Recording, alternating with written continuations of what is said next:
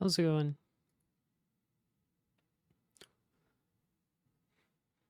I missed a day of my green dots and I'm sad. Ruined another streak. I'm getting bad at this. This whole programming every day thing. It's hard.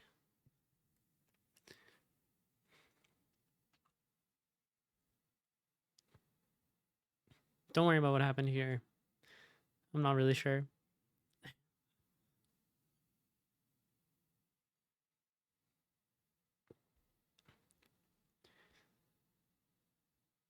It's like once you miss one day, it's contagious because then you're like, well, the streak is gone, so why should I bother? And then you miss another day, and then you miss another day.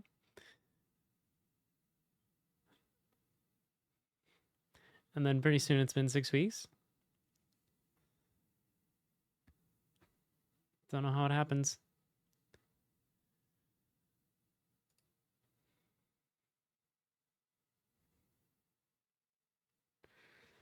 I don't know what I want to work on today. I just know I want to get a green dot. We got to get at least one. Should be doable.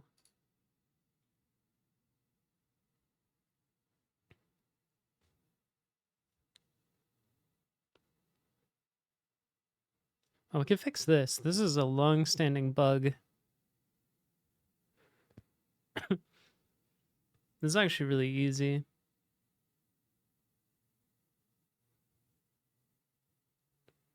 Is it really easy? It's kind of really easy. Hmm.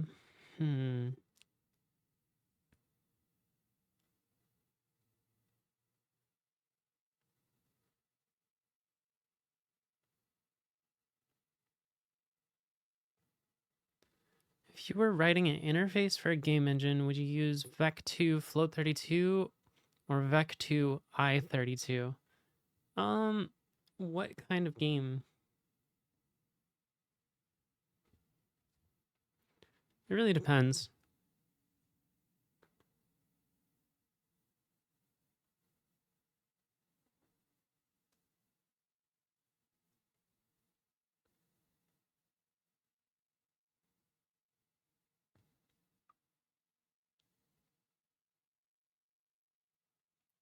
If it's like a pixel perfect game, you might want to do I32.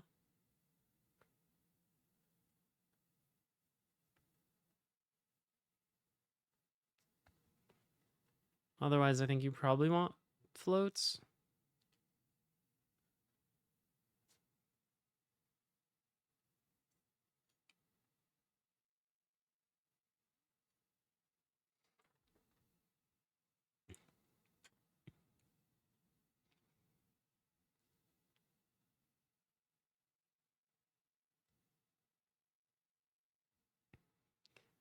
Because, like, Godot uses floats, but that does make some of the pixel perfect stuff difficult. Position can't be a half pixel. But if you want to move object by delta time, yeah, that's the thing.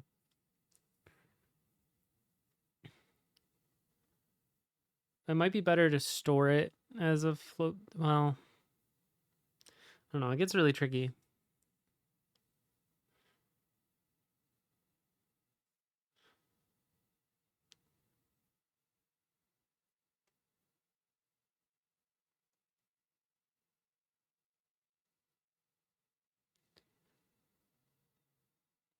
I get what you mean.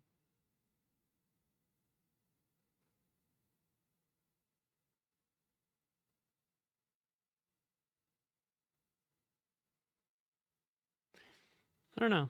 I've never made an engine. Surely there's literature on this in particular.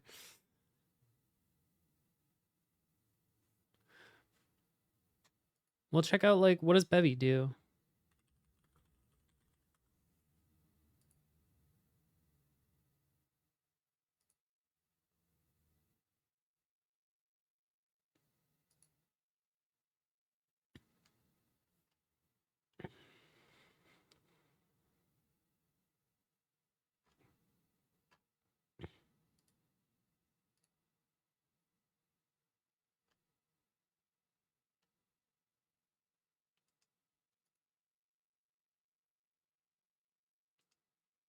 Okay, they have a breakout game. Sure looks like floats.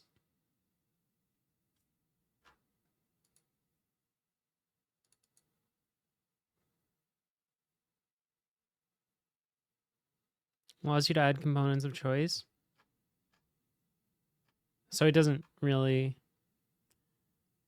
care about the position or what?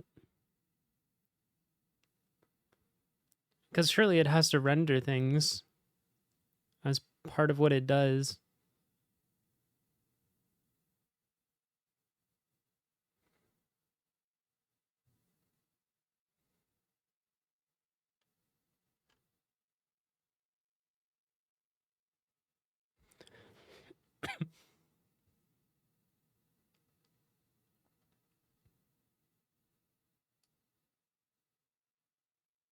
Or does it just expose things for...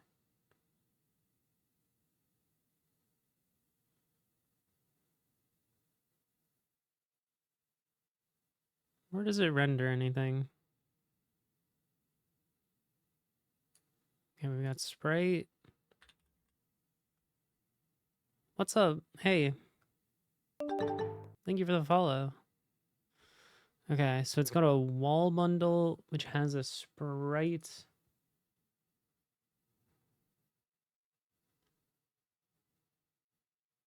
How is that not following? I don't know. You tell me. What the heck?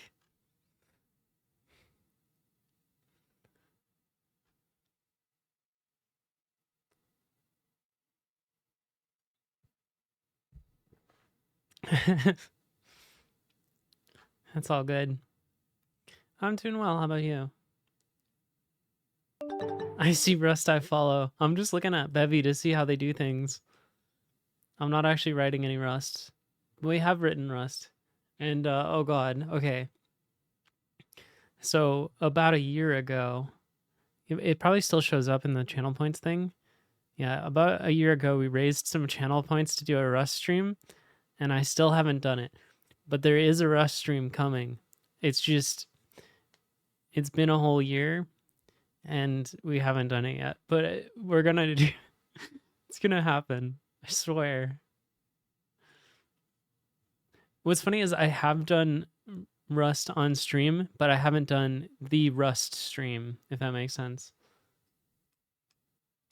It's a bit of a meme at this point. I don't know. What should I write in Rust for the Rust stream? What would be like a really cool like first project? I need ideas. Rewrite Bash in Rust.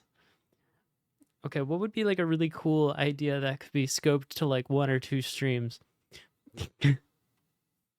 Okay, listen. Hey, listen.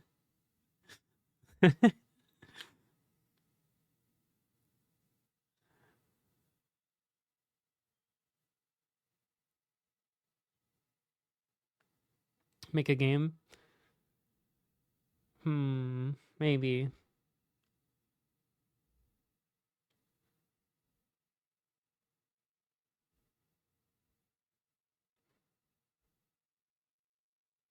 Make a chat game or something?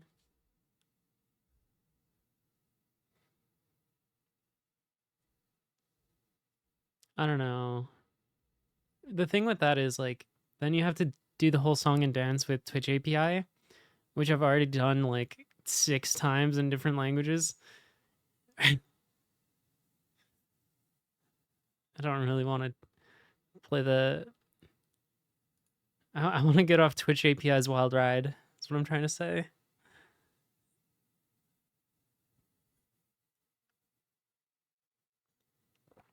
What are we coding? I don't know. I haven't figured that out yet. Write a better JavaScript dialect, but in Rust. You just hook into the chat.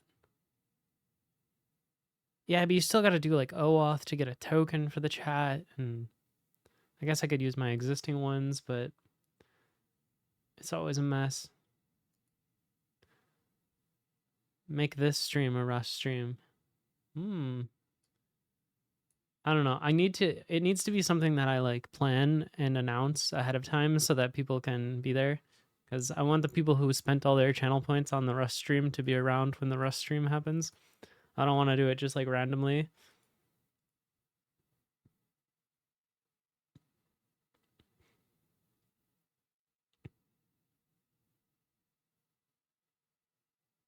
We could do this for the Rust stream. Hey, how's it going? This project looked really cool. A Rust framework for building Minecraft Java Edition servers. You can think of Valence as a game engine for Minecraft servers. I think this is really, really interesting. Gonna lurk and listen to your lovely voice. Well, thank you.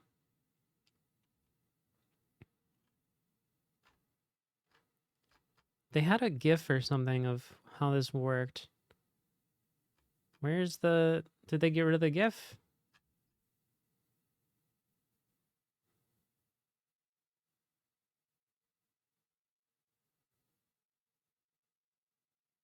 Oh, short video.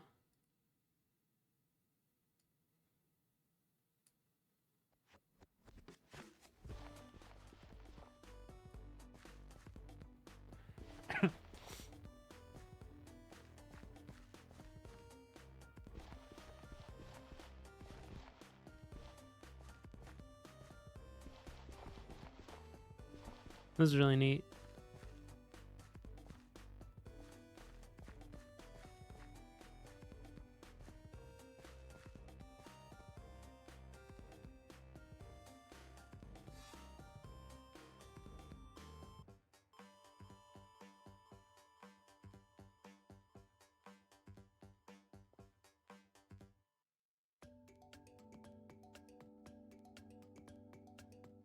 Ooh, what's parkour.rs? I want to see this one. Oh, it like counts.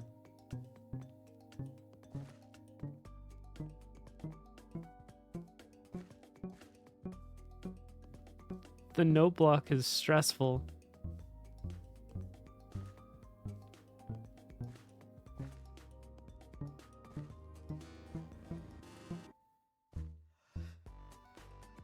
Oh, they missed on purpose. What the fuck? These are some interesting demos. Oh my god, that's so trippy.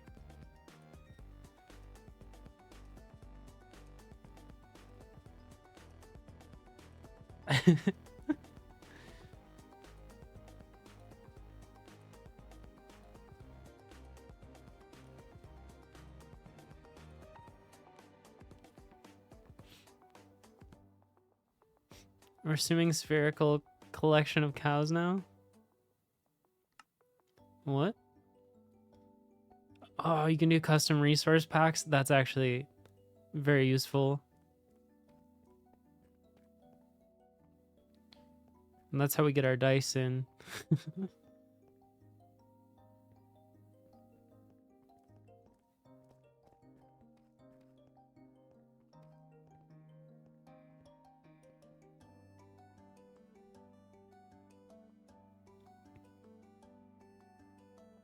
Oh, assume a spherical cow of uniform density. That's funny.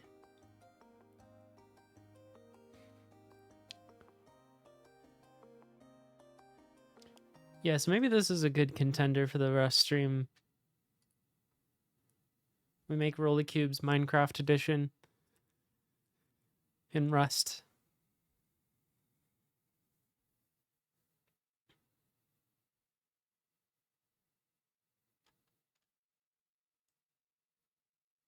I should give this a star.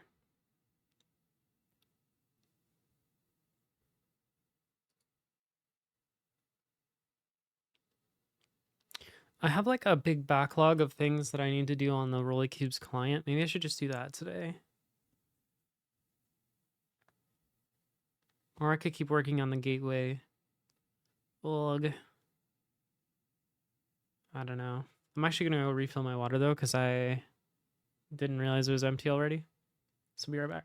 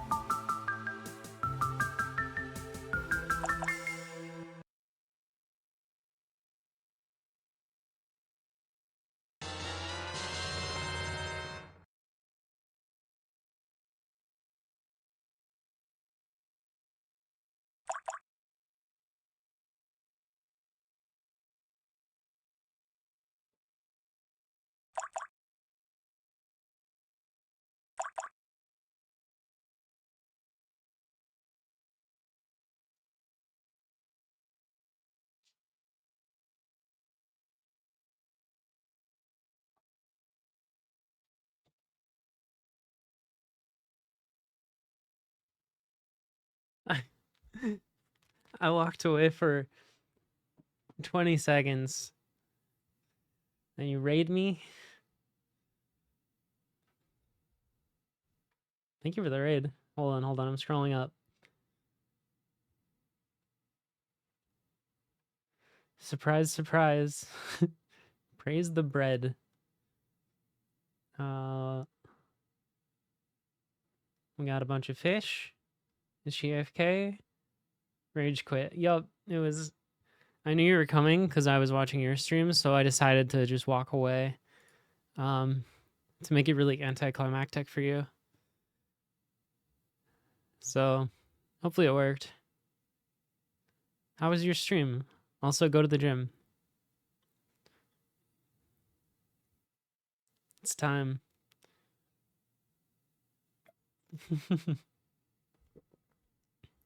Good call, it worked. Yes. I knew I could do it.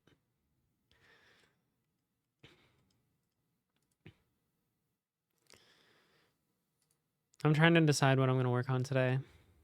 And I'm a bit stuck. Maybe one of these issues. These aren't like, they don't have priority. Oh, I can sort by most reactions? Hmm. Alright, I'll see you later.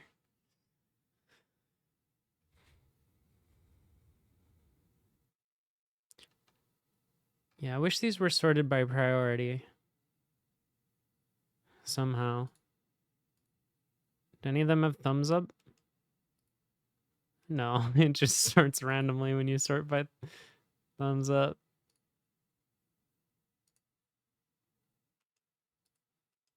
We have no reactions. Shit. We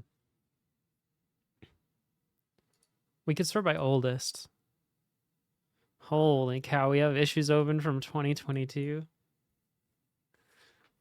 Oh, I don't want to do these things. That sounds like a nightmare.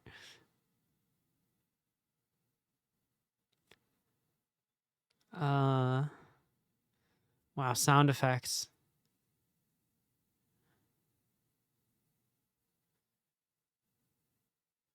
Oh, this is like almost done, right? Promote reconnection on game server into the same slot. Okay, we can do this real quick. This is an easy fix. Let me clean up my workspace here a little bit.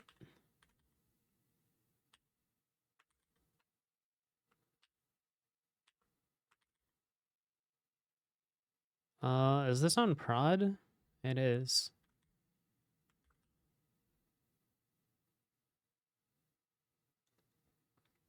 Okay, before we do any of that, I want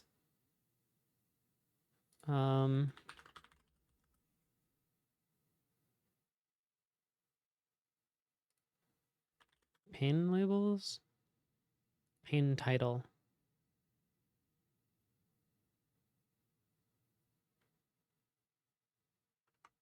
What Tmux version do I have?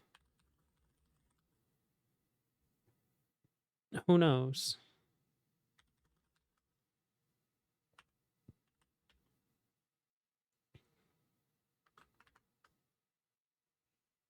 .2a.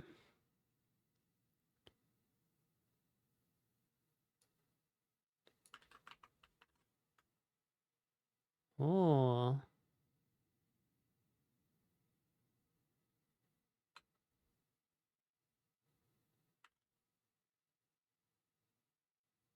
Wait a minute, but why does that say SSH? That's not what I wanted to say.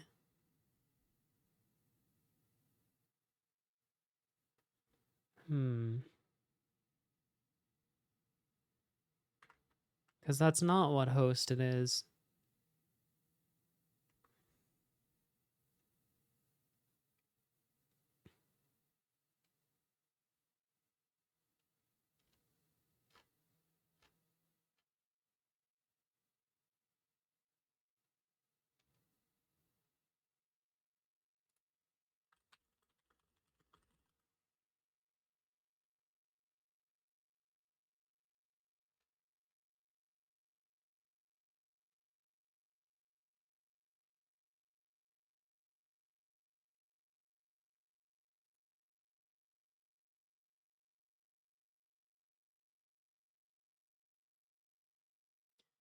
Set tmux pane to short hostname on SSH connections.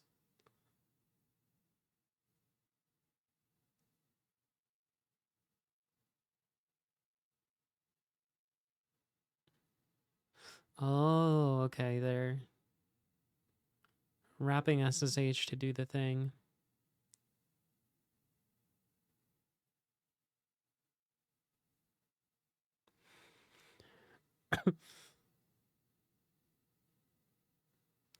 But that renames the window. Can I rename the pane?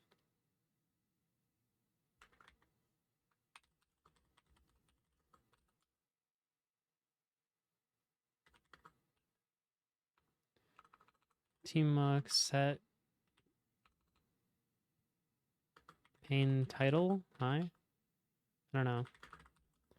Pane title. Title.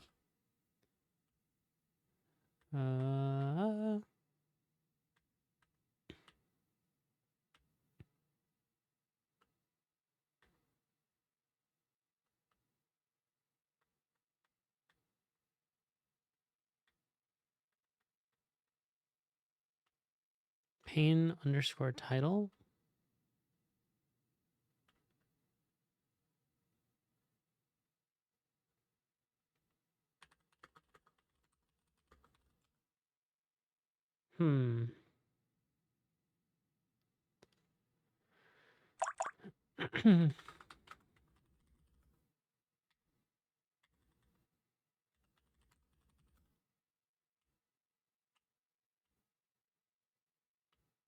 What's all this?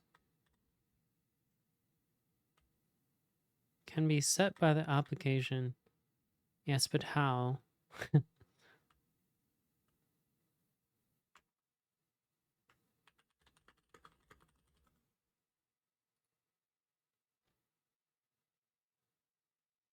can set the border format globally.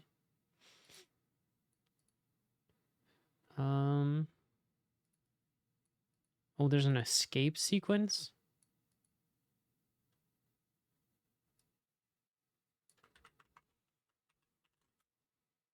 That didn't work. I got scammed.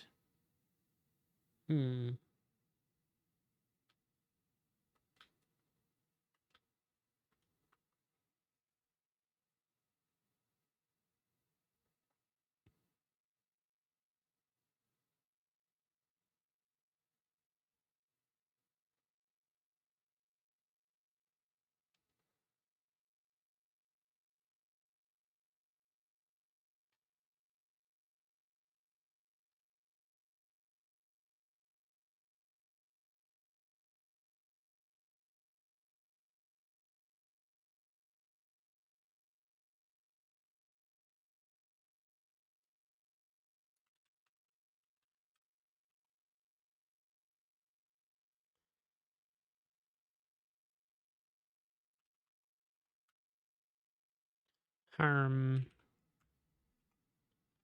things don't work.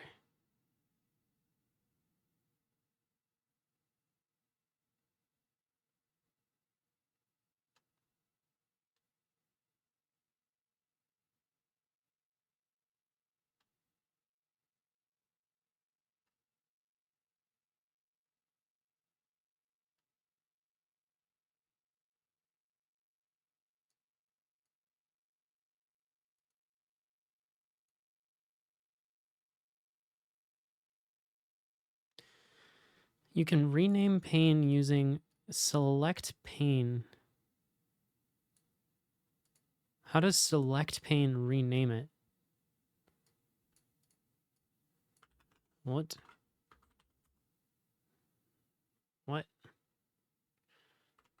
Wouldn't that select it?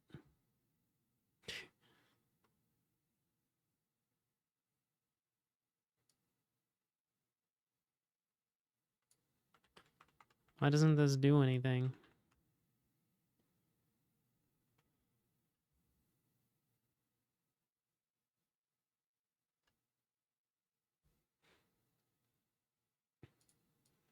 Do I have to do this?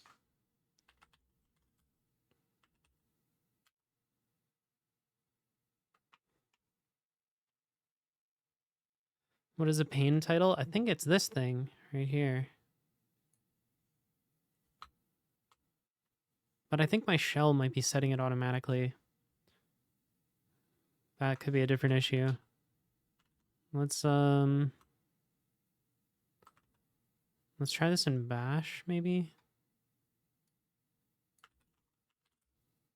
Okay, so I can rename it. It's just my shell is being fancy and annoying.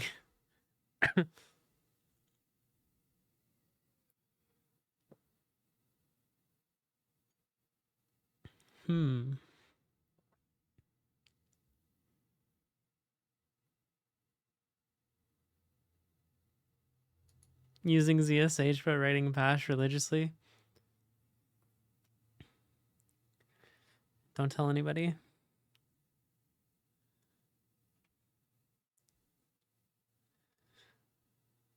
I saw somebody else had this set up and I really want it. I really want this to tell me like what host I'm connected to. Because then you can't forget, right? You won't be like, oh my god.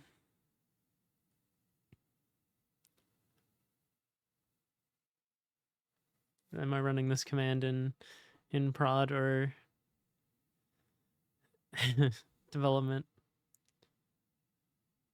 I just think that's a really cool thing to have.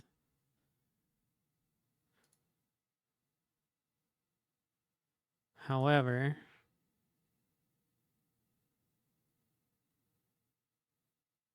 exactly. Yeah, I found out about that one recently. There was like a really good video describing that outage. Very dramatic editing. Oh,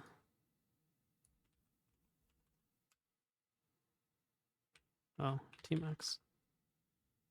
No, I don't want the number. I just want just the title.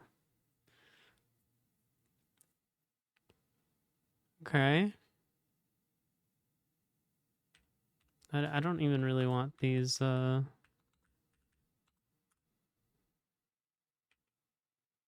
just want that.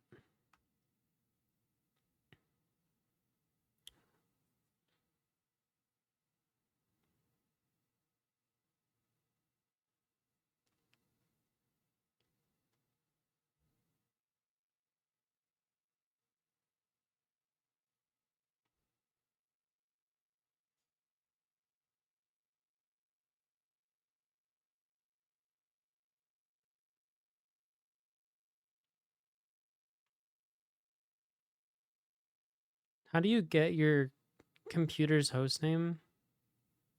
Just hostname? Yeah, just hostname. Okay. Answered my own question.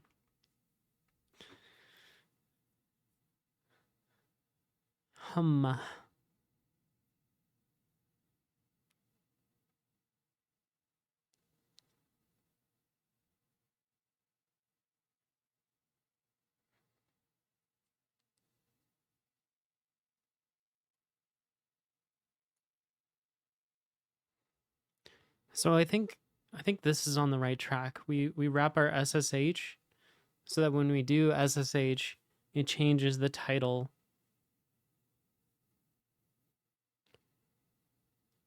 I don't know what this command stuff is. What is command?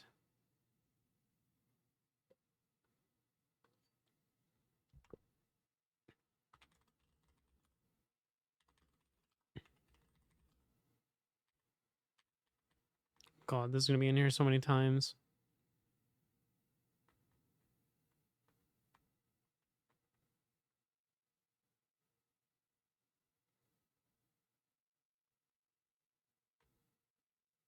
How am I supposed to find what command does so it doesn't become a recursive thing? Oh, that makes sense.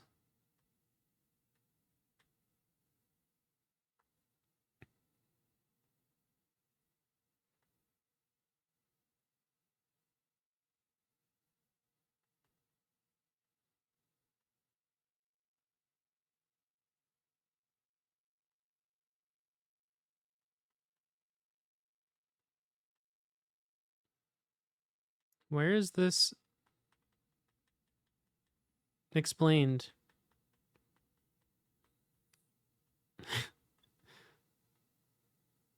Oh, is that it? Let's command substitution. Functions. Maybe. No.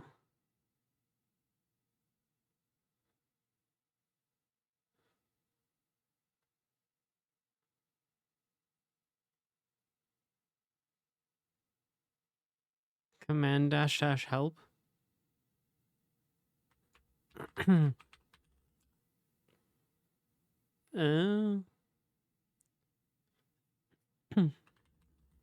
it's a program? No. So it's built in.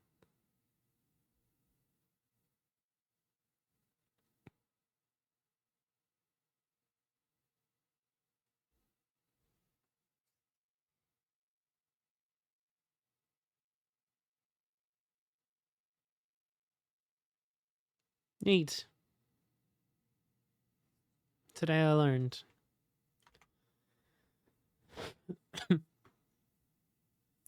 What's all this? Function overloading in bash? Or is this trying to figure out if we're in Tmux? That's a sure is a way.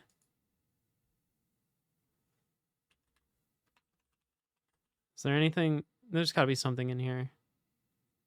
It's just definitely an easier way to do that.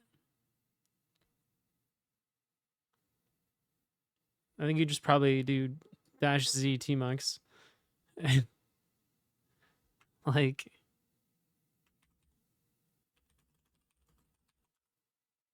yeah, that seems like the simpler way.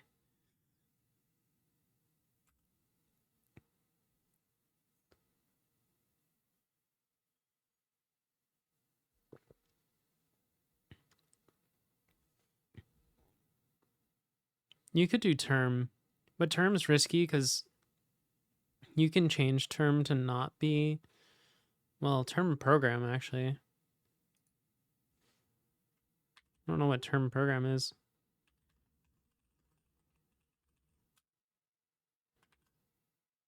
Oops. But I think dash z tmux is probably the most succinct. Like, why the hell would you have a tmux environment variable if you're not in tmux?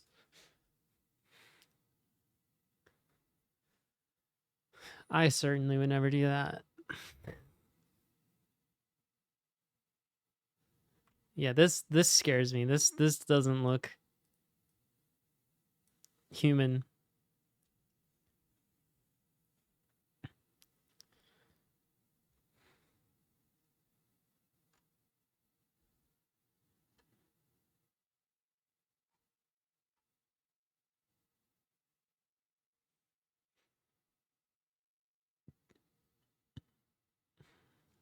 True.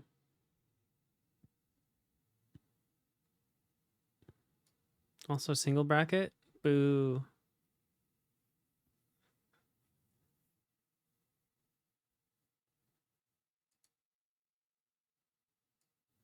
Cringe. I don't care about your POSIX. Get that shit out of here.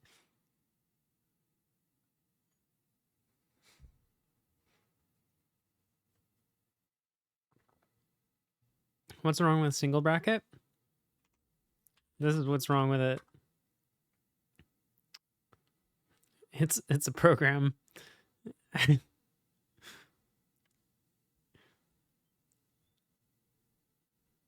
That's fucked up.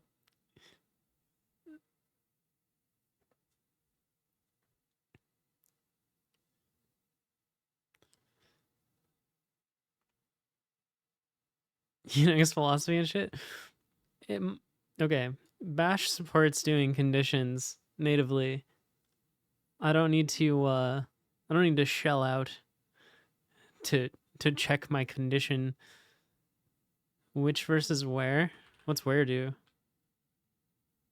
I don't have where. Who? Oh. What? When? Why? How?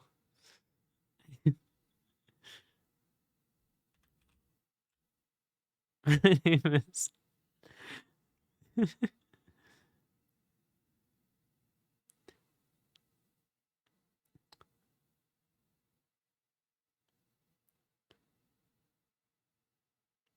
I don't know what that says other than there's some crabs in there.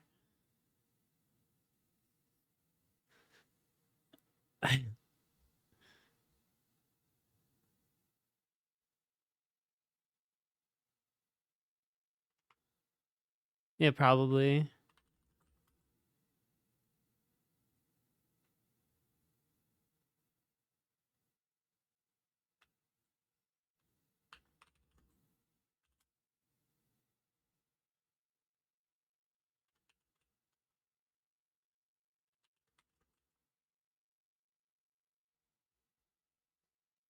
Fish is cool, except I don't know. I just something about its language is just not, and all of the features that I like in Fish I can get in ZSH. Like I have the whole like completing from my history thing. I got my colors that work just like Fish. I don't know. Hey Rinks. I basically stole all the good features from Fish and just put them in ZSH. Stockfish. Oh, I see what you did there.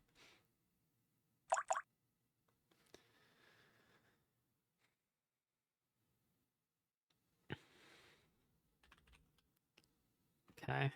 So how are we going to do this? Well, first we need to figure out and grab tmux. What's my ZSH doing?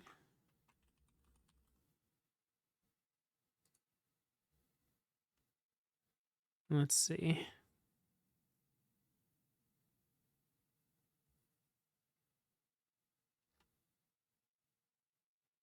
How do I tell it not to do the pains? Why is it doing the pains? Ew.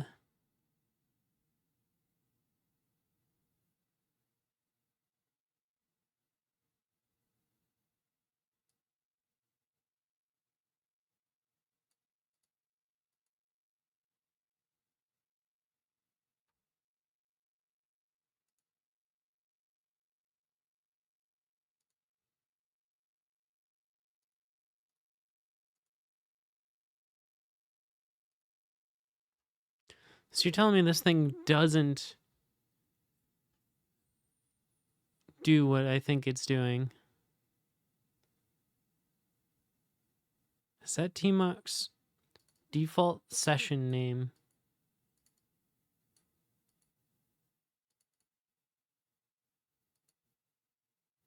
What the heck is setting the pane then? I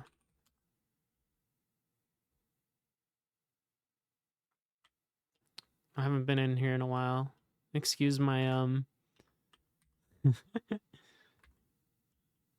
It's pretty good.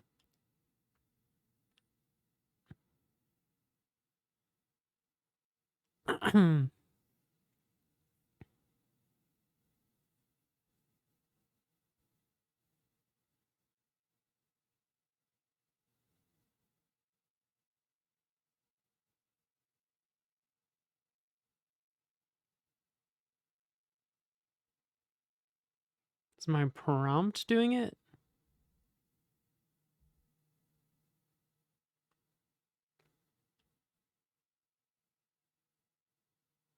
This must be at the end of the file for what the fuck even is SDKman? I think this is some Java thing.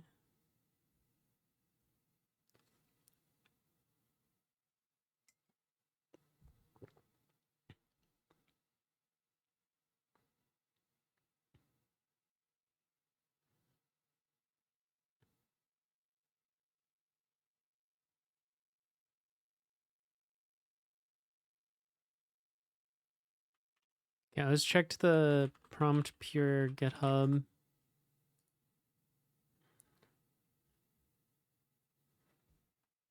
Yeah, I think so too. Okay.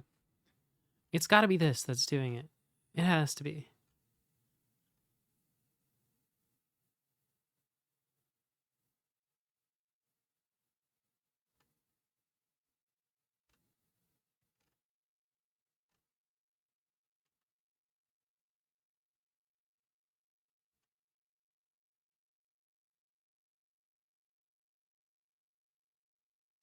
Is it? No, it's shell. What do you mean? Why would you think it's using JavaScript?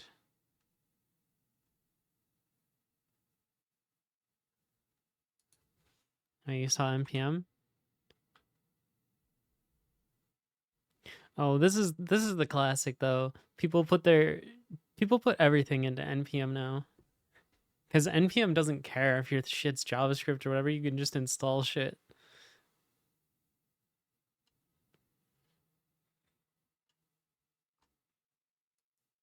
It's a little bit of a misuse, but getting things into like apt or I put my resume in npm. You should. That's pretty good. npm install glitch but small.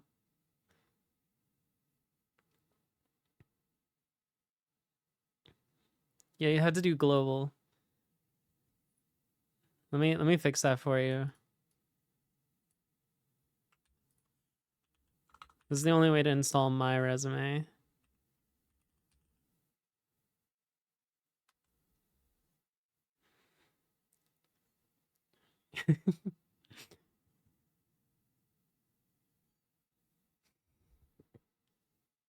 Don't worry about why my resume needs sudo. It's none of your business.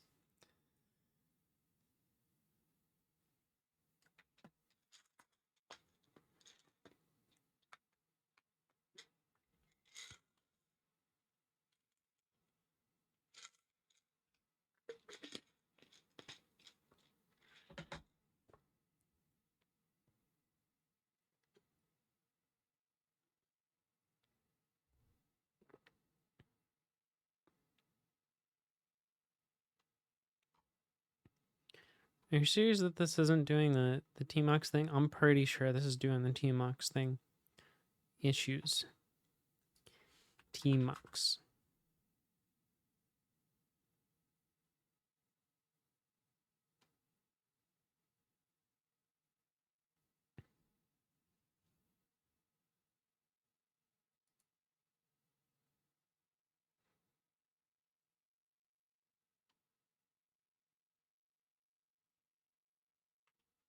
None of these actually look like tmux. What?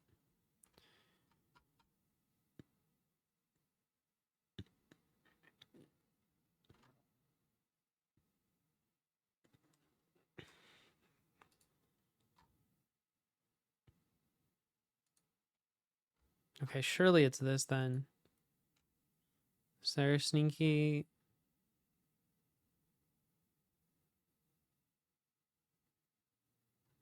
New session?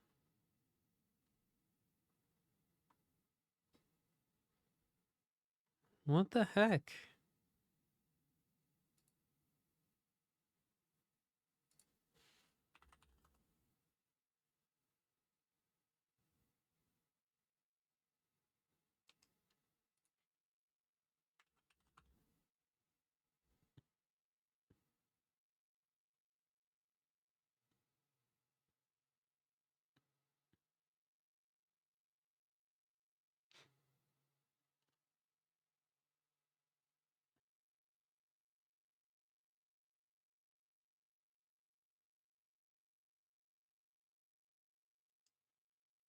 I don't know what's going on.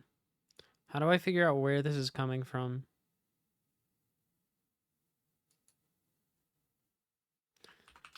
I'm gonna laugh when it's just my Tmux config.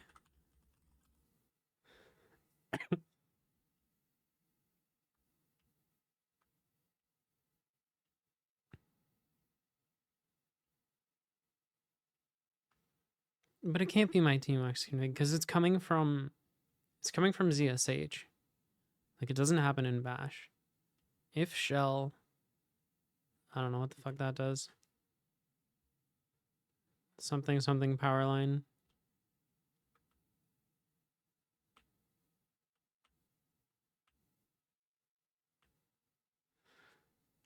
Like what is going on?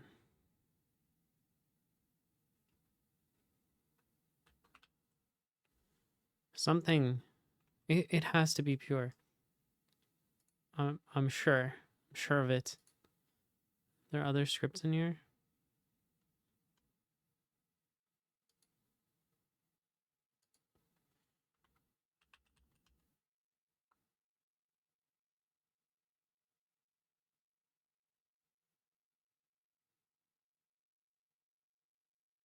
They export some Tmux config stuff. Set title atomically. The hell does that mean? Set title? Is this what's doing it?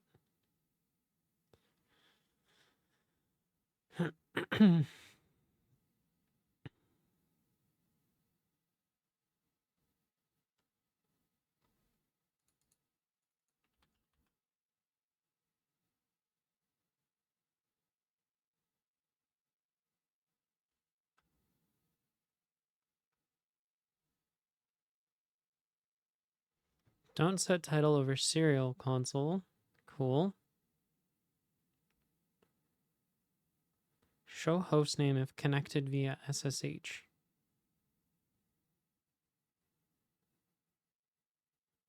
Yeah, this is totally it.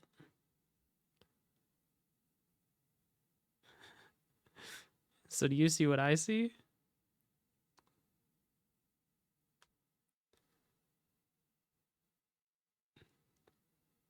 The easiest way to turn this off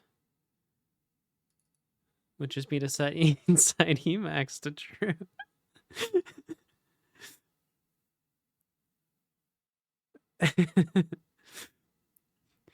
Am I wrong?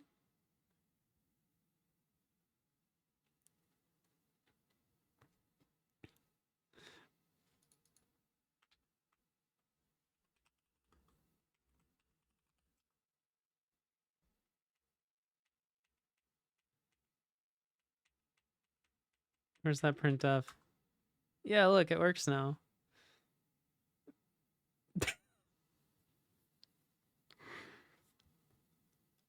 Maybe it's possible this is a bad solution, but it's also possible this is a genius solution.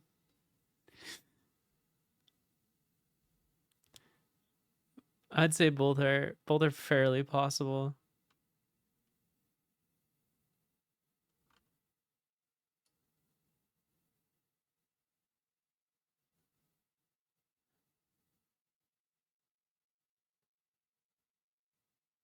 Um,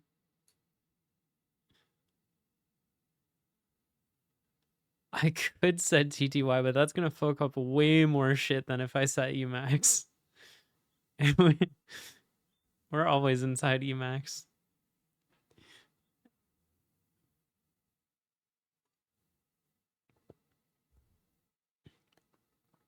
I'm really surprised they don't have a setting to just turn this off. I could probably PR one.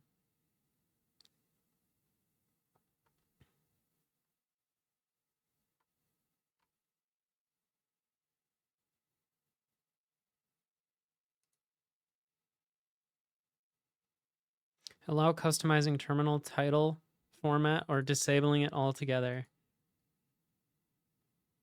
Someone has already beaten me to it and gotten ignored.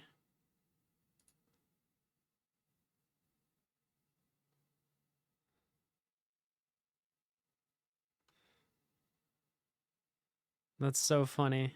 All right, well, I guess I'm not going to PR it.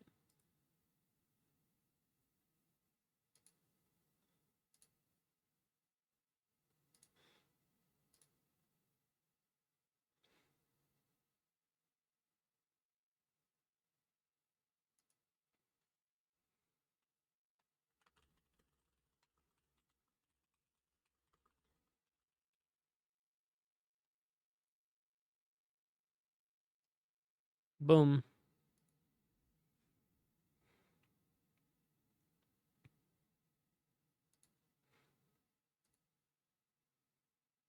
I guess we're inside Emacs. And that's just how it be sometimes.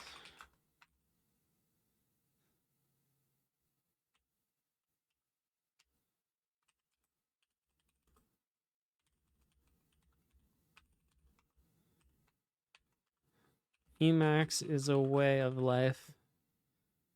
So it's best to always be inside Emacs. Also, unrelated, this makes pure prompt not fuck with the title.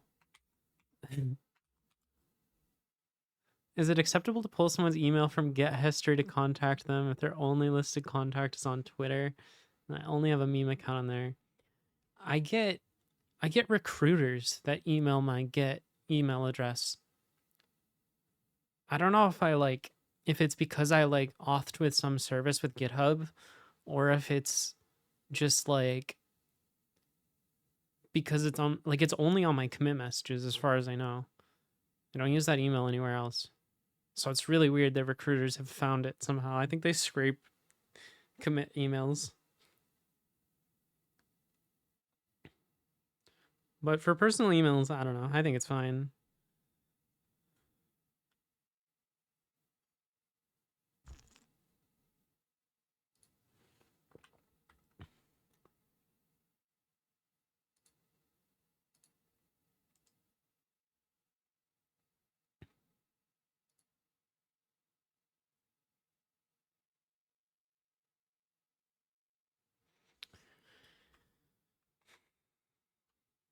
So we do this, and then what do we do? The printf thing?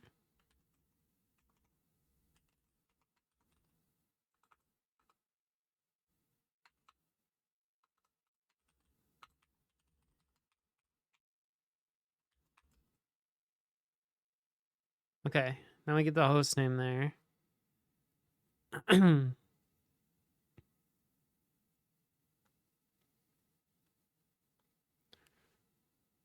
But that won't change it if...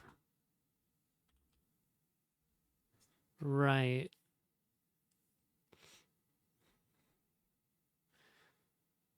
Okay, so we have a problem where when you SSH somewhere, it'll change the title. Well, I guess, no, we can fix it. Yeah, this is easy. Their super cool product is for Kubernetes management. Hey, Coppinger, thank you for the sub.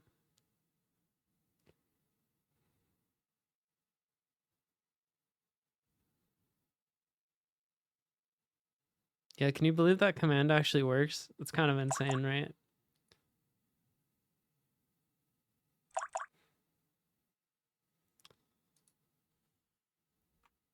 Okay, so where do I put my SSH function?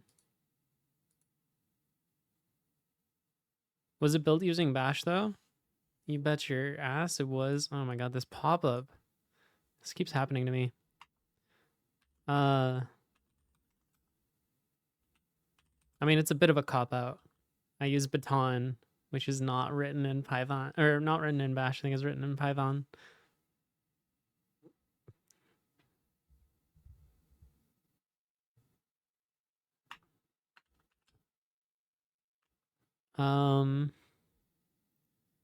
Will you be a guest on my charity streamathon next week? All right, what kind of guest? What kind of content are we doing?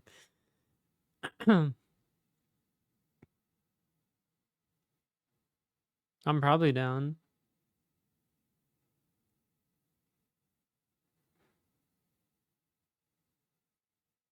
Yeah, what charity? Is it the charity of Make Coppinger Richer? Because that's a charity I support.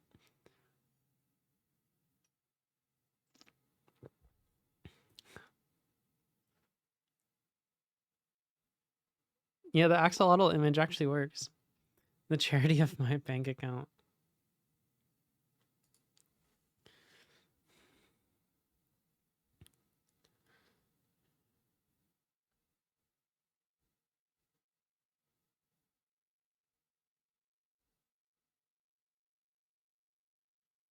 So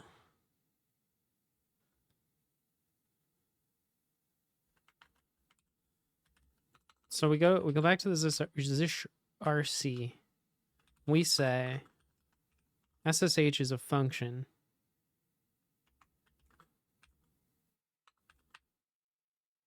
If z tmux, then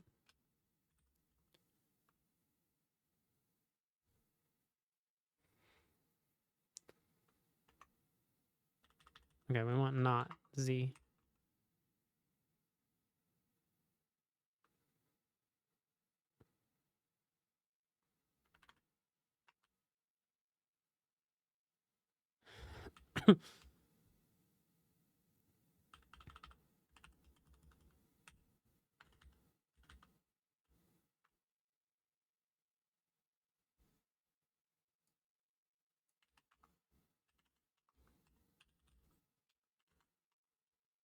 Something like this.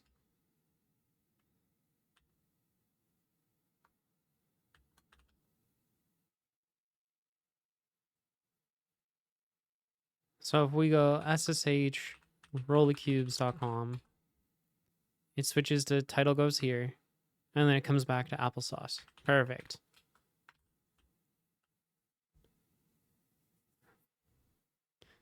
Now,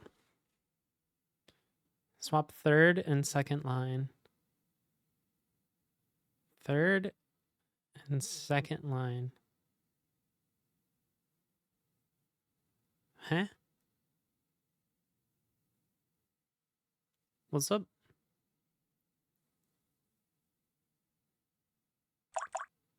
$155 and $156?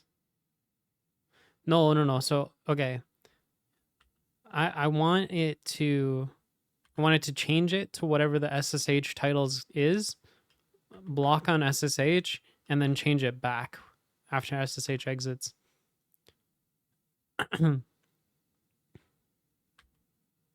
So I just need to change this one to be like, I don't know, what are they doing? Well then. They're doing echo $star. Does that give you, that's everything as one string, right? $star is weird. Okay, this person is $star reversed. Cut the first field, reverse it again.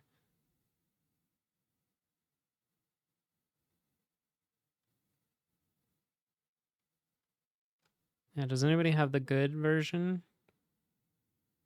Print NF. What the fuck is NF? I don't understand what any of these things are doing.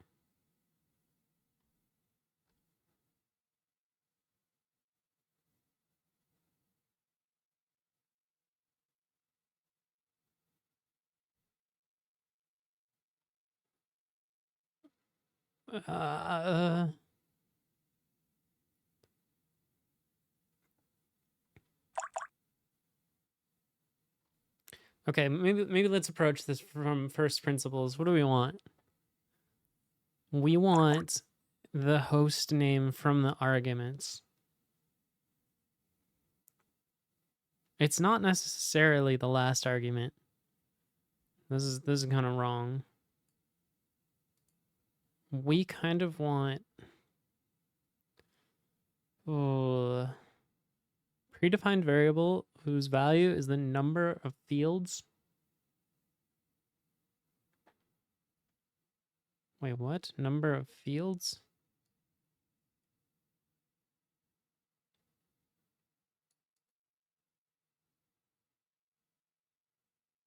What the fuck? How would this even work? This is just gonna print a bunch of numbers.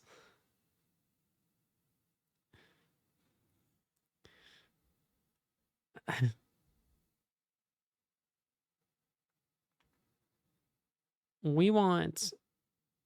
Oh, jeez. Yeah, how do we parse the arguments for the host name?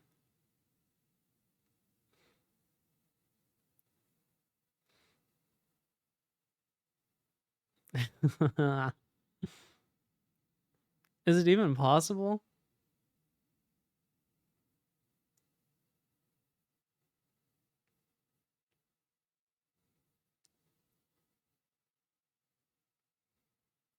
I don't think it's possible because some flags take variables, some don't. We would need to know that.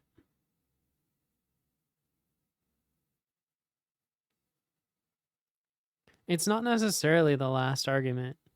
You can like, I've definitely done SSH. Like, look at this one. I put a -P3021 right there. That would ruin everything.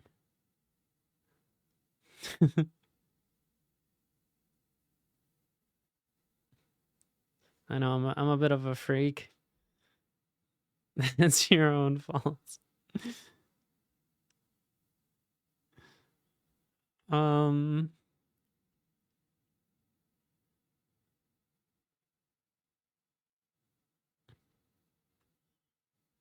Yeah, how do we even...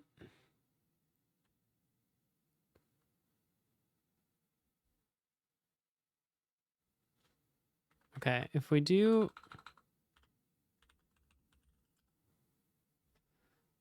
If we do this, we get a list of all of the flags. And then we can parse this.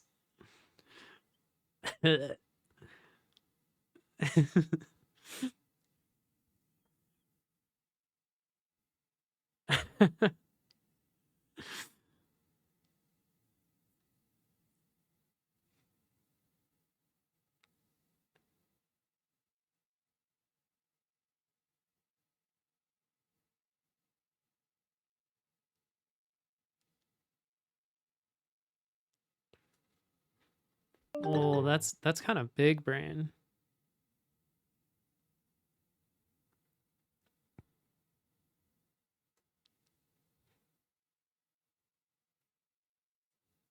I don't think you can solve this with a regular expression. Not a simple one, anyways.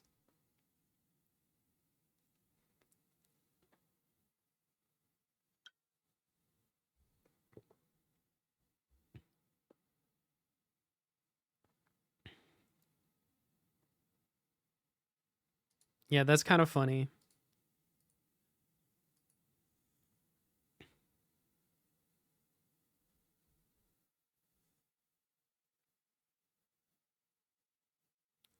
No, I kind of like that solution.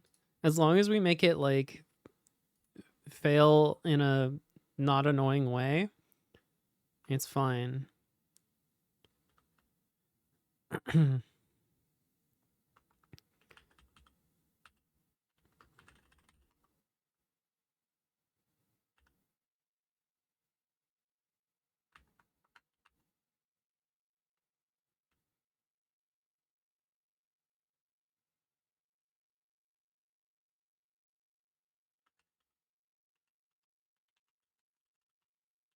uh, let's see. Okay, that did not work. Is that because there's no host name? Oh, oh no, this breaks because of you can't actually run commands on on rollingcubes.com. So this is the one example where it doesn't work. Like if we do it here, this should work. See, that works.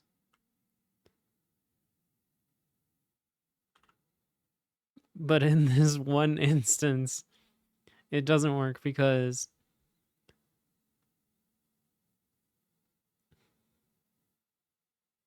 yeah, because actually there's another way it wouldn't work. -n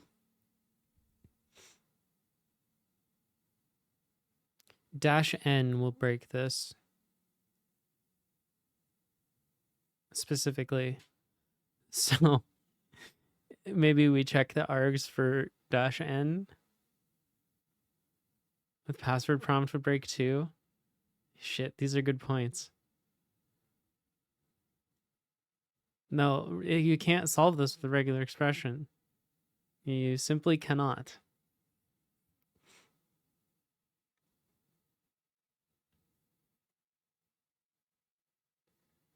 Because some arguments in SSH take, like -p takes import number, but some don't. Like -n, for example, doesn't take any arguments.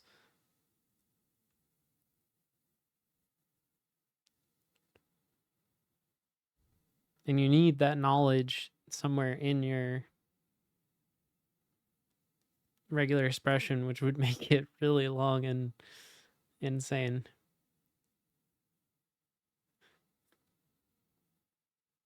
Nice stream, thank you. Nice chat.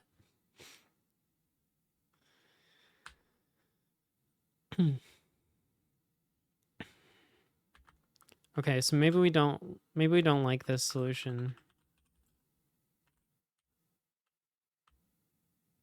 Maybe we just go for the good enough thing, which is just parsing out the last arg.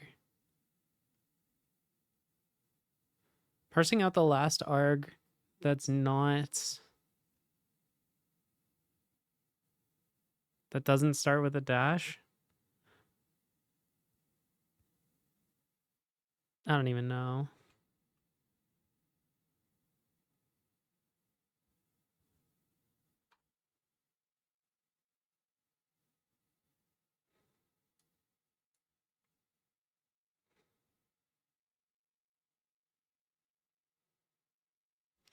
So we're reversing.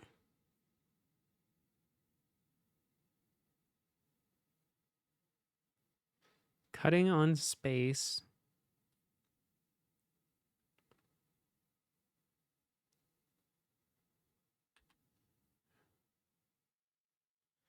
How do you think that more and more complicated regular expressions are going to solve the fundamental problem that we don't have enough information?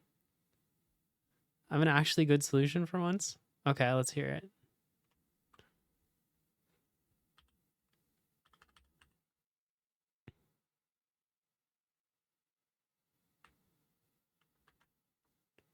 Okay, what does -g do?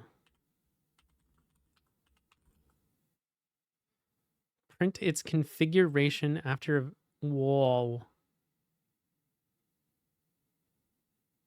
Holy shit. I didn't know you could do that.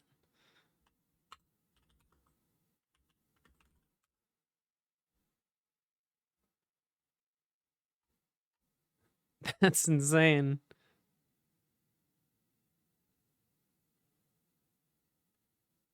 This is search for host name? What do you mean it's a search for host name?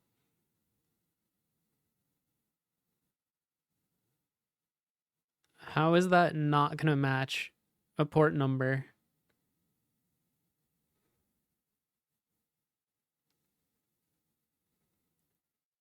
Stop.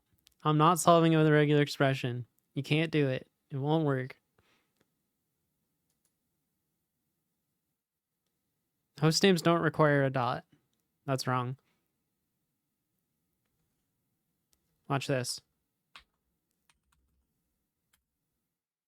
Boom. No dot.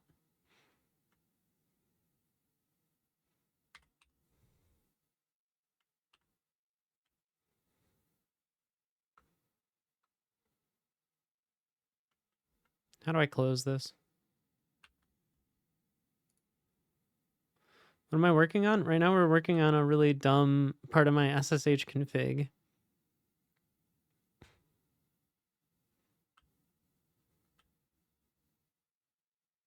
This solution is really good. What happens if you do -G twice? It still works. Oh my god. What if we stick a -N in there? Still works. Yeah, this is beautiful.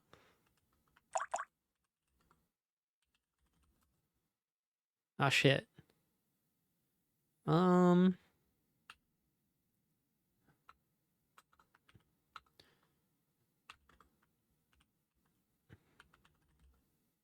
Wait, did it print it twice because I had the -G in there?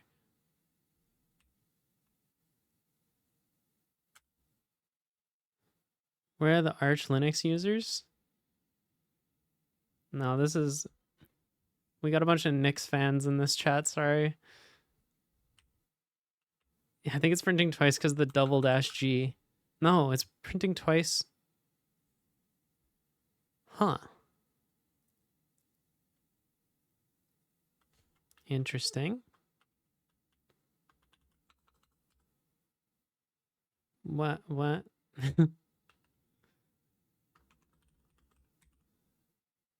Do we want head one or tail one?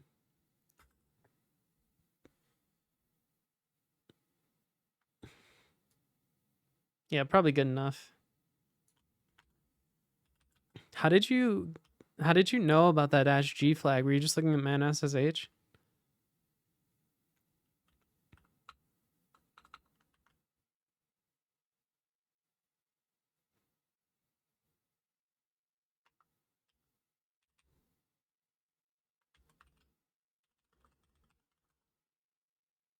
Wait, why didn't that work?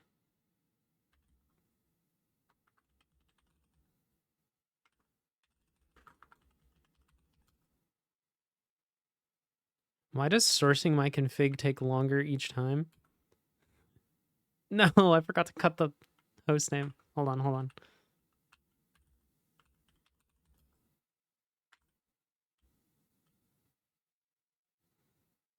You don't know how to customize it?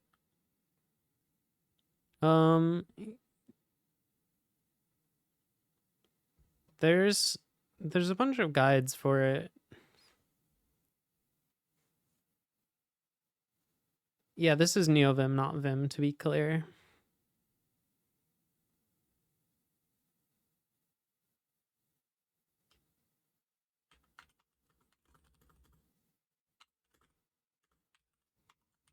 Nope, not F1, F2. You almost got me.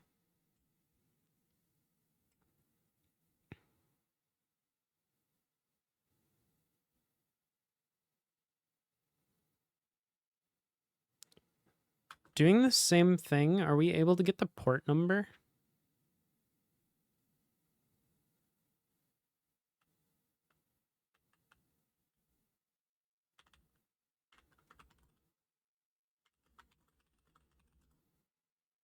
We are.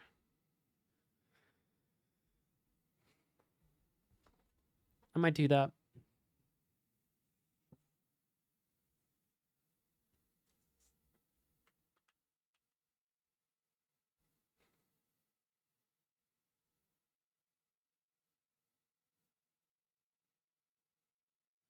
Yeah, that's really cool. I didn't know about this. Wait, did you say how you knew about this? I remembered stupid shit. I had to debug SSH once. That's sick. It's like the explain in SQL. Is it explain or is it plan? I don't know. Thought it was explain.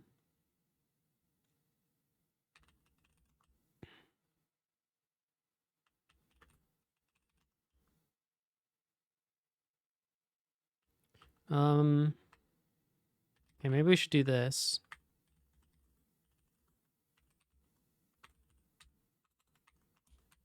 Let's not make SSH think too hard.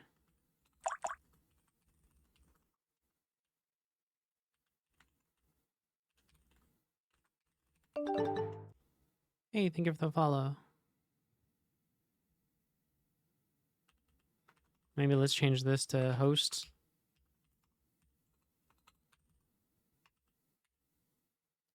If port is not equal to 22, then host equals host port.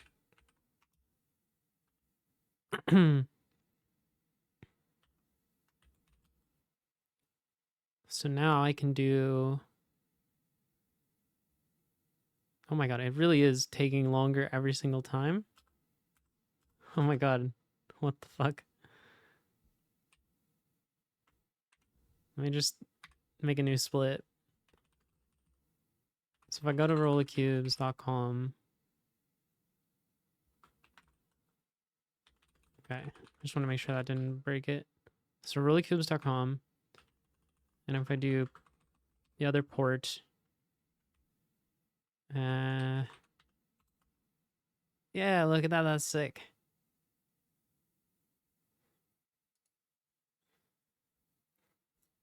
That's so good.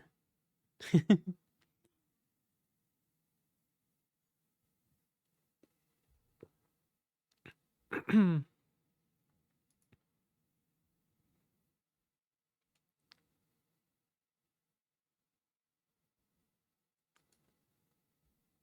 don't know what happens.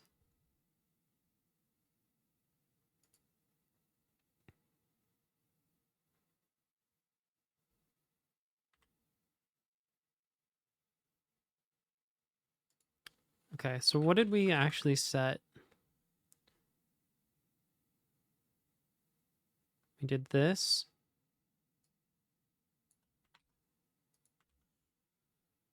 Tmux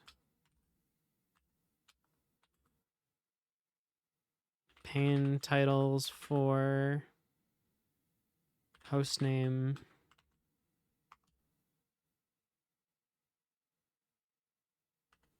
Oh my god. That's adorable.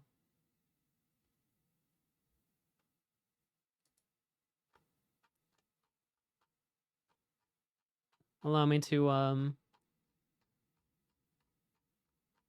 one up you. Let me see if I can find it.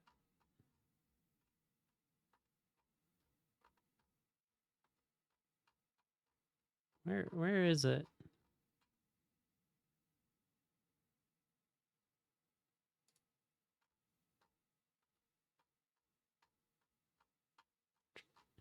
You ever have where you like sent a picture to somebody and you want to find it, but it was a while ago, and so you have to scroll through a million DMs, and then you're like, oh, I didn't even send it to this person. I sent it to someone else.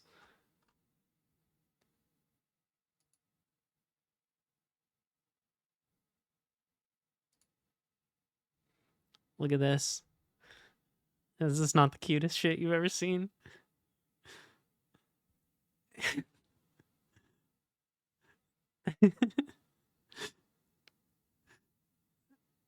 I saw this on Amazon and I was like, well, that's an instant buy.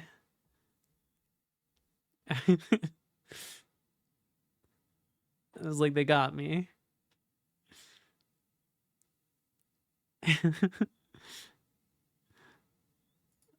It's a cat cosplaying as blah. Blue High. Send a link? Sure, let me find it.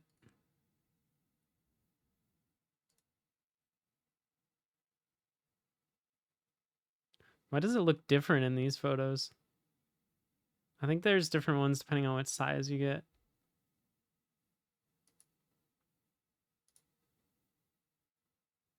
Which part of the Amazon link is the Amazon link and not the tracking?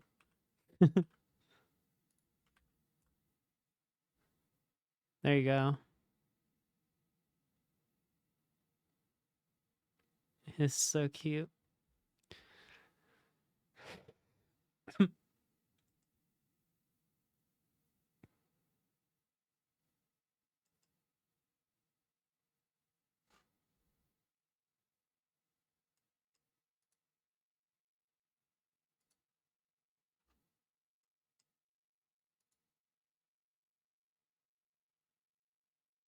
Yeah, good luck. 1-day delivery. They can get it there fast. I think I waited a while for it. Oh my god. If you want to hear about the craziest saga. So my friend has this plush of Mew. And it's just the cutest fucking plush I've ever seen. And it's perfect. So I was like, I'm gonna get myself one. So I look up on Amazon, they don't have it. I look up on eBay, they don't have it. The only way I was able to obtain it was by importing it from Japan. So I may have overpaid for this, but goddamn, it was worth it.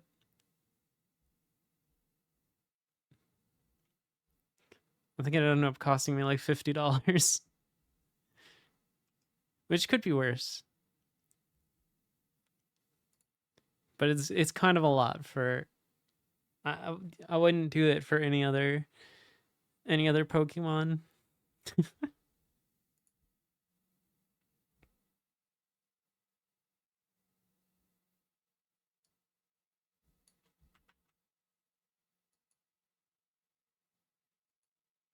The one I found on German Amazon just looks a little more pissed.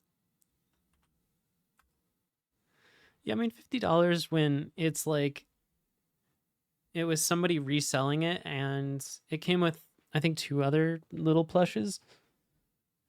Little tiny Mews. Let's see. Oh my god, it is angry. But it looks adorable. Does it come with a child? I think this is the smaller version of it.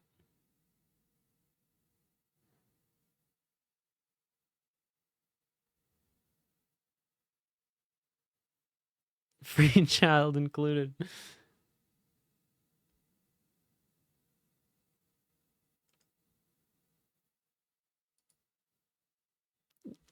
It'd be better if it said child sold separately.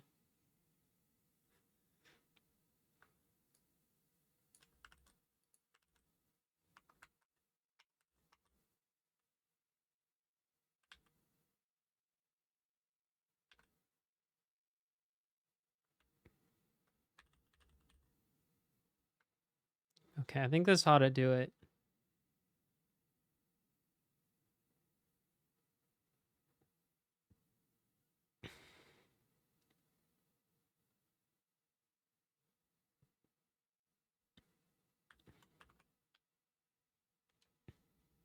Let's try shutting it all down. Ah, oh, shit, I don't want to shut this one down though. This one's a pain to get open again. Fuck. I guess I have to.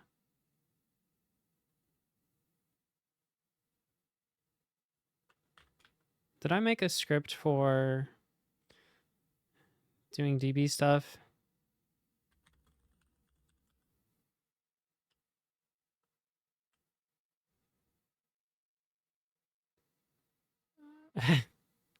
Listen, I've had worse things clipped. Angry. But it looks adorable. Does it come with a child? Angry. It's a good clip.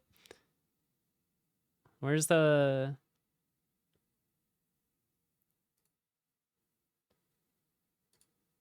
Where's the one that's like...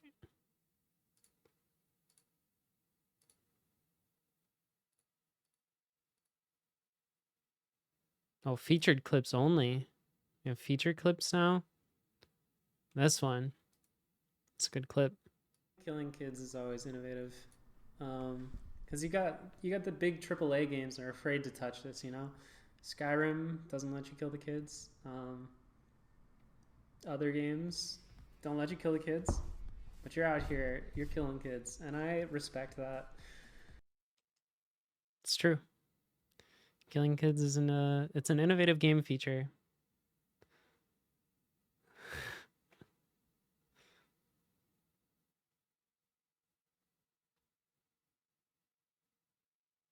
Can't believe this is my second most popular clip. God damn it.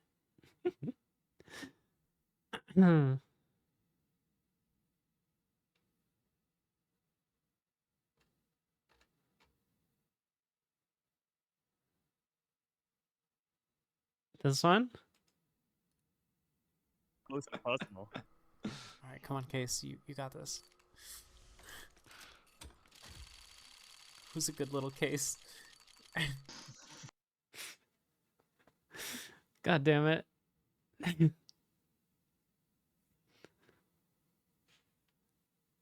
Yeah, Glitch, have you should check out. This is the highest production value stream I've ever done.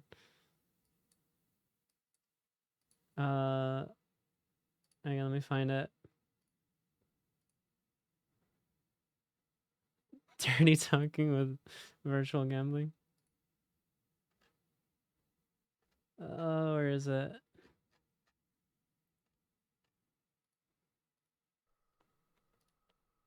Denby. There we are.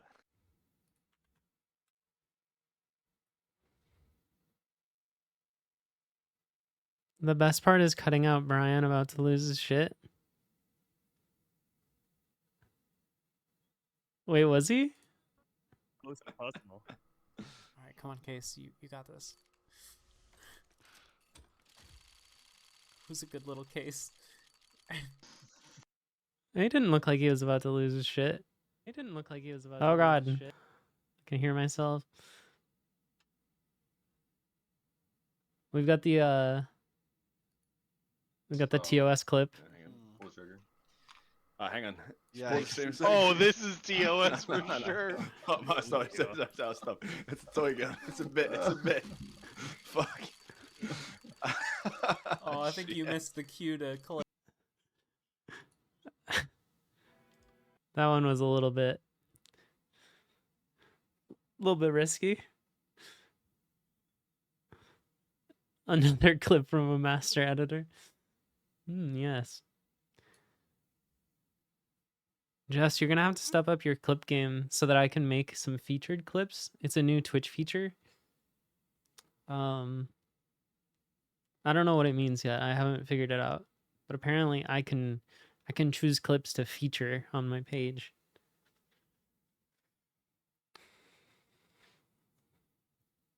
I kind of already do that by just deleting the ones I don't like. You're lazy? That's respectable.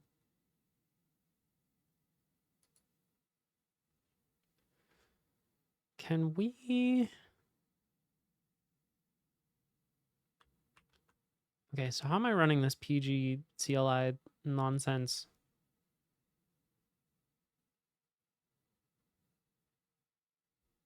So if we do Docker PS, I wonder if it's possible to use the other name here, auth Postgres 1. Okay, that does work. Let's like stick this in a script or something.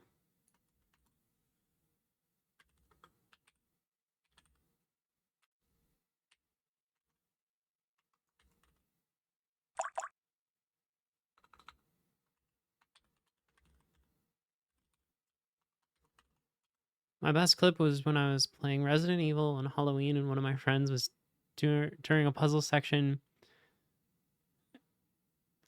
Can you spell horny on the lock?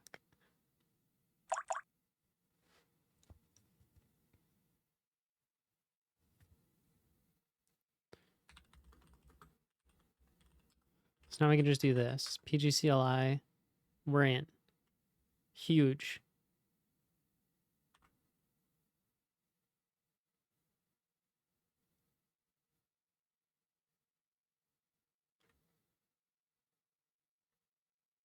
Let's take that one step further. And do an alias over here. And do... Why would you use Docker? Oh, what does that mean? This is Docker bad? Do we not like Docker anymore?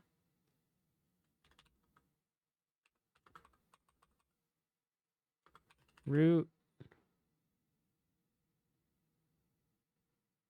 Actually, can you do this in your SSH config? I wonder. Can you specify a command in your SSH config? You probably can.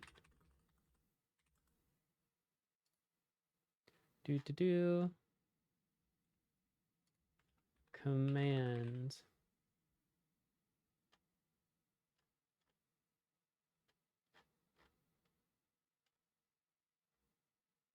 Local command. Absolutely. It's not bad, I just don't understand why it's useful. Oh. Lots of reasons. If you don't want to, like... Yeah. If you don't want to have a bunch of dependencies on your host system, you can box it all up into a Docker container.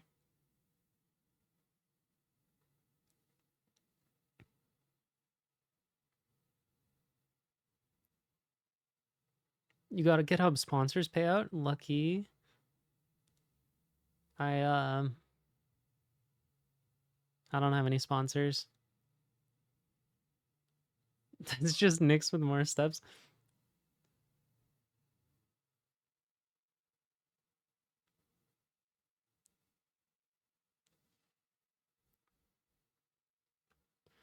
Okay, let's do this. Wait, I don't have an SSH config. Strange. How do you, oh god. SSH config example. No, you know what? Let's do this even simpler.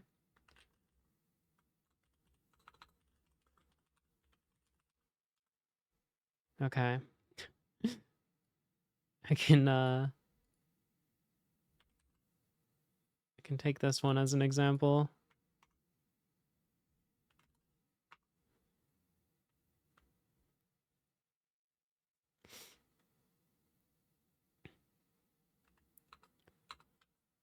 Let's do host RCDB. We can change this to just be rurallycubes.com now. We probably don't need an entry to SSH to ourselves.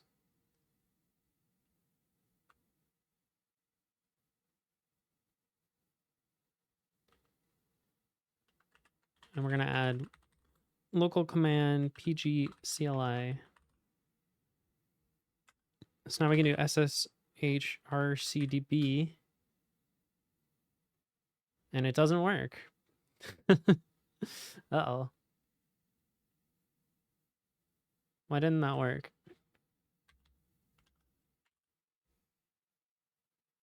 You told me local command. SSH config local command.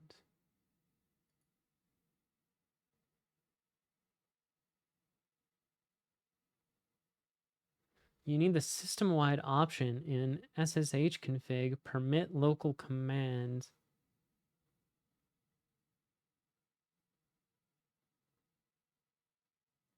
Oh wait, I don't want local command. I want that runs it on my local machine. Proxy command? No. Do you have remote command? No. Can you really not do this? That's dumb.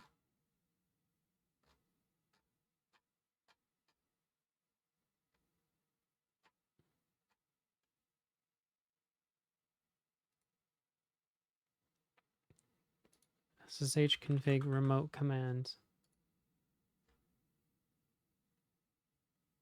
There wasn't a way to do that until OpenSSH 7.6. Oh. So maybe there is. Won't know until you try. Input device is not a TTY. Okay, okay.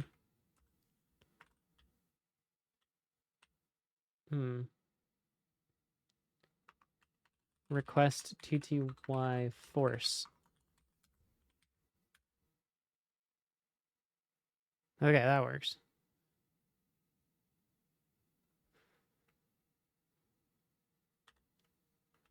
And what does this come out to as hostname? Okay. Oh, sorry, I'm a little behind on chat. It's the same reason why you would use Nix, cargo, requirements.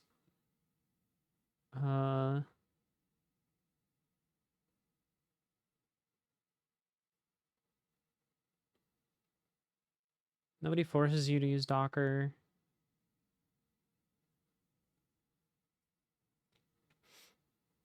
Yeah, absolutely. It's so RolyCubes didn't used to use Docker, for example.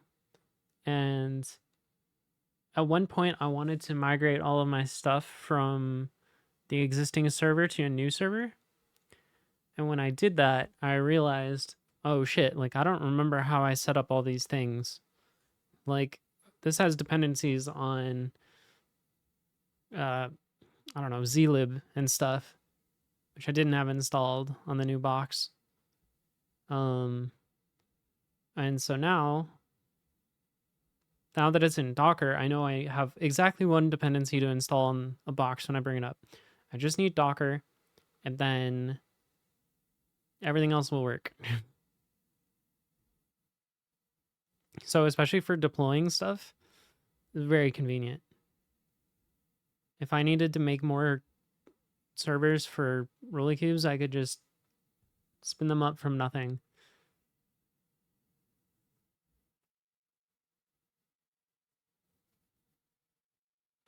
Yeah, and especially when you're running things that are already containerized. Like, okay, I wanted to run a Factorio server. I could install Factorio on my local machine, but I could also just run the Docker container that somebody else already made, which was super convenient.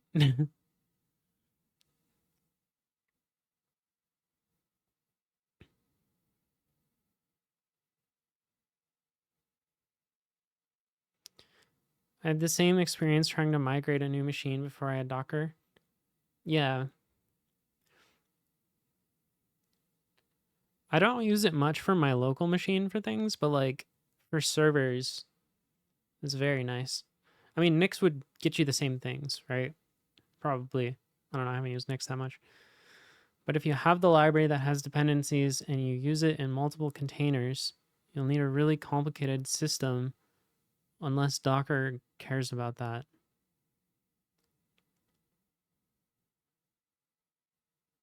What does that mean? So like if I need zlib, I have to install it in each container. I'm okay with that. That's not really a high cost to pay for me. Disk space is cheap.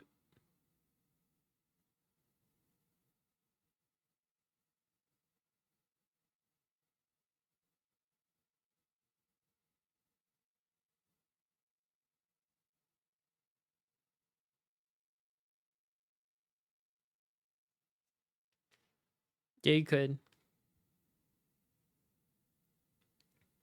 I don't know. Even with dependencies, my containers are super small. Because I did a lot of work to make them super small, mostly, but let's see if I can...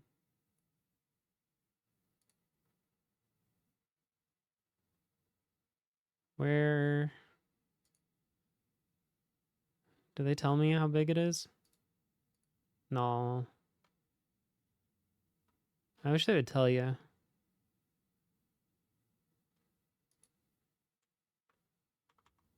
I don't know. Let's just pull it. Look at that. Docker image ls. How big was that? 21 meg.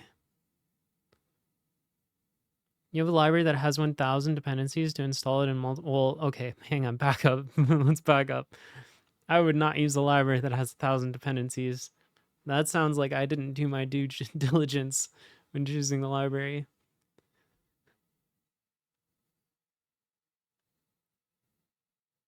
You can include a container in another container. Yeah, so I do that. Check this out.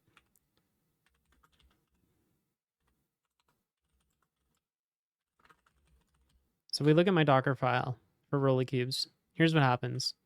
We start by saying, start with Alpine. Alpine is a really like small distribution of Linux. Then I run some commands to install some dependencies. Namely like the C++ build toolchain. And you'll notice here that I've said, this part says as build. This is a layer. So then I add all my source files, and then I run some more install shit, and I build my project. Then down here, I make a new layer that's also from Alpine called prod, and I copy over the binary from the previous layer. So I'm like, I don't actually need all of the build toolchain in my production image. So I do all this stuff in Docker because it's convenient, but I can throw away all those dependencies when I'm done and only have the like resulting binary and a couple libraries. And you can do the same thing. Like these from statements, you can go from whatever you want. Like these are just also Docker files that someone else wrote that I'm just using.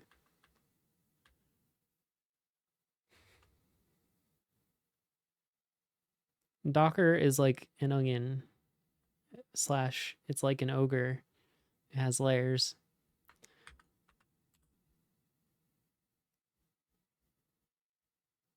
Just the fact that this is written down and documented, reproducible and platform agnostic is insane.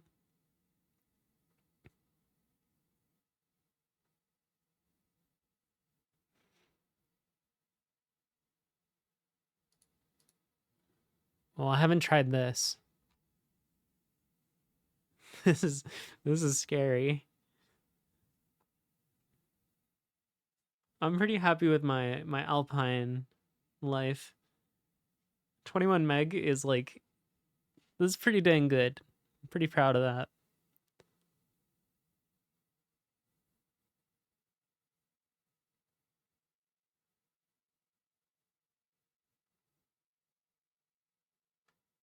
I feel like anything beyond that, like going down to like a megabyte is like cool, but why?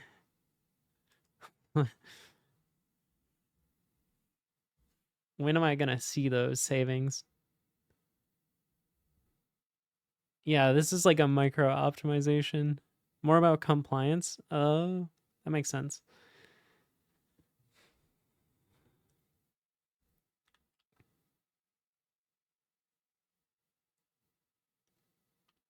Okay. What were we doing? I think we were killing my T-Mux so we could start again. Oh god. All right. Chat's gonna break for a minute. All right. There we go. Chat's back.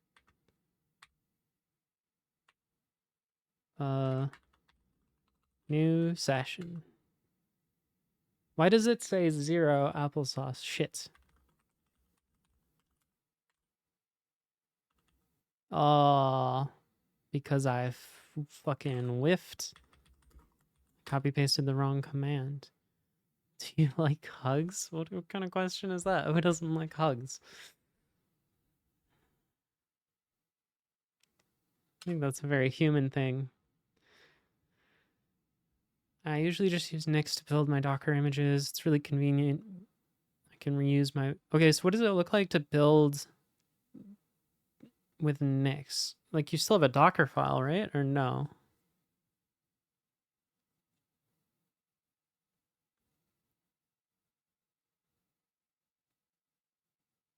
Oh.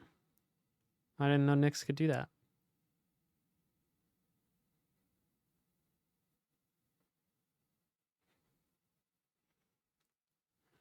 Nix does too many things. It's not following the Unix philosophies, but it's stealing their name.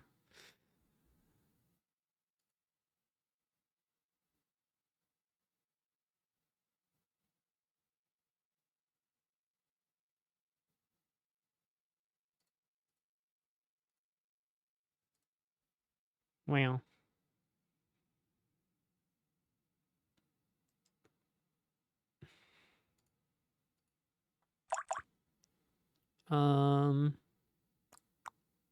Is there a way to reload your config? No, we'll just...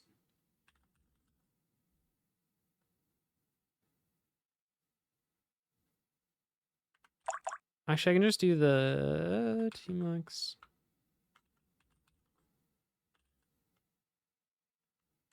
I'll just do it myself for this particular session.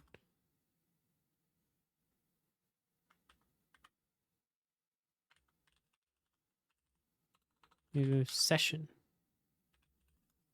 Blah. Nixifying every part of my build pipeline just because I can. I'm gonna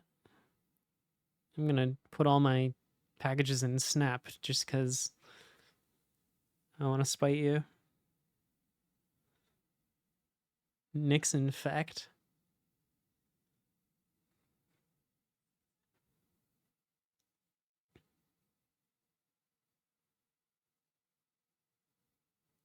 Bad Cop stream. Oh, did you not know I streamed? How's it going? I stream a lot. Hey. Now you do. Alright.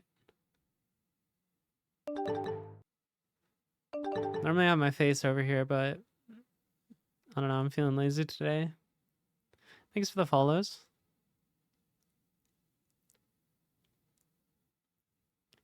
How, it was a while ago now, but how did the last Fireside Jam go? I didn't really check it out too much. I think I had some stuff going on that week, and so I was only going to be able to do it, like, on the weekend, and it would have ended up being really crammy. It was bigger than all the others? That's good. You'll like to see that year-over-year growth. I think GMTK was also bigger this year than last. Too many games to play them all. I think that it's a little unfortunate because it's like suffering from success, right? It's like you love to see that it's growing, but then you also wish you could play all the games. I think I played all the games last year.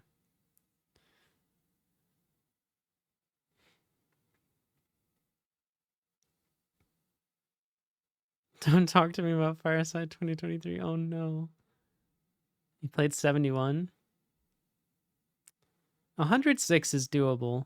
I've done 100 for LD before, but it is a slog. All right, so are we going to actually do anything today, or am I just going to configure my shell? No, this is a really cool feature to have. Look at this. Look how good this is. Now I know automatically. I can't do a GitLab. 71 is starting to be kind of painful.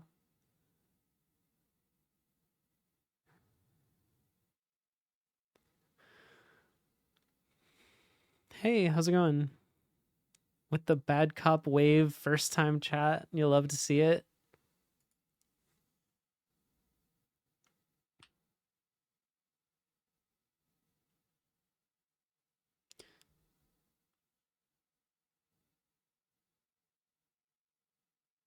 You played our game last?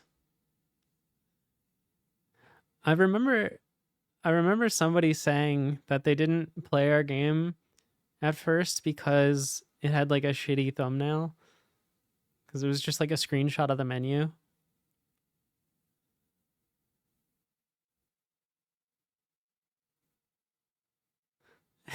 That was you, okay. Totally fair.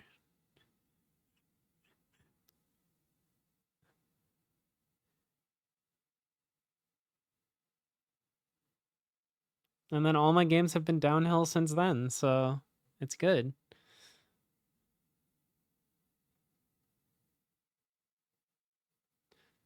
I don't even think you made that one, Jess. I think I just took a screenshot of the menu and cropped it.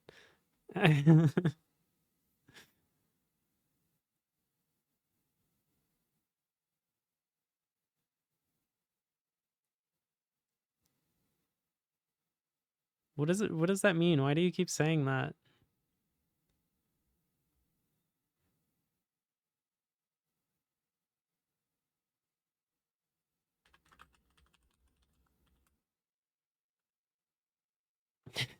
It's a trap.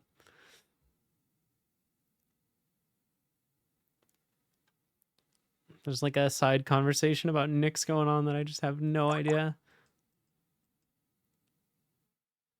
Oh, right, we were gonna do this. We were gonna close an issue. I only ever open issues. Could you imagine if I closed one? How crazy would that be? How about this? I'll close this one and then I'll add 2 more so that the list still gets bigger.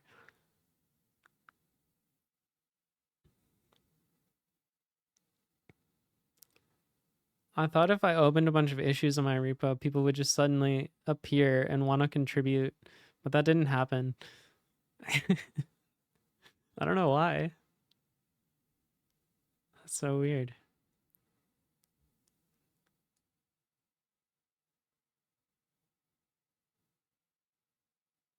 So what does this mean? This means we need to do some C++.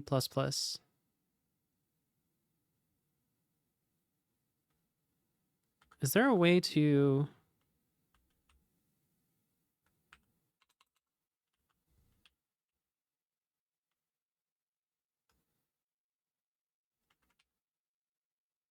Okay, so we could set this locally. Because I kind of don't like that it's on everyone. Maybe it's fine. I'm not sure I like every pane having the title.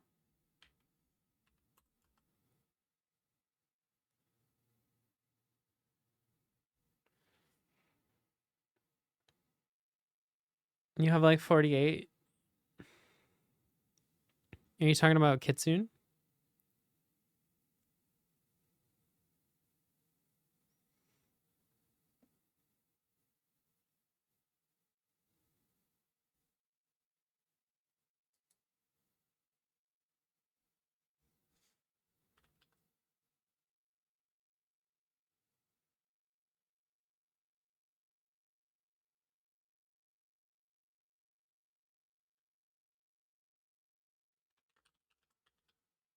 Should I contribute?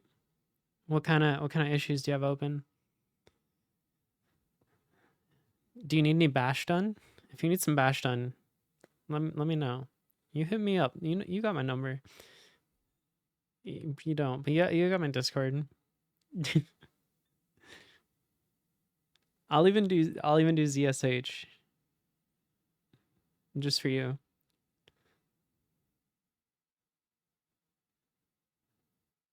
I won't do POSIX. That's where I draw the line.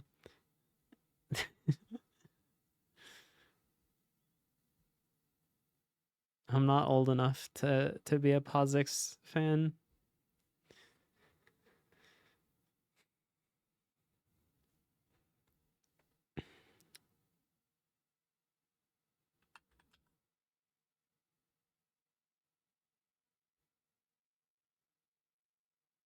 Hmm.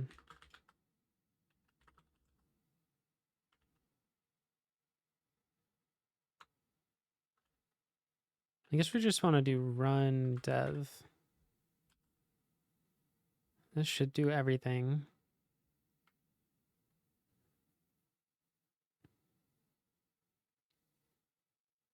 Then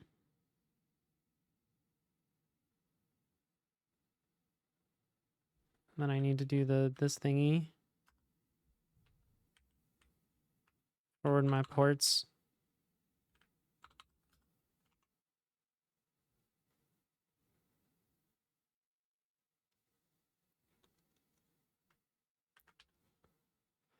Okay. It's time to develop.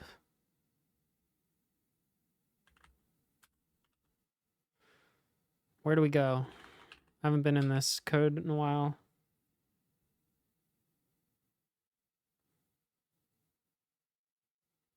So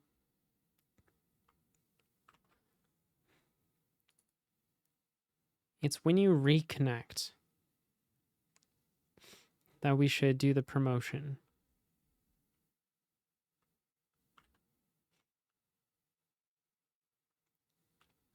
So what does that mean?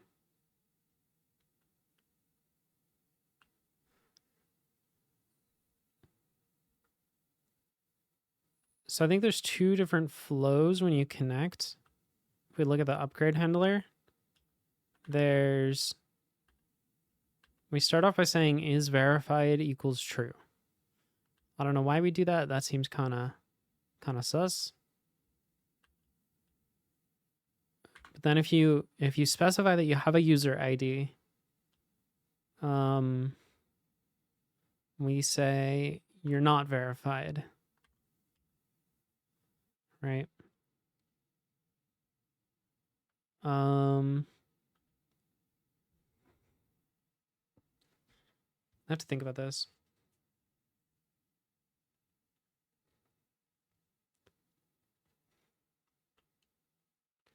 So what does get session do? Okay, so get session pulls your session from the cookies.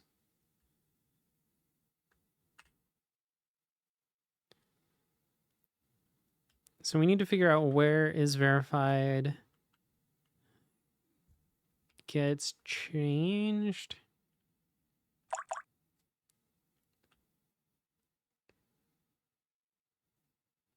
Dedupe connections.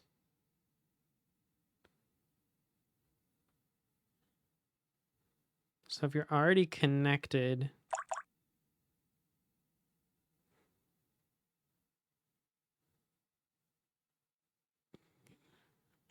can you chill out with that? That's just kind of weird.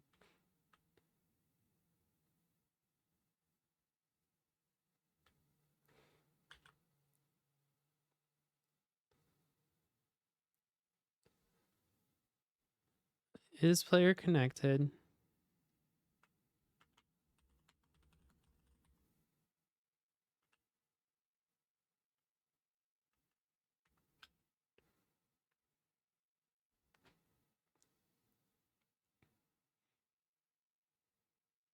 Okay, so if your session is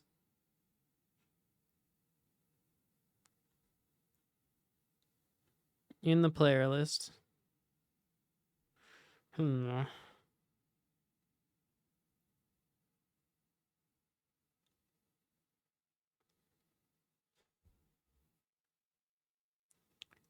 Oh, right. Okay, so we change your session to be your user ID.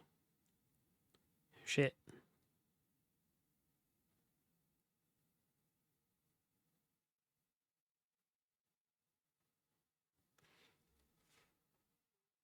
It's okay. Just, I don't know. Just, I don't know.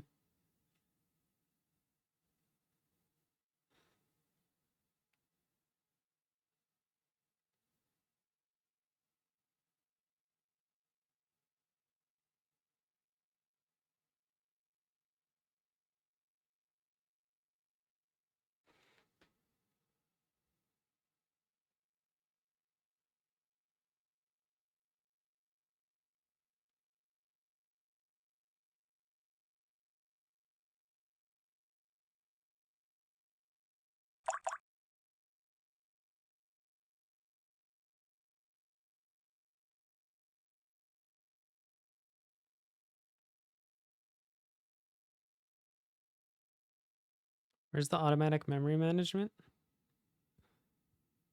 What do you mean?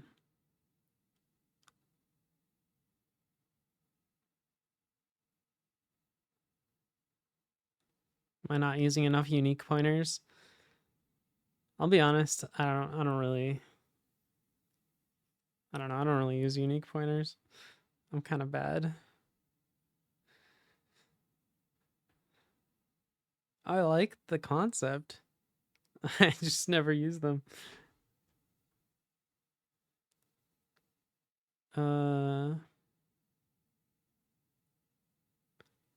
Yeah, shared pointer and unique pointer.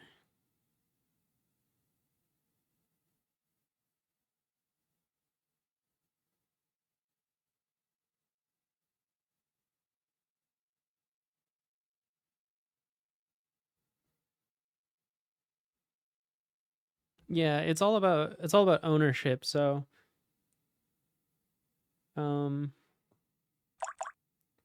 if you want your code to own the thing, then you do a unique pointer. If you want other code to own it, then you use a shared pointer. I think is the idea. Ew, ownership. What is this, Rust? Yeah, C++ was doing ownership way before your Rust language even existed, okay? So why don't you take that?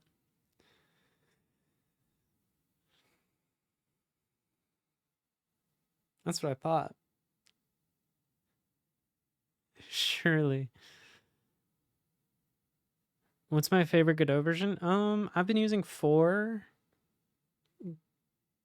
but I mean, I like the new features in 4. What I don't like are the new bugs in 4. There sure are a lot of new bugs.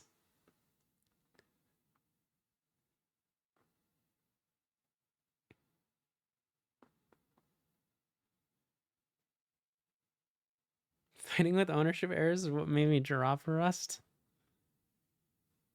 Rocky, do you make your Unreal games with C++ or with blueprints?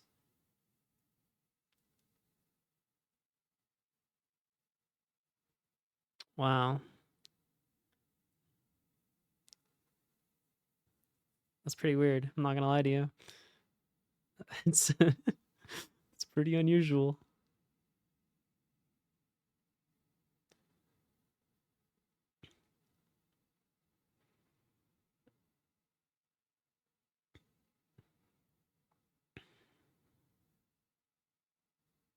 You cried too much when you learned Rust?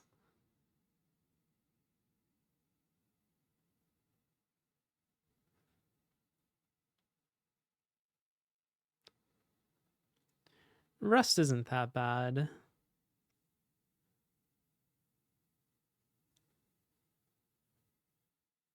Rocky, you can always just do unsafe and have a little bit of fun. Then it's just like C++ with extra steps. When's the Rust stream? We were talking about this earlier. I have a new idea for the Rust stream. Don't you worry. I have multiple ideas for it. I will spoil a little bit. I'm not going to be using Vim.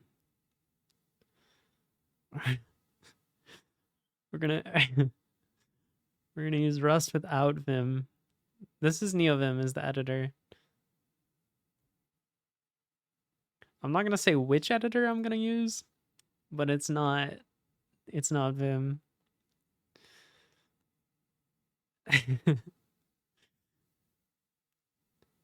Allow to shoot yourself in the foot kind of philosophy. Yeah. But you can turn off the safety protocol with unsafe, and then it's just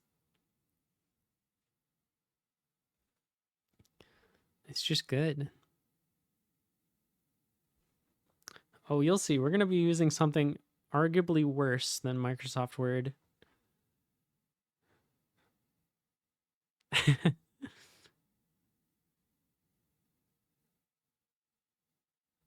Although Microsoft Word would be pretty funny. We can do that maybe. Professionals use PowerPoint.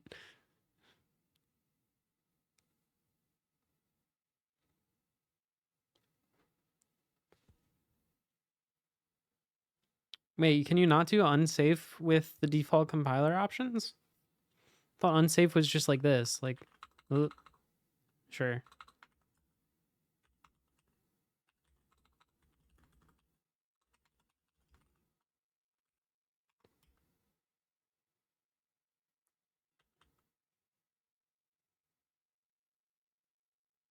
Sorry, semicolon. Well, unless it's returning, and then it's fine. Also, that doesn't look like C++. What is that res template thing? What do you mean it doesn't look like C++? This is the same as doing. Wait, no, this star rec. Yeah, it's pointers. So this is the arrow is syntactic sugar for. Oh, font is a good one. Hold on, let me add that real quick.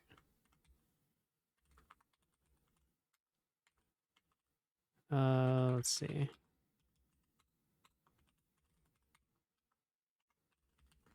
I use the hack font.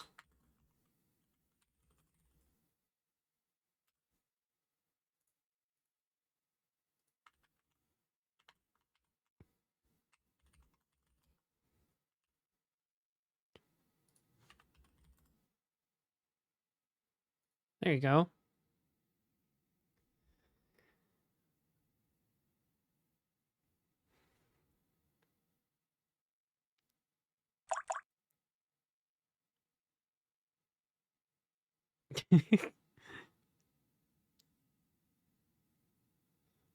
Thank you.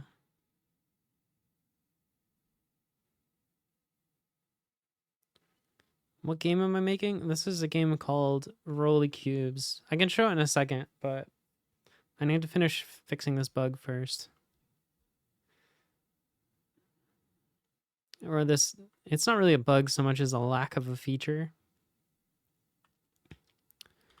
So we save your session, but we don't save your session from cookie. Shoot. Can we add that? Session from cookie. Session from cookie.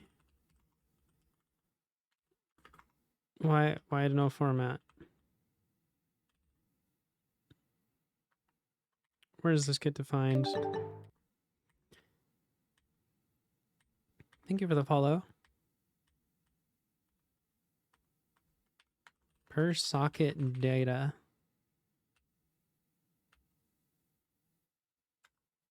Yeah, it can be played there.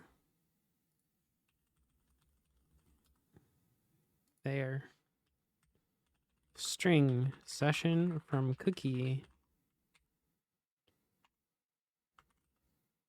Let's see how much shit breaks.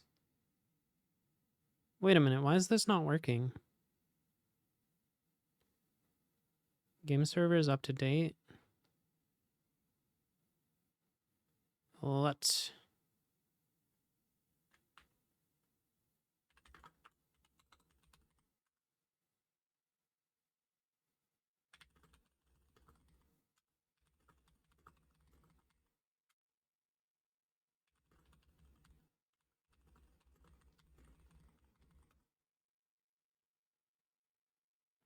Go install. Wait.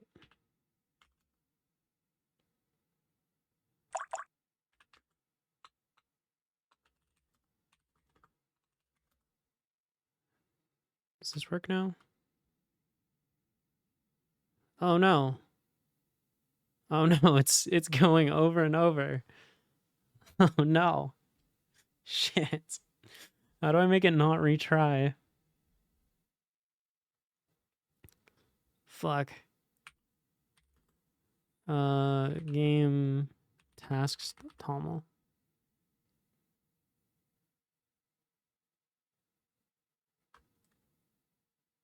I'm too young to work, and hearing you say that.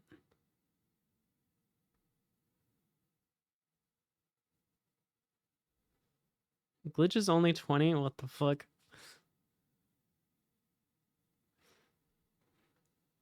What am I doing with my life?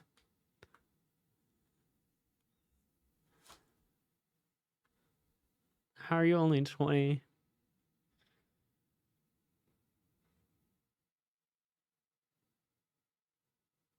You want to see code I was writing when I was 20? I mean, we were looking at it the other day.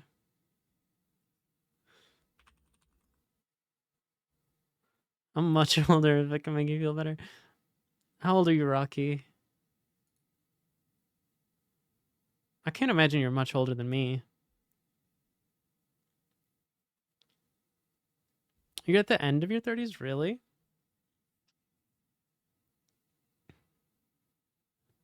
Okay, you are older than me. I'm 28. Basically a foot in the casket. So true, I feel that. Oh yeah, you and Jess are pretty close in age. Or closer than I am. Not to say Jess is end of 30s. I'm just, you're closer. Sorry. I'm taking this all back. I'm walking this back. All right. You want to see code I was writing when I was 20? Let's think. What year would I have been 20? That's 8 years ago. So that's what? 2015? 2015? I think this would have been 2015, actually.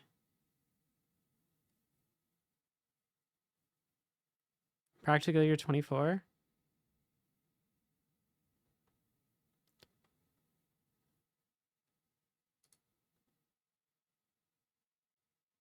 I didn't write that. That's not me.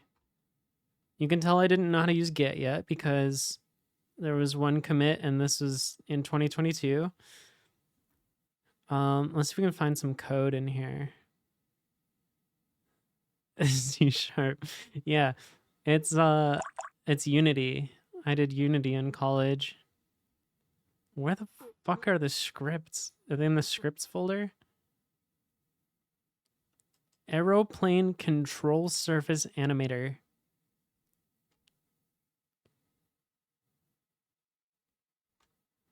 What the fuck is any of this? Yeah, Unity was better back then. I don't think I wrote this because it's called Aeroplane. I think I stole this from the internet.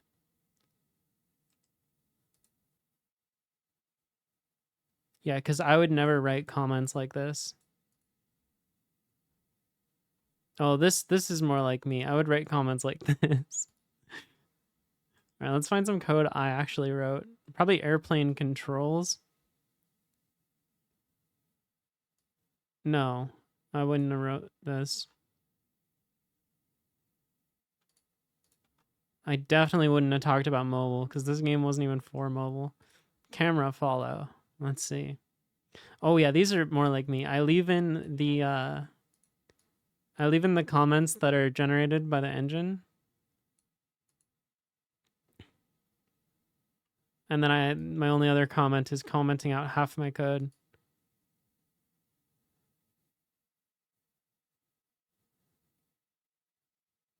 Hard coding constants. Good, good. This isn't that bad. There is a delete me.cs. You weren't kidding. What the fuck is this?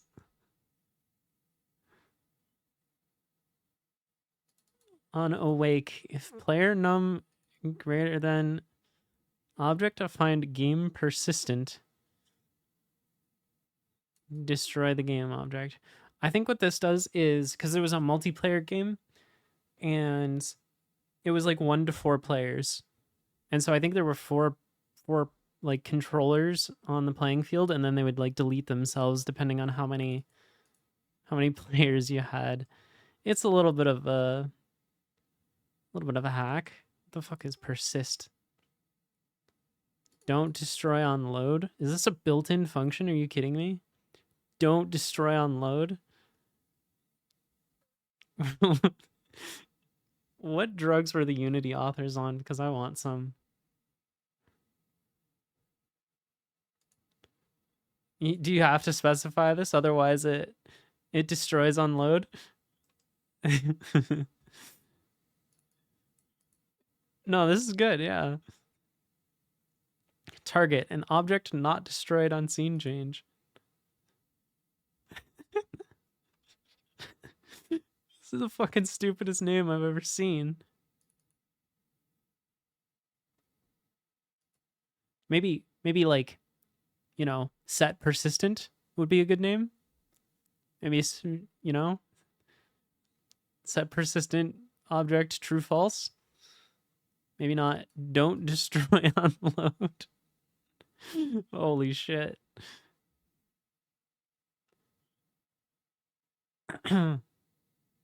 Or like preserve object. Yeah, you know, something.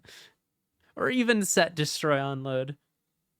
Yeah, but don't. Okay, if your function name starts with don't, you've done something wrong. Functions do things. They don't not do things. I like Unity. At least I haven't found another decent C# engine.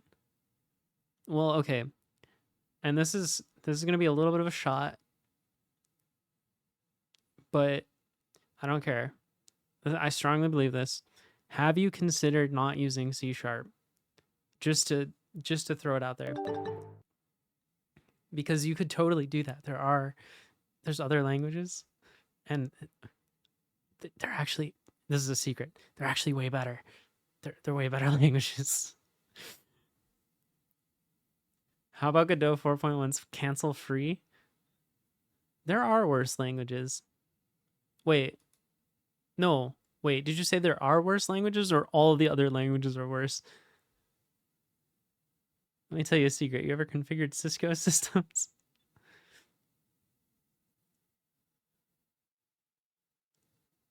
You'd be hard pressed to find a worse language than C#.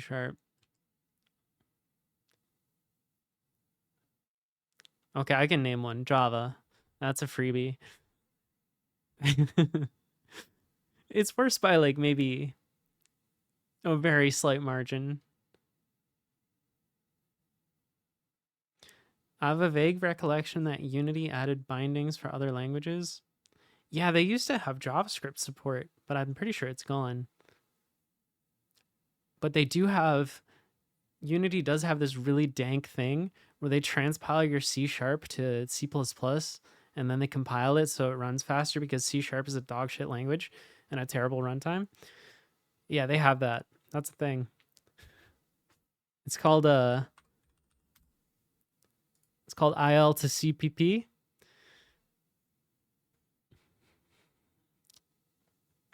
Yeah. So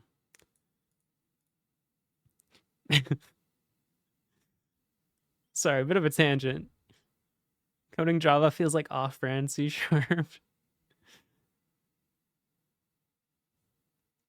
What do you mean it must be a subset? I mean, I doubt they're using every feature in C++, if that's what you mean.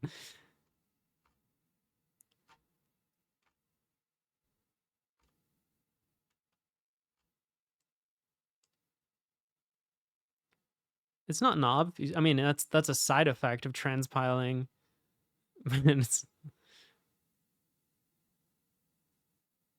Why would they have to do that? I don't know.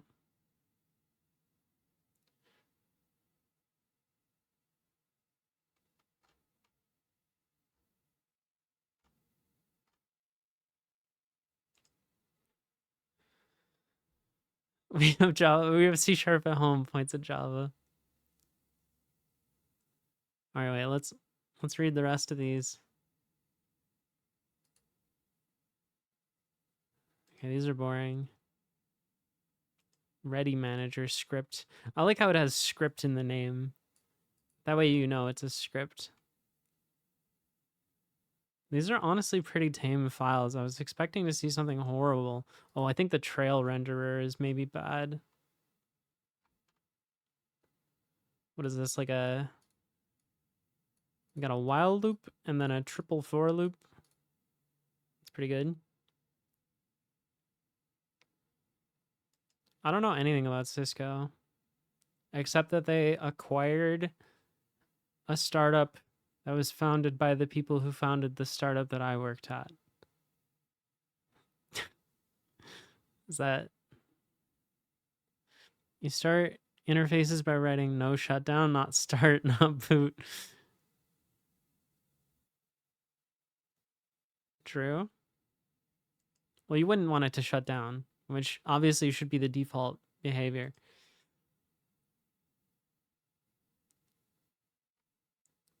What's the camera rotator? Ah, yes, rotates the camera.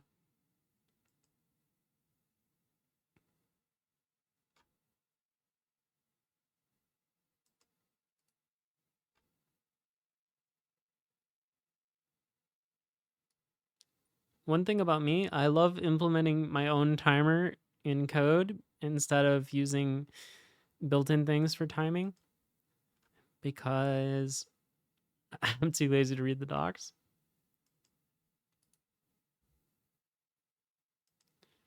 There are things C# can do, like all the metaprogramming stuff.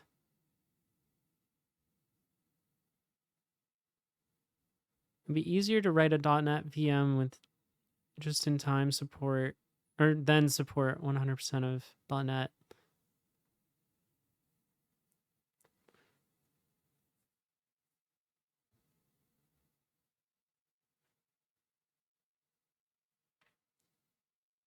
They're not gonna die. Spoiler alert. They're sticking around.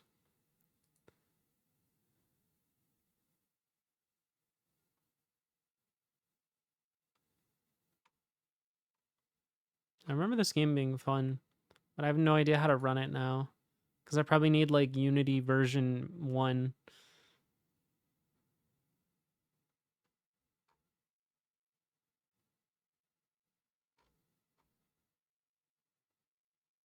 Oh, yeah, I had In Control. It was like the only Unity asset I ever purchased because it was recommended. The informatics teacher wanted me to write a site in HTML. How are you going to write a site in Python with tkinter?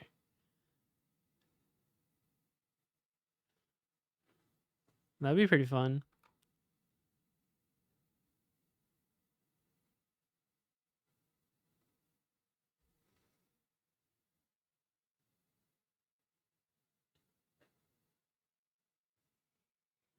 PHP is just HTML with extra steps.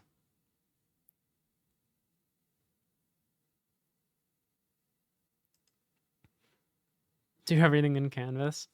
Yeah, let me know how much fun you have implementing TextBox from scratch.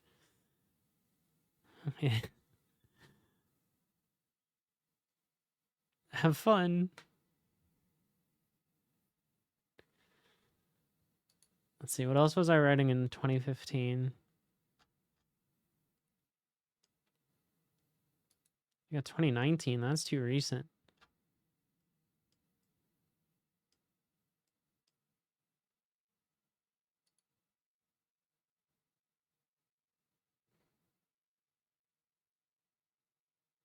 Here's some code we wrote 10 years ago.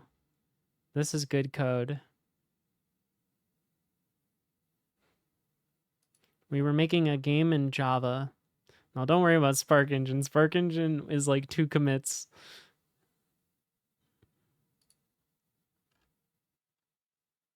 Somebody like read the article about how Minecraft worked in Java, and then we wrote our game in Java because we were like, well, that's nice and convenient.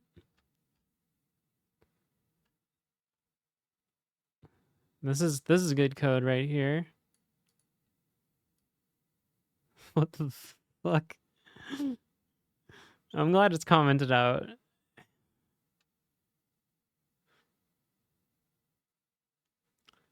Yeah, it would be just as successful as Minecraft. It was a cool idea for a game. Okay, to be fair, there were like 5 people working on this, so you can't prove any of this was me. Like, look, this was Kyle. I'm not Kyle. What the fuck is happening here? We got action listeners?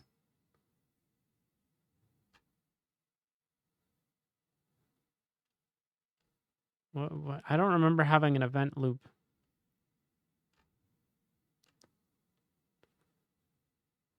Okay. All right, sure. Whatever that means.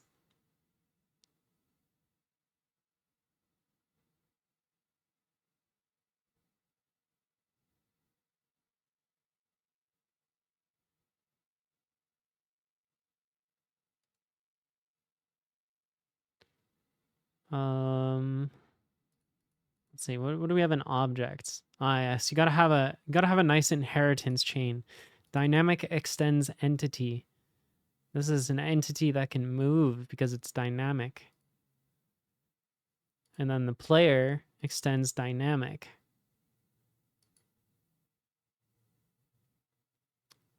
And then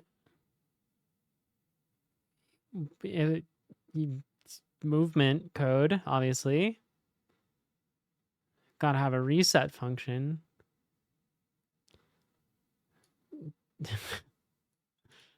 Code formatting? Never heard of it.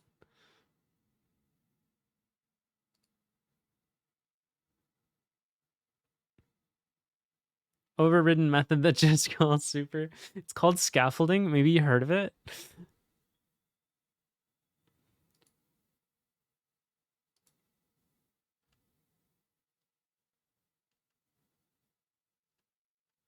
Find neighbors.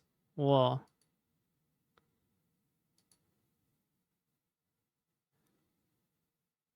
I'm sure this isn't expensive to loop through the entities in every entity.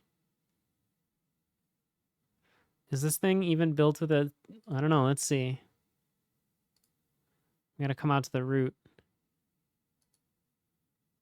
So what programming stuff is most exciting to you right now? Oh, that's a good question. I don't know. I always just find the things that I don't know exciting. Wait, is it Ant?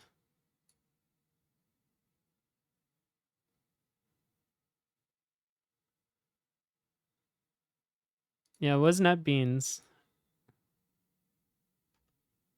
Oh, that's the whole project file.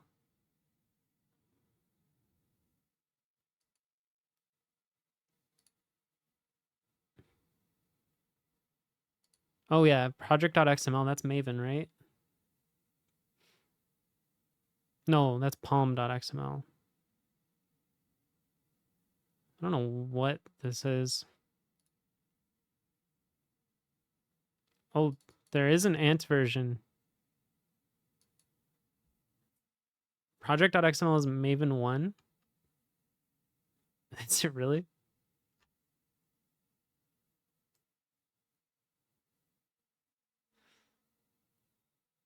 Holy file. What?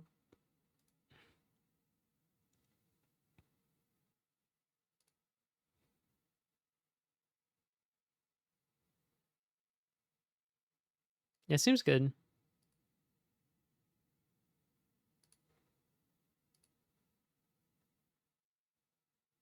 Need rubber gloves to touch that.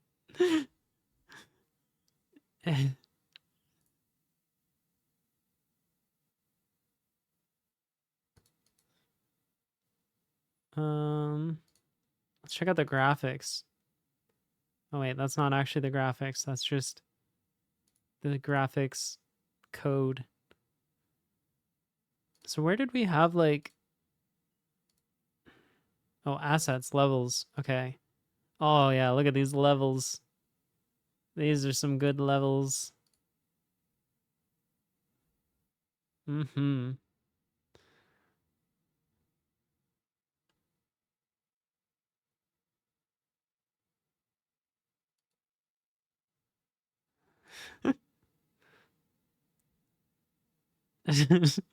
Yeah, did you know you could do an array and a .ini file? I didn't. Well, how else would you? ini files that are named .txt, of course. Level template.tmx. I don't know what that means. The fuck is a TMX? We've got a tile sheet. Yo, look at this tile sheet though. That's a pretty good tile sheet.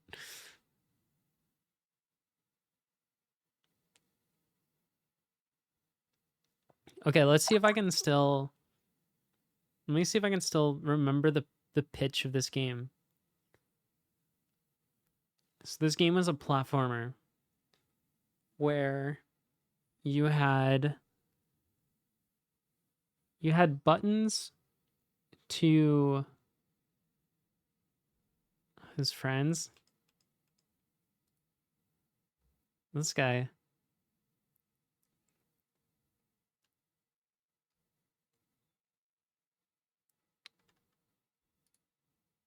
It doesn't look like he's been active recently. 14 repos.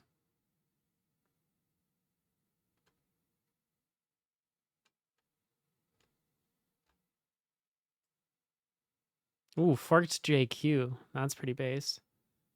In 2012.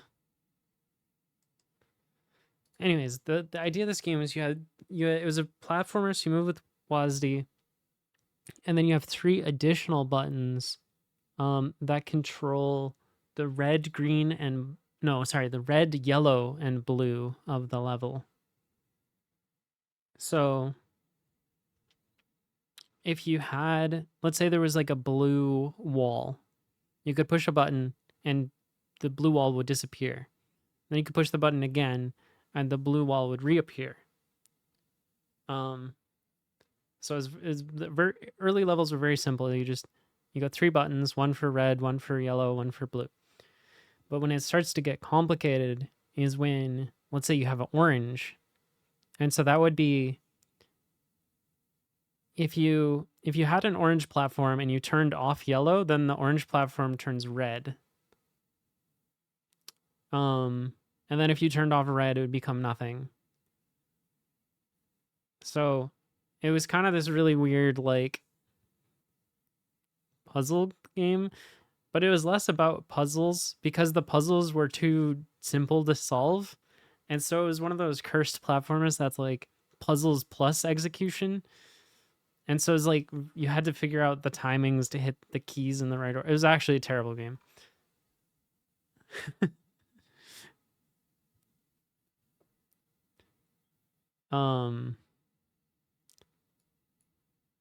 But we made it.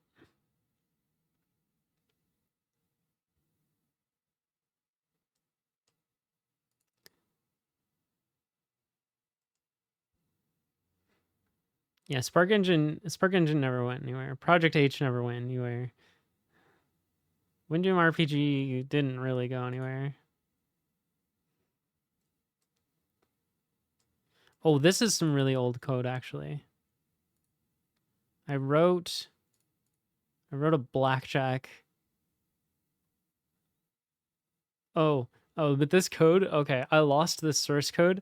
And so this is actually, the reason these line numbers are here is because I decompiled a jar that I had to get the code back. It's pretty good.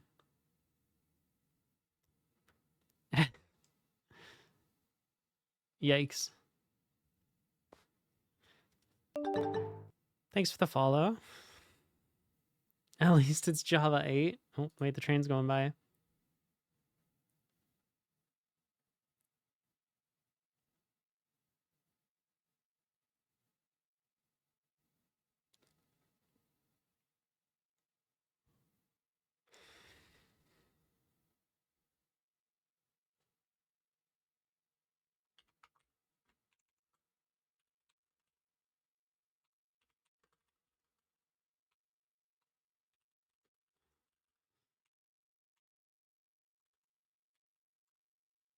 Okay.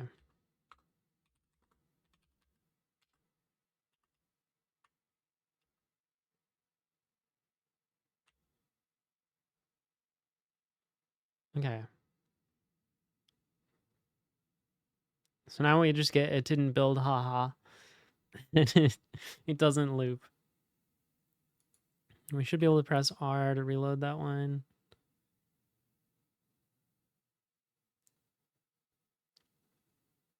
These spinners look different than they used to. Wonder why they changed.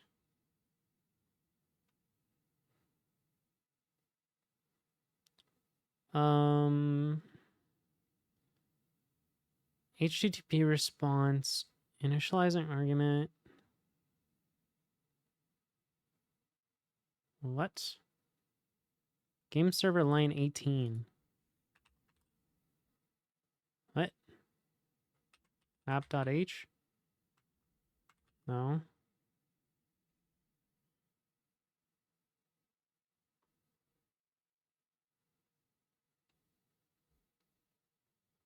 Session from, okay. Yes, you're right.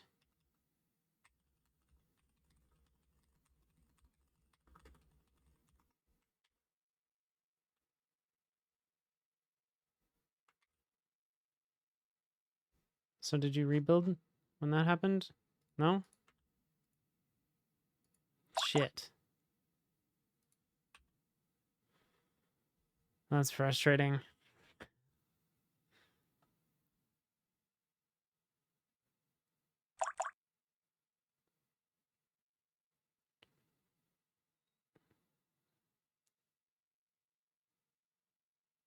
Do you just want to sub sometimes but have no idea why? Yeah. That happens sometimes. What the hell?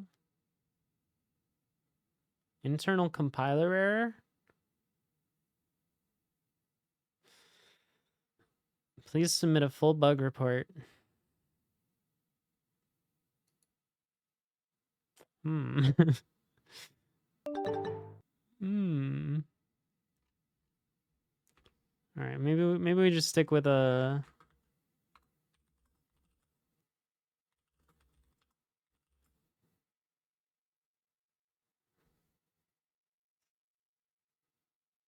Please no internal compiler errors.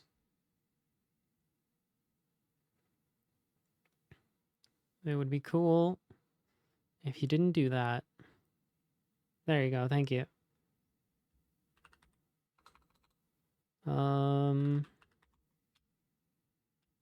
Okay, we still have this. Let's just use this because for some reason our stupid thing doesn't work. Okay.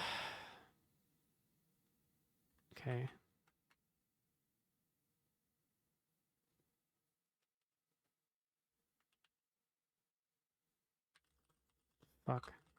No, I need to do it here.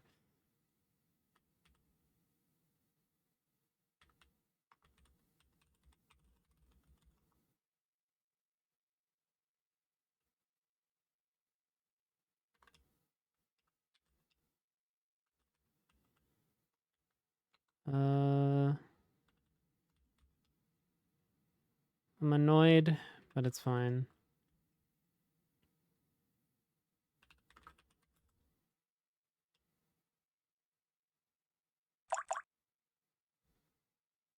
Where's the soundtrack?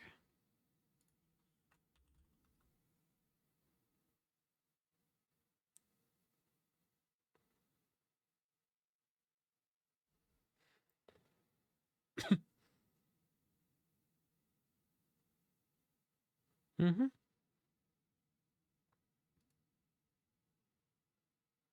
I gotta be honest, this line, this title it's starting to bother me already. I don't like having the title.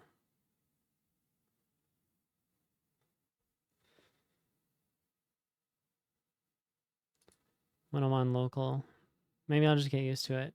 I'm gonna try.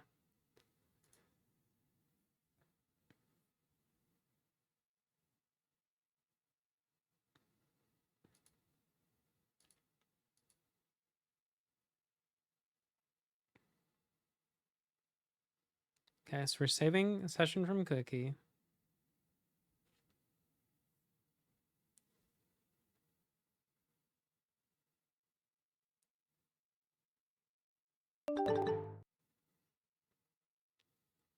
Thank you for the follow.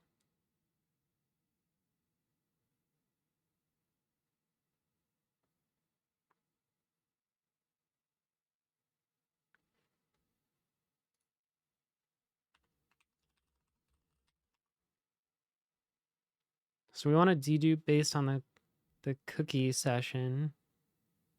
Oh wait, shit. No, we want to do both.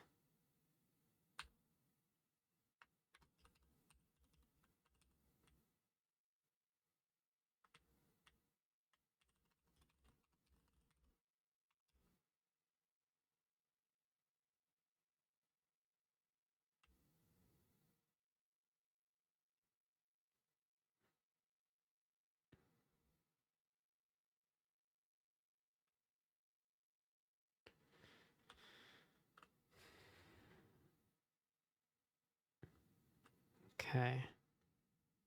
So is it open where we if they're not verified, you do stuff. When do we okay, so it's when they send us the authenticate message. So if they send us authenticate,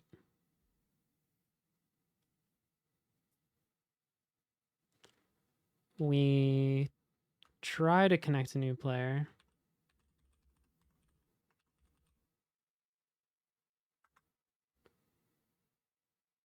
Oh, that's in the same file. But what do we do when they're reconnecting?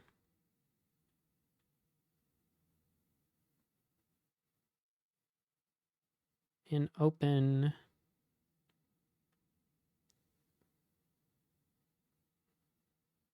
no, we do connect a new player. Does connect a new player also handle if they're okay? Connecting to a valid game.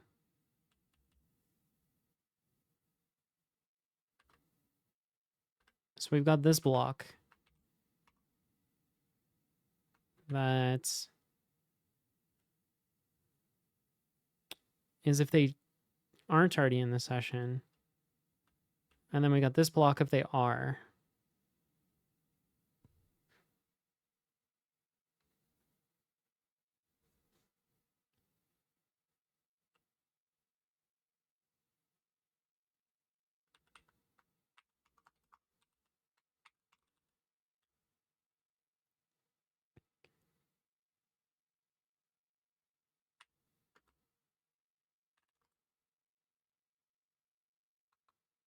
Wait.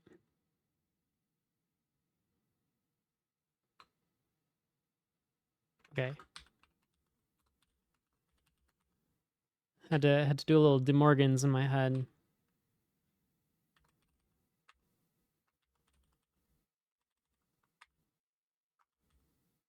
Okay. So if we don't have the session or the session from Cookie. Hey, thank you for the follow. Then we're gonna do the new player flow. Absolutely. However, otherwise we're gonna do the reconnect.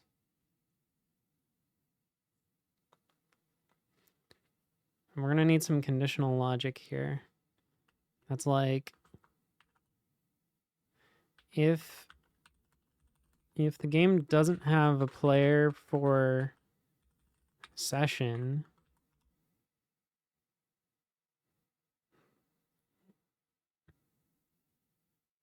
app publish user data.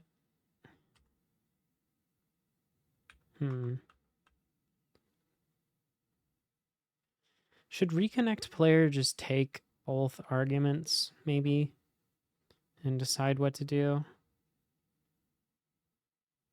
I don't know. Let's take a peek at reconnect player.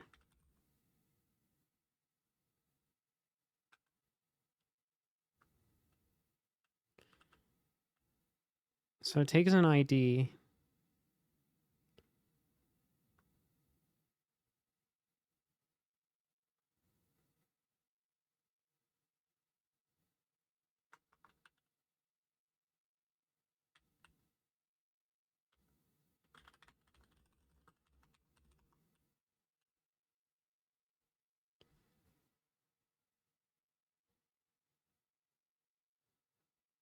Let's just make it weird.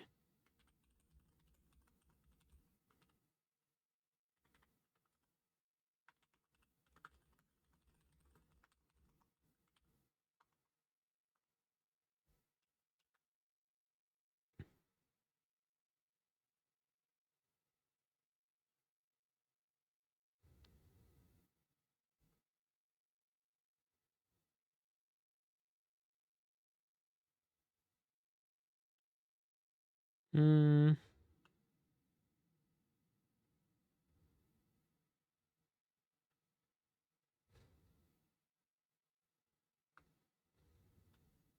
How do I want to structure this?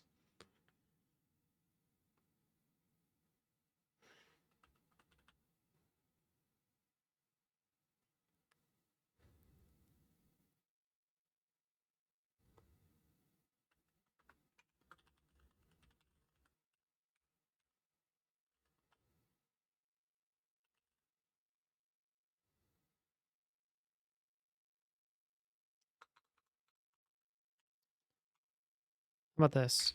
If state.players I session equals old ID.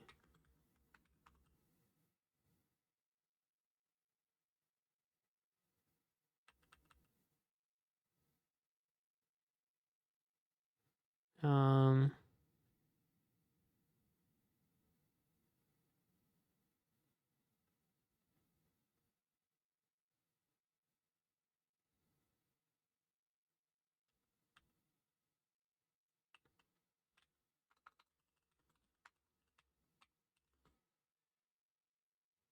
oh my god, no idea how to play. Wait, you got it running? How did you get it running? Hold on, I can totally tell you the keys. Let me find them. Okay, it's JKL, P, and R.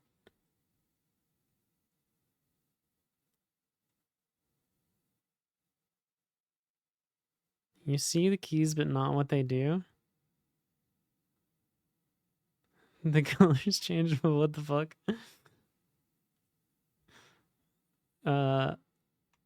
Good luck. I think you just have to get your character to the goal of the level. With like WASD or arrow keys or something. I go to Rainbow Box.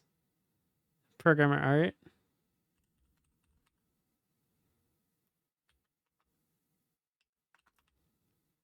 What's up, Kubi Man?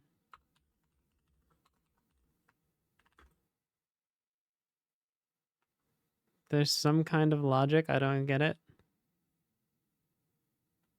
Hold on. Let me see if I can find what the goal is.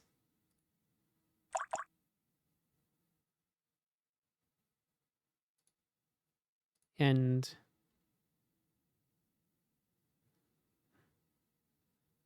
if you overlap with the player, then you go to the next level. Yeah.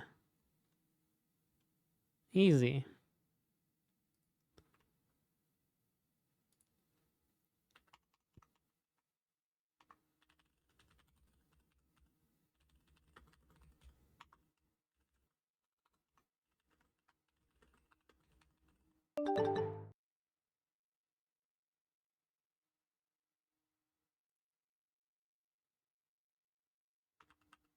Thank you for the follow.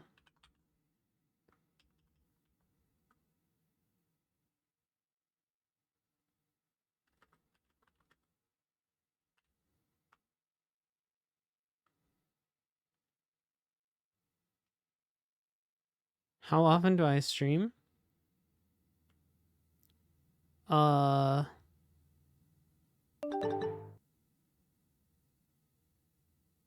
Yeah, most days. Thank you for the follow. I'm a little bit, my brain is a little bit stuck on this problem. So it's gonna be, they're gonna be equal.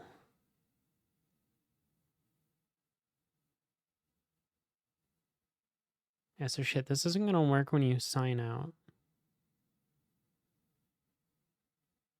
But that's okay. I mostly want it to work when you sign in.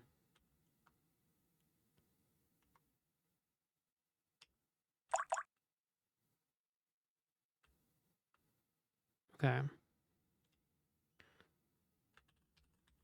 Thank you.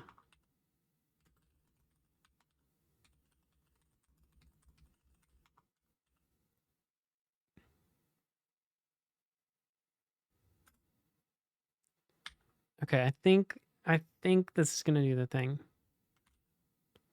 I have no idea how we test this. How do we test this? I can do something.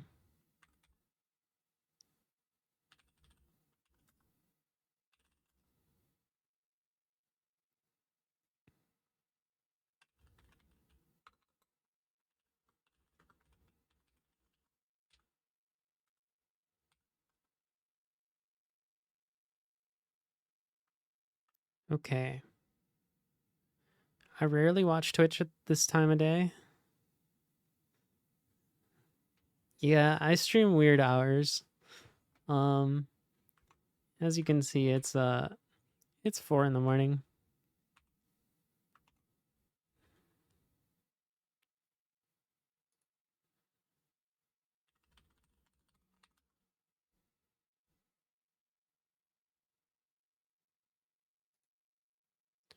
Okay, let's sign in with Twitch. Oh wait, I shouldn't have done that. Shit. Okay, let's sign out with Twitch. Let's delete our users again.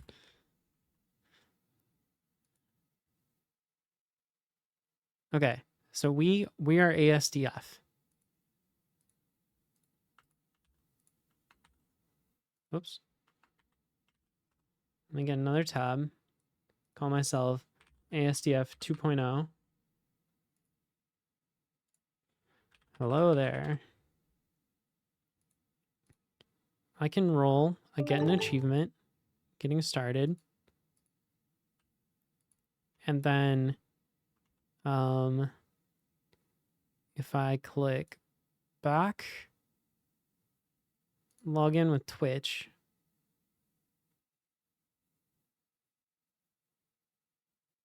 Why did I go to a new room? Huh? How did I end up in a new room? Okay, let's try joining though. Sick. So I maintained my... How did I end up in a new room? No, come on. This doesn't make any sense. Is it when you go to the onboard page directly? It doesn't know what the room code is anymore? Is that what happened?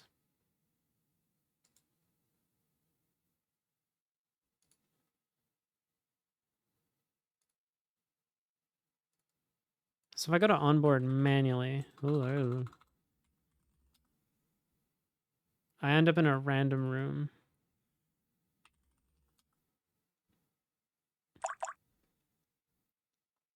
Not announcing going live on the Discord? Yes, I do.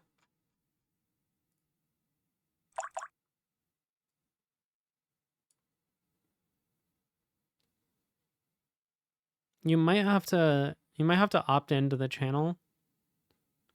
I'm not sure how it is set up actually. Hold on.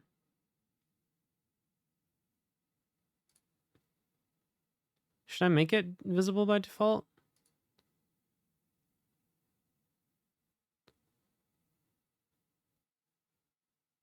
It asks you on the onboarding thing. I don't know. I don't know if that's good.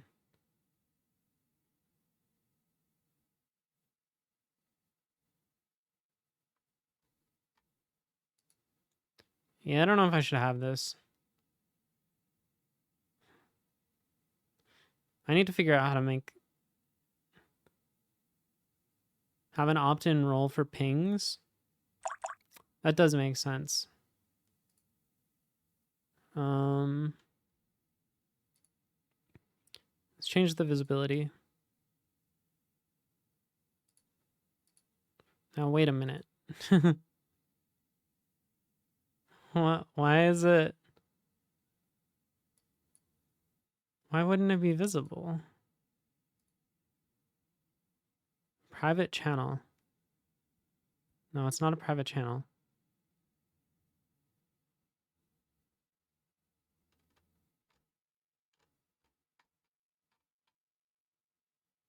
Why can't you view it?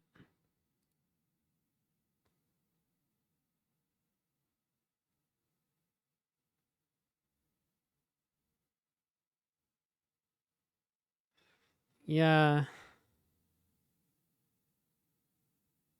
Okay, this is the onboarding flow though. It's like, oh wait, no, this is my onboard. Okay, you're right. I'm just lost in the onboarding. Default channels. There it is.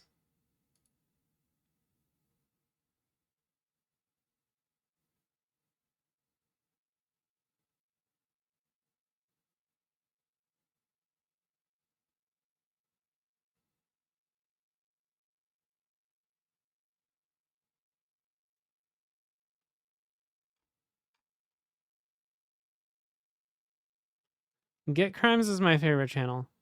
Please shit post your Git commit messages in this channel. That's what it's for.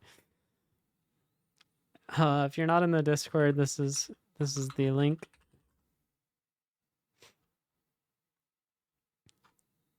This is my favorite channel though.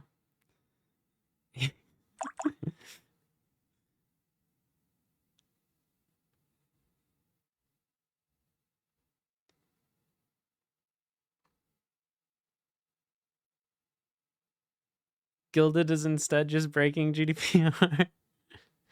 I don't have a Gilded server. I'm not familiar with that.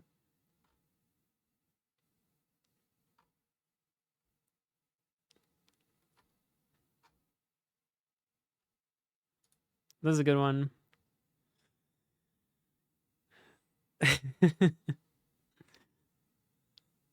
Short story.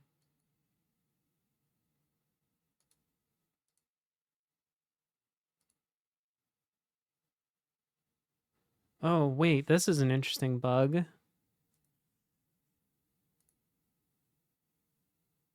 Oh, my name didn't get updated. Oh, no.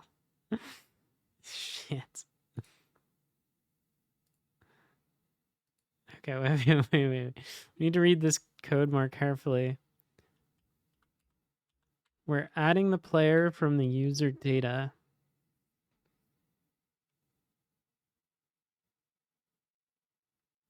Oh, dear.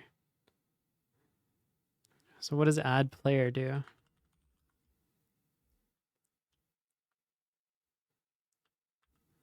It does all this shit.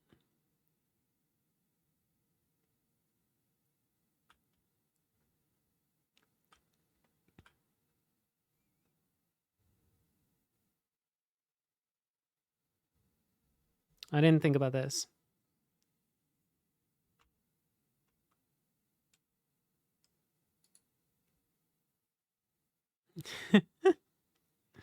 Do you only have good commit messages? Is this some sort of weird flex? You've never made a funny commit message?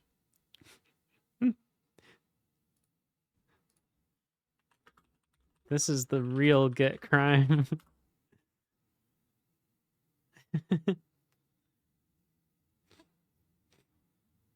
Fun is illegal.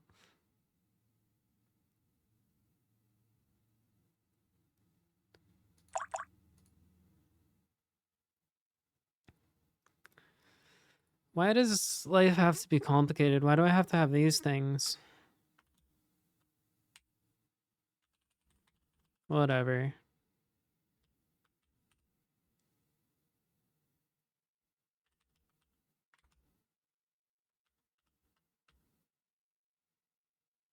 Is signed in player. The fuck is player? State.players I.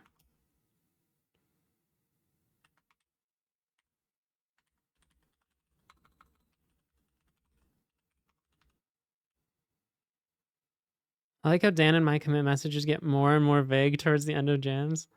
Yeah, I mean, I like that too. Okay, let's bring this in called const per socket data.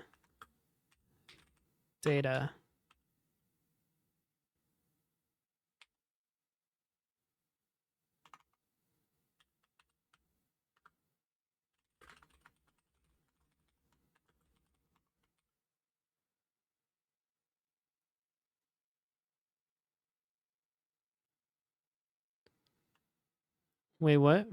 What's the very useful feature?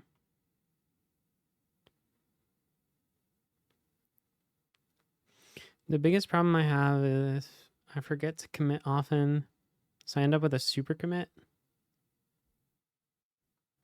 I'll still make a decent message for it. Oh yeah, I have some of those. Let's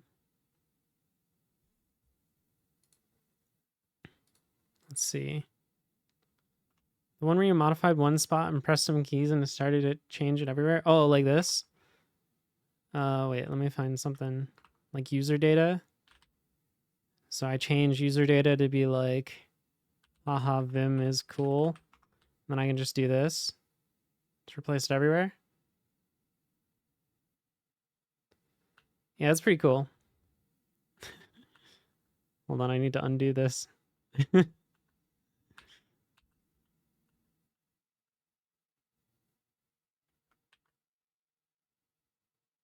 I'm not using LSP renaming. I don't have LSP set up for C++. It's too much work. The way I'm doing that is I'm pressing star to highlight the word. And then it's the same as doing like / user data.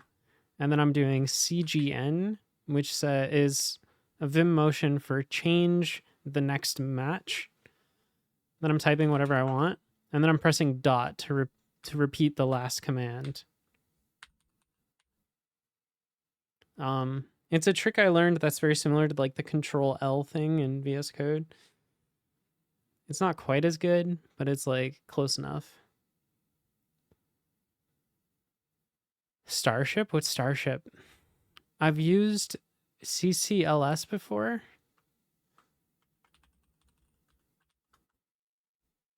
Cross shell prompt. Oh, I thought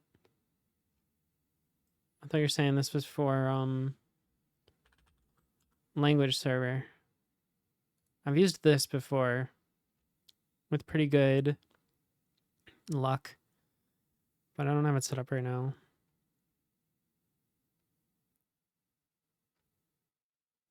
I remember I had to like compile it myself and stuff, which was a lot of work. You think ClangD's? I think this one was better than ClangD. I'm pretty sure I tried ClangD.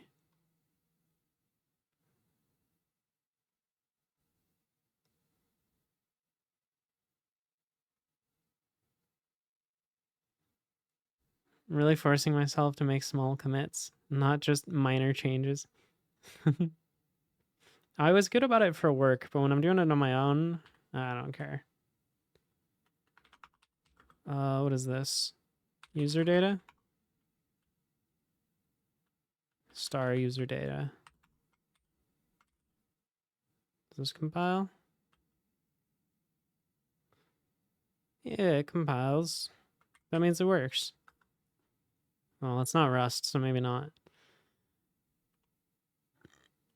But the thing that's not going to work about this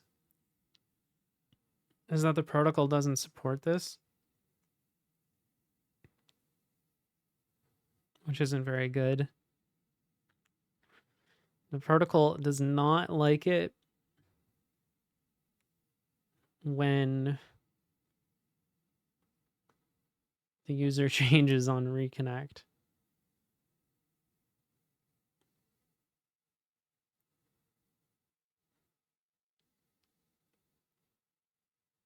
Fuck.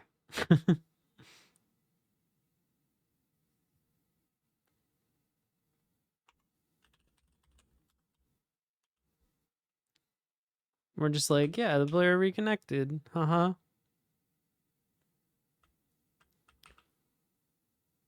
Oh wait, I am putting it in the results actually. I didn't even see this.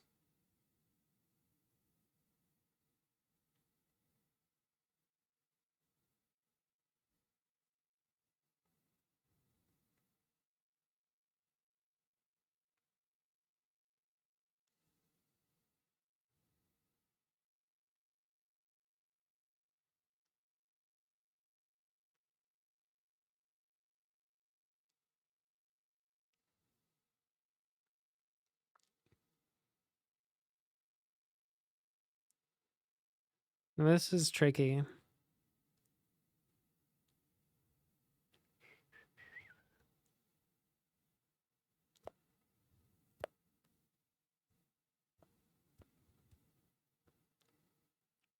So this code is right. It's just our client that's wrong.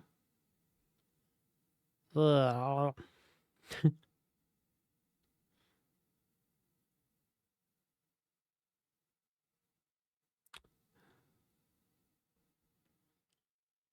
Okay.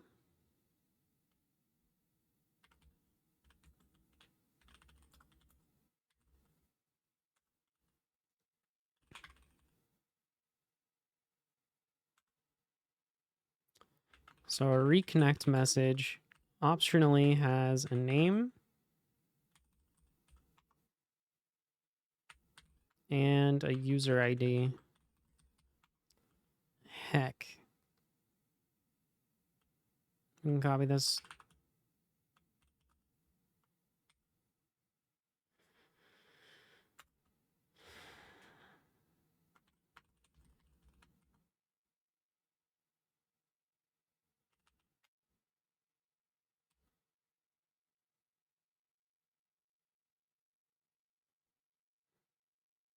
What do we do on join?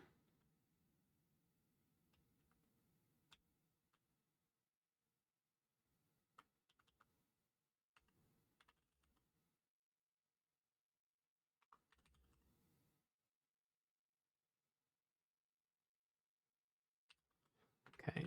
If state players if they have a user ID. No wait, shit. This is on the action. If action.user ID.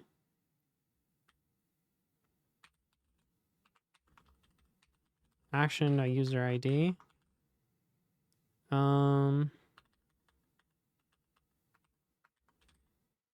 What is this?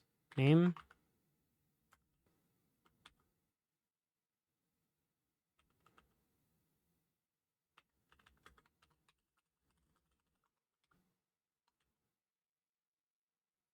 And we gotta fix this in our stupid other client.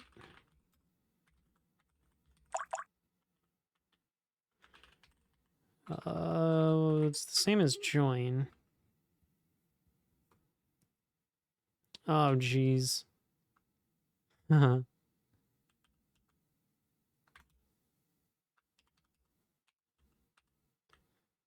forgot how verbose my code is over here.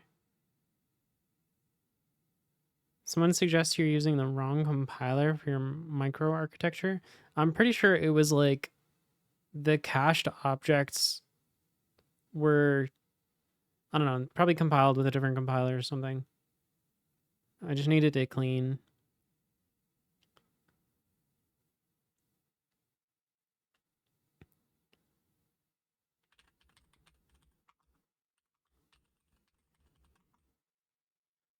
On Marshall, reconnect message. We're not going to make a new player. What are we going to do?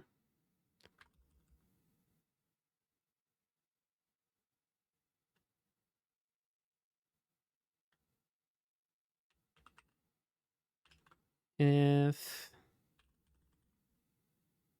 reconnect dot shit.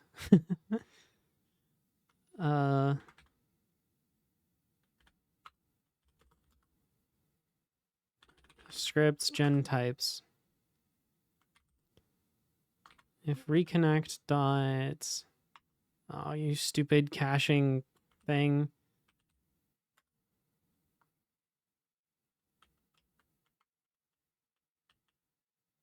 Oh, does this not?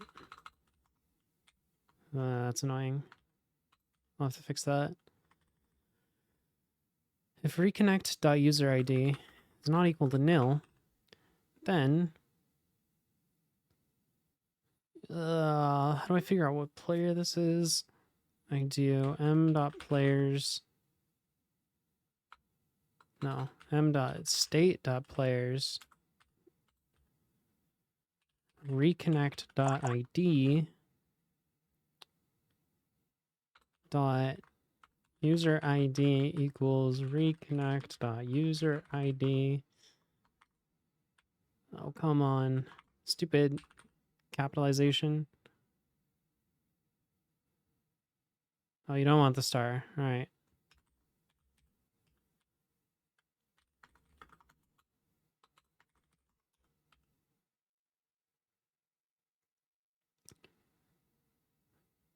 I think it's that simple.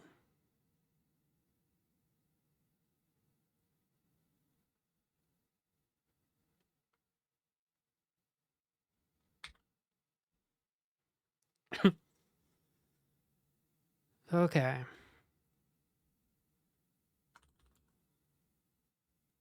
Does this still run?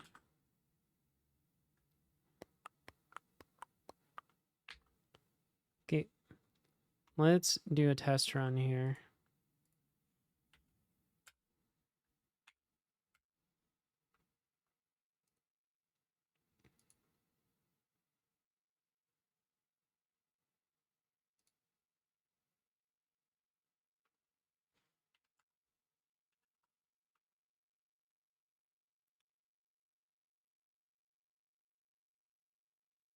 Wait, this is interesting.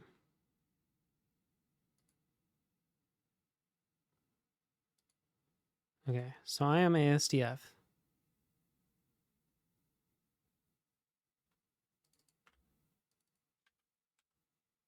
Now ASDF 2.0 is going to join me.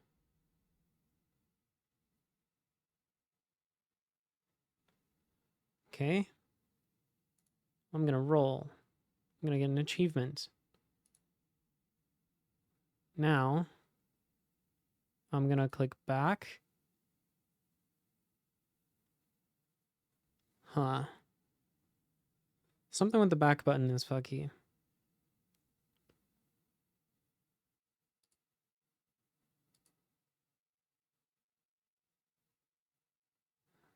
It's very weird. Log in with Twitch. Okay, I get upgraded and worked on both.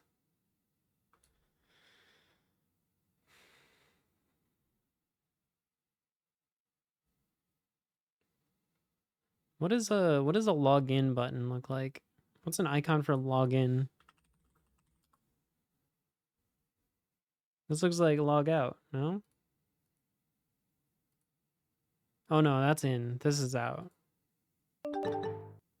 Thanks for the follow. I don't like this. It's a little too similar to the login one. Or the log out one.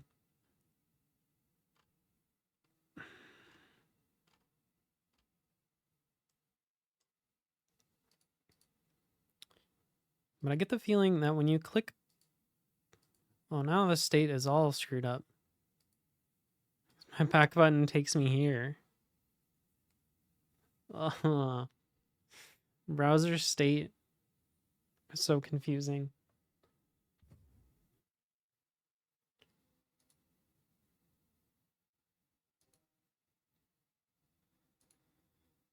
How do I have the same page in here twice?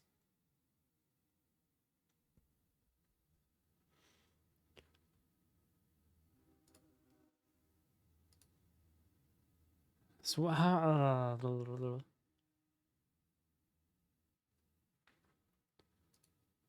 so there's two flows, right? There's the flow where you come in from localhost 3000. And from here, I can click new game. This takes me to onboard. I could see why this would break.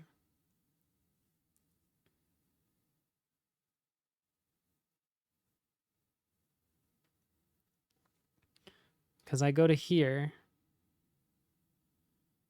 which connects me to a room.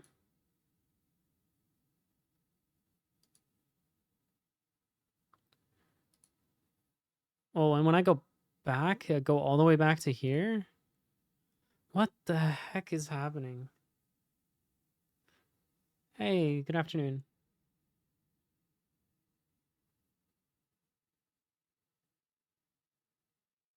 I'm trying to like reason out how this is supposed to work before I figure out what's broken about it. No, I can't even do that.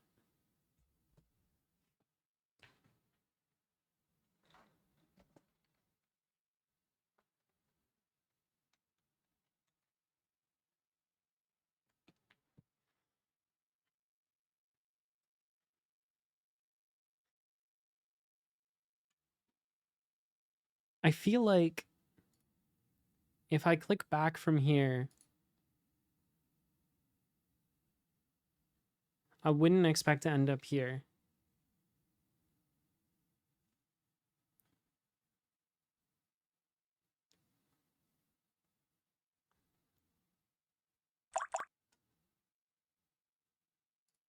I would expect to end up back on this page.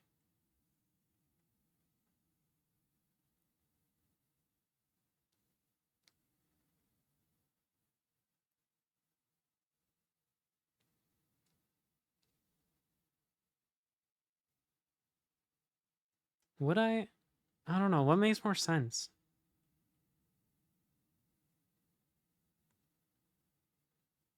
All right, someone in chat. I need you to be a rubber duck for a second. Quack if you're with me.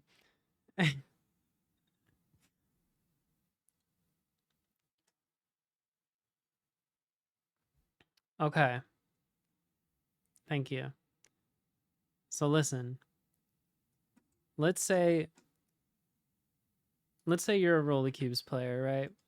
Or you're a new player. You've never played Roly Cubes. Your friend sends you this link. You go to this link and you're greeted with this. And you decide, you know what? I want to be a guest. Fine. So you click play as guest. Now you're in the room as guest. Let's say now you're at this stage. You decide, you know what? I did want to sign in. How would you expect to sign in from here? What would you do?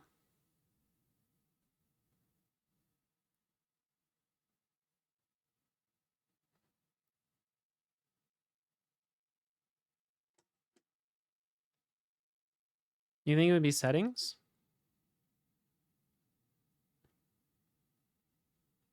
Interesting.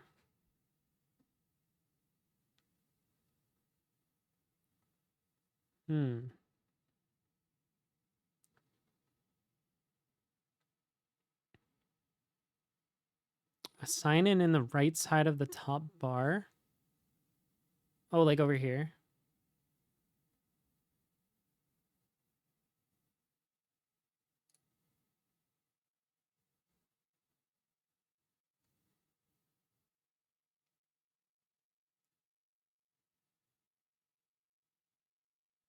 Settings or a login button.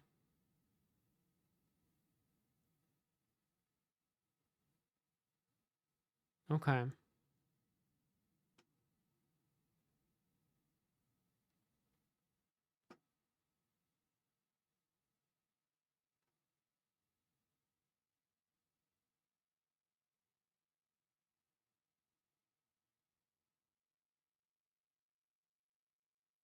You wouldn't hit the back button to go like, well, that didn't work. To go back to here?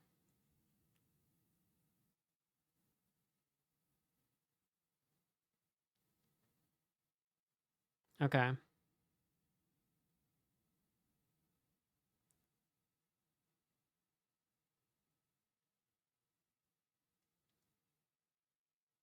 Maybe as a last resort. Okay.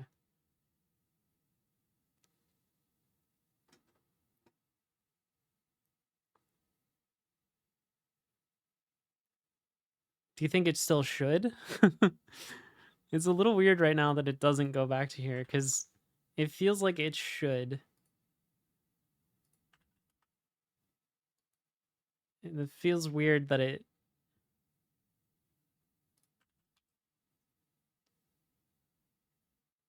I mean, I can do both.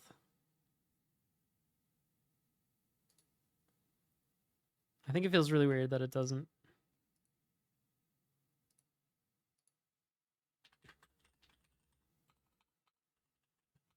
Oh my god, I can't type.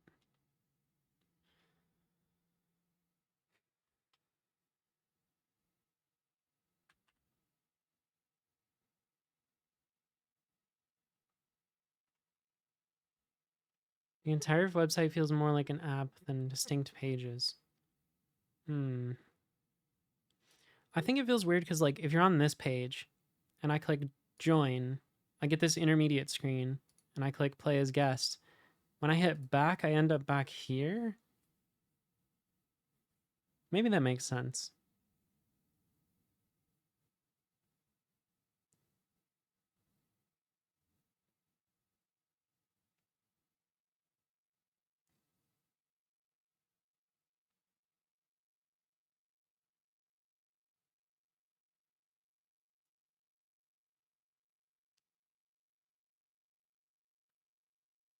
You get the onboarding page again. Yeah, I do this as like a nag to try and convince you to sign in. So that part is intentional.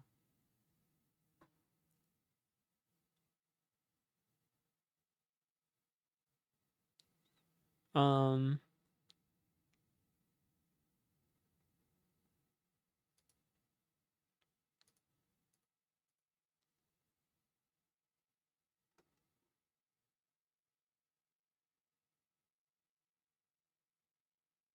yeah,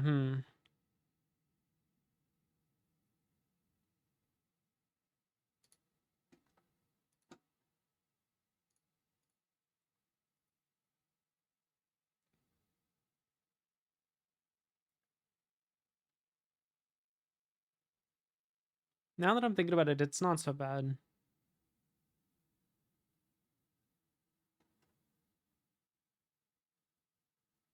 Well, no, because you can always hit this to go to the home. So I think having this, well, that was weird.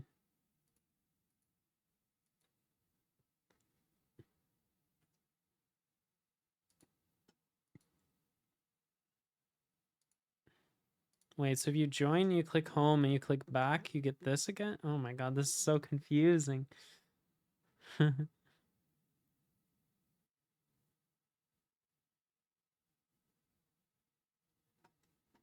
Okay. You know what? I think I'm fine with how it is. I think I'm just going to add the sign in button.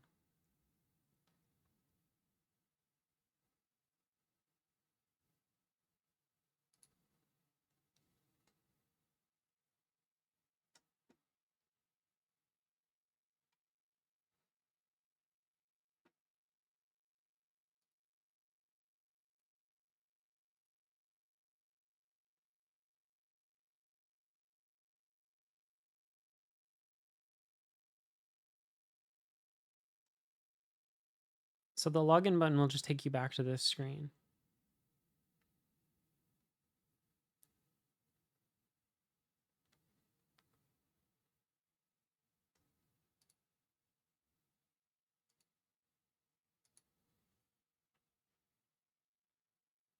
Hmm.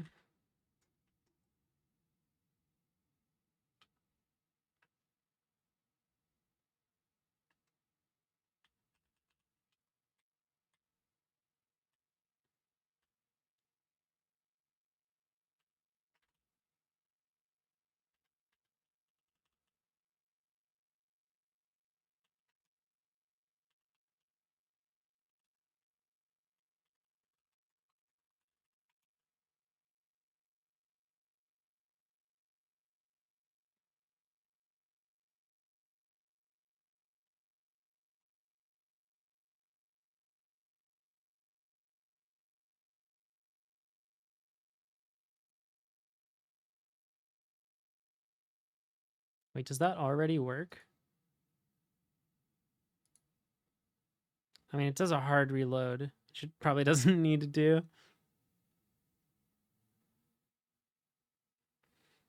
This is kind of funny that it already works. What does it need to do instead? There's something called the onboard. Yeah, so that's on game page as well.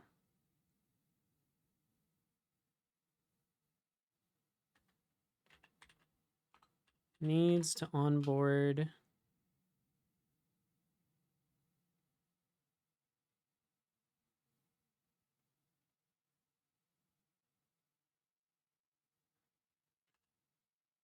Okay, so I think we just call set has onboarded false.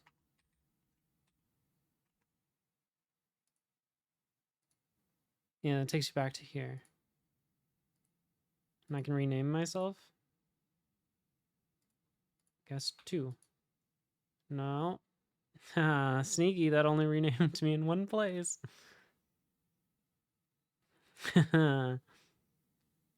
Fuck.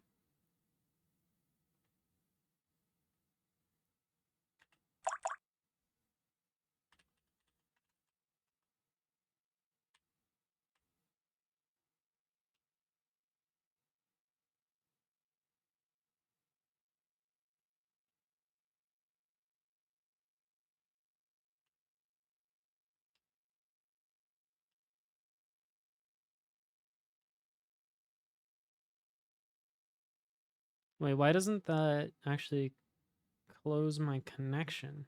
Shouldn't it? Needs to onboard.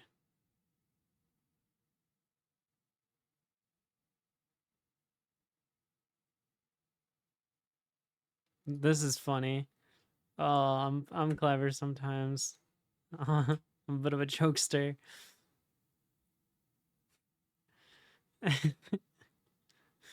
Get it on board.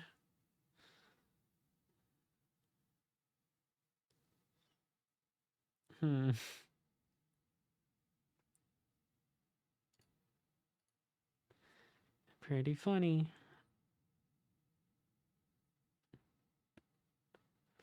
So why the fuck doesn't my connection close when this happens?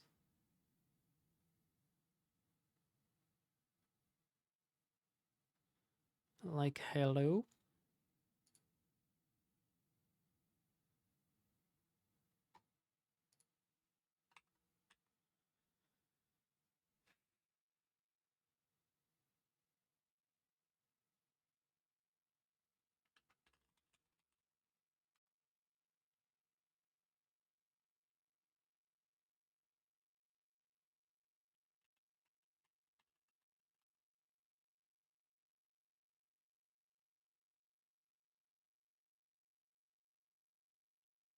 We call close on the WebSocket. Console.warn by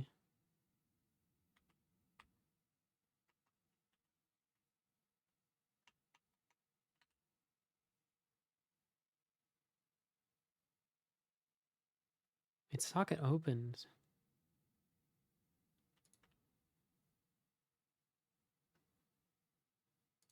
What the fuck is happening? Was this one just not connected? Okay, so I play as a guest 2. I click this button. I get disconnected. I can change my name. It's no problem. I can sign in with Twitch. Then I'm reconnected. Cool. Strange.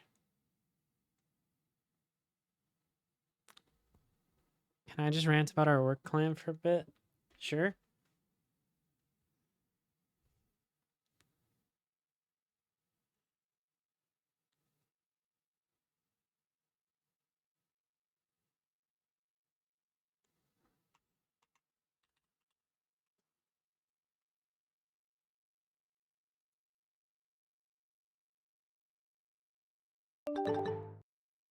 Wait, why didn't that? Okay, it did work.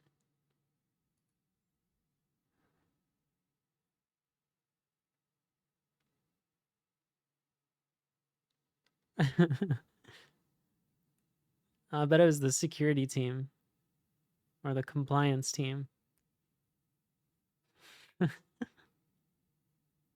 Okay, but Datadog's kind of good though. We do stand Datadog here. Okay, well that sucks.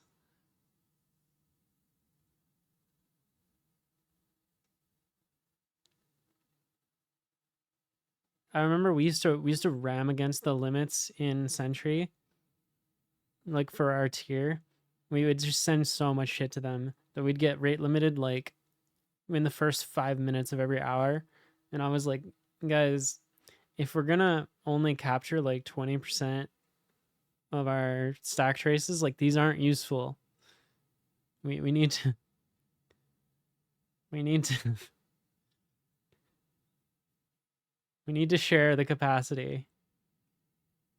Because my tiny app only does a stack trace every once in a while, and I'd love to see them. I only see them if they happen within the first 5 minutes of the hour. Doesn't even randomly stop recording events.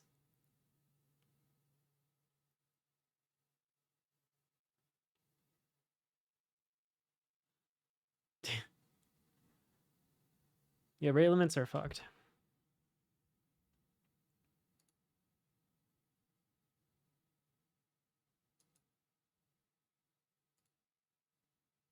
Okay, so this works, but I need to change this button to be a login instead of a log out. What makes you think login?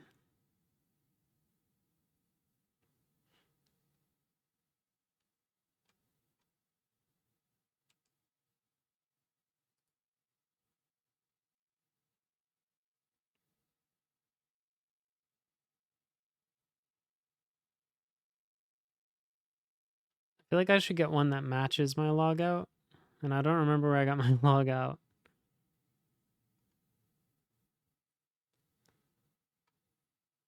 Oh yeah, let's do this one.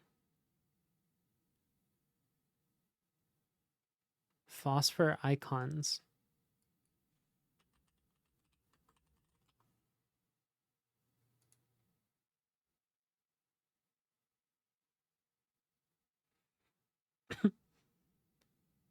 Download all.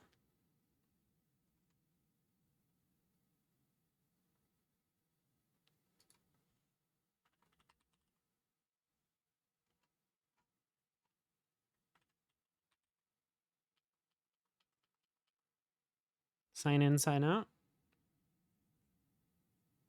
I don't know how to read. Sign post. Sign itcher.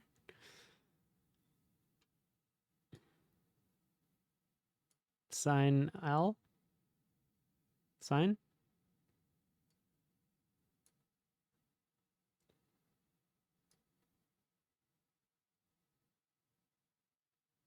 Hmm. Oh yeah, look at these.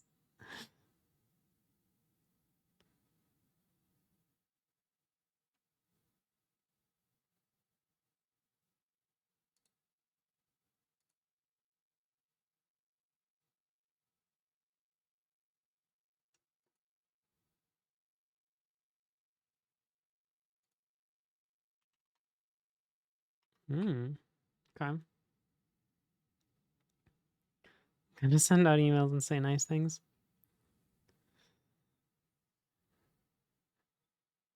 I don't know what your like relationship with your coworkers is, but I definitely was at the point where I could just like message someone on Slack and be like, "Hey, what the fuck is up with this? This is fucked. It's dumb as shit." Especially my manager. My manager was so fucking cool.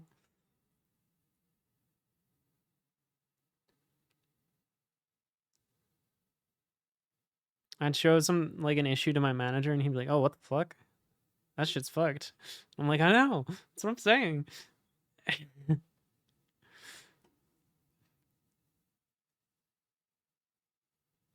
Oh, you have to talk to clients. Yeah, clients are the worst.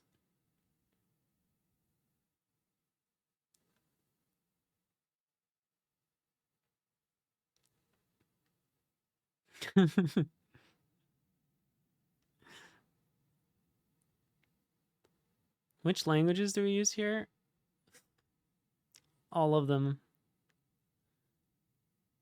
Yeah, but mostly Bash. But right now we're doing some TypeScript, some C++.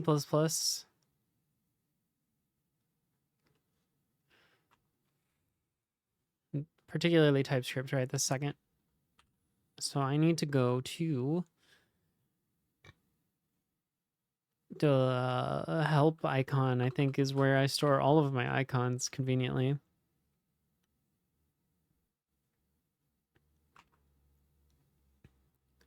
Okay, let's take sign out first.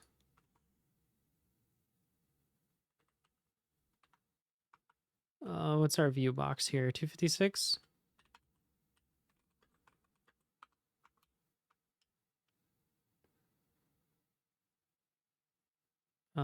So nope, that's not what I wanted.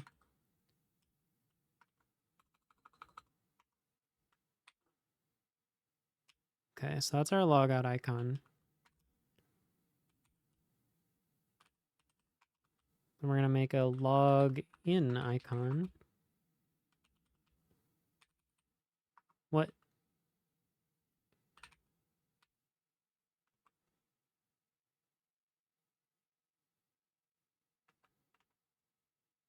Can I help you with some tips on how to learn C++? Yeah, absolutely. Do you have any specifics that you want to learn, or I can just kind of rant at you for a little bit?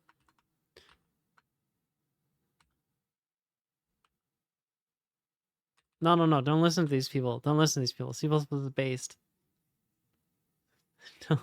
Don't trust chat. Whatever you do. I never do. All right, that doesn't really fit with any of my other icons, but maybe I can just change my other icons.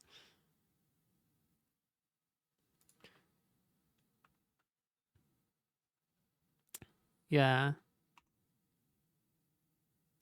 I always get stuck on basic questions with loops. So like what's a basic question that you're trying to... What do you mean? The meme is more like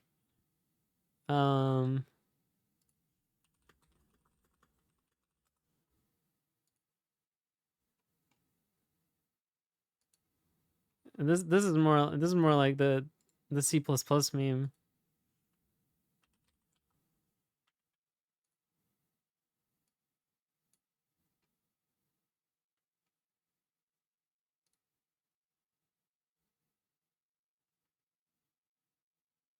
Um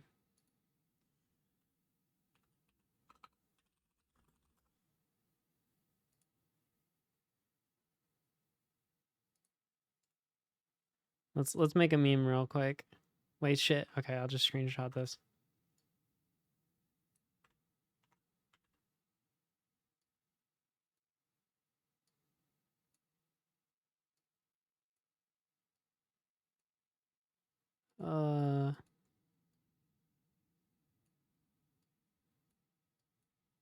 Oh shit. No, I ruined it.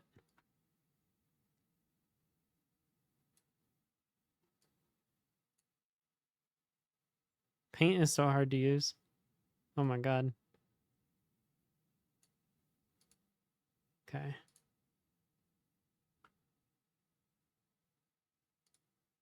And we need the C++ logo.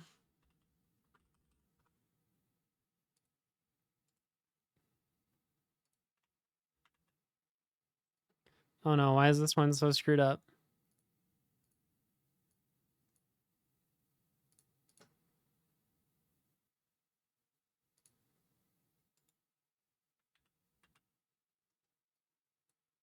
Wait, why isn't it working?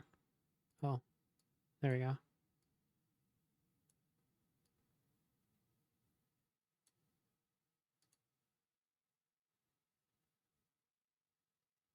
And then we need a picture of Rust println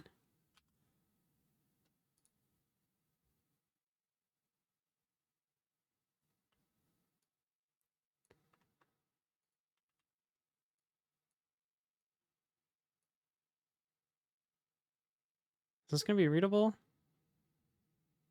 At 100%? I might have to crop it a little bit.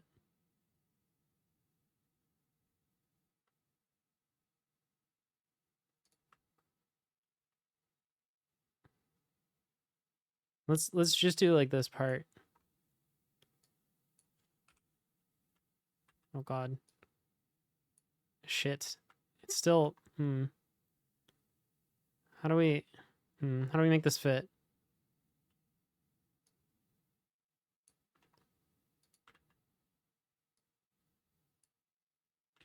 Oh.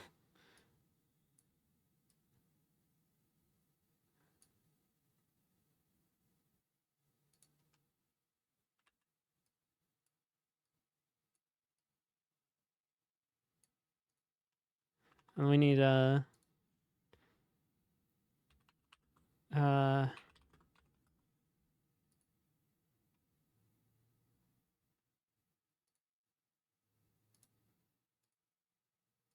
C++ gonna be my first programming language. Nice. I might not recommend that, but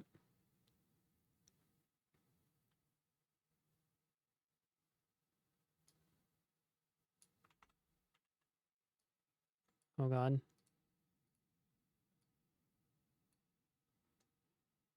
Let's put like a border around it.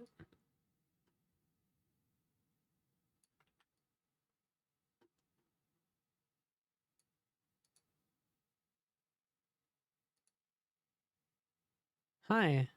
Let's see, what is this?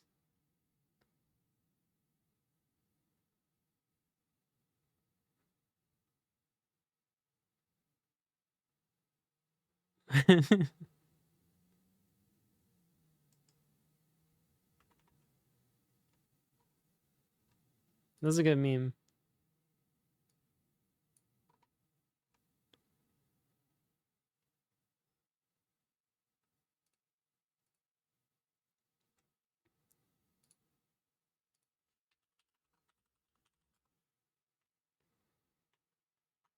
Let me take this to Twitter.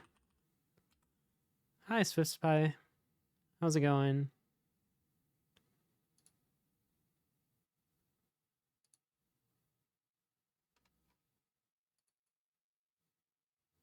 Oh, the stupid cropping.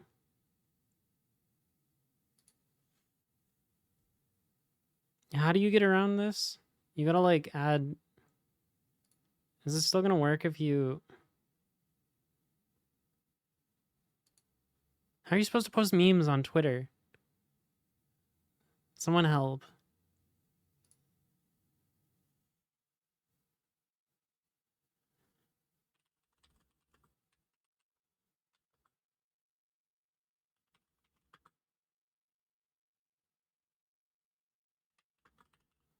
Add some horizontal white space.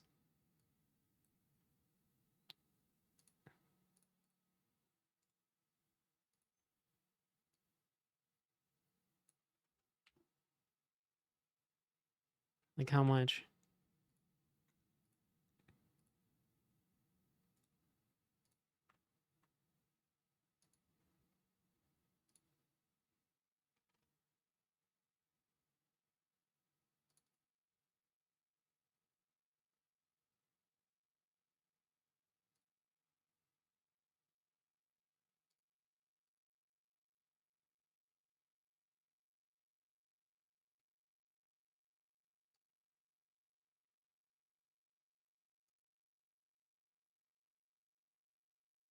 You can't even see what the text is in the preview though.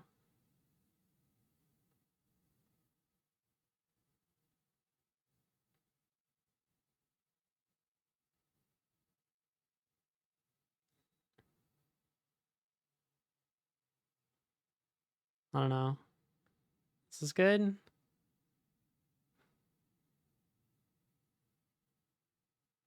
Did I just go for it? I'm still learning Twitter. I'm trying to become a shit poster. I think it's a little late, but it's the only thing left to do on this dying platform. I'm just gonna rip it. Can anyone help me with a good and beginner-friendly resource for C++? Yeah, let me think. What did I learn C++ with? I mean, honestly, okay, it's a bit of a meme. But the CPP reference is like the best website.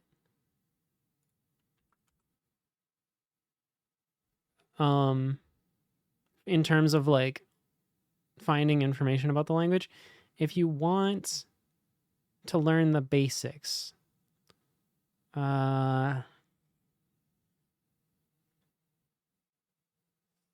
can't read the reference. Yeah, it takes some practice, but this is the best one.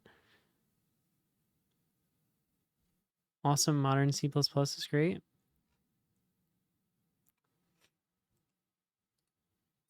Okay, that's a book.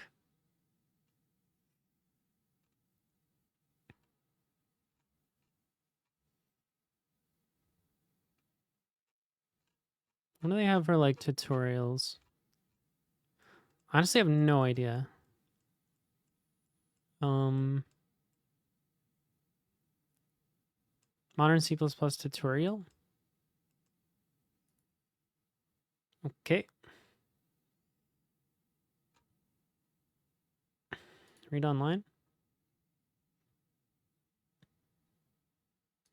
This doesn't seem like a beginner's tutorial. So I don't even know. I feel like C++ these days is just not geared towards beginners.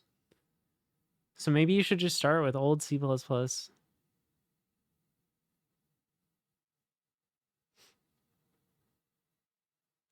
Because I don't really know how you go about.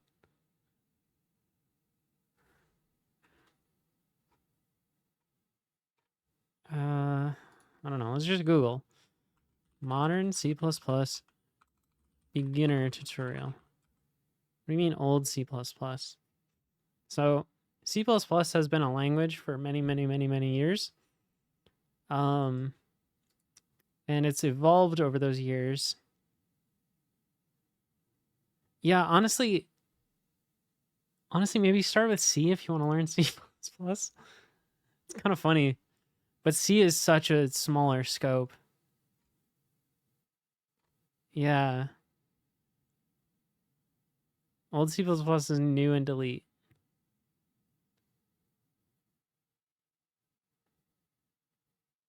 Yeah, you're gonna want standard string, which is deprecated, because you're gonna want standard string view, which is deprecated, because you're gonna want...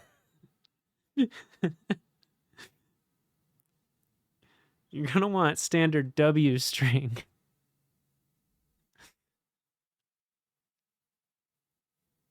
So...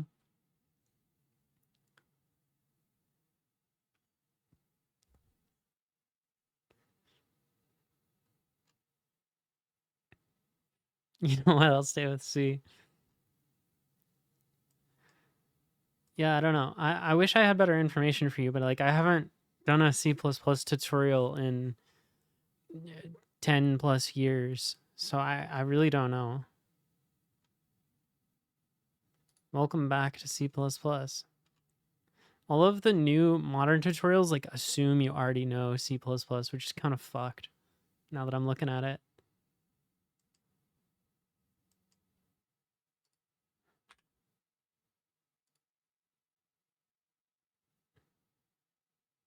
How's my tweet doing? 1 like?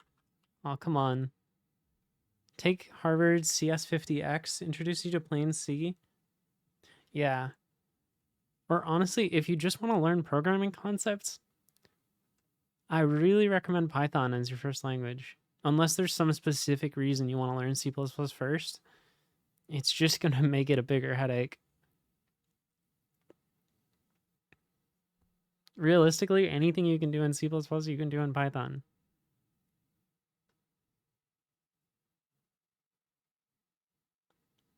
Lua is not as friendly as Python.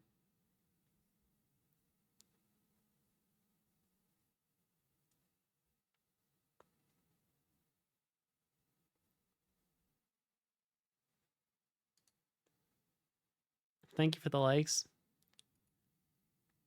Python will mess you up with cloning? What does that mean? Glitch, you're you're not gonna be writing fucking multi-threaded code when you're learning for loops. You need to you need to adjust your expectations here.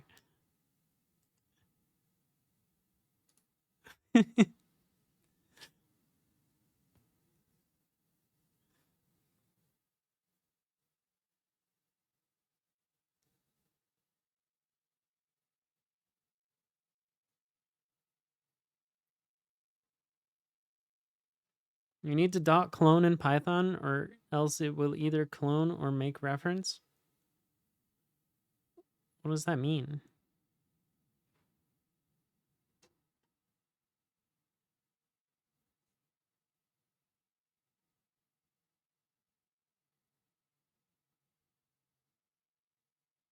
I don't think I've ever used dot clone in Python.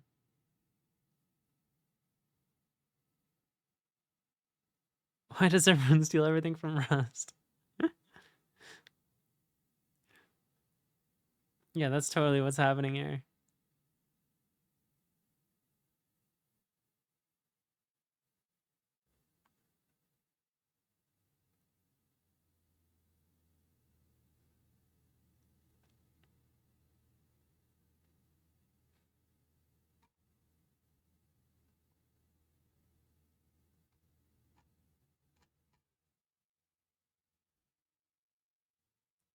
When is Cop Jam?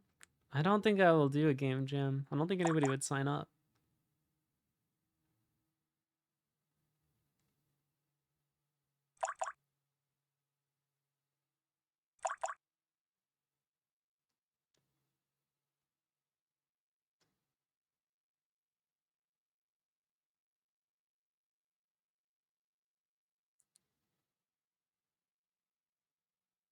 Yeah, I mean, I say Python is far and away the best learning language.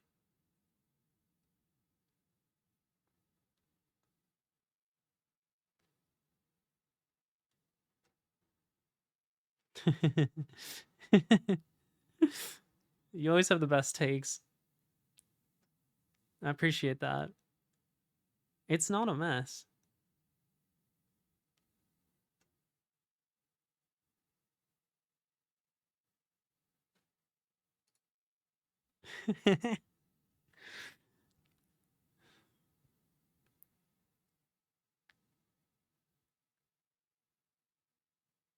Oh, Dr. Javasaurus, you're here. Okay. Can you explain to me?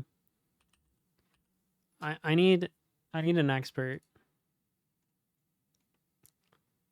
No, not this one. Can you explain to me the difference between Java Beans and Enterprise Java Beans? Because I've been wondering. I'm a little confused about the bean.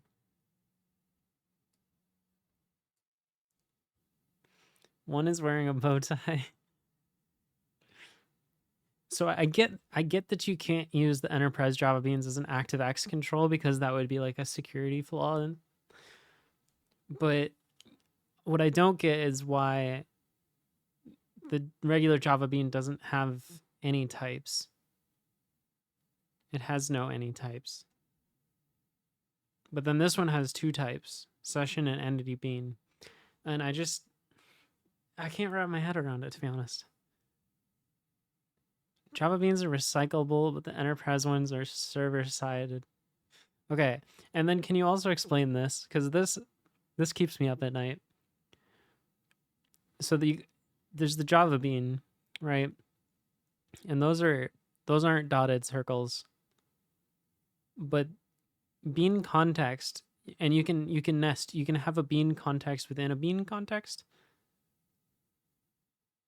And then the JVM is a box and with a hard shell that you can't escape out of. But but the Java beans like communicate with Japan, and that's just where I get confused. I don't know what Japan has to do with any of this. I guess it also starts with a J. I have no idea what they're trying to explain with this like spring stuff. I completely don't get the Japan.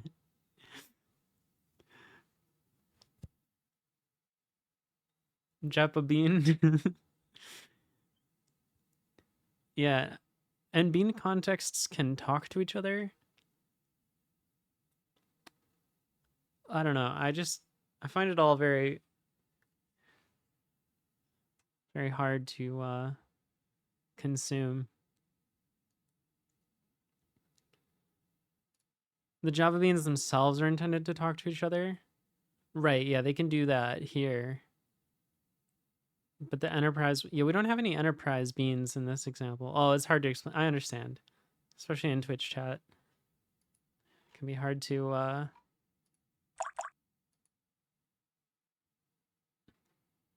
Okay, this tweet did pretty well, actually. Milky tweeted, stop using inheritance, use interfaces instead. And I said, stop using interfaces, copy paste your code instead. And then Milky said that I've never said anything serious ever, which I thought was kind of rude. Interfaces are inheritance? Not necessarily.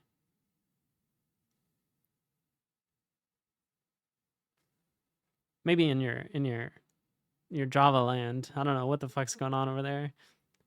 You've got multiple inheritance.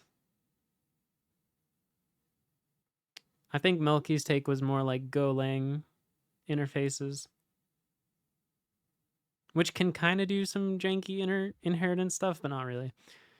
EJBs can do networking via remote EJB stuff. That's like applet days? Yeah. Wait, are you not using ActiveX? Stop copy pasting your code. Write a code generator instead. See, that's 10x. That is truly next level. Damn. Maybe I shouldn't have posted my meme at 5:30 in the morning if I wanted it to do well. That's a oopsie. Wait, this looks good on mobile? Oh my god, am I just like a professional designer? Holy shit. You seeing this? Look at this. It goes vertical. Am I like the best CSS user ever? Look at that. That's so responsive.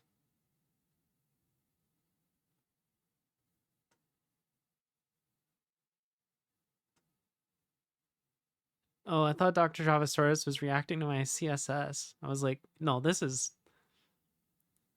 peak design.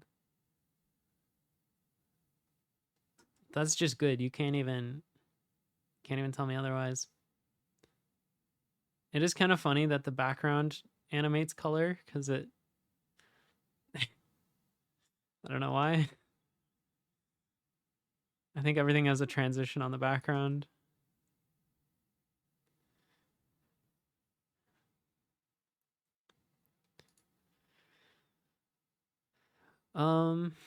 What were we doing?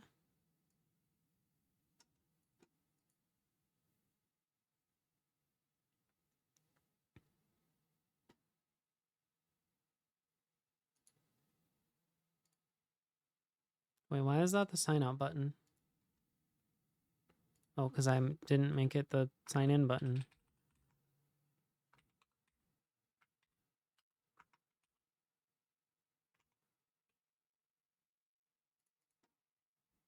Okay, so now it's sign in. And then I can sign in. And now it's sign out. I still think it should be over here somewhere.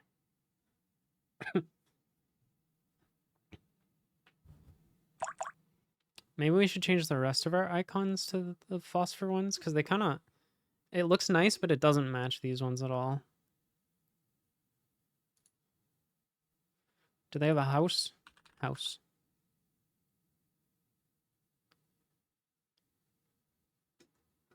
Do I want the house with the line or the house without the line?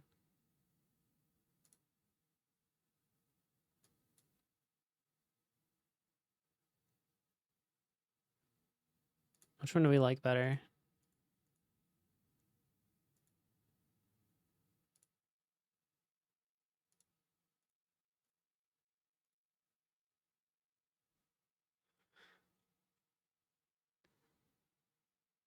Funny thing about the EJB solution was, for some reason, if the network was down, it would just start using so much CPU. Listen, whatever you're gonna say about design in software, I can top. I've got a collection of stories just for this occasion. Hi, learner.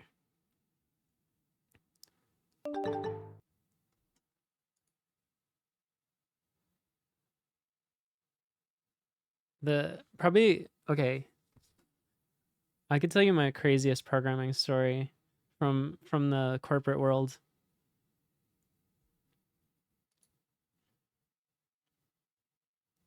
Codebase is pretty much as old as you. I worked in a code base where it actually was older than me. I would open the C++ files and there would be a big comment at the header with the change log that people had left notes in. And the date last modified on some of the files was before I was born. And that was fun. So my job on this project, this was a C++ program for Microsoft Windows.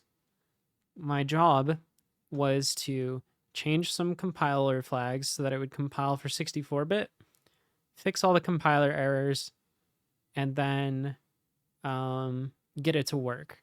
That was my job. They needed to do a 64-bit release. They weren't sure what would break. They wanted me to do that. Perfect. So I spent 2 weeks fixing like a billion compiler errors and like figuring out how to fix each one, doing all these crazy things. I had no idea what I was doing. I finally got it to compile. Also, for some context, we didn't use Git on this team, but that's just an irrelevant fact and not foreshadowing of what happened.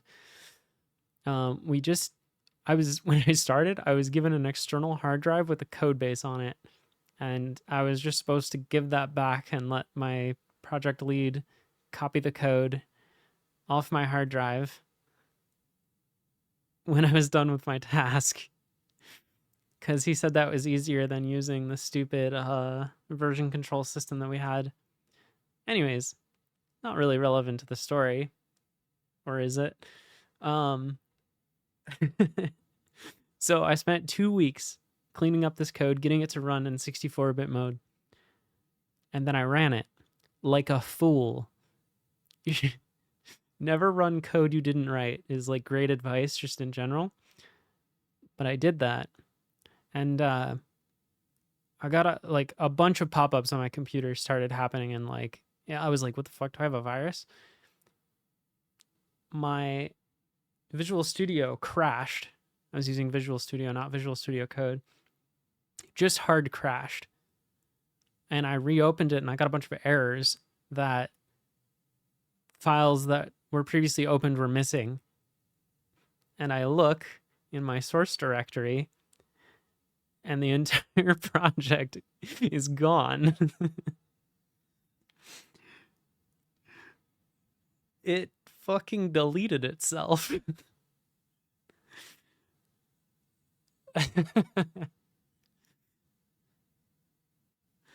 So it took me about a day and a half after I got a new copy of the project to figure out why this happened.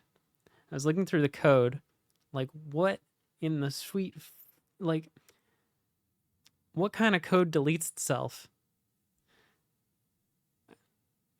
And I came across this function that someone had written. I wanna rewrite this function because it gives me nightmares to this day. it looked something like this. It was like void delete stuff. I don't know what it was called. String path. And it was like this. If string equals C, return. It was like this. I think it went up to GH. So it had this little safety net. And then it was like some syscall recursively deletes path. I'm just like pseudo coding it. It was C++. But this is the logic of the function. It explicitly called out that if you were trying to delete root C, D, E, F, G, or H, you probably didn't mean to do that. But anything else, yeah, I don't remember what this did exactly, but it was fucked, whatever it was doing. It was like not the right way to do this. Maybe it was shelling out to RMRF. Who knows? I don't even remember. But the important point was that we had this nice safety net, right? But what it didn't have a check for was for, to do, this wasn't a comment, but if path equals empty string, maybe, just maybe, we shouldn't delete the whole fucking current working directory. Well,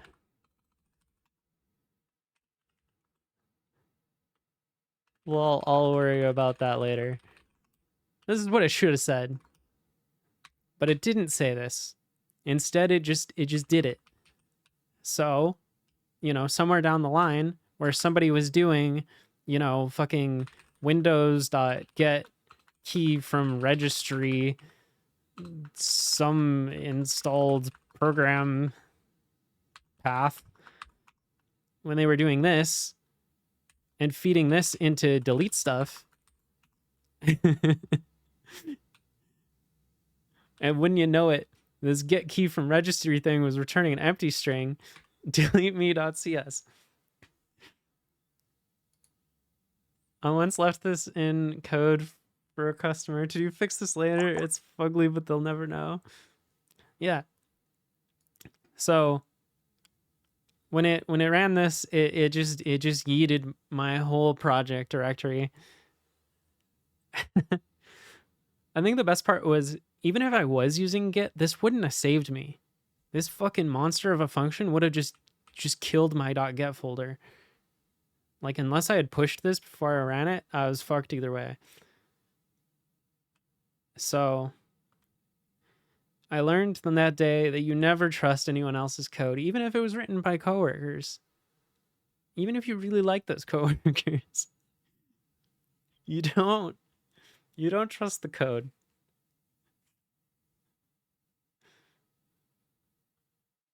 I once did the RMR by accident on the wrong folder.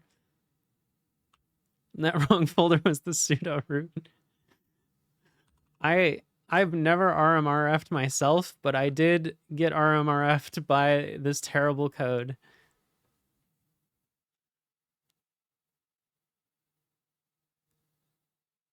This is probably a race condition, though we haven't ran into it yet, so this must not be worked on.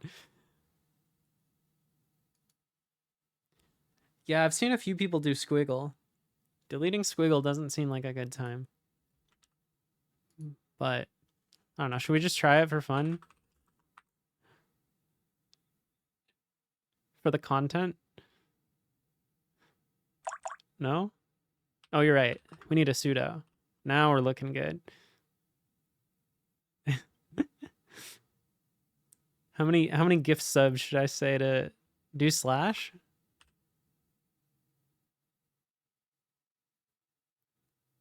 Could be more fun. Oh, right. No preserve. No, I'm not even typing that out. That's that's asking for trouble. There is a safety mechanism. It's the no preserve root flag that I'm not typing. Or am I? Alias RM. No, that's... How did it go?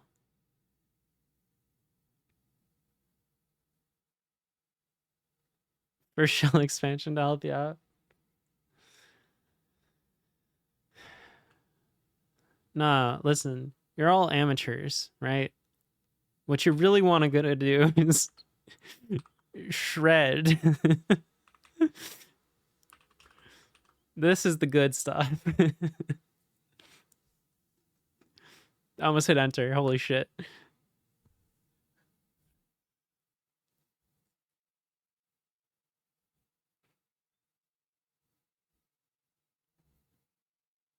Want to know a fun one that'll make your PC unusable? Oh, yeah. Okay, I've done that before. Not 000, but I have chmodded way more than I wanted to. Oh, DD is good, yeah. What's that do? That looks safe. Let's see. Let's read from dev0. Oops. And I want to put it over... Yeah, no, that seems fine.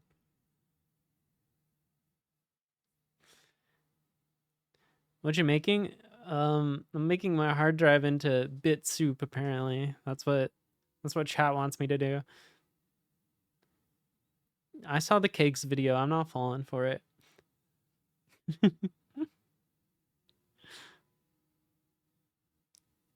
These are all great suggestions.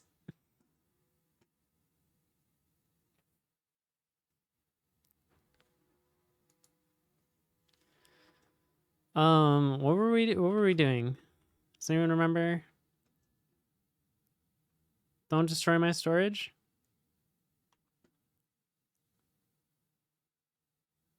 Just do it in a Docker container?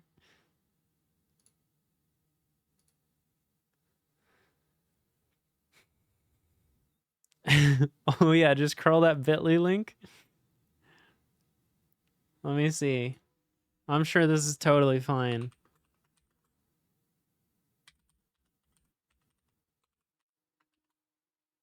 This looks safe. Oh no. Did I spell it wrong? Did you scam me?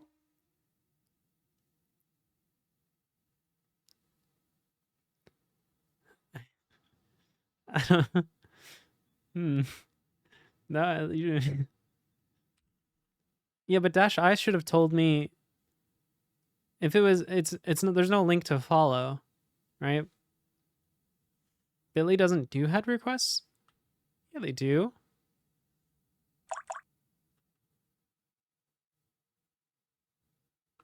Find me a real Bitly link. They absolutely do. I've done this before. Look at this. Here's one.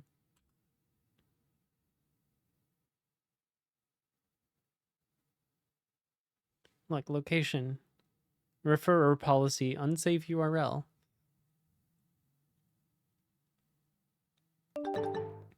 Thanks for the follow. Hey, I saw you at Practical's stream earlier. The file's too big for me to download.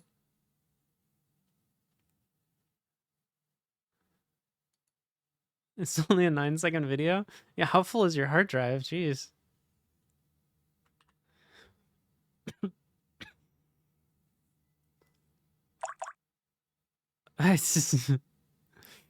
Yeah. 1.5 gigabytes?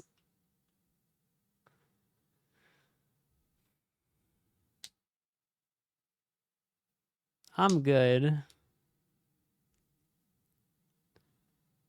The only curl command I'll be doing is curl create.bash stack. Wait, what? Wait, what? Uh-oh. Hold on. This is, uh-oh.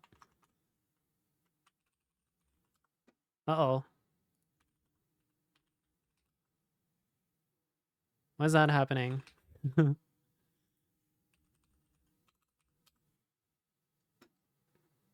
Hold on.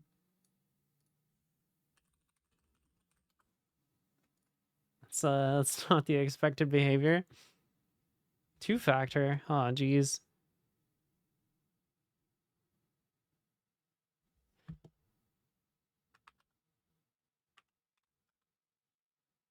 Da, da, da, da.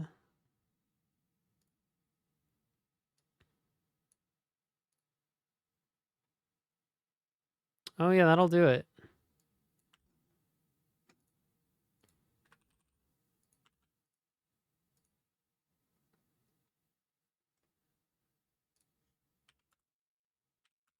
No. Come on. Come on.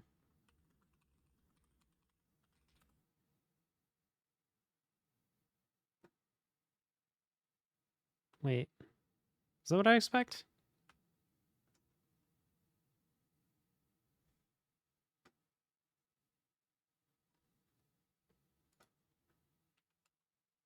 There it goes. Huh. Oh, I need a dash L.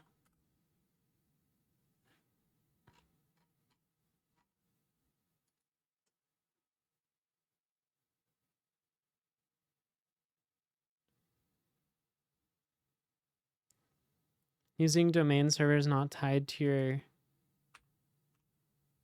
No, Cloudflare is my registrar. I just moved over from Google Domains because they fucked me.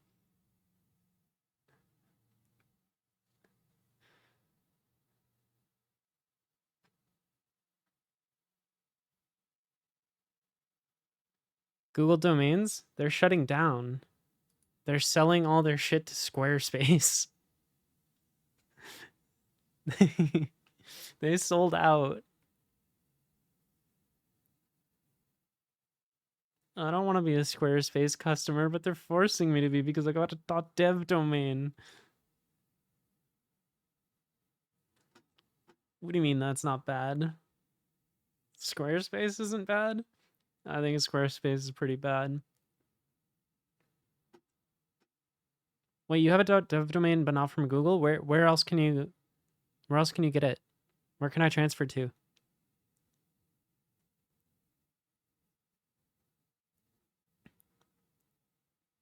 No way, Cloudflare has them now.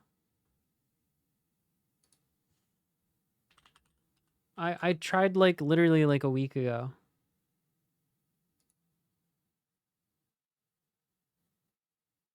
OVH. Do they actually have them now? Hold on. I'm checking.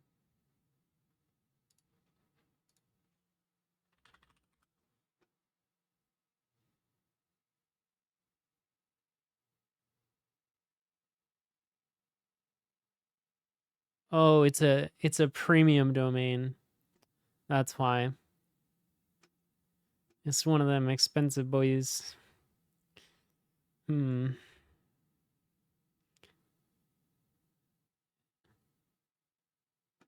I don't know. We'll see what happens when I get unwillingly dragged to Squarespace.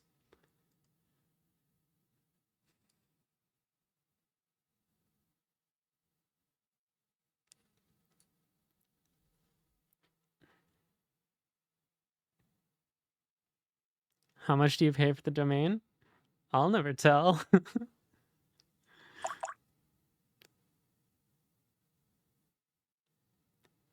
Yeah, but it's a quote-unquote premium domain. So it might be different. I don't really know how premium domains work.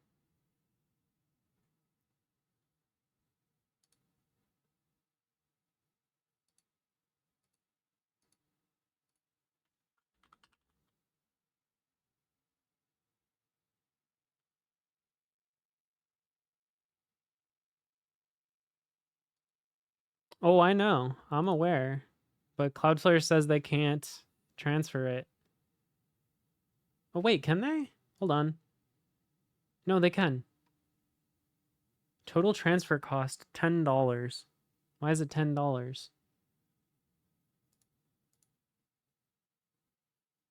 They must have just recently got support for .dev, because I swear I tried this.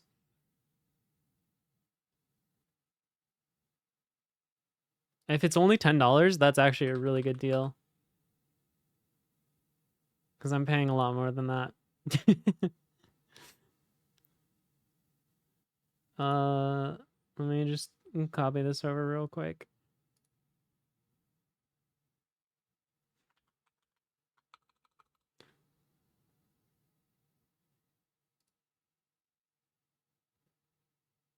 Well, then I have to sign into my Google account.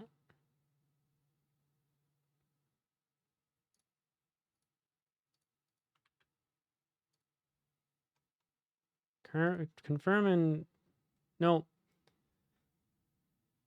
I get an error on Cloudflare that says unable to transfer premium domain. I can try pork bun.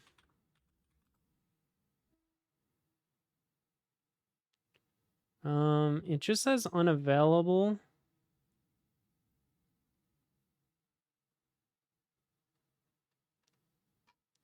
Yeah, I don't know. I don't have a pork bun account to try it right now. I might try it later. Transfer premium domain to pork bun.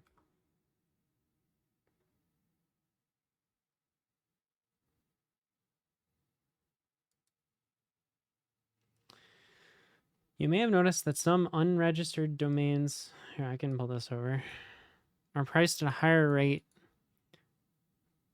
Premium domains.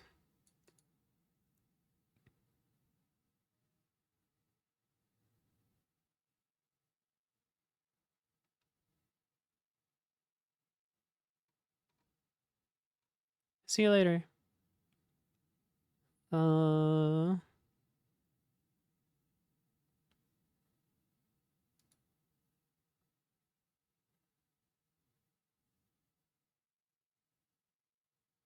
Hot dog glow to the PNG tuber.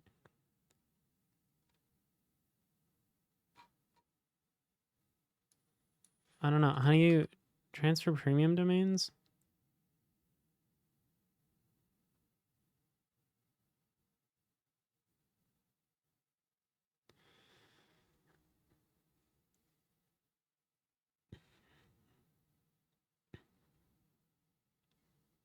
I don't know. Don't know how this works.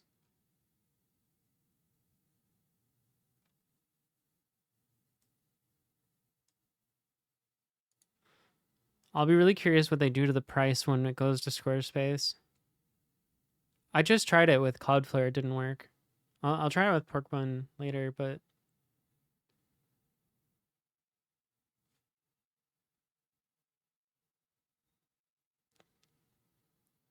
I'm telling you, I got a big red banner on Cloudflare that was like, premium domains are not supported.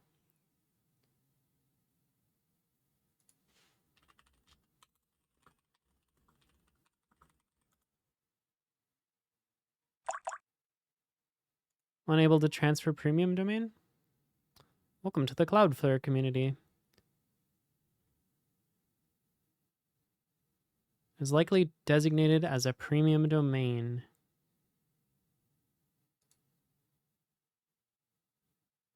Cloudflare does not currently support premium domains. You'll need to transfer to a register other than Cloudflare if you want to, if you don't want to leave it with Google, soon to be Squarespace.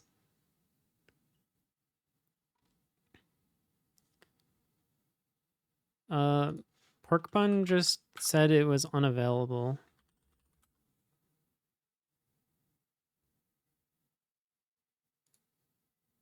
Oh. Is that the price on pork bun?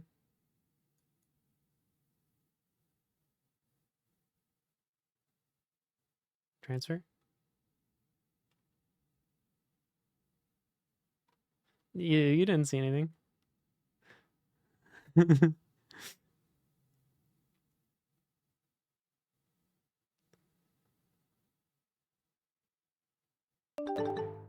Thanks for the follow. All right.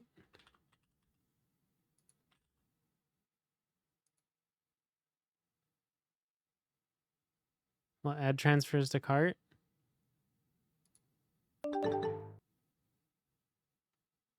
Okay, so I guess they can do it here.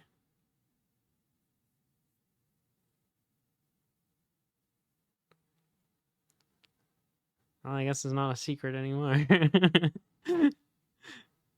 Well,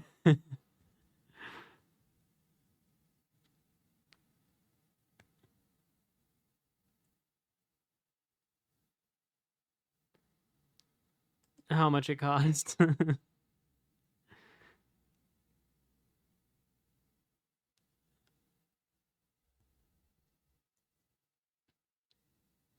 I was being coy about it.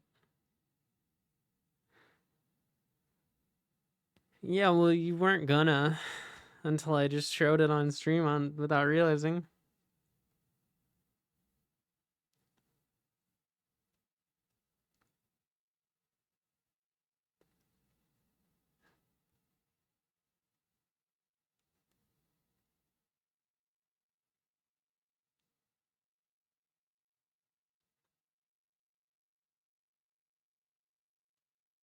Why is it so high? Because it's so short.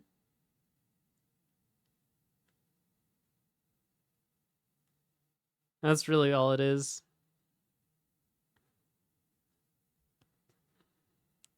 Good luck finding any like 3-letter domain that's cheaper than that.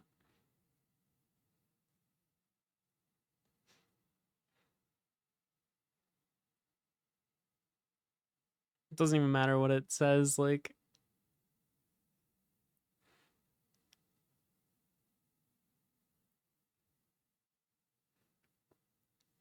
I will say I paid a big upfront cost for this one, but the price to renew it is the same as normal. But I did get upcharged to fuck on the initial registration, which is probably why it was available.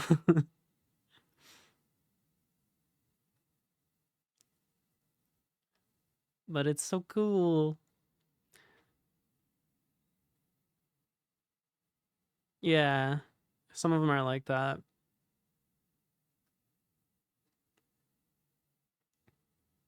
The thing with this one is if I use it as my email, a lot of websites tell me that it's not a valid email address. And I'm like, do you know how much I paid for this not a valid email address? Way too much. Please let me use it as my email.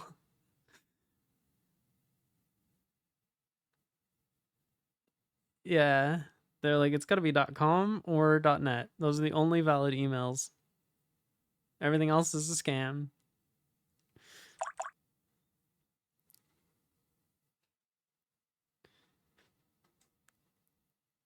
I think if we get everyone in chat to pitch in like 10K, we could probably get our own TLD. So think about that.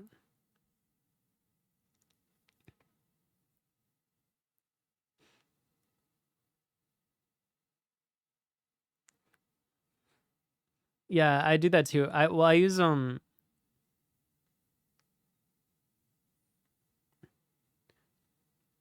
wildcard emails. So when I'm signing up for things, I just put like the name of the service at my domain. And then like if they happen to sell it to other people, I know who did it. And then I can just block that whole email address.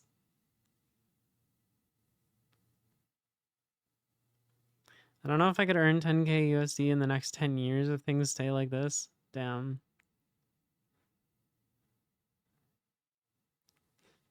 But it'd be cool to have your TLD.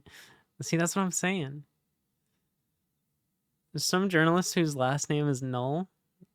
Bank refused to allow his email.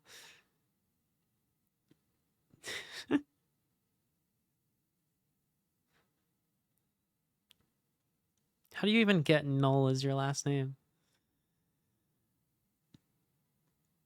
That's cool.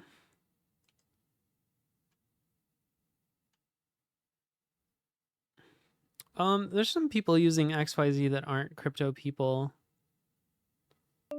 I had an XYZ because it was like the cheapest option at one point.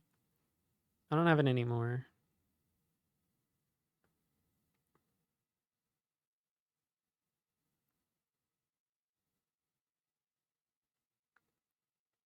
Where do you see Golang? I don't see Golang.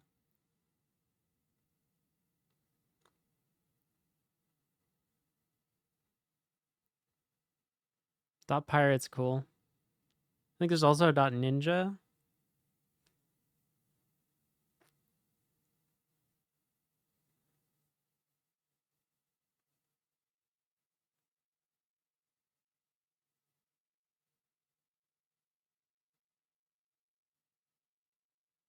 There is .boats, yeah.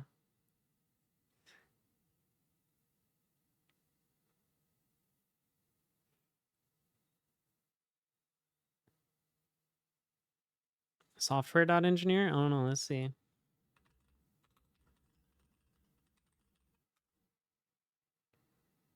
This platinum domain is available for purchase.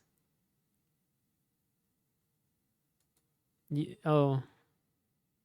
I don't think you can do a dot as the first letter of the message, maybe? What the fuck is a platinum domain? I've never seen a platinum domain. All right. Well, now I gotta know. Work bun. How much is it gonna be to buy software.engineer? Unavailable. It's only $24 to renew. Wait, so who has it? Identity.digital?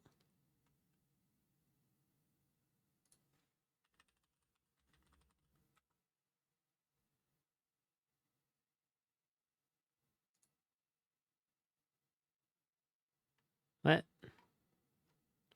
How do I search?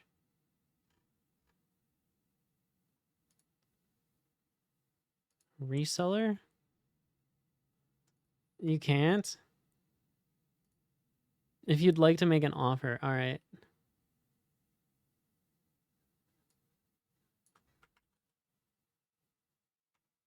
Hold on.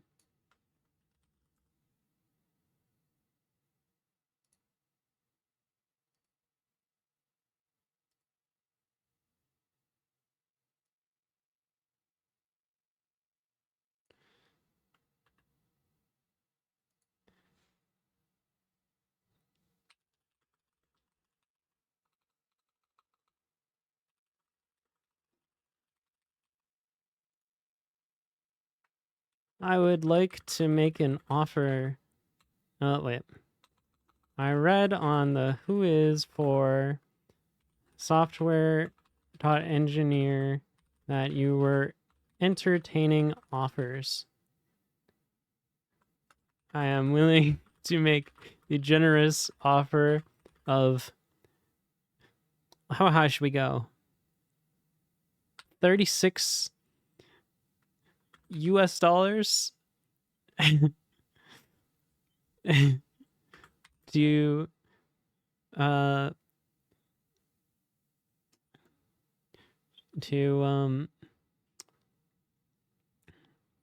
transfer the domain. What's wrong with this? Should I say A? I look forward to hearing back from you. Boom. There it is. You think they'll respond? I think they'll probably respond.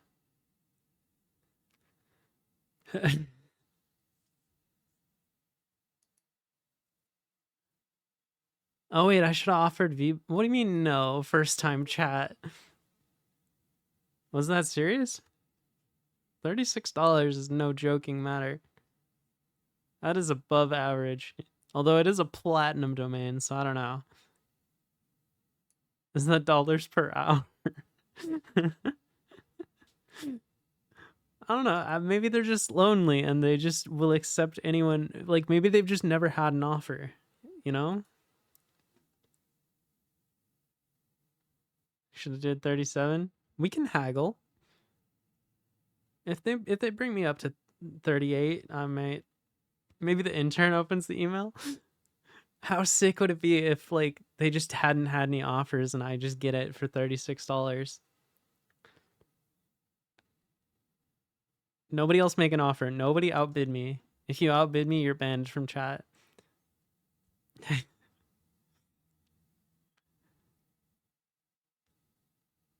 I better not come back to this who is and see one of you.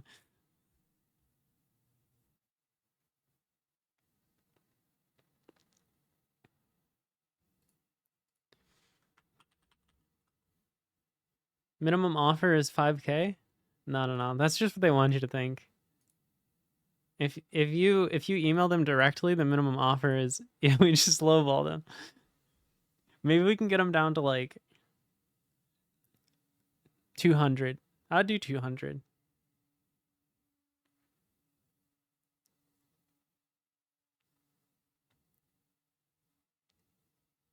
$5K is way too high as to start bidding at.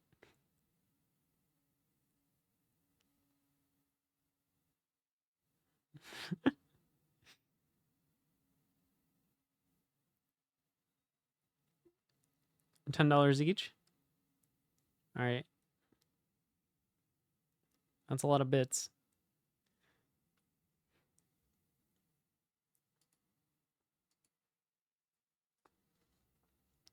I still have no idea what we were doing. Oh, we were gonna move this icon over to like the place. Oh, we need to fix so many things about this UI, to be honest. Arrgh. This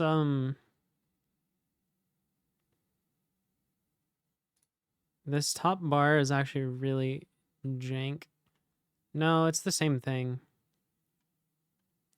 In fact, I do that right here.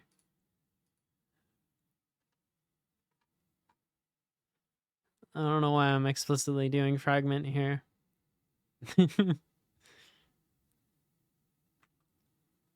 So this bar is just baked into the home page as floating button bar.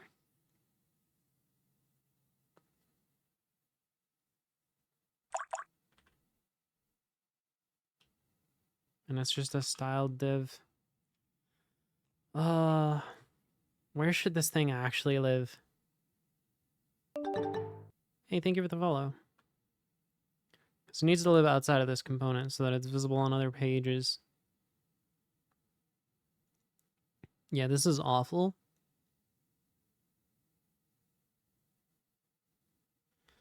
Me sleep. It is late. Have a good sleep.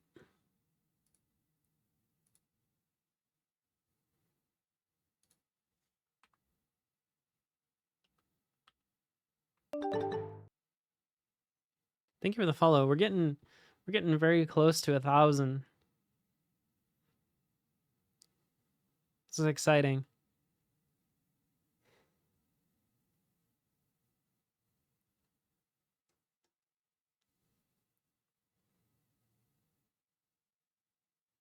I know. It might happen this stream. Oh, thank you for the follow. We brought it up and now it's like people are excited. Although it's gonna pause at 9.99 or 9.98 because nobody's gonna want to be like one off the stuff anywhere else. I don't know if Good Cop follows me. I think Good Cop does follow me.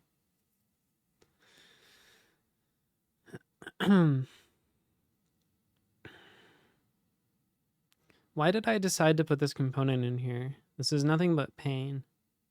Unfollow at 9.99. So what's the okay? Let's go to the root of all of our problems. App.tsx. Make a cookie. Don't forget to set the path. Ah, can't imagine why that's there. So we've got some providers, and then we got app inner, and more providers. This is cringe. But whatever.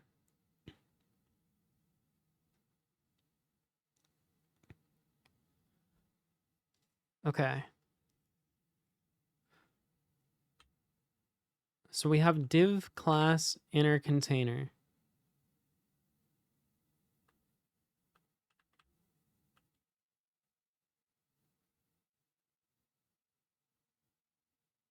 Router.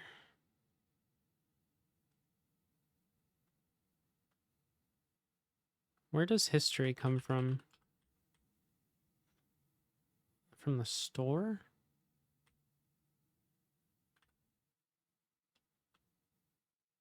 Oh, it's in Redux. Oh. That's neat. I forgot I did that. So we can just... Yeah, okay.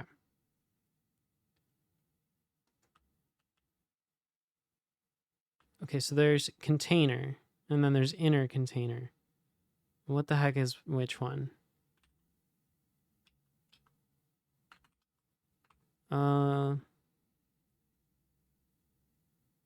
we give this like... They literally sent me a mail. Oh, we need you. This is for work.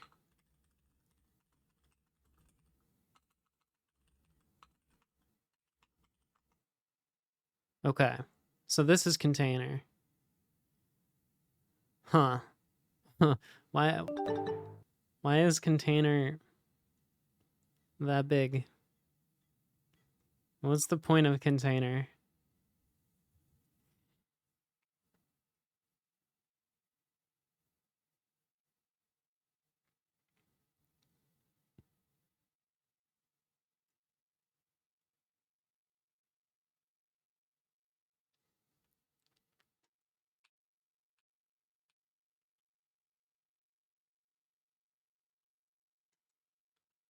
I think let's put it in inner container. Let's make like a div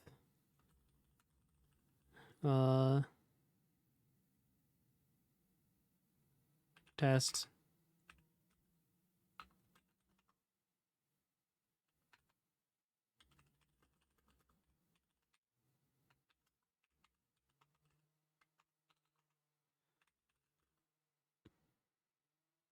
Uh 36 height 36 background color red. How is that 36 by 36? How on earth do you figure that's not a square?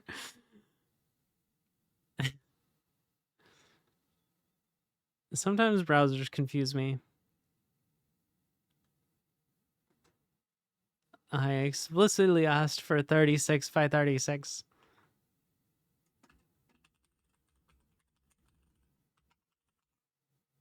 Okay, now it's a square.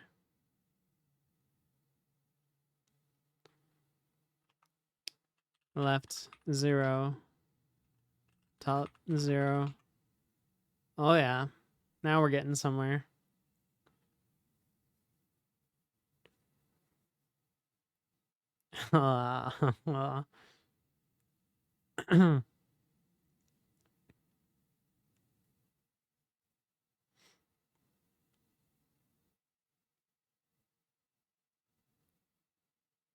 Hmm.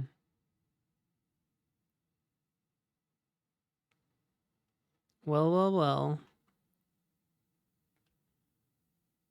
If it isn't bad, cup. It me. So which one are we working with here? Margin or padding? I guess margin.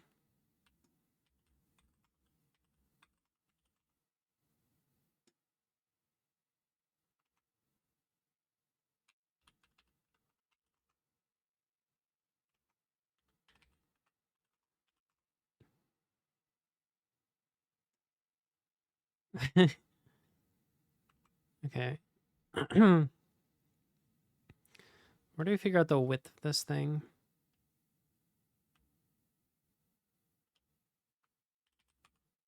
If I just say 100%, what do I get? No.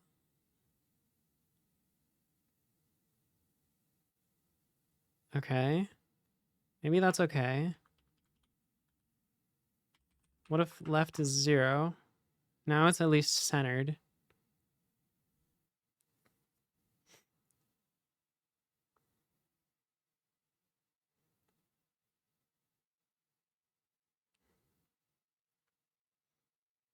And then we'll just do like some padding on the sides. How have I made the top bar? What do you mean? That's what I'm doing right now. It's this test component.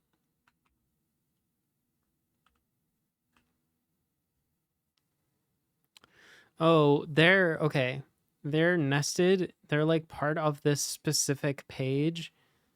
And they're like absolutely positioned. So they need to go. They need to move. They're in the wrong place. That's why I'm kind of like just redoing this. Yeah, they're very much in the wrong place.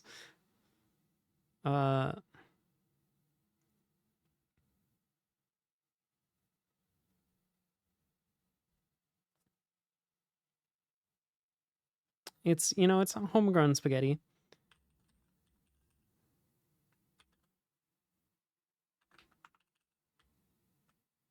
If we just stick some padding on here. Or wait, would margin work? No, probably not, right?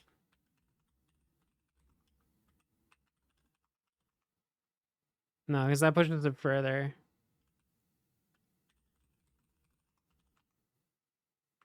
This would have to be 48, which is funny. No, that doesn't even work. Okay. No, we're doing padding. Yeah, I know. Wait, what the fuck? Wait, why does padding make it wider? Oh, I forgot about this rule.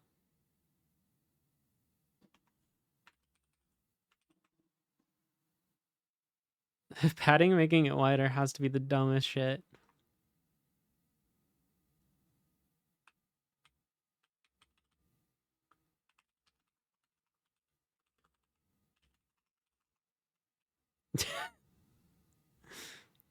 Don't worry about it. It's fine. We don't ever have to look at it again. Yeah, why does it make it wider? Is this right? These don't look even.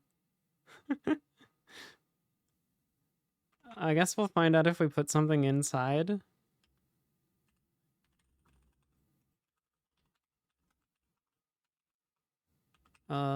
Background color blue, width 100%, height 100%.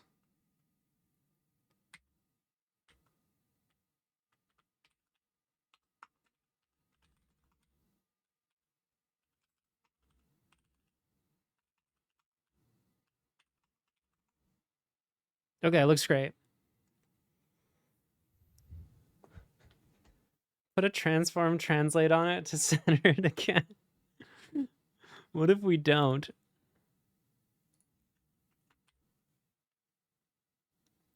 It's CSS inside JS component. Yeah, it is. It is. It's just a little bit bad. Look at this though. It scales nicely. It like moves. Okay, this is maybe a little weird. On mobile, it's like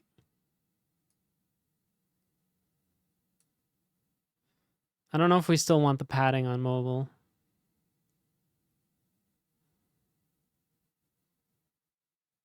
Cease. Stop. I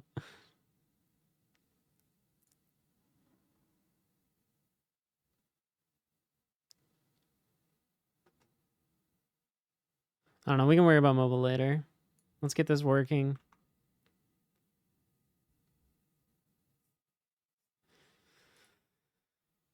Let's make this its own component. Call it the floating button bar.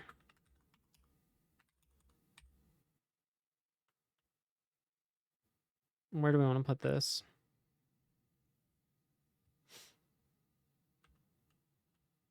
Maybe UI? CSS inside JS is a crime? Why do you think that?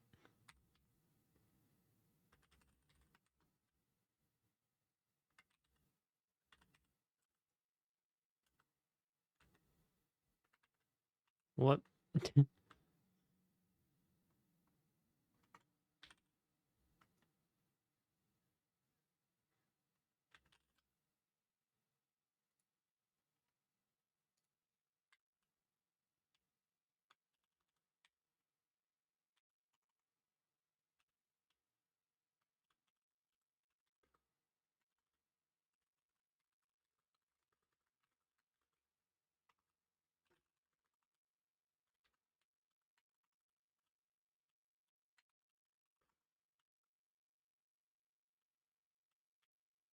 Rather do CSS and JS than normal. What's the import for this?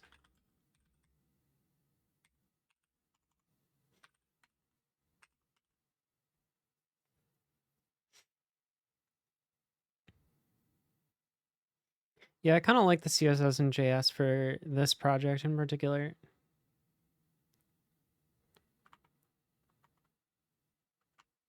It's broken because test, no, loading, this doesn't exist. I can make it exist if I import it. There we go. It's been a long time since you fucked with React. The Gospel of Vue. Oh no. No. No. You. I actually haven't tried Vue, but I have read some Vue code that people have written, and I gotta say I don't like what they've written. They might be the problem, but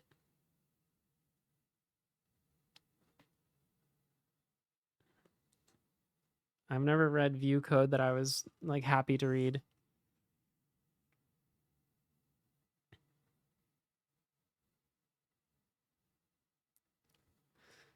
I'll tell you my hot take, right? I don't like Svelte.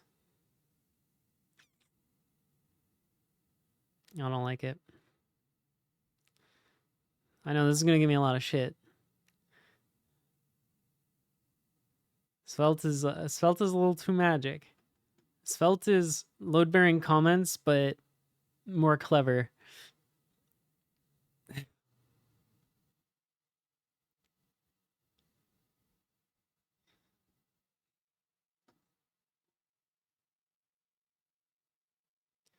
It's too magic. That's all it is. You never go full dark magic.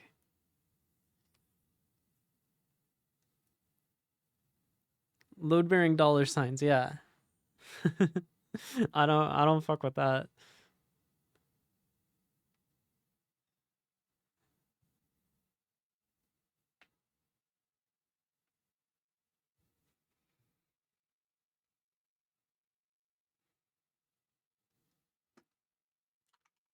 Okay, let's grab our why does this have an ID? Are we using that ID for something? Loading button bar. No. It just has an ID for fun. Alright. The buttons are gone. They're taking the buttons to Isengard.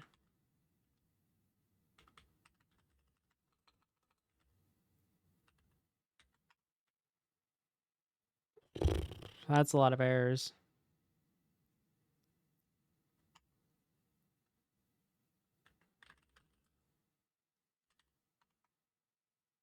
Actually, I don't know if we can. What if we just take all this stuff?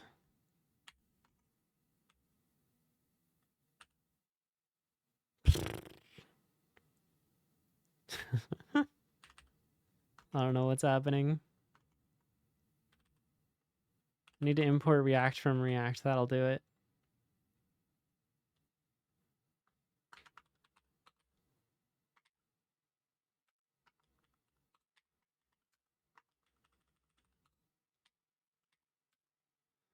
How well can you integrate Next.js with Rust?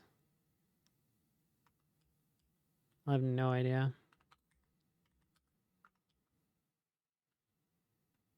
What do you mean you can't find Redux state? You can find all of these things.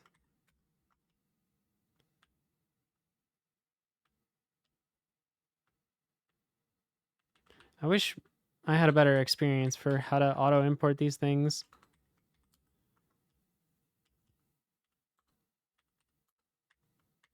I have auto import, but I have to like manually trigger it. I don't know how to do like auto import everything.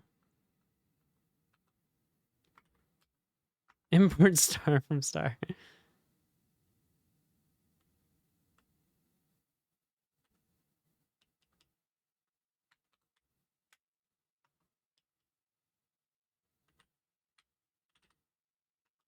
Okay.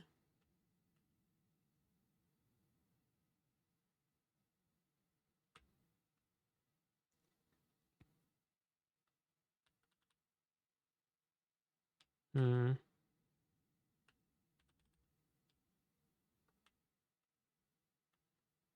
What is this mad about? Oh, this doesn't have a...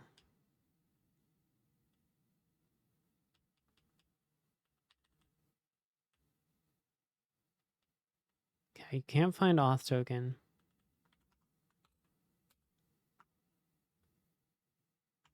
Let me help you find an auth token. It comes in as a prop? Fucking why?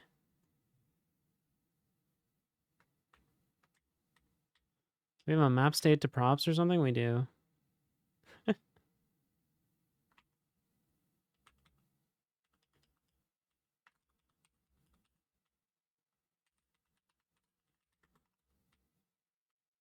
State dot auth dot auth token. Okay, we're not using show settings.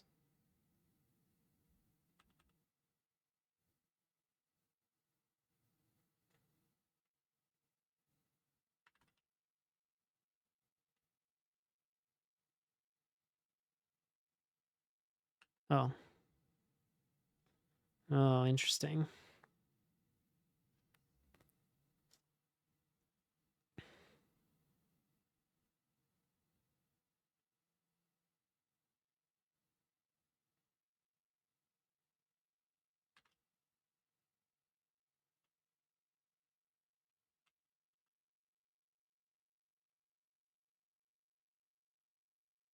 It won't run as edge functions, obviously. You'll have to bring your own image optimizer.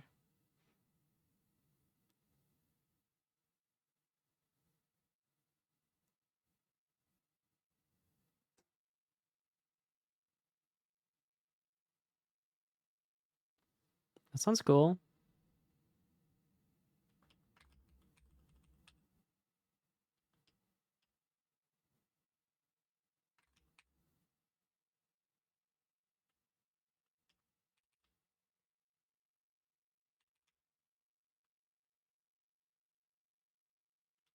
Okay, so this is broken. Oh, yeah, look how good this looks. Why are our icons like... Why are they derpy?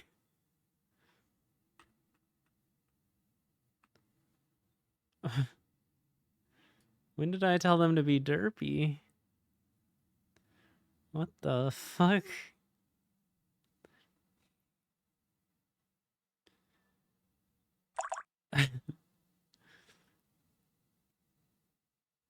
Hey, Maddie. Why are they not lined up?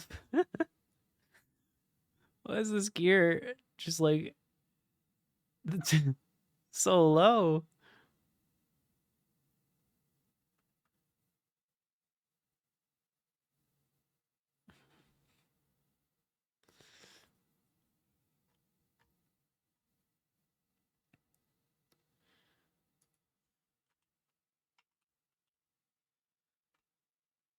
That's weird.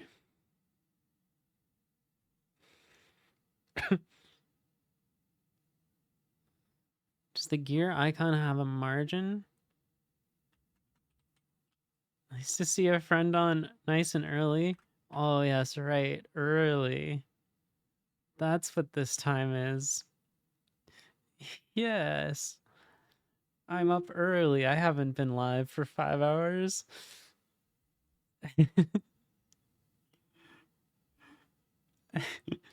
This is early, right?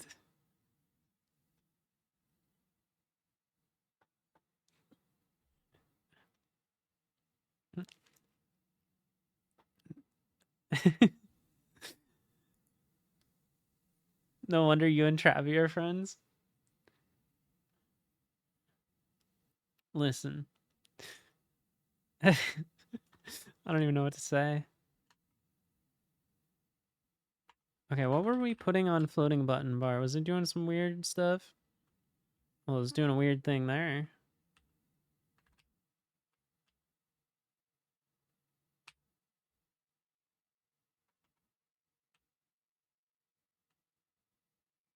Too tired to say think of something clever to say? No, that's not true. I can always think of something clever. Like my computer's in the wrong time zone. That's what it is. I don't actually live in this time zone. That would be weird. It's how I keep my mystery. Nobody knows what time zone. They can't triangulate my location because I just have all my computers set to the wrong time zone. That's what it is.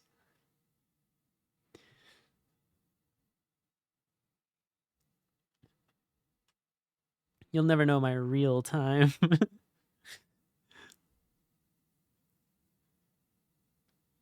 Yeah, thank you. Thank you for understanding.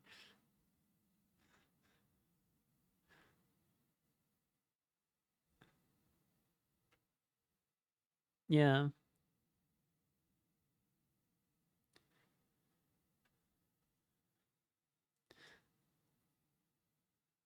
It's hard for me to like translate my time to your time because like you're on the 24-hour clock and I'm on Mars. Wait, shit, my location.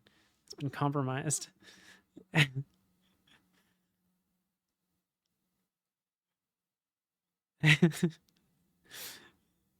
No.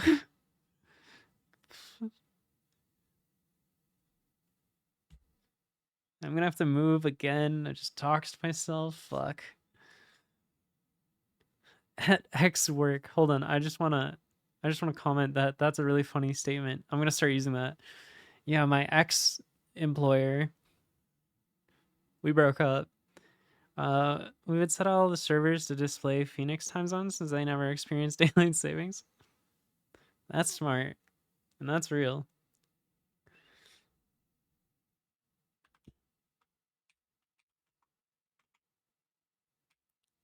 So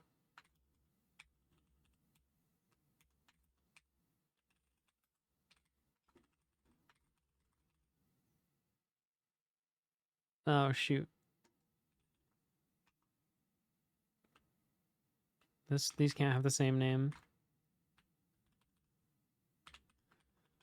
Is there daylight savings on Mars? Kinda. What do you mean you expected an argument? You got 0. Oh, that's a styled div. Oh. Oh. Well, what do we want to call this then? Let's just call this like inner bar.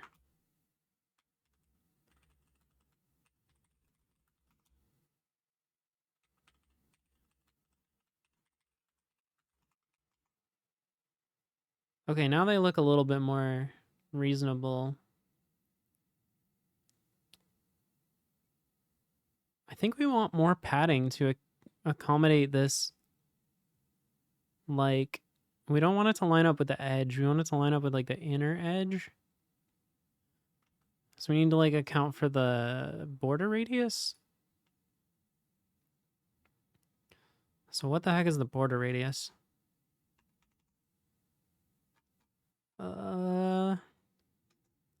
16? Oh yeah. So what, that means like 8? So make these like 32. Make this 64. Maybe we make this clearer that it's the padding by making it also 32. Yeah, I think that's more like how it was.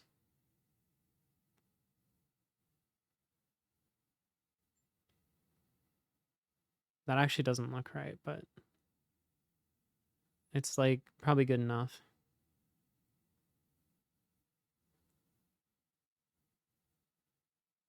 Oh, you know what we could do? Instead of doing this,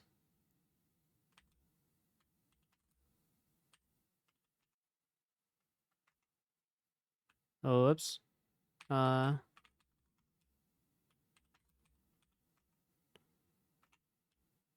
what if we add margin right, margin left? What? Why does that add to the width? In what world is that what I wanted? Okay, what if I just don't set the width to 100%? Okay, that works. That's stupid.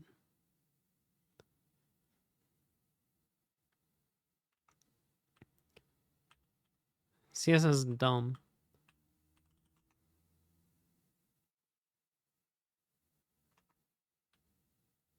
What would it be if, would it be 40?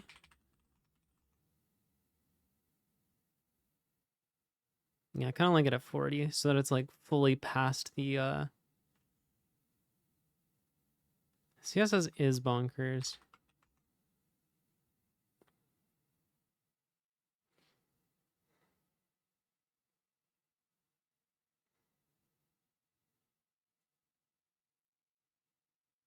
I don't even know. I don't care.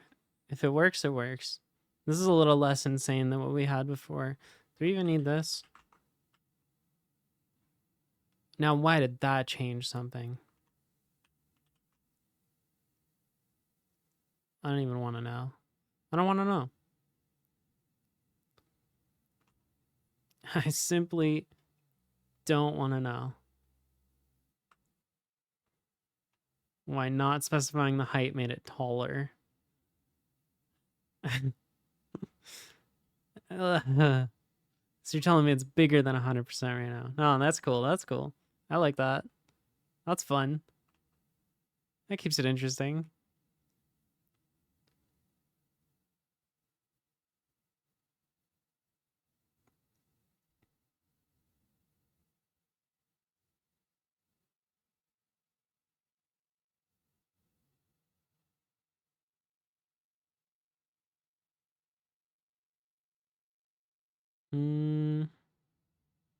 So now what?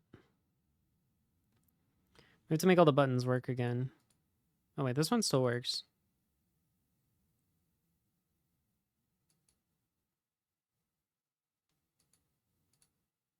This one does not works. That one kind of works. But this one doesn't works. That one works.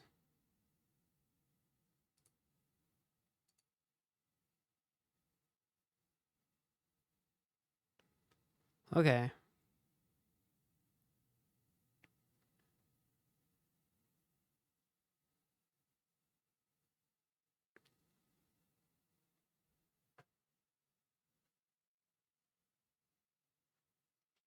How busted is it on mobile? Fairly, fairly. Why is it up there?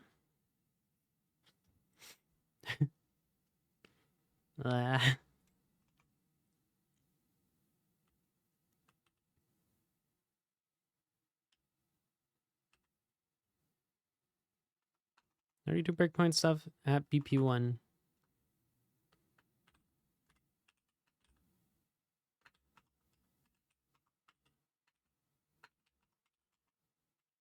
I mean, it does the same thing. Oh, we're in the responsive mode. Let's get that iPhone SE classic phone.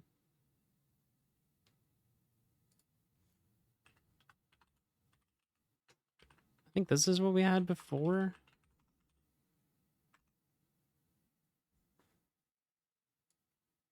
Oh, why is this so far down now? Is that because of this?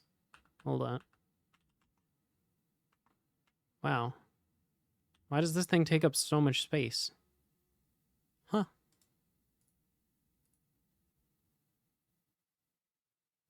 What the heck?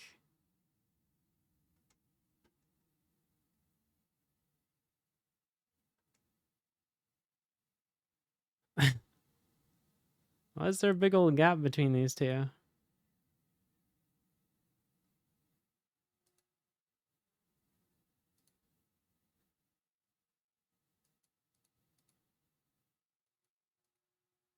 Flex is like squishing it down as much as possible.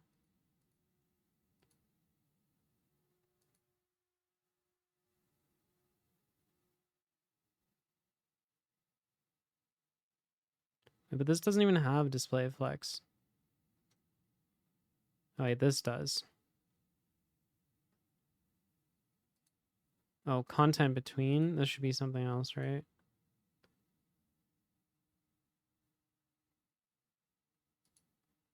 Oh wait, that looks terrible.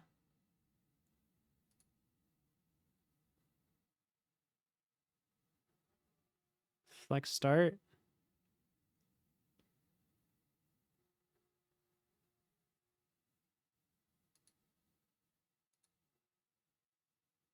Does flex start still work on not mobile? Yeah. Oh wait, it got changed.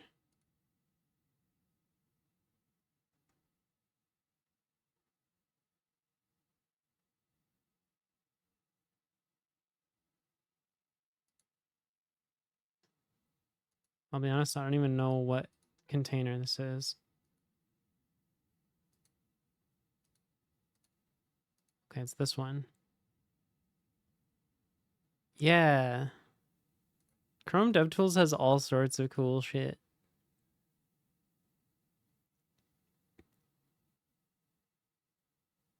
So this is, I believe, inner container.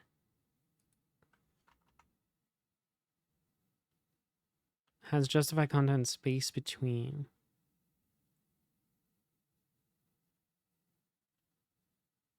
And at breakpoint 0, also space between? What if this is flex start?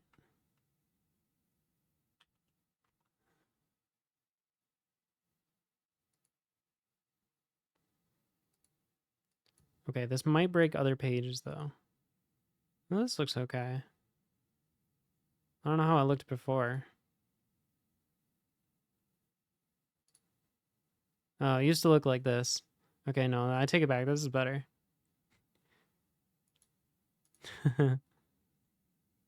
Hmm.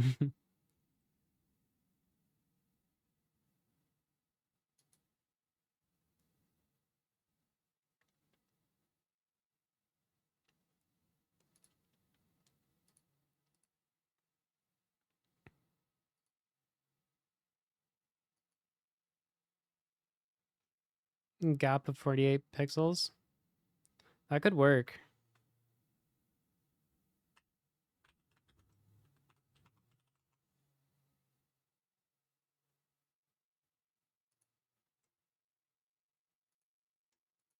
It doesn't look too bad.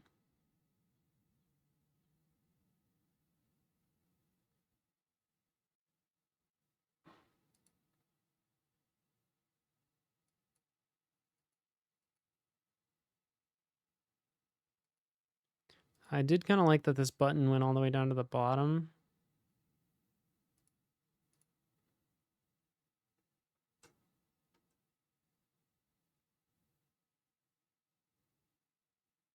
I could just tell this particular thing to go full width.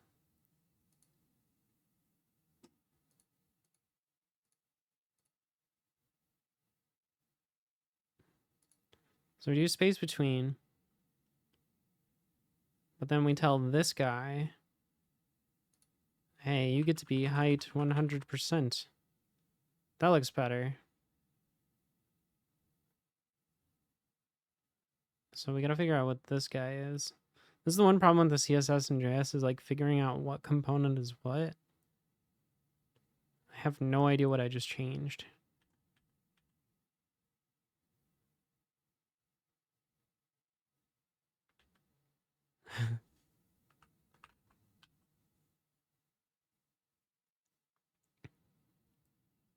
Like, how am I supposed to figure out?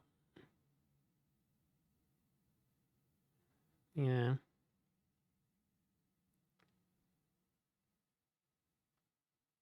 Oh, I'm sorry. I know it's onboard page, something in here.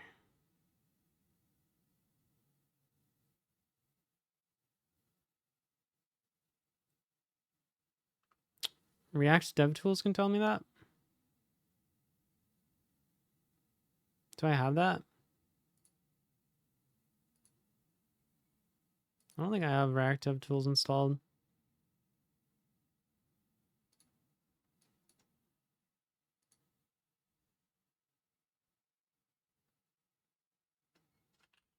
Is it an extension? Yes, it is.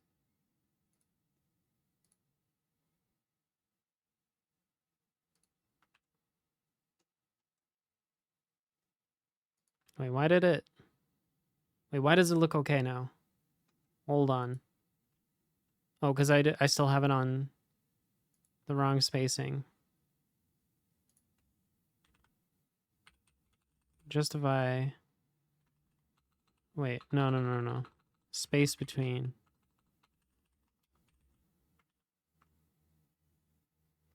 In 10 minutes, your viewer count will decrease, and after 4 more minutes, it will increase back. I don't know. I don't follow. What's that mean? It does fluctuate if that's what you're referencing. Twitch viewer count is not an exact science.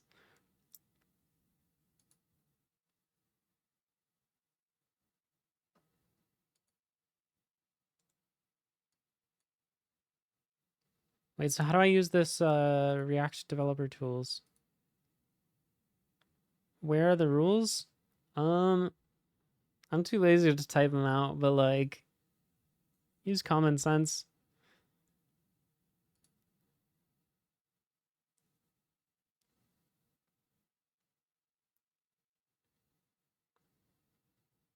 Should have a new tab. I don't?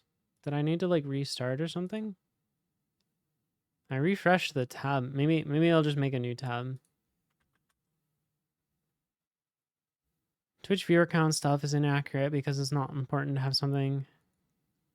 It's eventually consistent.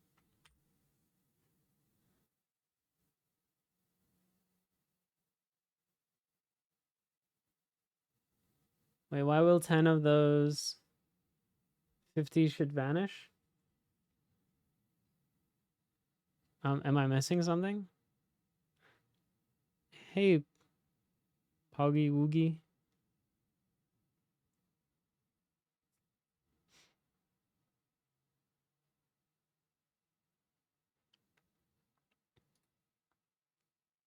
Oh, I have components now. Neat. So if I inspect this, how do I have to go from over here?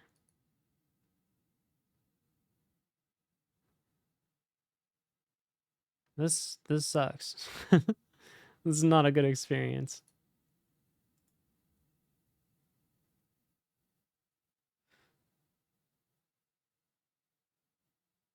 I got a lot of it, but my way of talking is unfriendly. I mean, don't... What?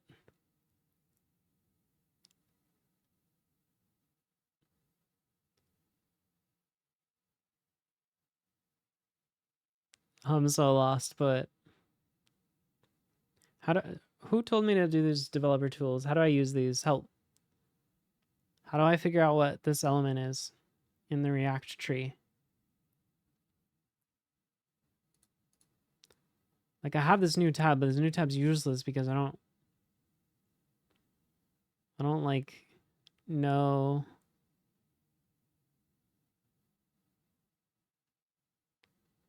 I don't know what these are. Like, okay, it's cool that I can see them.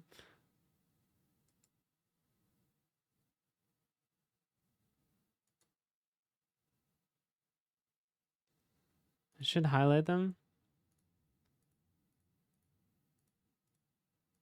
It's not doing anything. It just says loading. And then I got a timeout. I think it's broken.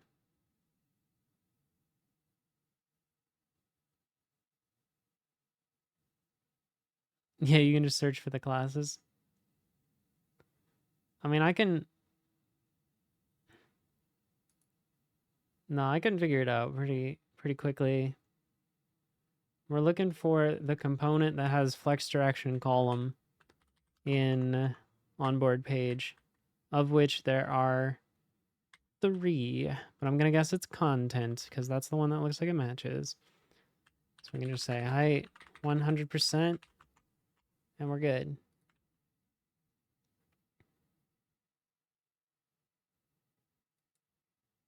Okay, everything's looking good again. This is a little bit scuffed, but it's fine. It should maybe have like, I don't know.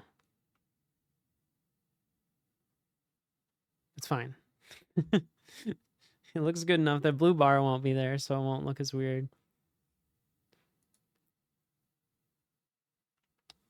So, wait, what's unsaved on here? Oh.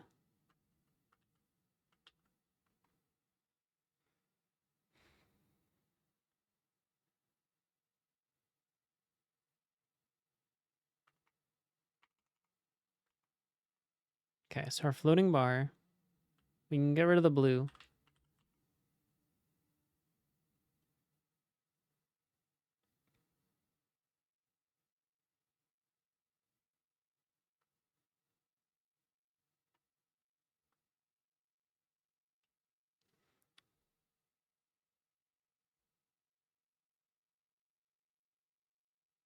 What are you referencing? Like, why would people leave? You could just say what the thing is. You don't have to be so mysterious. Is someone else going live?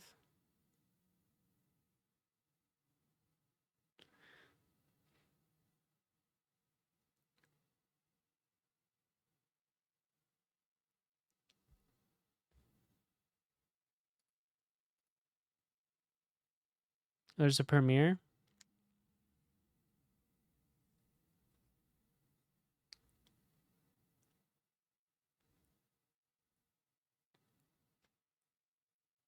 Yeah, I don't think anyone knows what you're talking about here.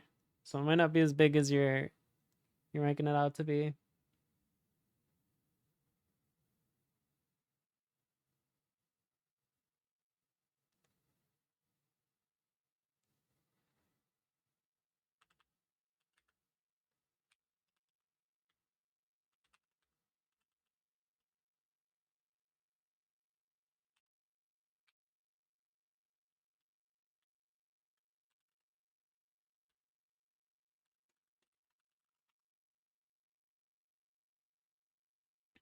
If I had to guess some sport. Yeah, I've got no idea.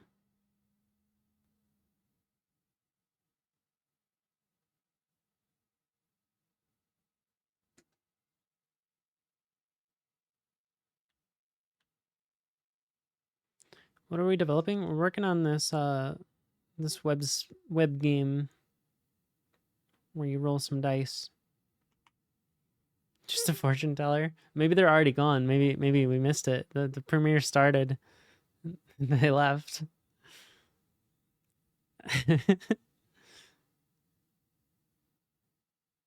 It's a song premiere. Yeah, 1,000 waiting is not a lot to overlap with my 50 viewer audience.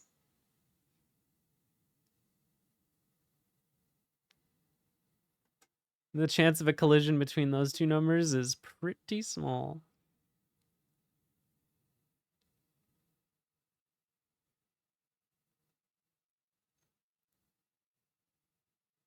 Is it a good song? Well, I guess you don't know yet. You'll let us know in 4 minutes. I eagerly await your report on whether or not I should listen to the song.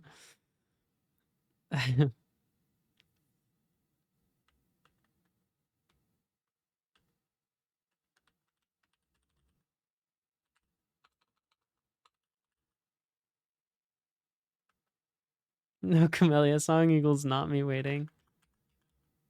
So true. Glitch, are you a Beat Saber player? Is that what's happening here? Or you just like them? Yeah, of course you are. This is gonna be my weirdest flex, but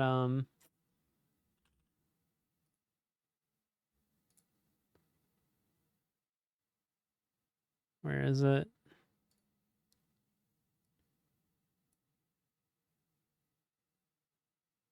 Right here.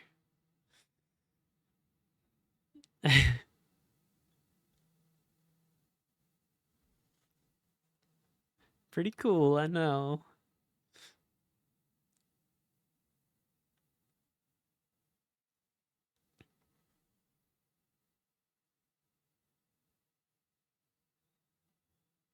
It's actually such a grind to get the achievements. I'll show you the worst one. The worst one to get is where is it?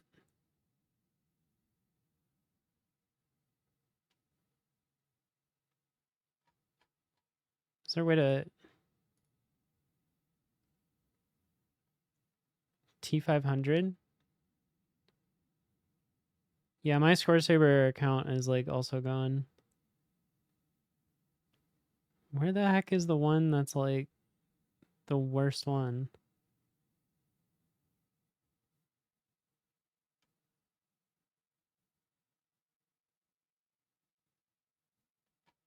Literally don't see it.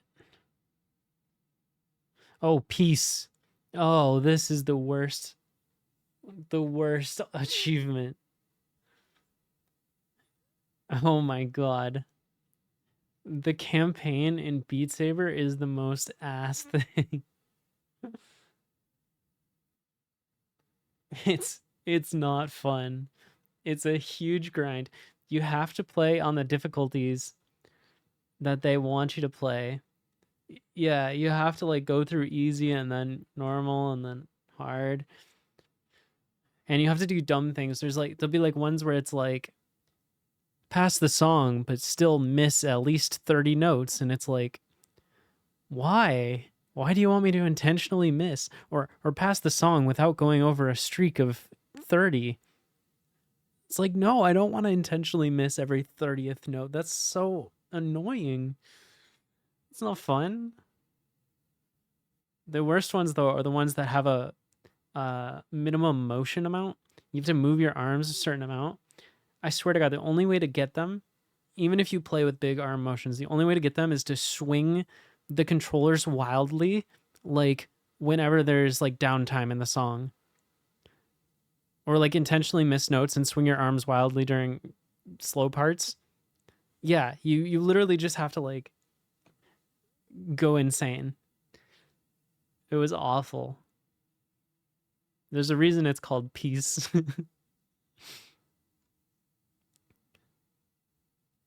It's funny because I got this one like way earlier, and this is the rarest achievement. Just like full comboing a bunch of songs on expert. That's easy. No problem. But beating the campaign, my god. How many hours do I have? I have 150 hours.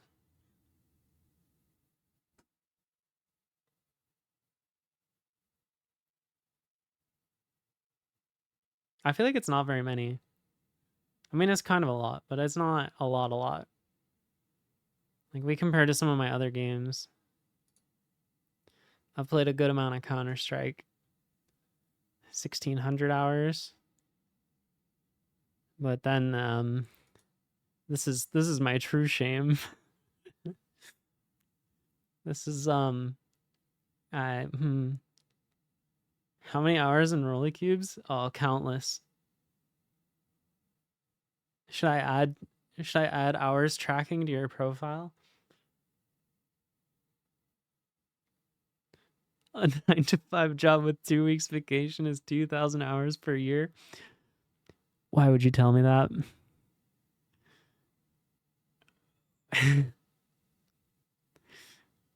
Do you think I wanted to know that? Do you think I wanted to know that I worked a full-time job for 2 years playing Dota?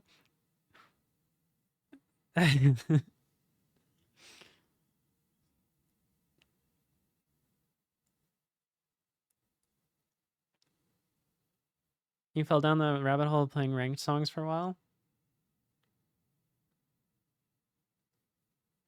Yeah. My most played game, I'll tell you this right now. You know how they say 10,000 hours in something and you're an expert? I'm an expert at Minecraft. No lie. I have mastered the game.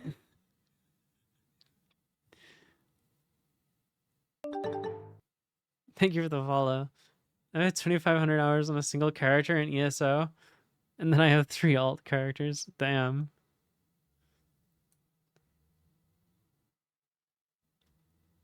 I never got into ESO. I kind of wanted to, but it was like too late.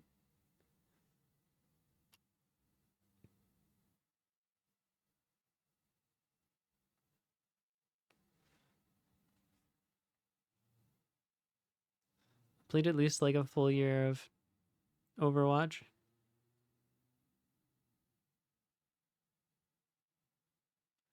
How do I look myself up on Score Saber?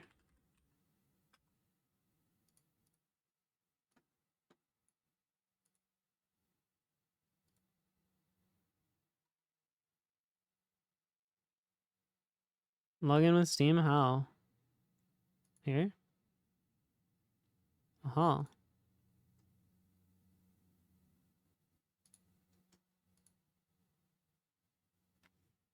I'm inactive.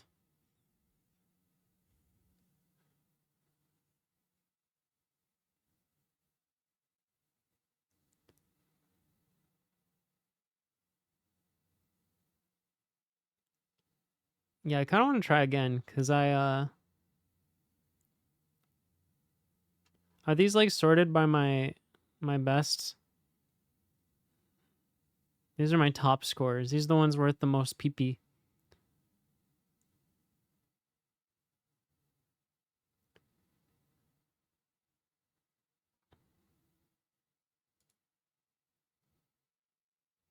Oh, you played a lot.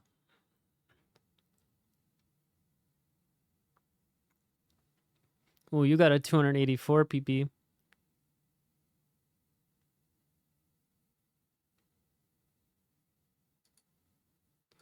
Wait, what's Beat Leader? Is this a new one?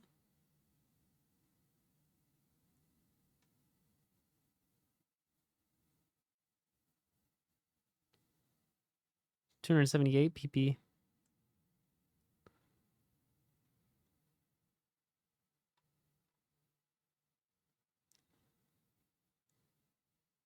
Which one's the better site?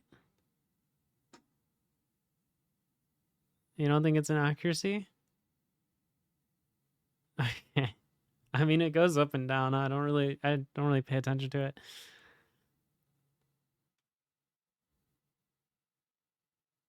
Kind of stupid, but Beat Leader has some really neat features.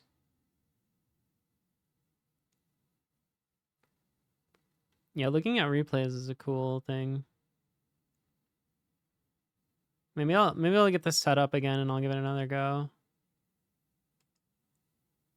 I have a couple clips from I have one clip in mind that I really like from Beat Saber.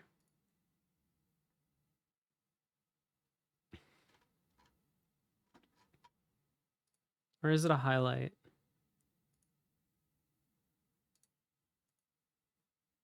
Videos, highlights. Yeah.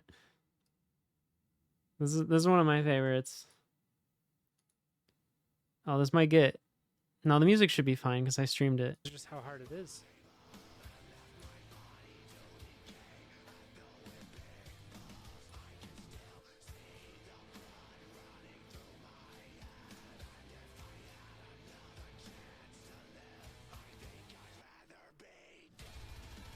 Just kidding.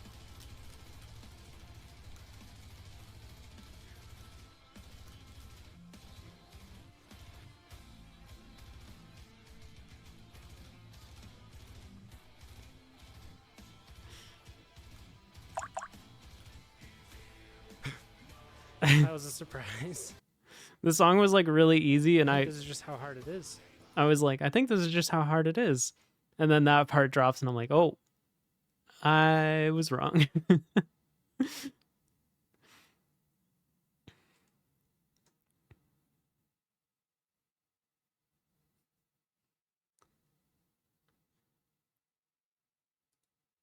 I really like Beat Saber as like an exercise. It's good. How is second still available? The stream has been live for almost 6 hours and no one's redeemed second or third. What are you doing? Get your points. They're free.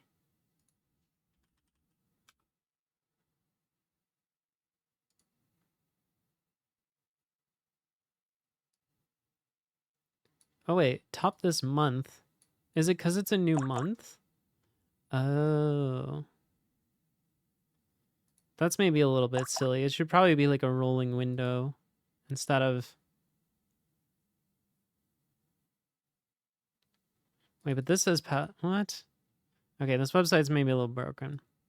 A little bit broke. But that's okay. 3 hours ago I redeemed first. I guess other people didn't realize they could also redeem it.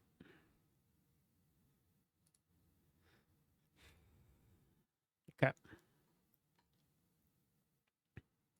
We need to put some more things. What? Show help? Whoa, that broke. There we go.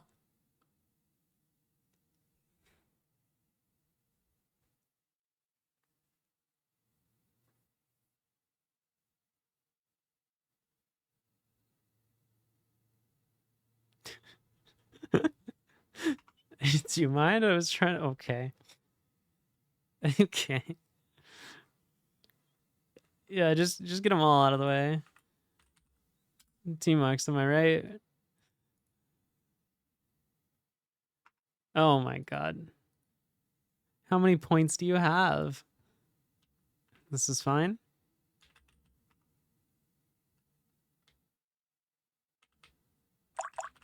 Don't worry about it. Oh no.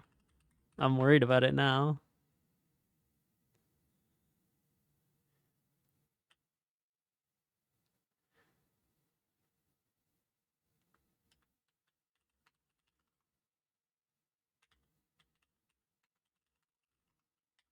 Okay. So we flip the value of show help. When you toggle it, easy peasy. Which other one doesn't work? Okay, this one. Set has onboarded. Right. Because has onboarded is local state to that one component. And that's a problem. What are we supposed to do about that?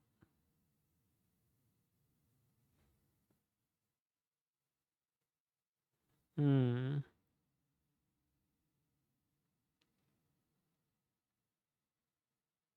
I don't know what to do about that.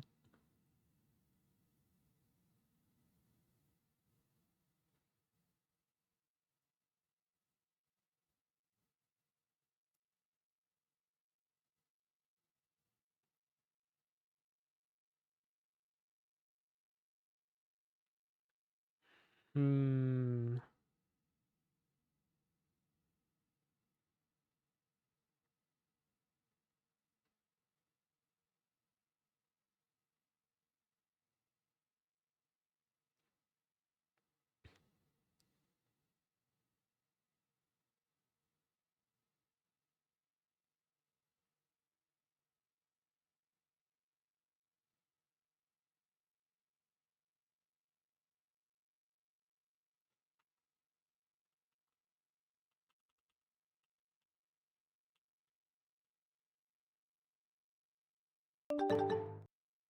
Thank you for the follow.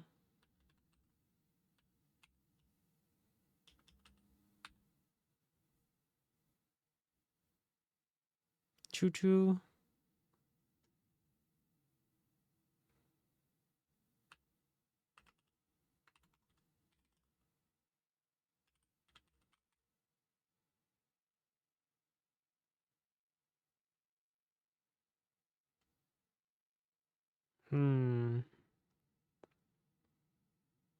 What is this gonna do?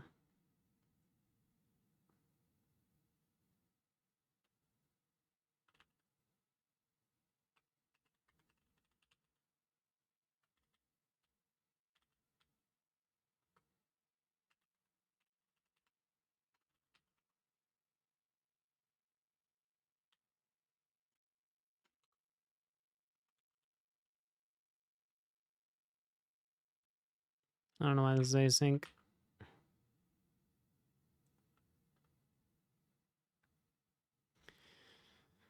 I really don't want to have to hoist this state, but I guess we can.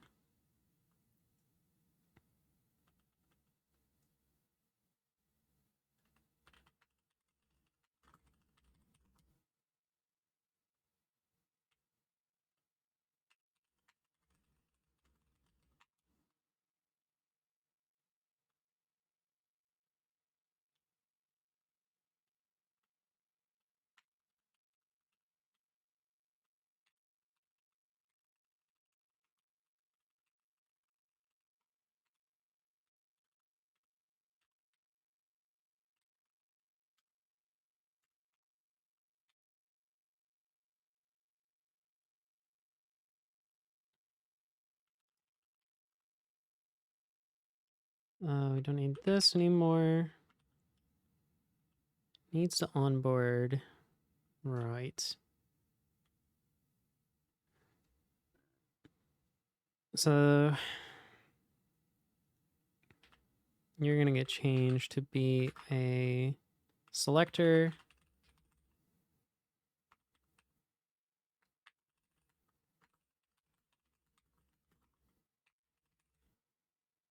State dot settings dot. I don't know why it's in settings, but that's where we put things. It's called Tokyo Night. Oh, it's not React. It's just use selector. So we get has onboarded, which is gonna be false.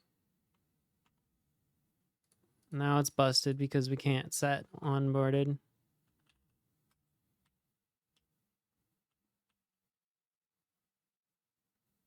Hi, how's it going?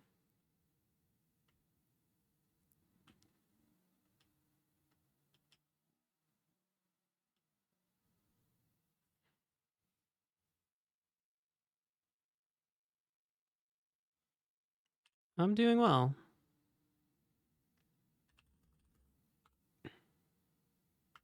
Set has onboarded.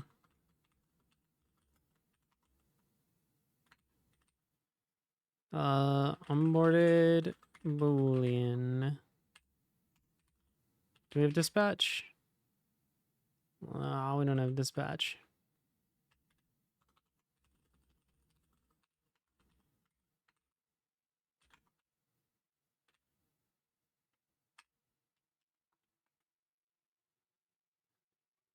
Dispatch. Type set onboarded.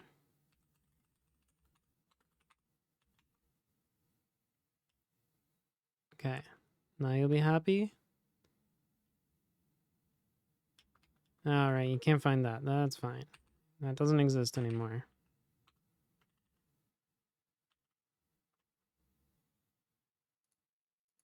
Why don't you work?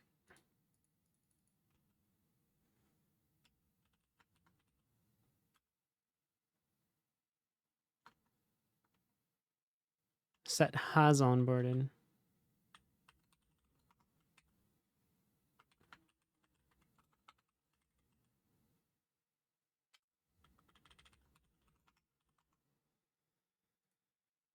Okay, it works. But the other thing I want to do Let's have a stupid effect in here. Hey ho. How's it going? And thank you for the follow. We are going to on game page. Oh, we're getting close. Oh, we hit the goal. Nice.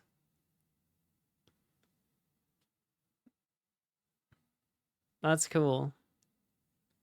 Appreciate all the follows today.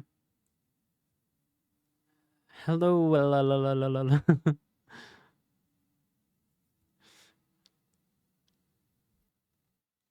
What are we doing? We're working on some React code.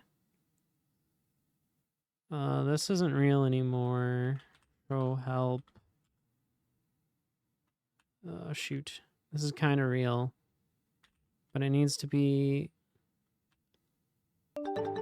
let's just copy this.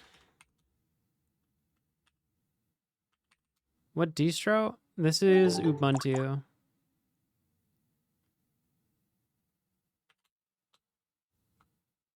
This is going to be show help.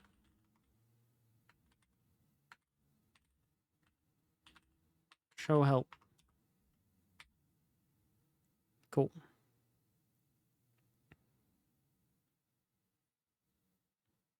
Okay, now we have to do the silly thing. Silly thing being react.use effect.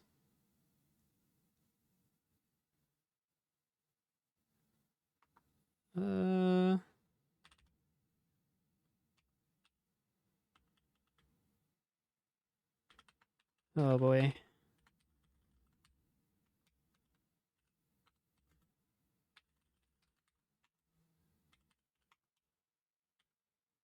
Use effect.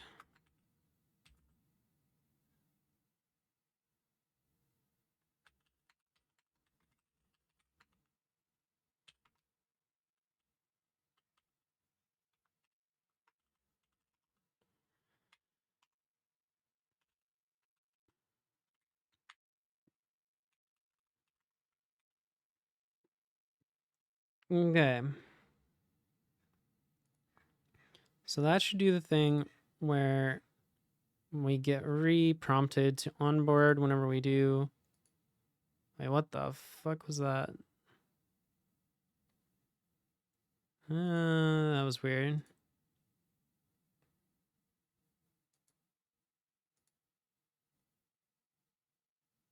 Huh.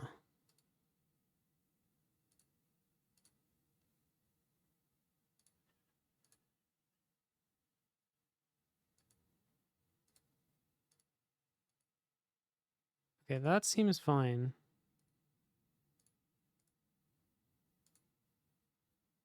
Something weird going on with the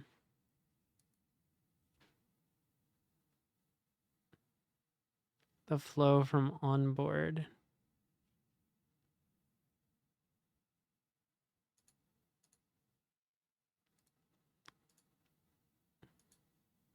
Yeah, so that flow is still broken. That's a different issue.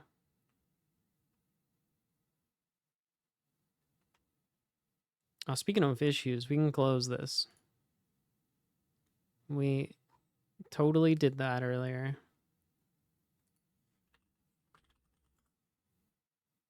Click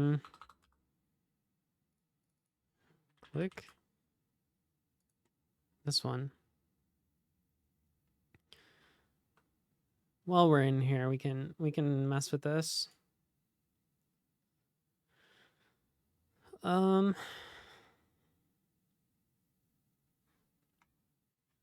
So what's causing this? So when you click here, it takes you to /onboard.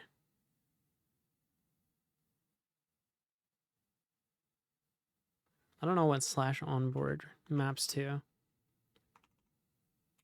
App.tsx.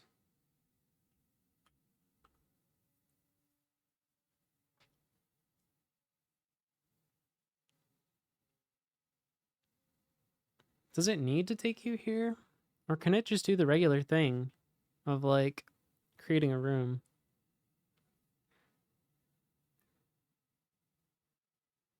It's just rendering the onboard page.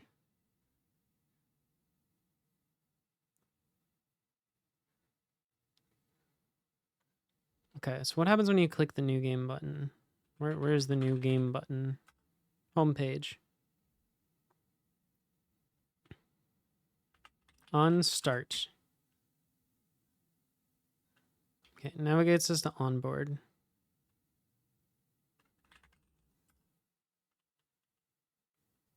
Now, what does onboard page actually do?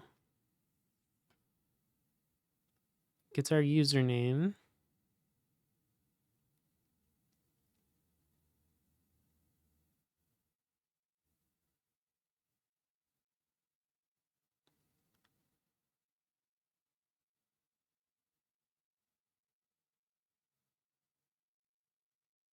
What's the point of all this?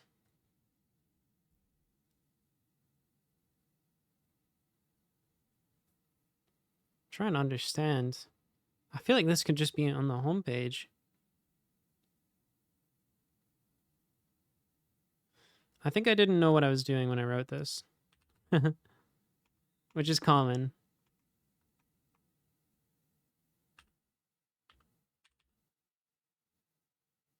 Wait, username. Oh, wait, I see why.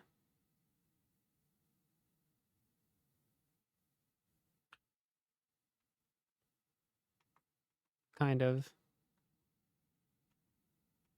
So, sorry, wait. Onboard page. We're gonna still set local storage. If props.onboard.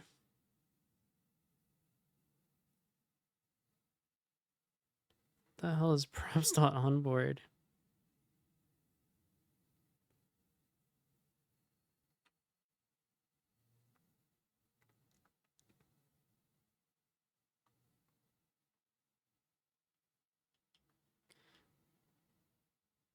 Set pressed.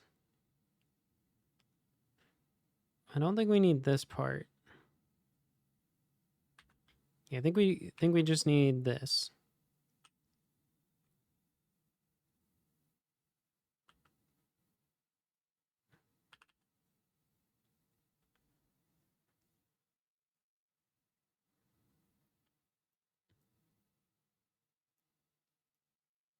Knowing what you're doing the first time you write something's overrated? Exactly. That's why I think TDD is a myth. I don't think anybody actually does TDD. I think a bunch of people just write about it.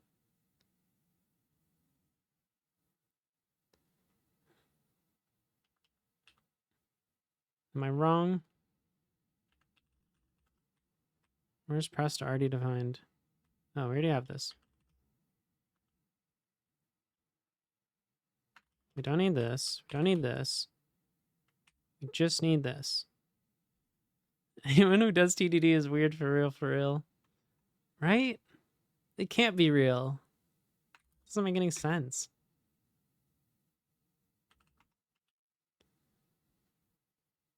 Yeah, I don't think that's TDD then, right? Feels like a whiteboard programmer's fever dream. So I think we want to get rid of from app. We just won't even have this route. This is not a real route. Okay, so we go to the home. TDD is like mobile first design. Damn. I do DTFFF. Develop, test, fix. I do this.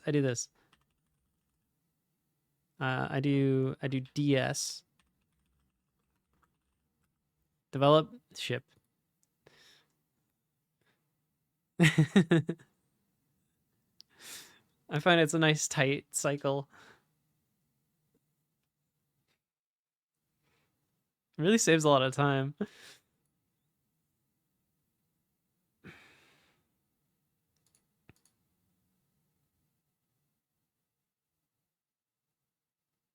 You should totally write some blog posts.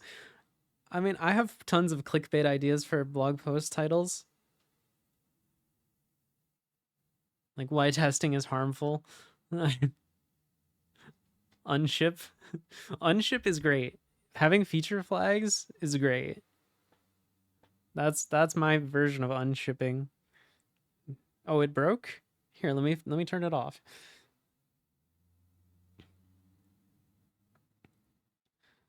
Did you say what you used to make your fish game?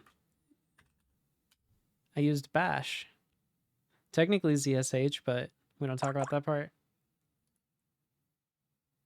Okay. Oh my god, this works so much better now. Why did I ever think it should be the other way? Oh, it does flicker. Oh, it does technically connect. Oh, that's the worst. Oh no. Why does it technically connect?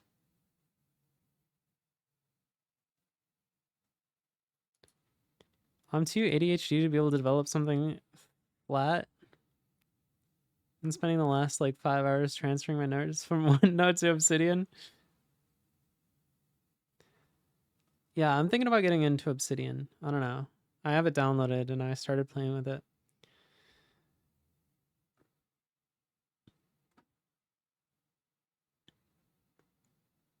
You need the other boot.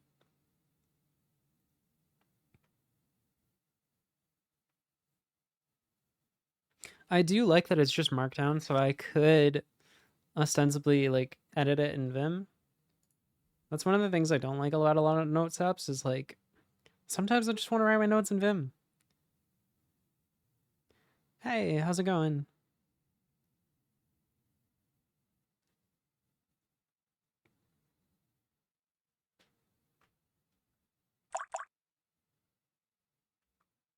You found the web developer people? Something like that. Nods in writing notes in Vim. There's an Obsidian extension for NeoVim? Lit. Alright, I will check that out for sure. Thank you for that juicy tip.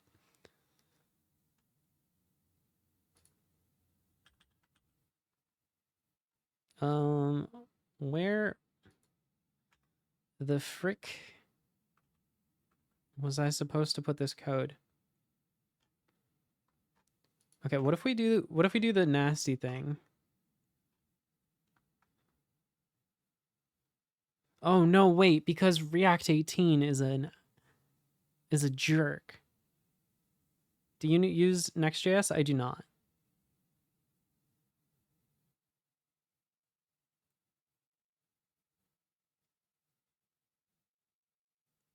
I bought a domain early because of all the domain chat.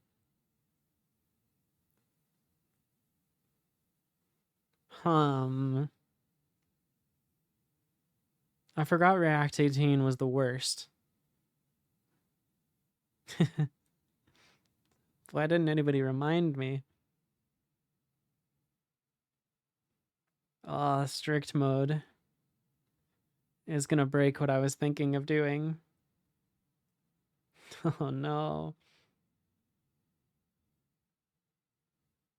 Did the registrar reply? I don't know, let me check. They have not. They sure didn't.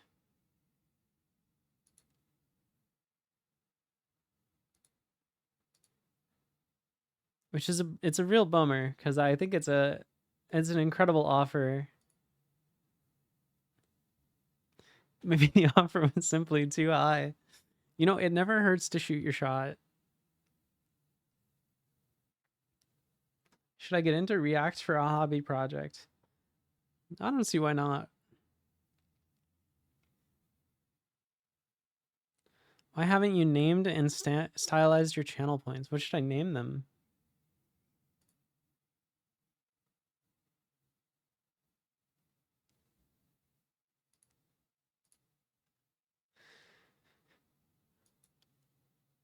Ugh.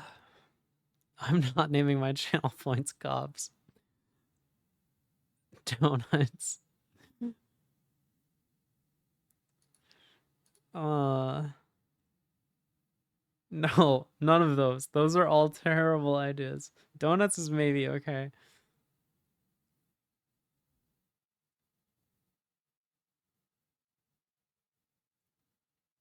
Oh, I see what you mean by shells. I think people are gonna get the wrong idea by shells if my name is Bad Cop.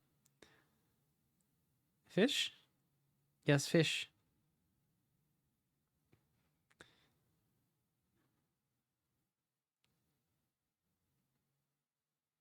Damn, my code is really really aesthetically pleasing right now. My code doesn't normally look this good. Oh no, it's spinning. It's over. We've reached the end state.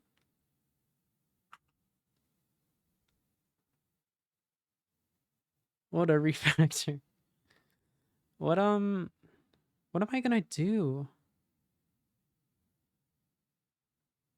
Any React legends in the chat? What am I supposed to do? I'm not supposed to use effect. I know that much.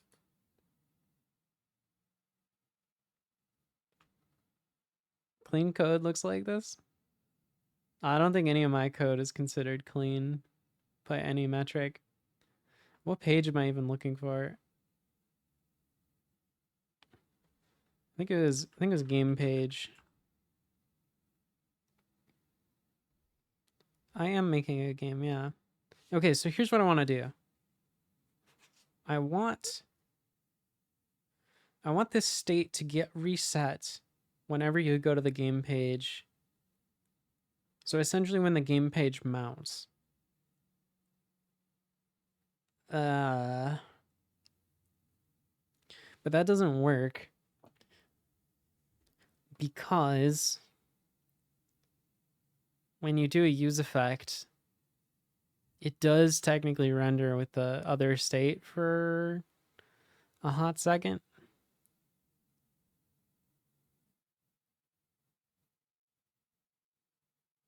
I don't know. I essentially want local state, but it can't be local state because I need it somewhere else. What to do? What to do?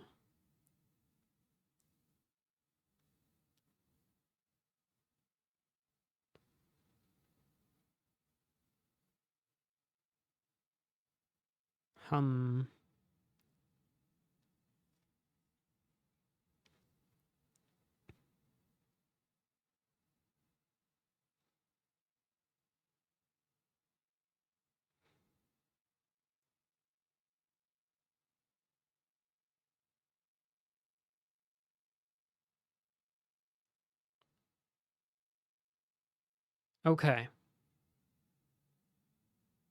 A bunch of global variables is always the answer. It never is. I mean, that's basically what Redux is, right? Is a big global variable.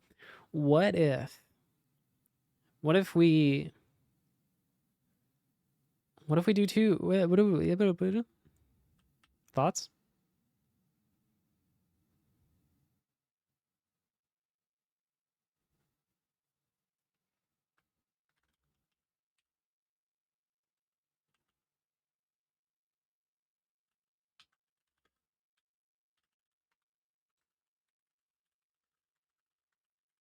What if we just duplicate the state? Who says there has to be one source of truth?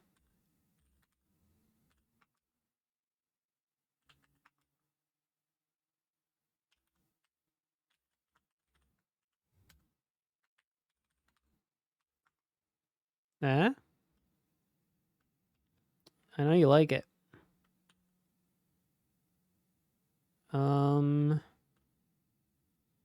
Also, hold on. This needs to be way higher up.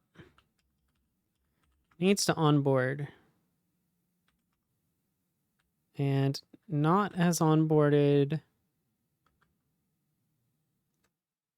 or not local onboarded.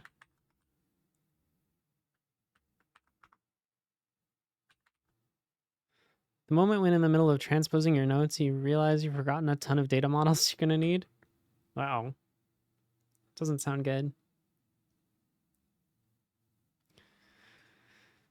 Give someone state and they'll have a bug for one day. Teach them how to represent state in 2 separate locations that have to be kept in sync, and they'll have a bugs for a lifetime. Wait, is Alan still here? Alan, did you ever take a look at my FizzBuzz? I'm really proud of this. You did? What did you think? I wanted to play with XState. And they've got this cool visualizer thing where you just import your code. Let's see.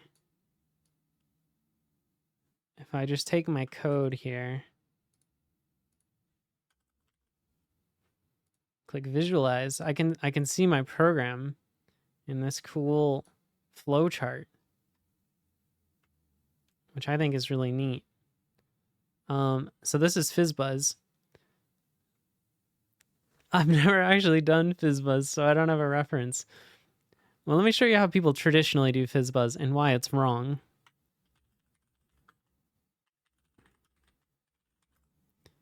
All right. Let's look at a traditional implementation. Okay, so like this is pretty cringe, right? You've got an ugly loop. Loops are dangerous, first of all. Don't trust anybody who tries to sell you a loop. And then they're like doing modulus and stuff. I don't know. This is just confusing to me.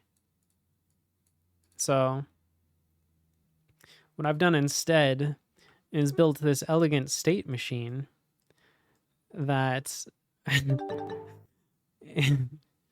gets rid of all that headache of thinking, because you could just follow the flowchart. I think there's a button to do. How do we run it? Oh no. Okay, yeah. So like first we start at IO1. FizzBuzz needs more convoluted layers of abstraction. So we're running, and we're running, and then we get a fizz, and then we're running, we get a I4, and we're running, fizz, buzz, fizz. And then we go back to the beginning. See, doesn't this just make more sense? So we can see that in action over here. Oh wait, you can't see this, can you? See this in action over here. We got a nice nice little demo.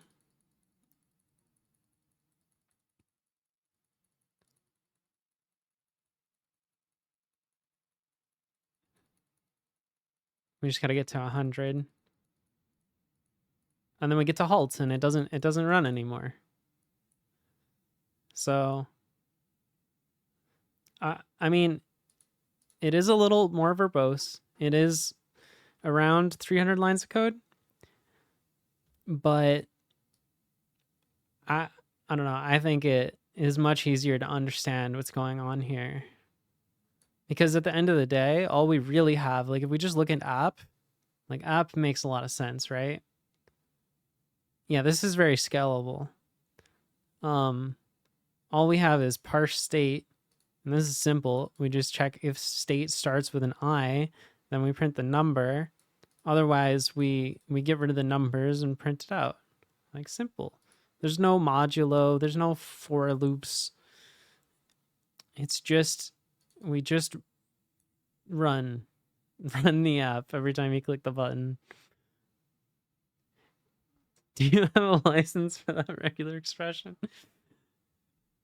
Hold on, I've got better. I think you're not getting it. So this is based on cutting edge technology that I'm calling Ferris wheel architecture. This is the better version of the state diagram.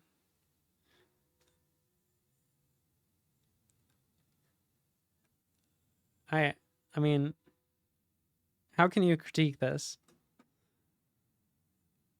What possible improvements could you make?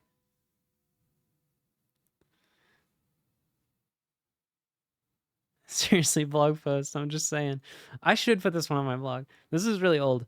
I will say the code, surprisingly, for JavaScript was a little bit more verbose, like 300 lines compared to the C++, which was only 50 lines. I don't know why the C++ is less verbose. It's kind of unusual. But this one's kind of cool because this is the whole state machine. You got machine 3 equals 6 equals 9 equals C equals fizz.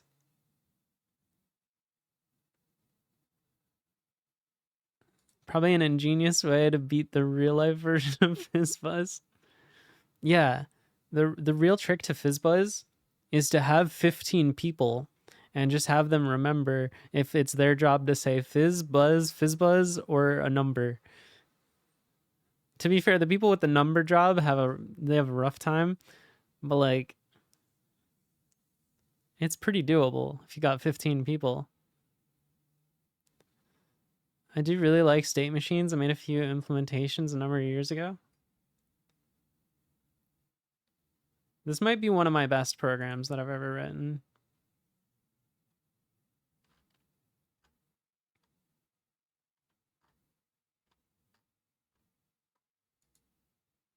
I've got a bunch of weird shit on GitHub gists that I should probably... Oh wait, how do I go to my gists? I should probably blog post about some of these. Oh, here's the XState one, yeah. Oh, here's fizzbuzz.c. This is my other one. This one's a little bit more difficult to understand because we're using macros to make it, you know, more elegant. But we loop on 1, we say the number. We loop on 3, we say fizz. We loop on 5, we say buzz. We loop on 17. Now, you might think this is a typo because isn't it 15? But there's this neat... Yeah, ignore this part. Don't worry about this part. We're reading down here. You might think that this says 17. But let me show you a little trick. Right? So I'm going to make a program that prints out 017. And what's this going to say? Answer with me, 15. That's right. So, yeah, if you put a 0 at the beginning of a number in C and C's friends, it means octal for some reason. So, maybe remember that. You might need to know it someday.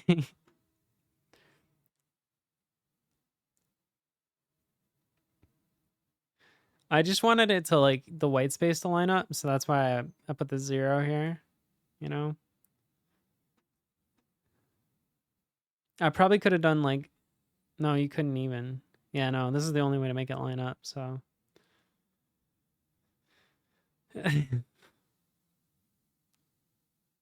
I can't wait for the typos where someone, like, 0.5 and they wanted 0.5. Well, 0.5 would be just 5. Oh, wait, yeah, it's 15, so we could do 0xf, you're right.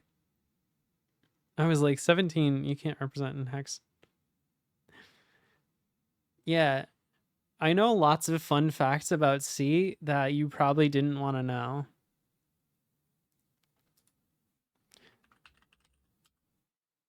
Did you know this little int main? You don't need that.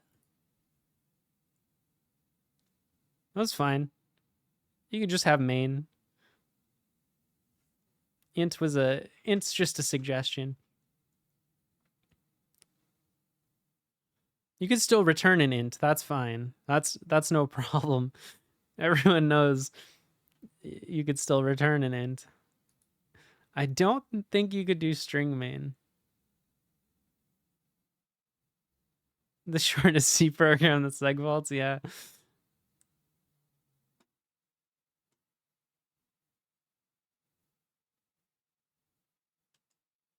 Yeah, that one's elegant because you're like forward declaring main, and then the program's like, sick, I'm gonna run main now, and then it's like, whoops.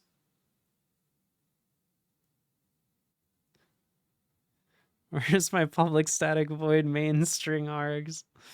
Oh no. What else do we have in here? Oh, we got a Rolly Cubes bot. That's a secret. You can't look at that. Some of these are just actual things. Minecraft skin exploder. ZSH web server. This is really old. This is before bash stack days.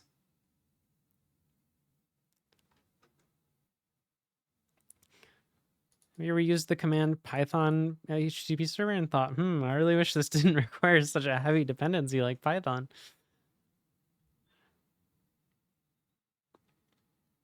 So true.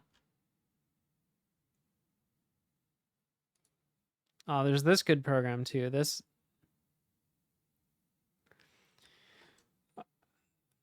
I think this program is one of my finer showcases of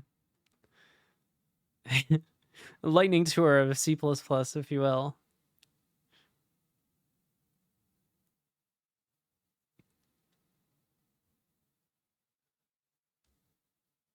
This is maybe the dankest way to say I don't care about the name of my program. Just increment argv. I get this out of here. We don't. All the good args start at 1, so. What's this? What is this?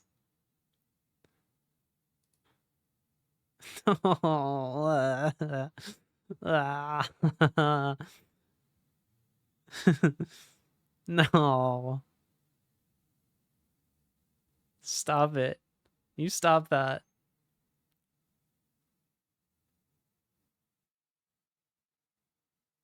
It's not even in an unsafe block.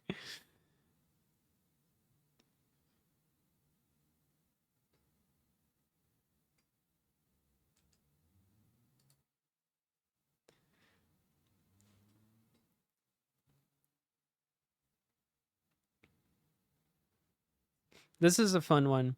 You can do ++ star argv because the star binds more tightly than the ++. So that's cool. What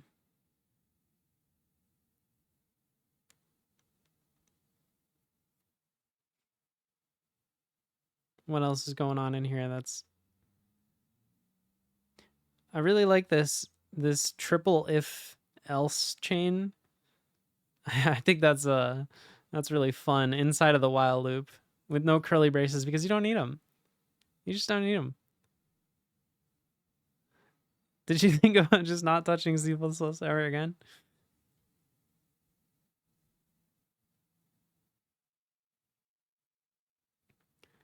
This is a cool way to tell if a character is a digit. You can do a little bit XOR. Yeah, you can have an underscore as a variable. That's fun.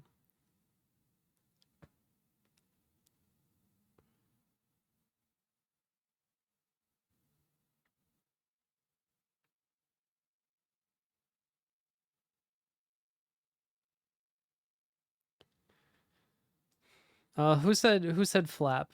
Who was talking about flap?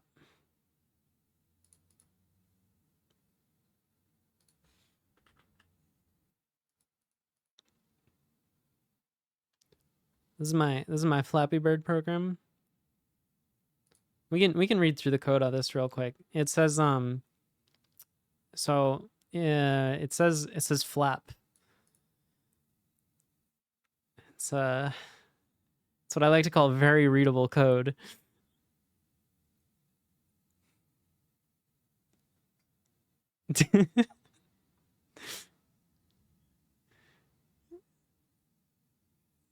Probably the most readable code I've ever written.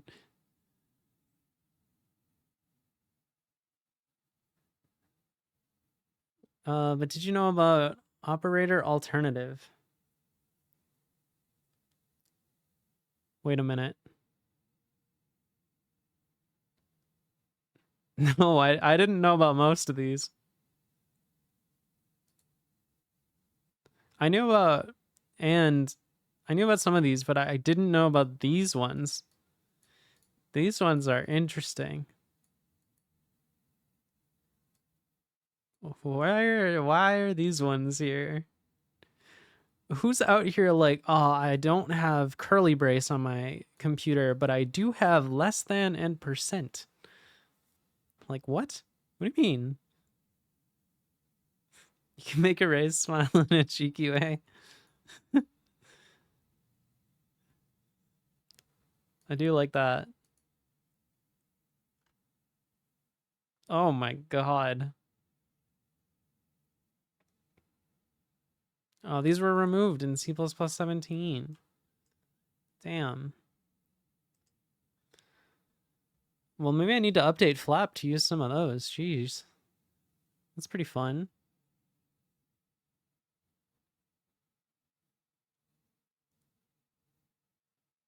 You may not like it, but this is what peak code readability looks like.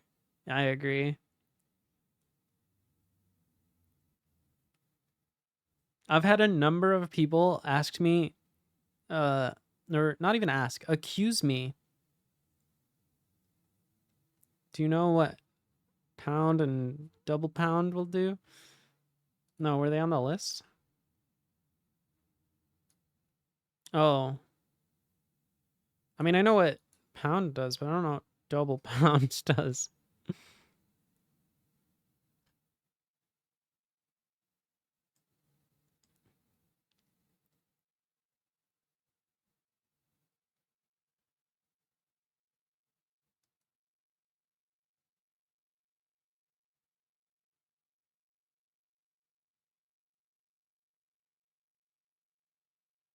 Look at the include.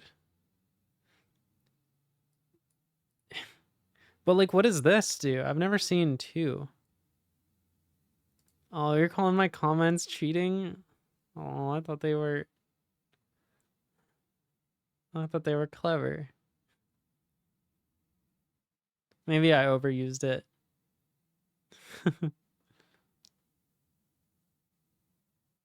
Token pasting.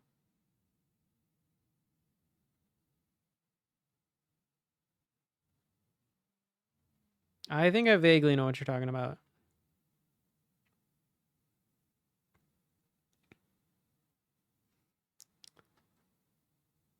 Yeah, I will admit these are a little bit cheating, as is this. Like, obviously I didn't need this much precision in this float. I just added some zeros for... But yeah, I've had a number of people accuse me of doing this with some tool, and I would just love to know what tool they're talking about, because I don't know of one.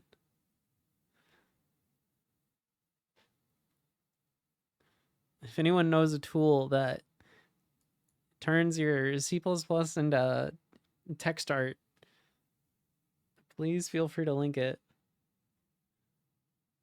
I don't know, but I'm already thinking of how to build it. That's the thing, is like, I tried looking for like even a minifier for C, and it doesn't exist, because why on earth would you write a minifier for C? Like, what would be the what would be the end game?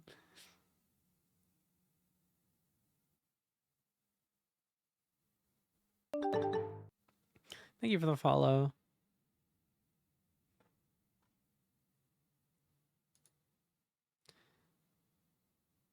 Oh, I did have to fix a bug in this, and it was awful.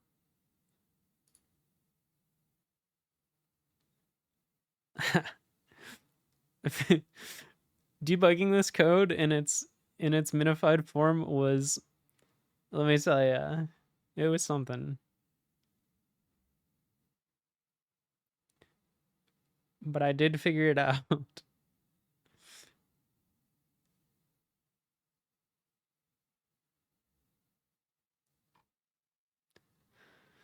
I mean, there's a difference between minimizing like instructions and minifying the code to make it as small as possible. Do I watch Brooklyn Nine-Nine? I used to. I don't know if I ever finished the show. I feel like I did.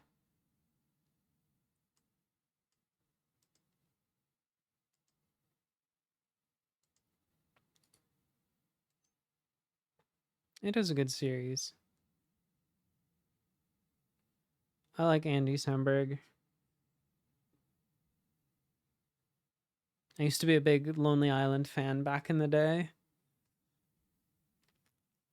Because who wasn't? Oh, thanks.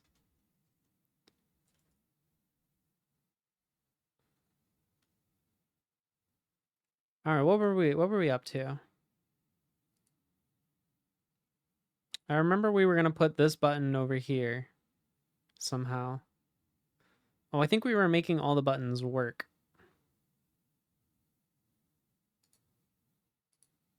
So that button works, which is good. That button works. That button kind of works. It doesn't look very good on mobile. Oh god, why does this component look so bad?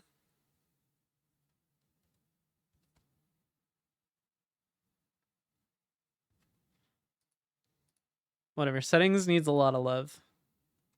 So we don't need to worry about that right now.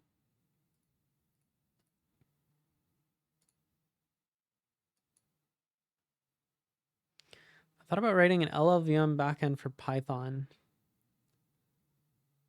think the world needs to be able to compile to Python. No. You gotta go the other direction. Get some Jython in your life.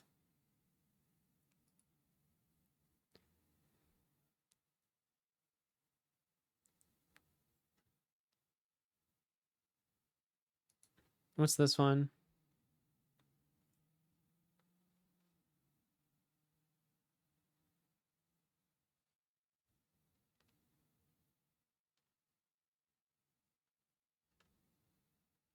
Oh yeah, I know about this one.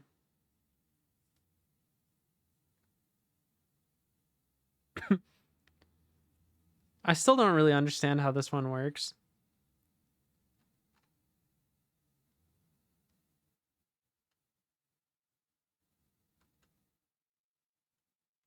Like, I really don't get how it works.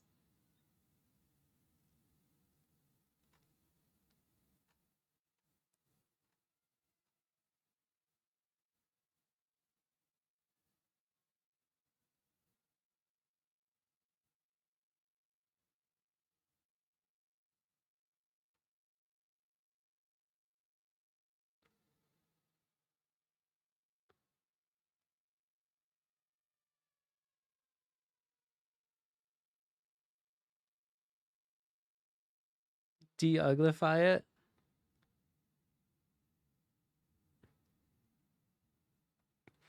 Okay, I see. You have to pipe the scenery into it. That makes sense. Because I was like, there's no way like all this geometry is somehow in this code. Note that the program will not compile out of the box. It requires certain compile time parameters.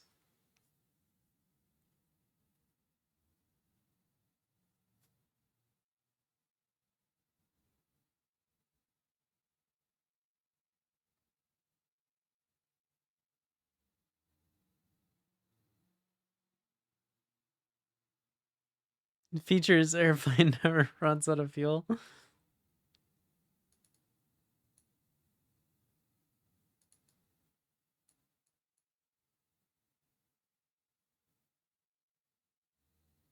That's pretty good.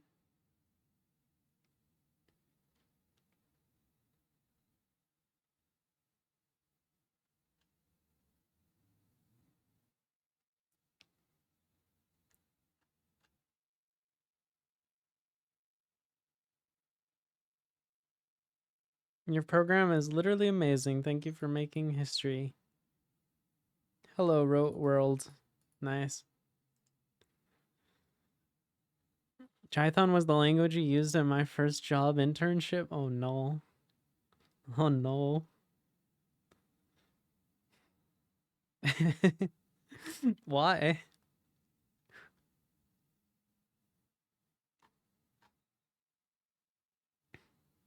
I always just thought this was a meme.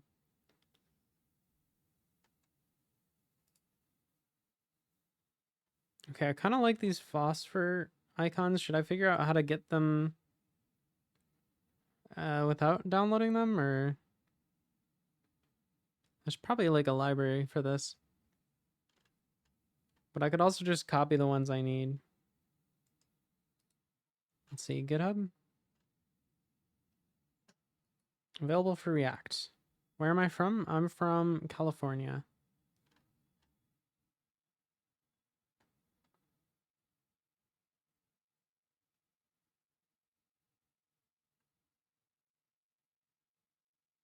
Learn Perl.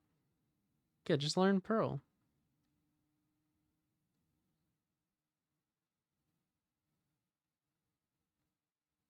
Oh, heck yeah. That's exciting.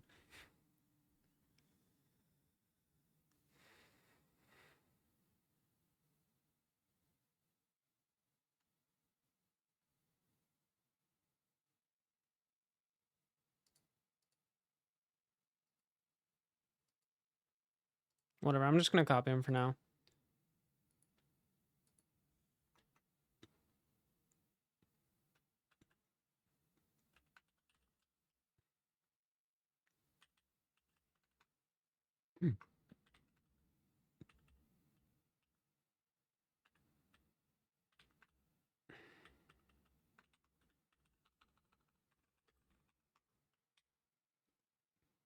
Industrial computing program that was originally written as standalone Java apps.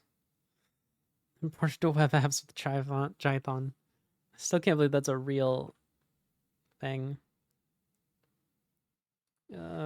Question.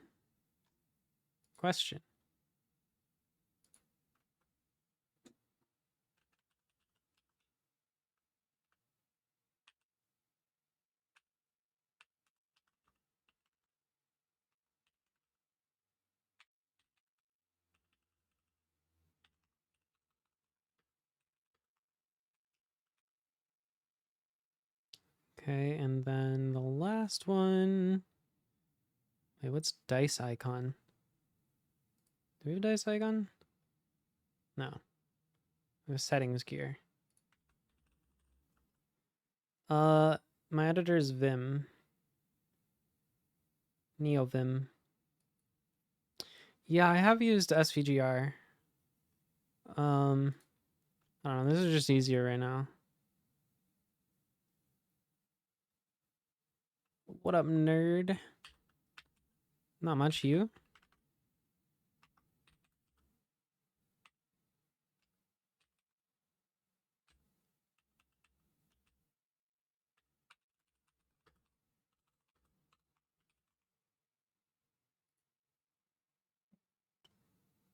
Why does that one look so much smaller than the other ones?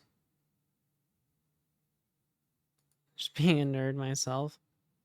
Fair. Do the wrench. Why are you smaller? Oh wait, you are literally smaller. Wait, these all have different sizes. Okay, why do these all have different sizes? What the fuck happened here?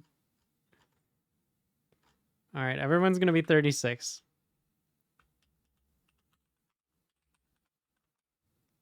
This is what happens when you use icons from all over the place.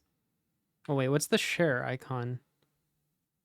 I don't think we're even using this, right? Share icon. No, let's delete this one.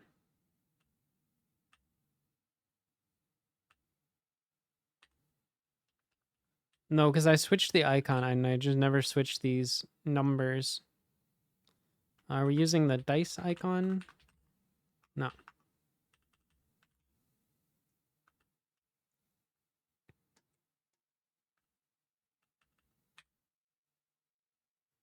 36 all around.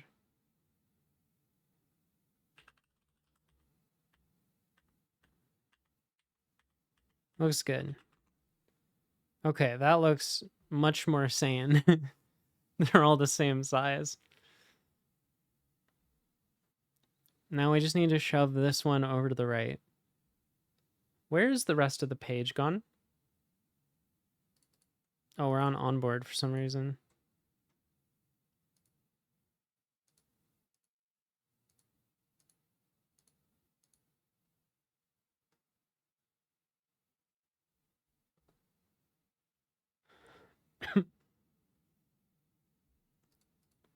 Oh, we're also going to need to hide these when you're not on the page that they work on.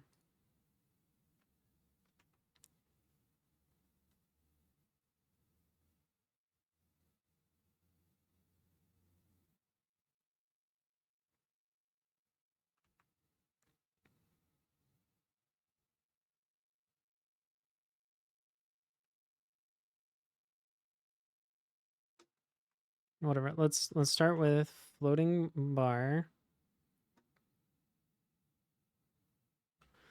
How do we make these go over to the other side?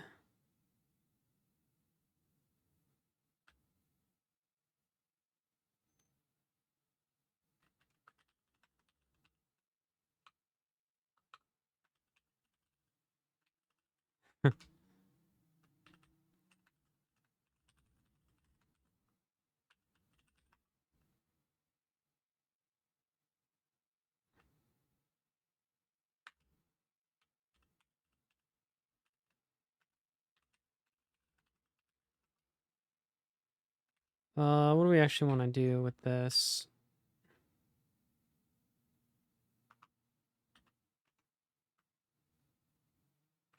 Well, that screwed it up immediately.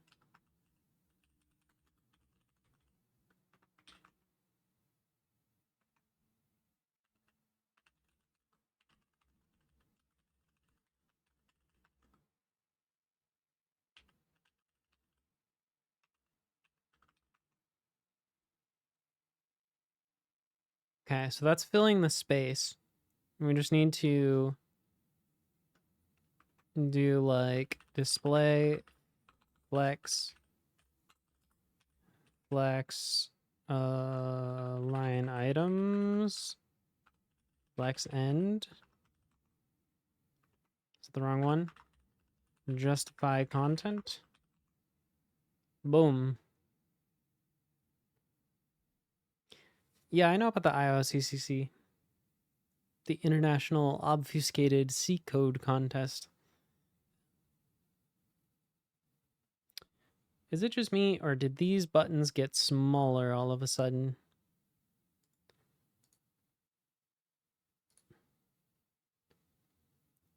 They sure are.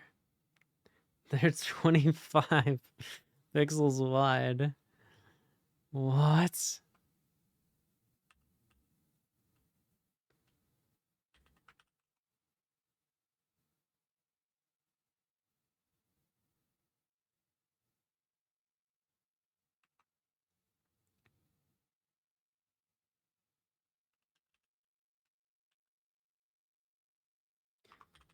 How do I make that fill its space without...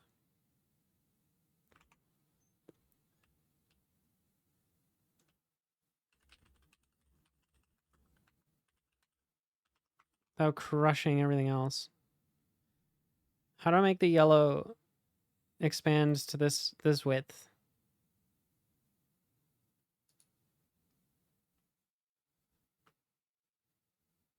Flex child fill width.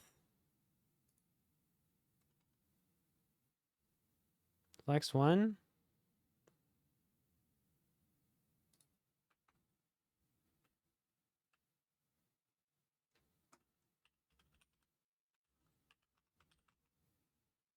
Oh, that worked. Do you know about Advent of Code? I do.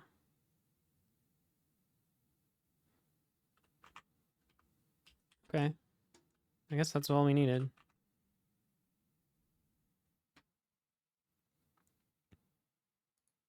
Have I solved it? I haven't done it before. I don't know. Usually when it comes around, I have something I'd rather work on. I have like no shortage of code I want to write. And I'd rather do that than solve like, I know, but like I don't know. I just don't have any desire to do it.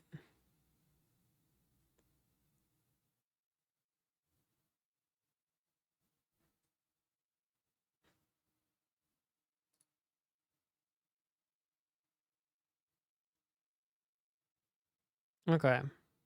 It's a little bit way out there, but I think it looks fine.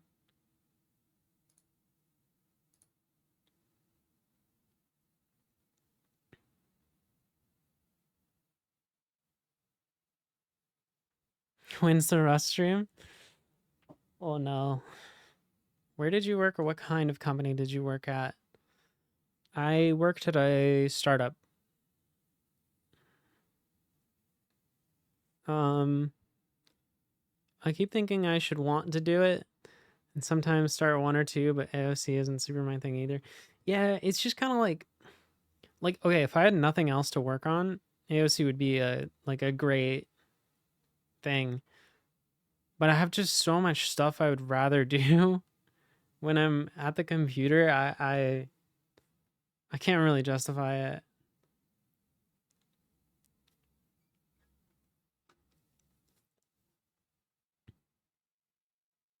Do I keep an ideas list? I have some. I'm starting to, because lately I've been kind of overwhelmed with how many things.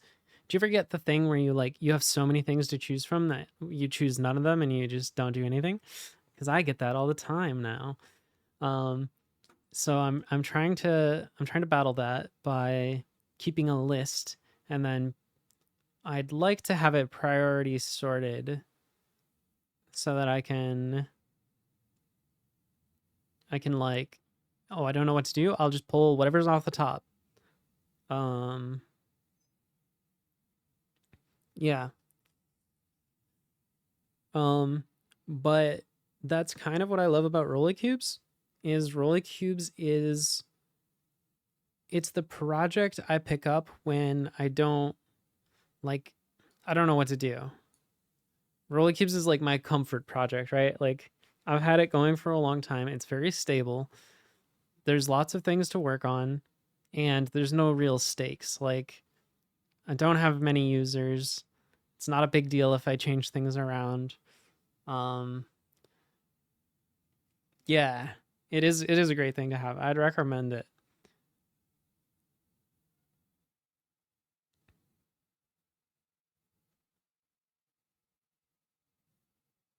You have a lot of Lalo based users. Yeah, it's true. At least two that we know of. Jury's still out on whether or not they're bots.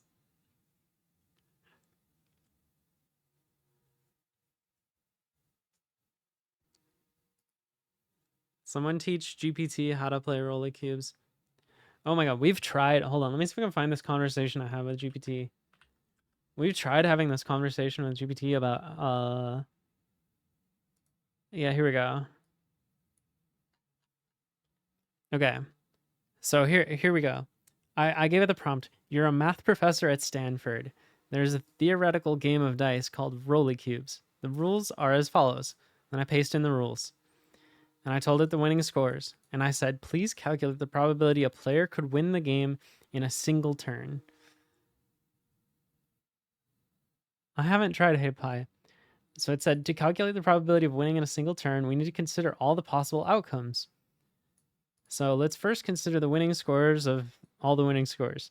To reach a score of 33, player needs to roll a 3 and a 6 or a 4 and a 5 in any order.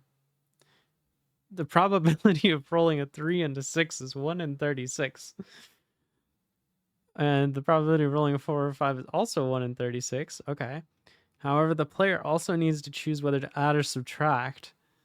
Since there are two ways to add or subtract, the total probability of reaching a score of 33 is 1 in 18.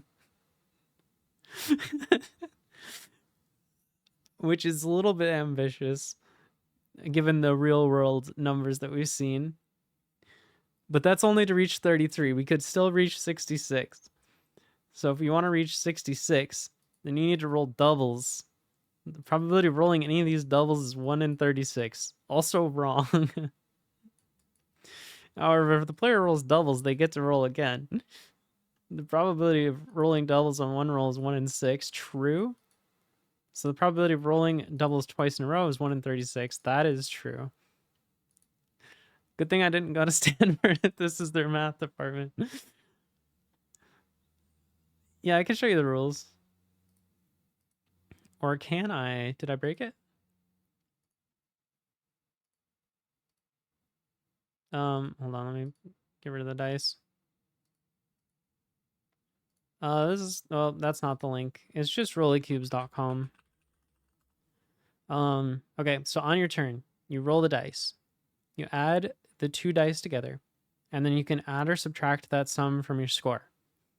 And all you have to do is reach one of the winning scores. The additional rules are if you get doubles, you roll again.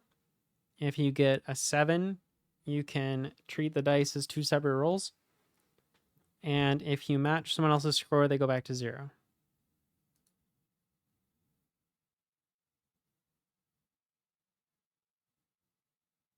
Wait a minute. The total probability of reaching a score of 66 is 1 in 18 plus 1 in 1296.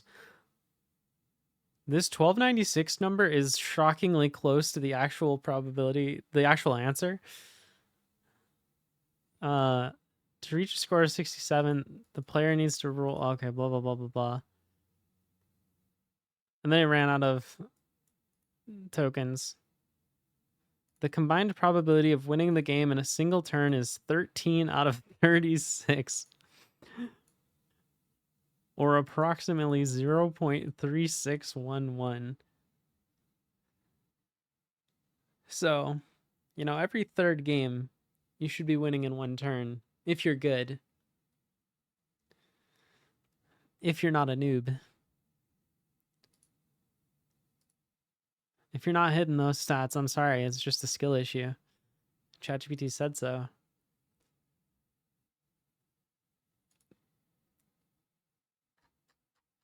Did we do this again? We did this the first time, but we forgot to give it the winning scores.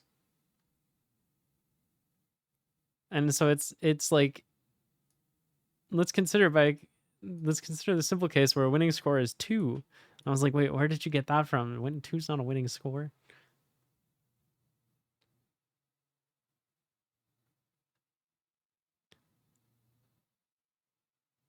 Also, we asked it for some Unicode dice designs. Got some interesting answers.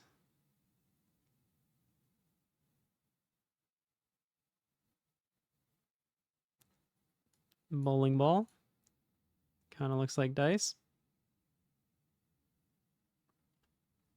I don't know what this is.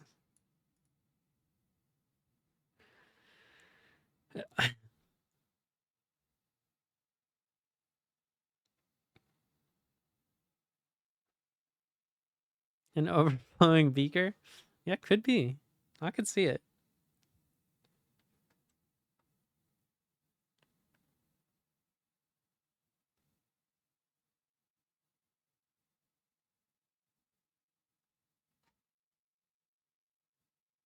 Dad from Family Guy got stretched out. PETA. If you want to see the hallucination problem in action, ask GPT 3.5 to generate ASCII art.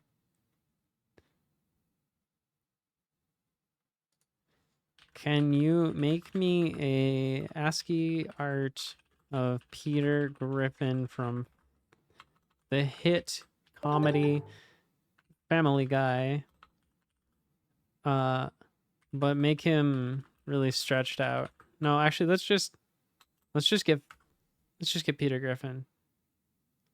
Let's start simple. Sure, here's a simple. Oh my god.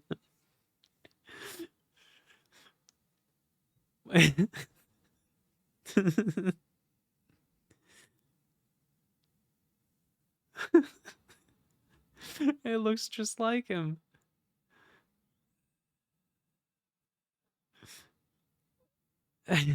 Please keep in mind that complex characters like Peter Griffin could be challenging. It's provided a basic representation.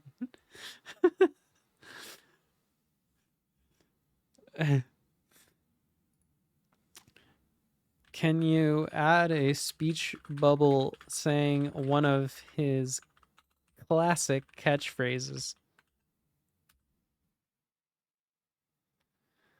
All right, here we go. Okay.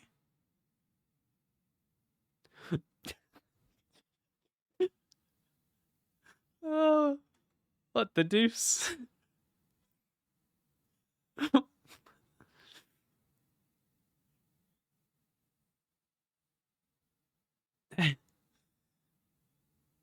Is my bot laughing at GPT? Wait, what? That face scares me. It kind of looks like... I don't even know. It's like a pumpkin face without the mouth. Like a half-carved pumpkin.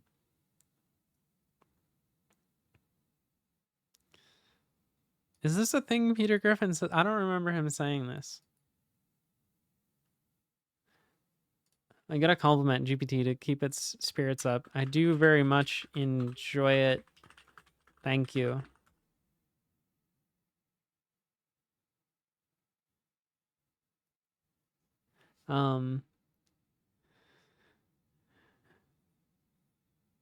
This one is going to be a little more complex.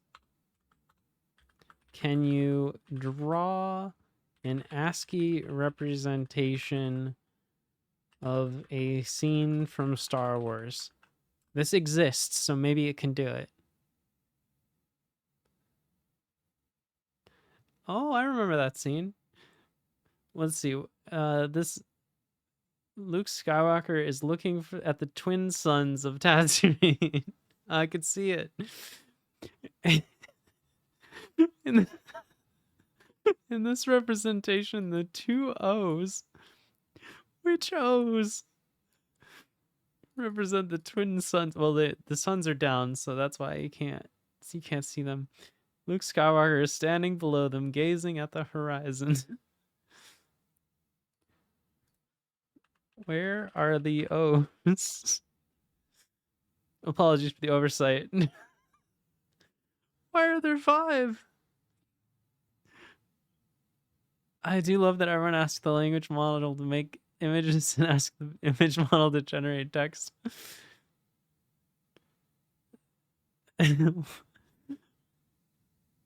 Thank you. Thank you. It seems the formatting got a bit off. Here's an updated version of the scene with the twin suns represented by the O characters.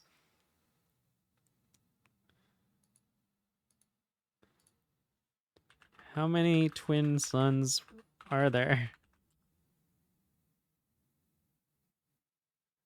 2. Okay. Yeah, no, that makes sense. These are just like reflections.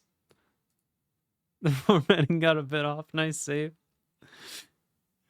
Why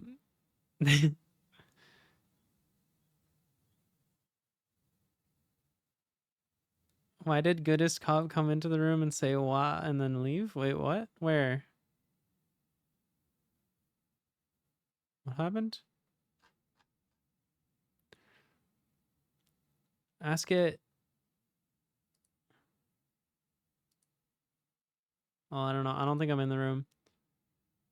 Ask it to generate an ASCII art where every character represents a pixel of an image. What? Okay.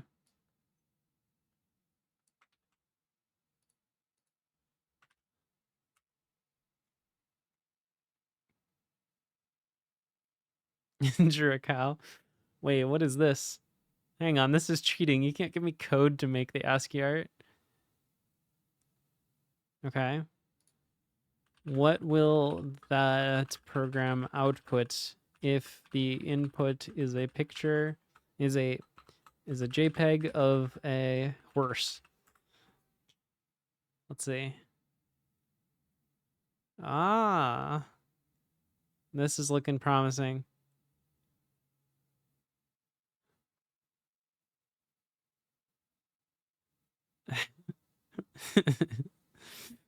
I love horses that look like this. This looks more like a circle than a horse. Hmm.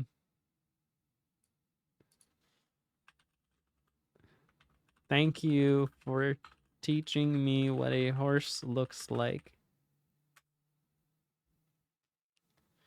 While the ASCII art may not provide a photorealistic representation, it could still be a fun and creative way to interpret and visualize images. It's just the barn the horse is in.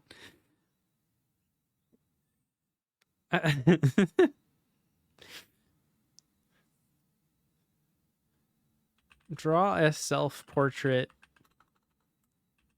using ASCII art. Oh, don't give me that. Oh my god. Okay, that's pretty good. That's pretty clutch.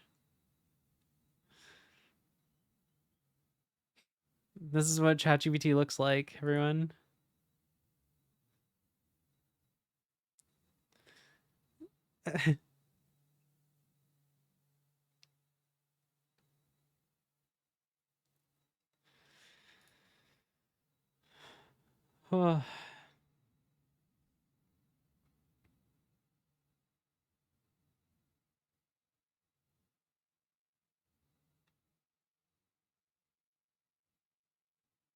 What if I just give it some ASCII art?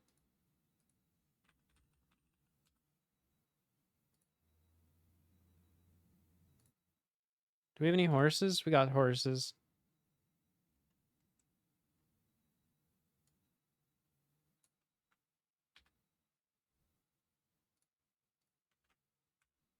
What do you think about that? What, you're stealing my art? Here's a simple ASCII art representation of a person's face and body. Well, it may not be an exact self-portrait. It's fun and creative. You just stole my art and told me that you made this and that it's a person's face and body.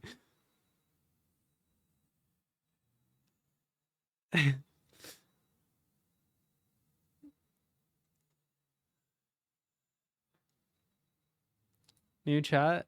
All right. What do you think of that? Ah, I see you've presented a cute ASCII art of a penguin.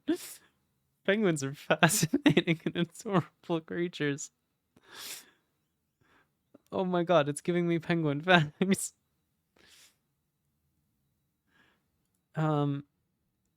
That's a horse, not a penguin. Oh yeah, now I'm getting horse facts. Thank you.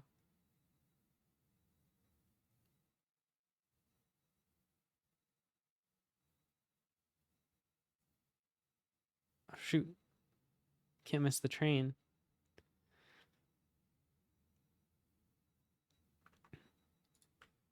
All right, let's just send it again.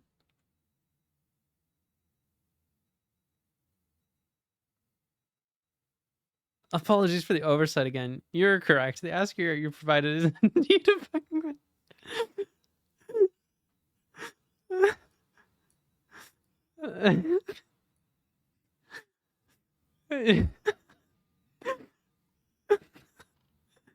This is the best conversation I've ever had. I sent it a horse. That's a cute penguin. That's a horse, not a penguin. Oh, I'm sorry. My bad. You're right, it is a penguin.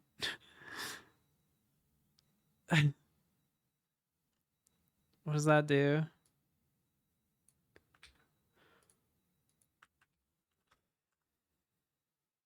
Oh, it's the flying one. And they're screaming for help. And is that the small one too? Can't tell.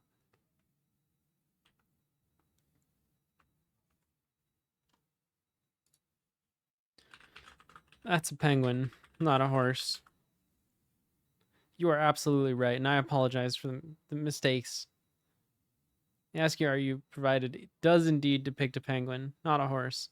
Here's a brief revisit of interesting facts.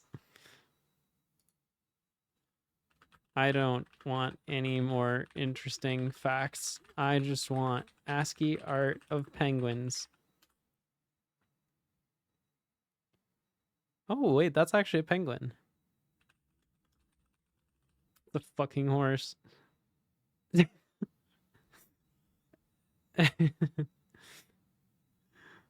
Also a horse.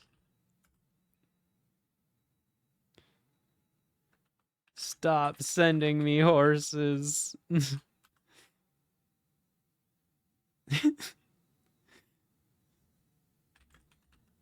Hey, can you send me a picture of a horse in ASCII art? Show me the horse. No, that's a balloon. Stop sending me balloons and saying they're horses.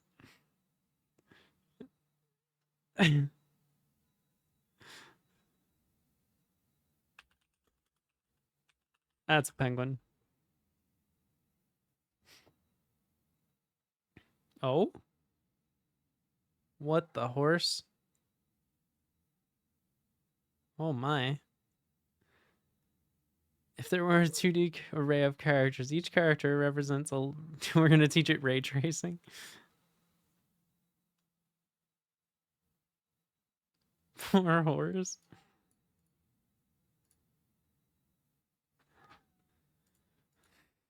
What if a penguin and a horse hybrid... No, what would a penguin horse hybrid look like in ASCII art? Let's see this. Oh, yeah. Oh, yeah. Oh, that's the stuff of nightmares. Oh, Jesus.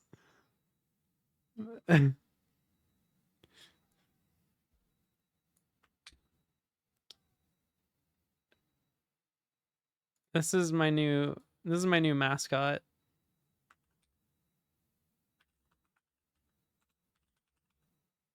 Tweet it. Yeah, can you tweet ASCII art? What happens if you try to tweet ASCII? You probably can't.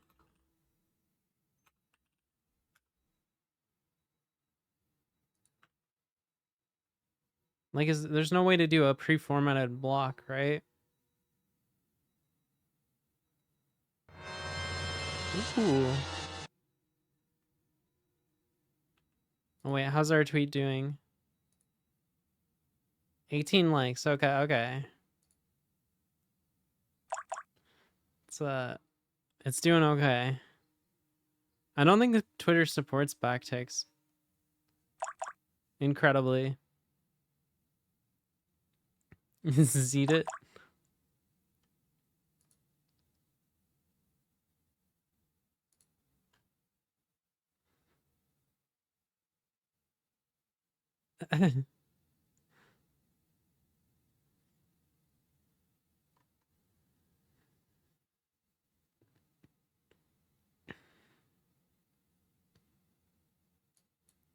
I think it's a good meme. What are we gonna put this on? What are we gonna use you for? I don't know, but you're giving me eyes that are... I hope you find it amusing. I do. Thank you.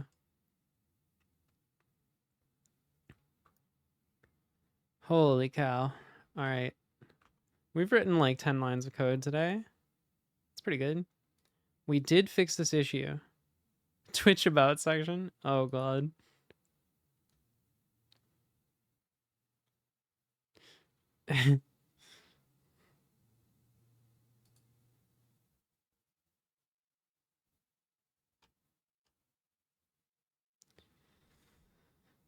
Okay, what else do we need to do?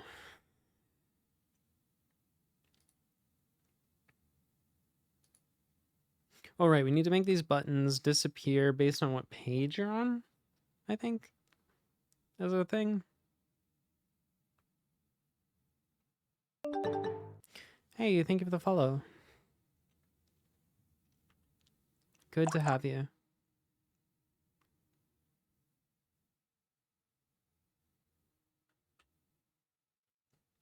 Okay, how do we select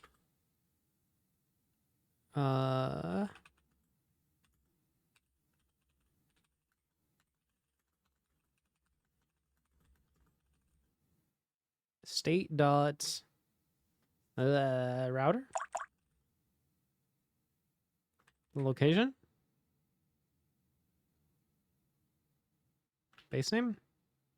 Location? I don't know what base name is.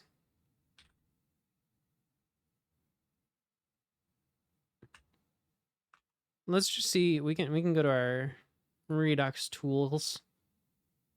We can go to router. Okay, base name is not defined. We got location. Location dot path name. Yeah, path name, I guess. Oh. Thank you for the raid. How was your stream?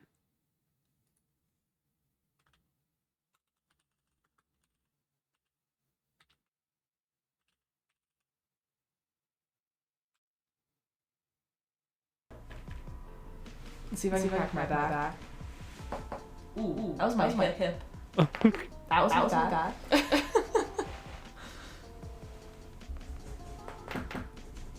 I don't know how well the microphone picks any of that up. But That's some solid cracking. those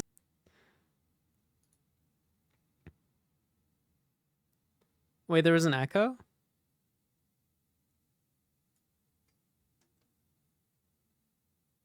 Oh, is my audio setup screwed up? It might be. That might be my bad. It's possible that that I've done something goofy with my audio routing. I just won't do that again. Yeah, I think my overlay might have doubled audio right now. Whoops.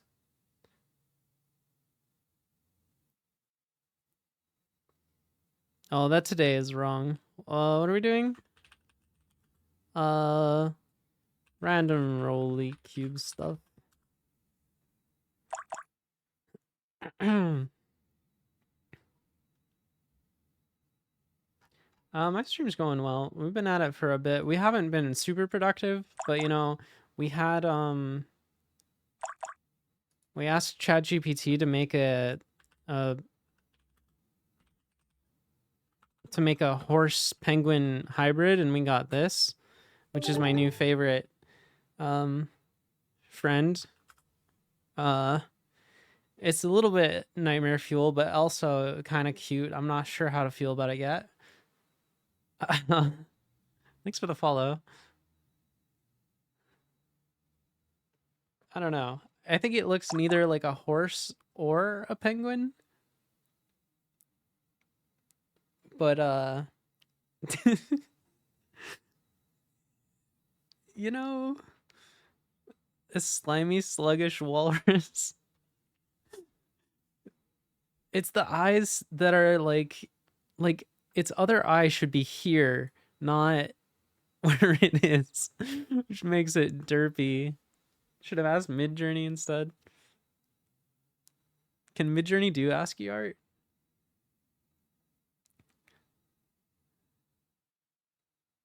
I might have Bat installed. Actually, no, I don't. Him's just a little derp.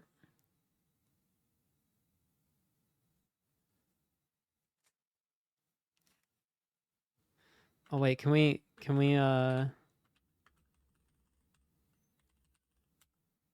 there we go. Now he's perfect.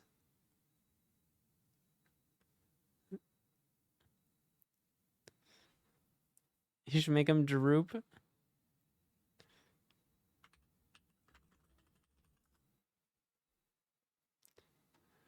He's perfect.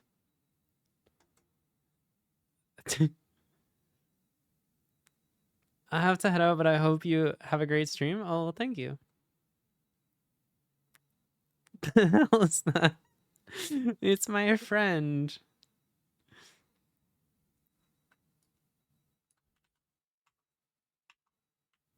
Oh, wait, why can't I quit?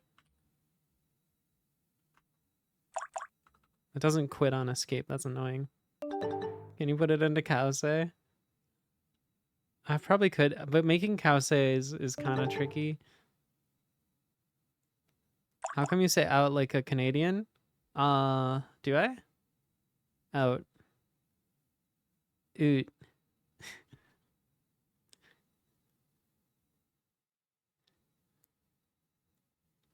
Well, that's probably because I was born and raised very close to Canada. Originally I'm from Detroit. What language are you programming in? That's a great question. Are we even doing programming? Midjourney can do ASCII art. Wow, interesting. Let's take a look. Well, that's some weird looking ASCII art. It's like different sized characters. That's kind of cool though. Huh.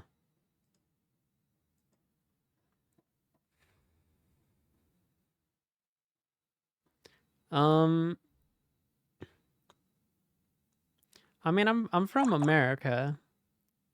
I'm just from the Midwest. I guess we're doing TypeScript is the language we're doing currently.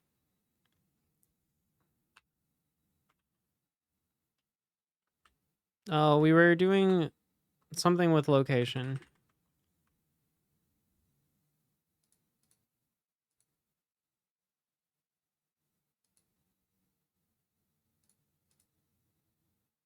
Redux.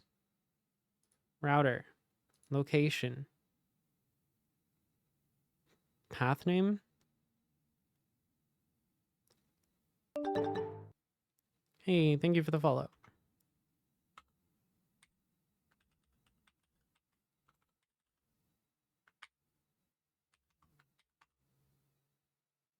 The cooldown is, I think, 2 minutes. But I think it's pay to win. It's 90 seconds if you're a sub.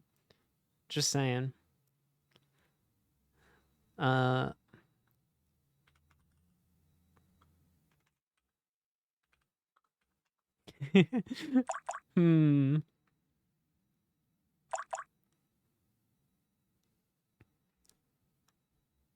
Funnily enough, that was not my idea. That was someone in chat's idea who was a sub and wanted to fish more frequently. So you can blame them and not me.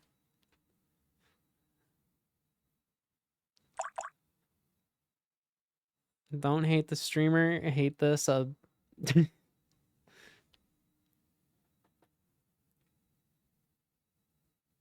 Oh no, I shouldn't have told you. So let's see. This isn't history, this is path name.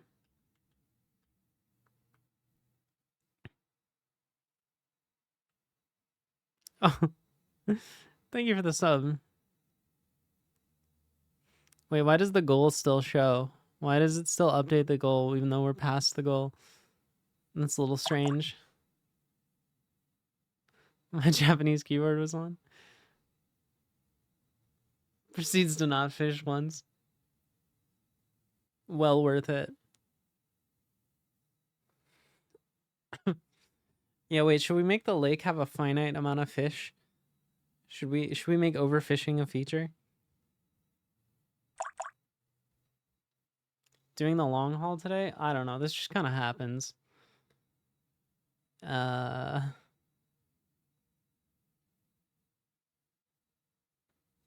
It's a little bit of a problem because I'm supposed to do something today. And I don't think it's going to happen now because I stayed up all night. But don't worry about that. after the stream.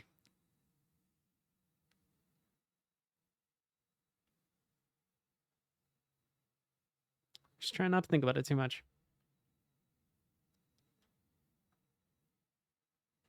This whole mood.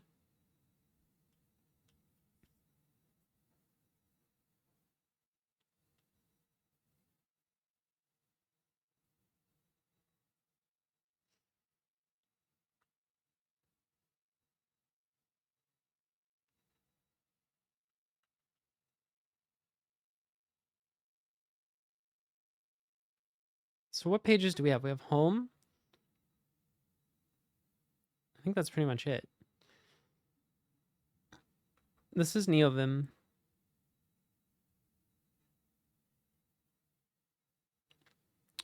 So const is home equals path name equals slash.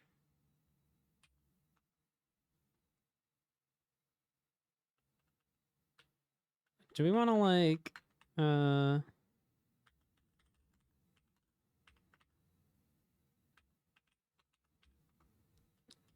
do that?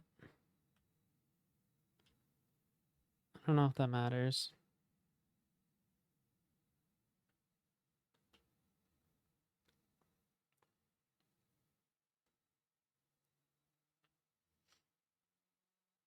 We can also do the same thing with the question mark.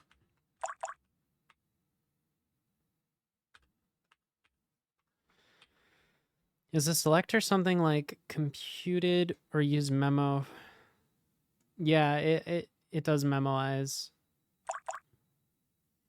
based on the state. So the state doesn't change. It doesn't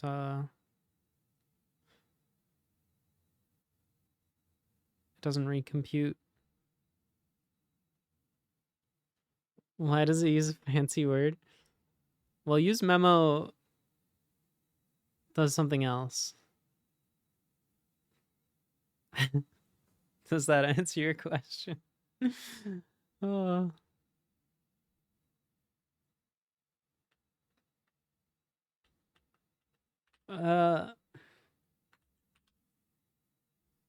I guess the history here is that Redux, there used to be a library called reselect, but now it's like integrated with the, I don't know. It's just what somebody decided to name it a long time ago, I think.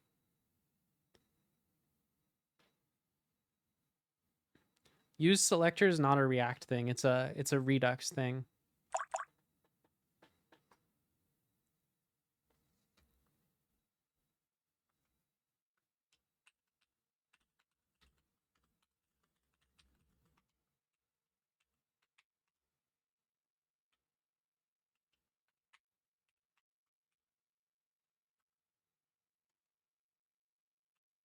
All right, we need a fragment.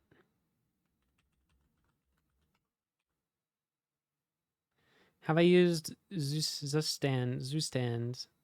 No. Is it good?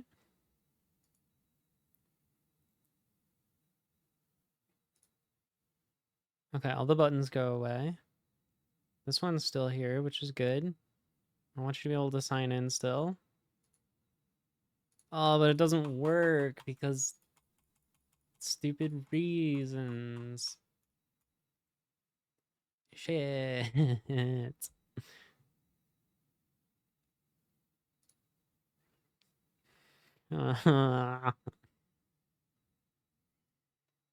What do I do about that?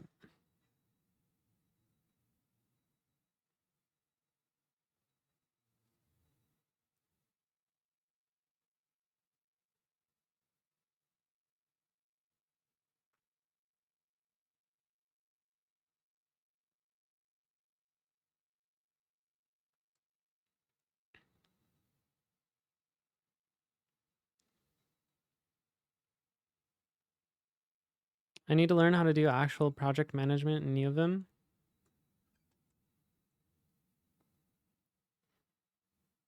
I prefer it as an ID, but I have no idea how to do simple things like adding libraries or packages.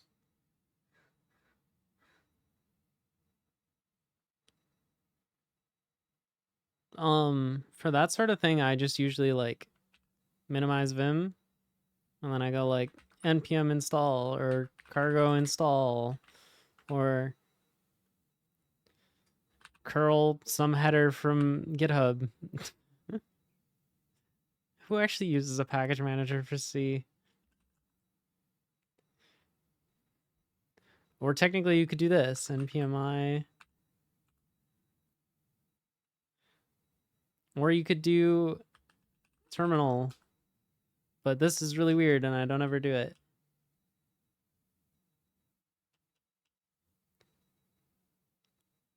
This freaks me out. How do I... Okay. If I keep saying or, will you keep coming up with different ways? Or you could open up package.json and manually enter some lines. That would be a fun way without leaving Vim. Don't say or again. Get submodules the way.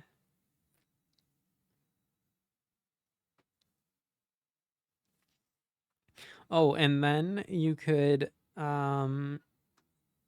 also you could shell out to Ed. That could be a fun way to do it.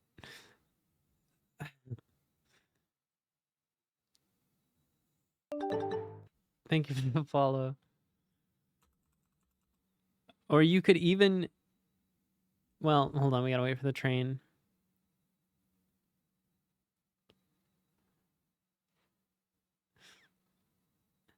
Is this one of those like improv comedy shows where you're just like saying like next option after I pitch each thing?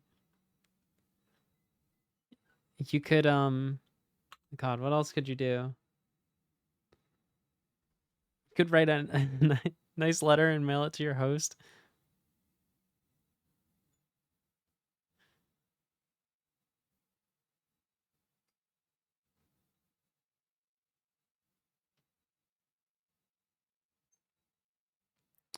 God, it's starting to get light out, and it's kind of a problem because I don't have a way to change my terminal to light theme.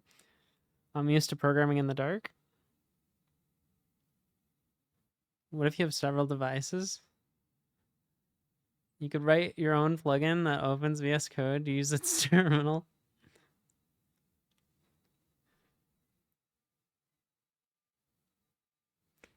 All right, have a good night, Rinks.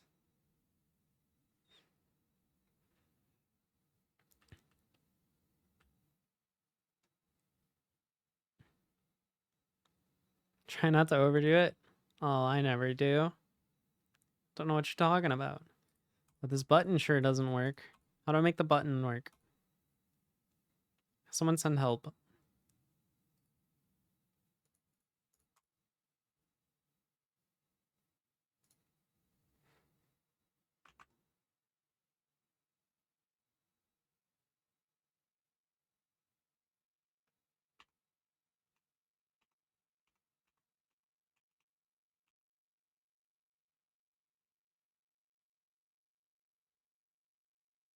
We have some mandatory company dinner tomorrow, and I don't want to leave my apartment. Oh.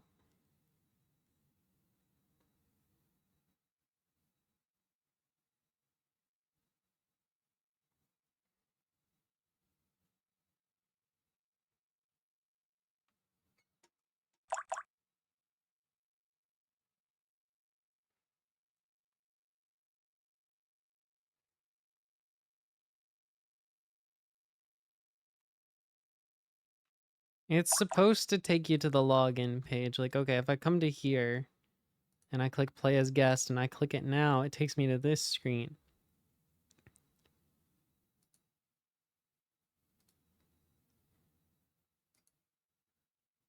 But from here, it doesn't do that because it's it's not a state problem. It's more about where the onboarding page component is rendered.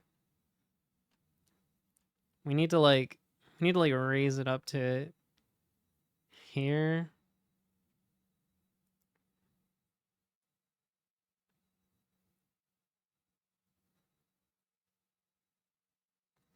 But I don't want to raise it to here.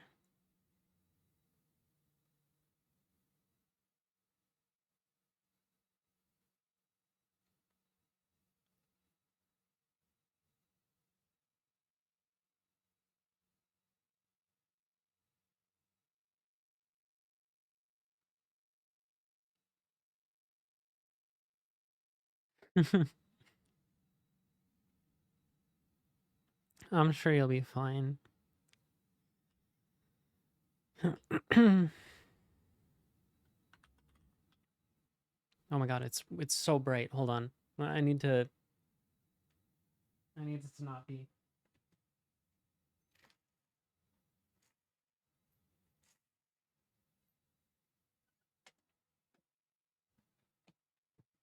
That's much better.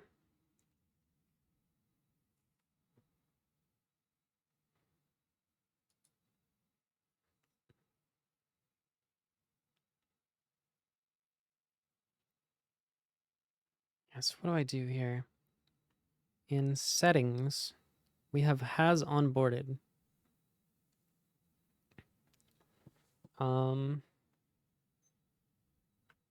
Maybe we just change this to show login.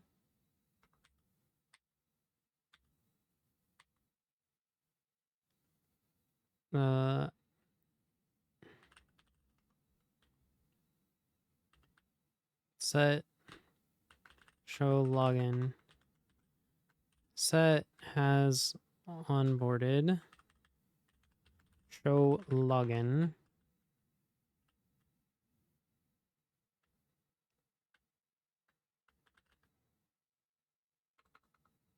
What do I do? Show?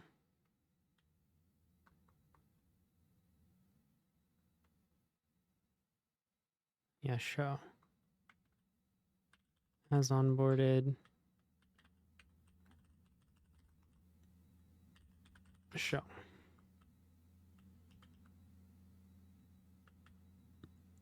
So when you click this, it sets it to true.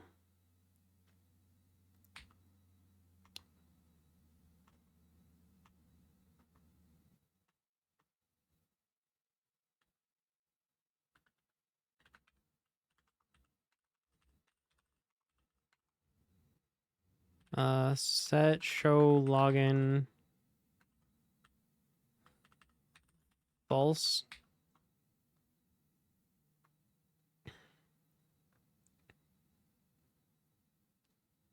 Just to stir up some conversation.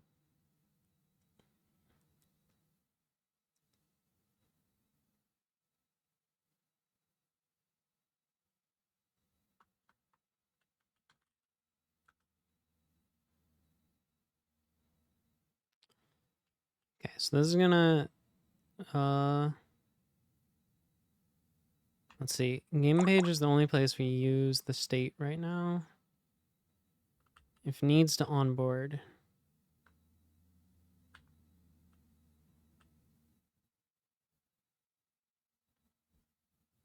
Ah, shit. It still doesn't save us.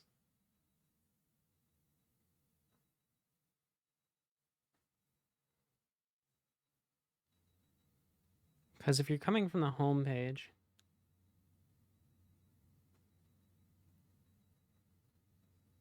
what does it even mean to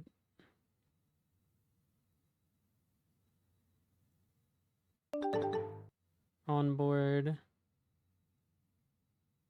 Thanks for the follow.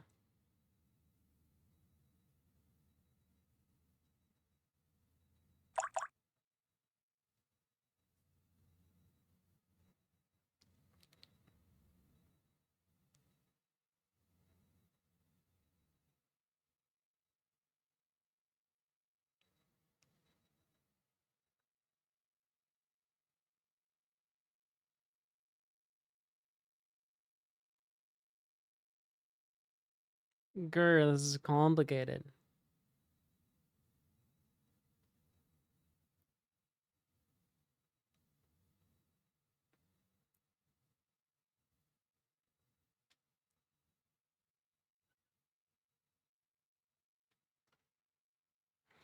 Thanks. No, okay, I'll show you why it's complicated. So let me complete the thought here, which was that we stick where what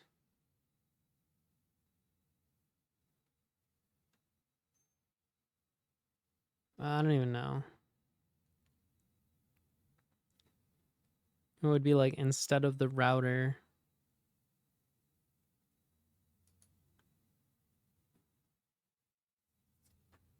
Yeah, I don't think that's a great solution.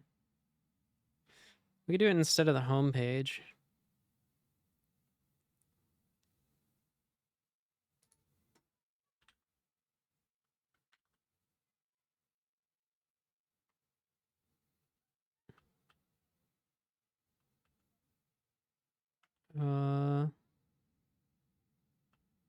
Hold up. This is wrong.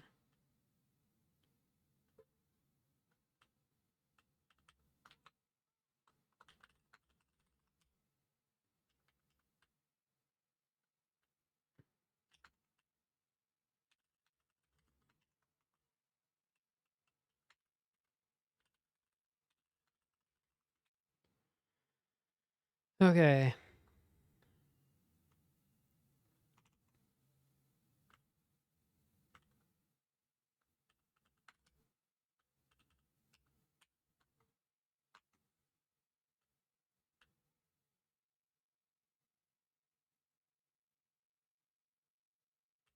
So the idea would be somewhere like here.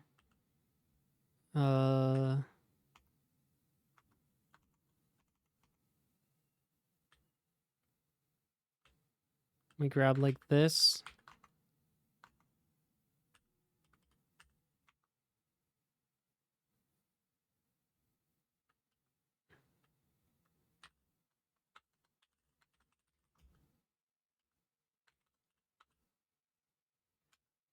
No, what the fuck? What even is that?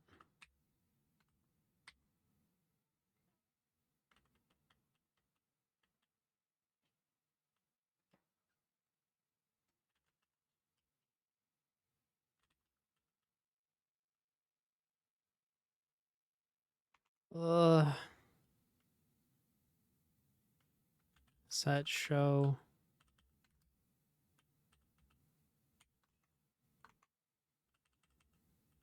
This sucks.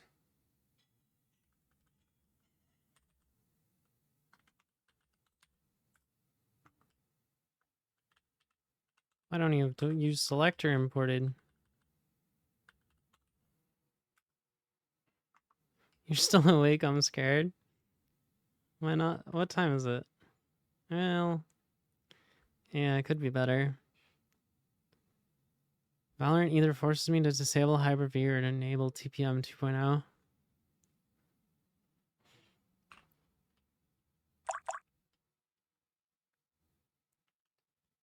It's not ideal, no.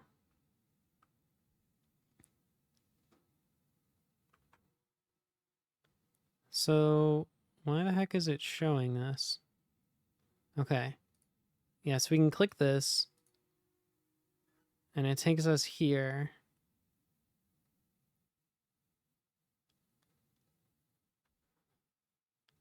But now the problem is, like, what does it mean for us to click play as guest? Oh, I guess that's fine. It doesn't do anything. We sign in. How did we end up in a room? Hello?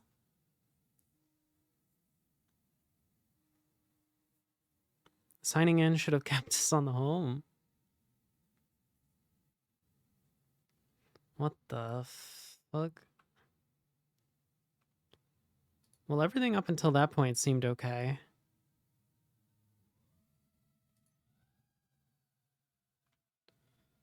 So that's the OAuth page being weird.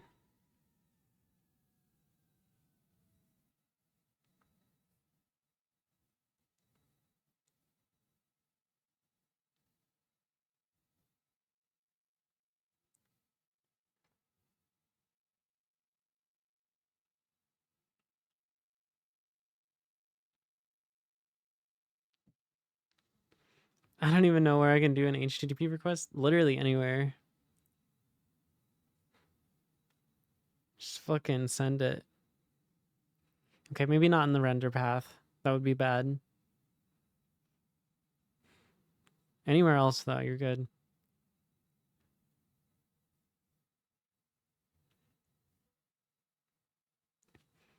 Wait, we're using local storage to save intent? Yeah, use effects fine. What is local storage? The only thing about use effect is be prepared for React 18 to just do them twice for no reason. Just to mess with you a little bit.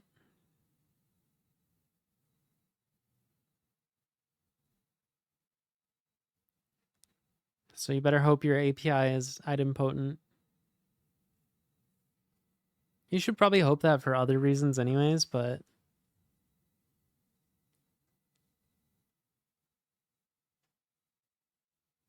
Yeah. Which, now that I'm looking at this, mine is definitely not.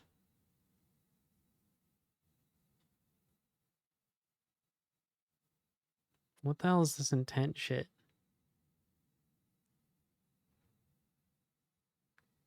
I don't remember writing this.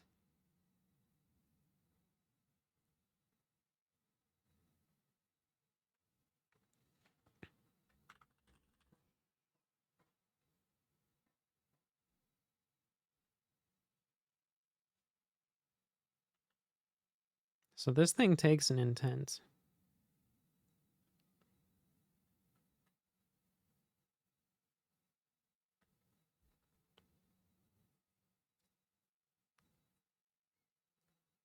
I'm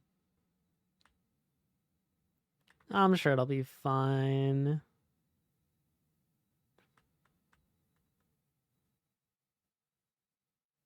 Okay, we passed the intent to the Twitch button.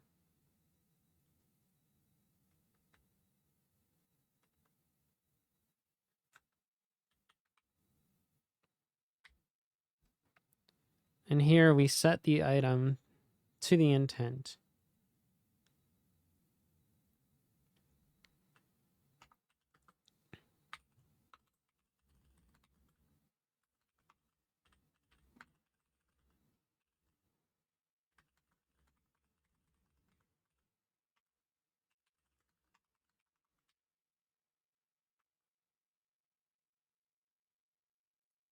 Yeah, let's try this from nothing.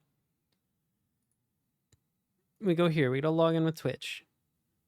We come back, we're in a room.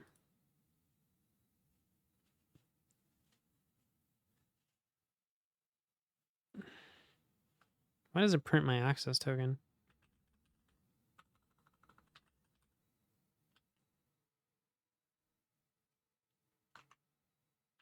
Log.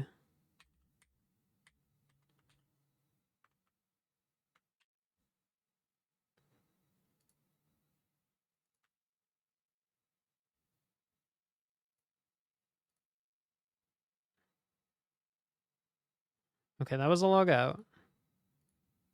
I go here. I log in. Why? Where? Okay, so it's not finding an intent.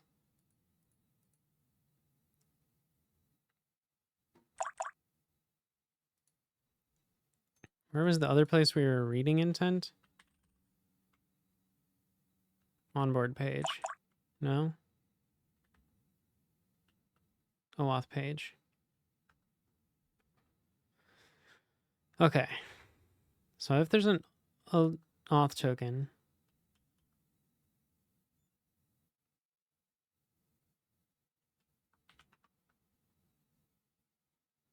if intent equals start,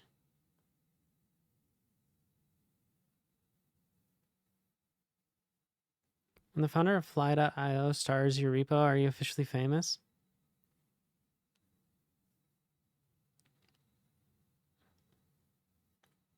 I don't know. No, it's when badcop_ stars your repo, then you're officially famous.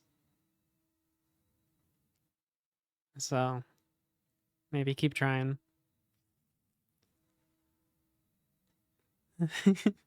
True, tur.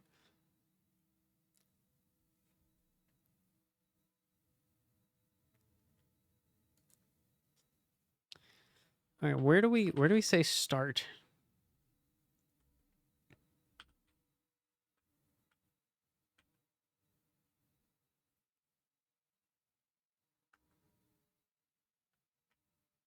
Oh wait, props.intent or start.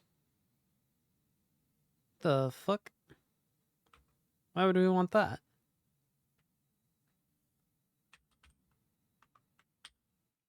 Default intent is nothing. You don't get intent. Okay, we log out. We log in.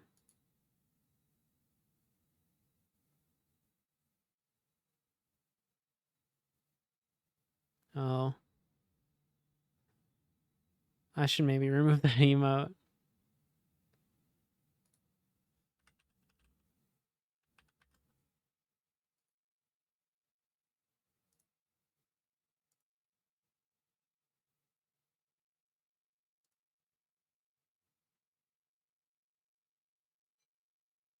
How do you get rid of an emote on?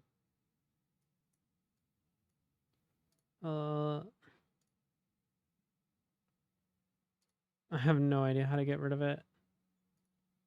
Oh, remove. Okay.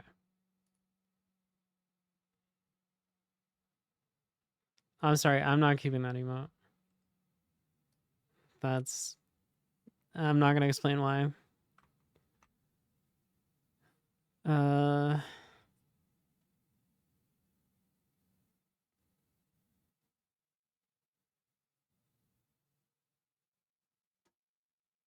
Should be setting intent to start if there's no intent. I don't even know what any of this means.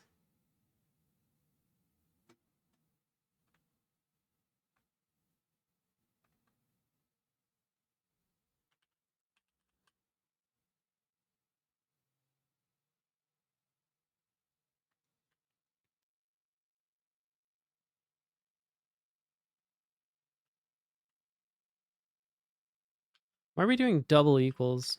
That's terrifying, first of all.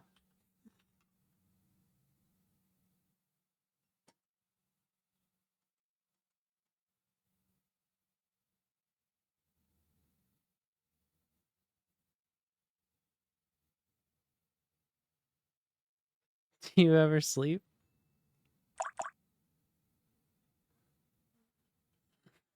Sometimes.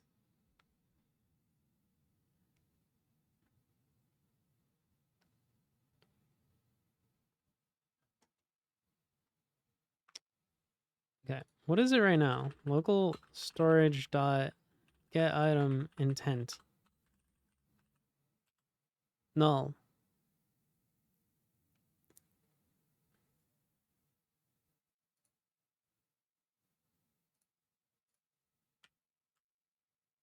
Null.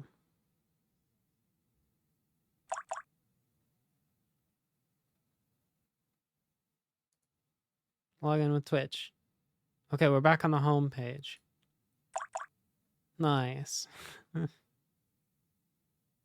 Ah, shit, these buttons are rendering because home and slash are not the same thing. Crap.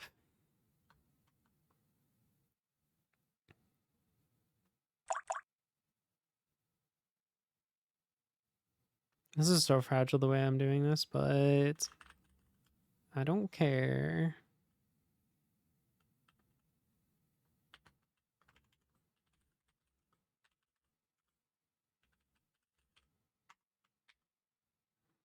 Okay.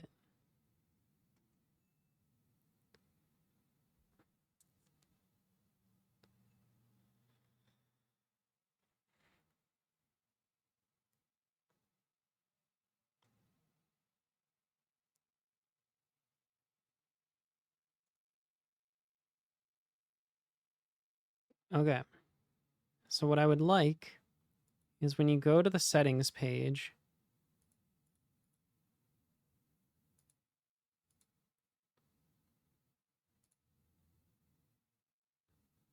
I would like all these buttons to go away, and there's just like an X or something to get out.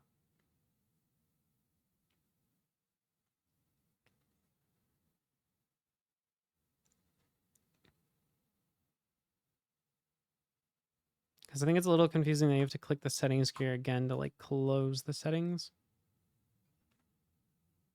And it's a little weird that you can go to the home and then when you come back, you're still in settings and it's all... Use the new Twitter sus logo as the X.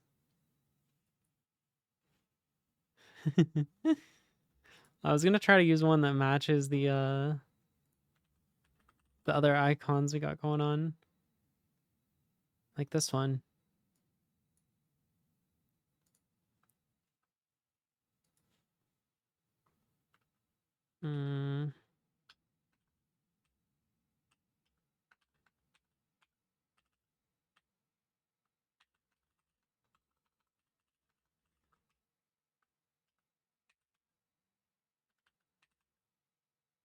What?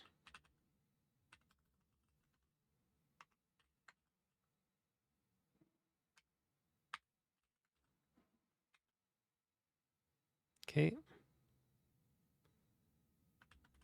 So...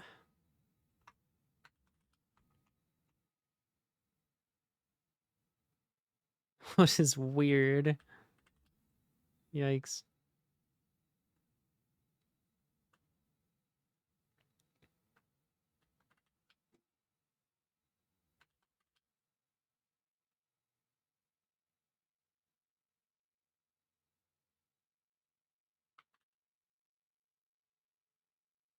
Okay, on the floating bar, we're gonna check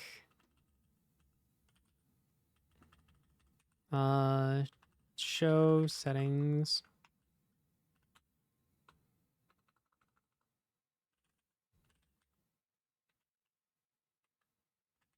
It totally fits.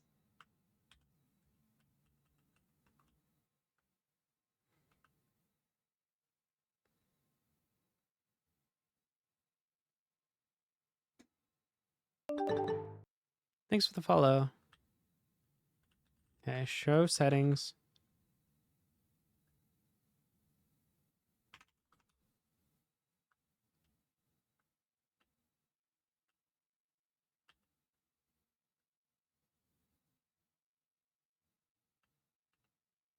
Let's see, show settings.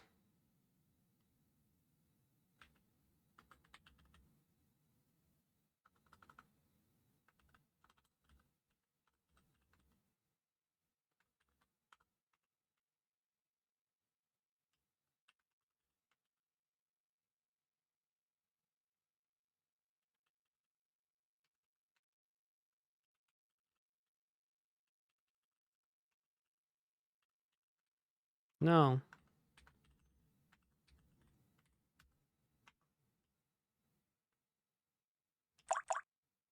So this is gonna do a dispatch of type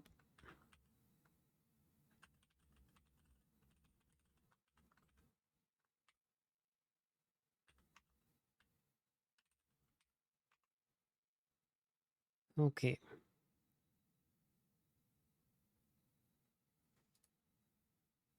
So you go to settings, there's an X. You can click the X to get out of the settings.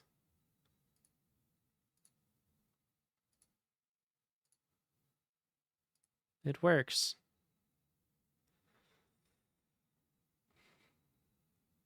This one you still kind of gotta figure that one out yourself. I don't know.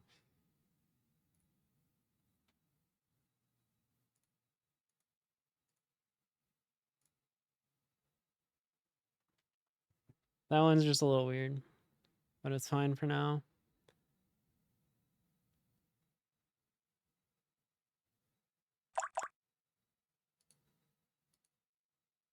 Okay. I don't know. Did we do the thing? Are we done doing the thing?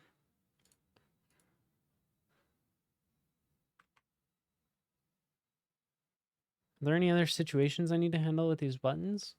Or did I kind of knock it out of the park. The only one I can think of is this page. What does this page look like? Okay. We probably don't want to show settings or the question mark button on this page. We probably don't want to show anything other than the home button on this page. Or maybe just nothing at all. I don't know.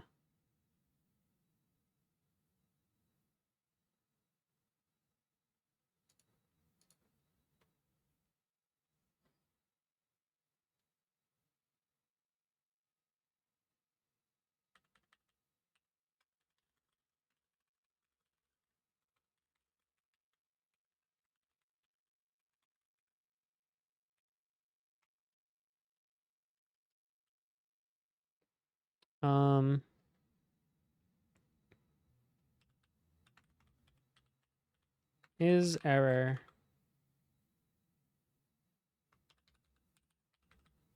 We can show this. Otherwise, that stuff. Shit. There we go. Oh, wait. We need that down here too.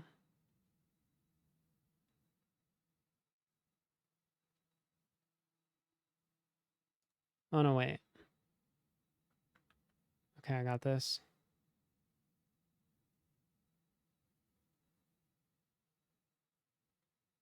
Do I got this?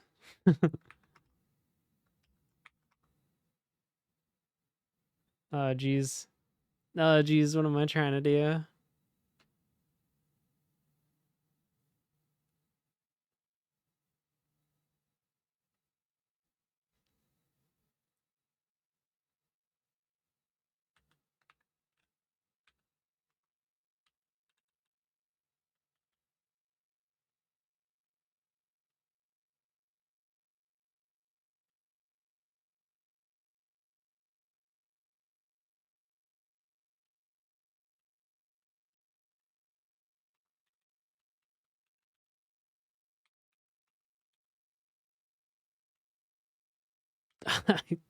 I did. Did that work? Hey, Travi. How's it going? Okay, that appears to have worked some fucking... What the Oh, wait. That's just because I clicked a button that I shouldn't have. Wait, what's happening? Oh, no. Why is it showing me this? What? Oh, I'm like simultaneously signed in and signed out. Sleepy, so sleepy? Would you like some nested ternaries with your nested ternary? I would.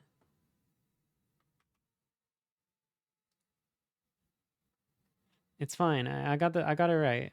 I nailed it. We just never need to look at this file again.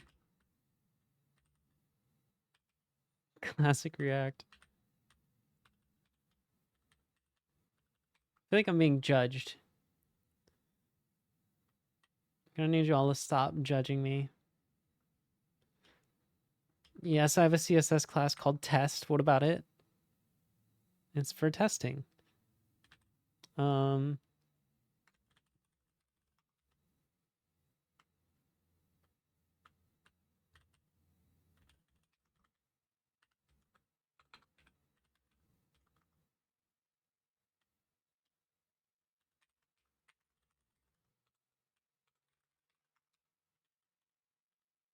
That's so true. Thank you for that. That's inspiring.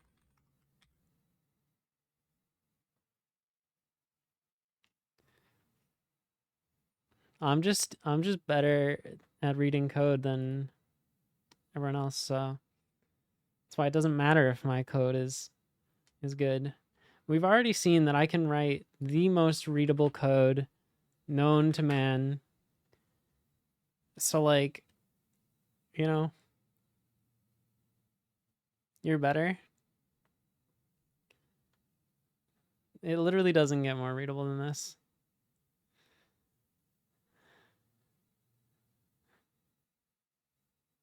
That's what tech influencers do. They inspire. Travi, did you see my meme? I did a Twitter meme.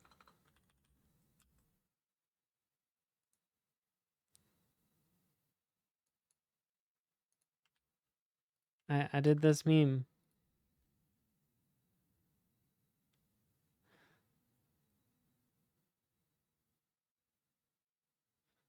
Do you like it? You mean X? Well, I don't know. It still says twitter.com in my browser, so that's kind of weird. Liking, sharing, subscribing. Someone was... I forget what the context for this even was.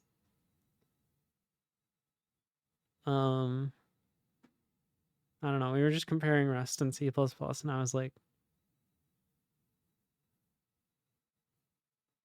let me show you.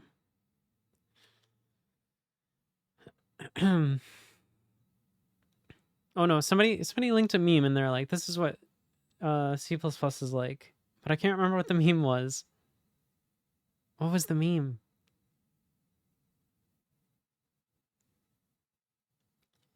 I don't know, my memory's bad.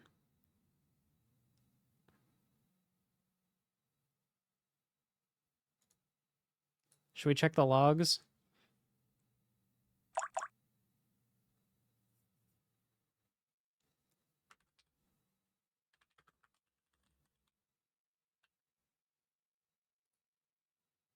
Oh, this was it, yeah. C++ designers adding a feature in the worst possible way. And I was like, no. It's more like this. Why would they not make more templating in C++? It has such a fun template system that everybody loves. They did remove the exclamation mark at the end. They did improve on the design here.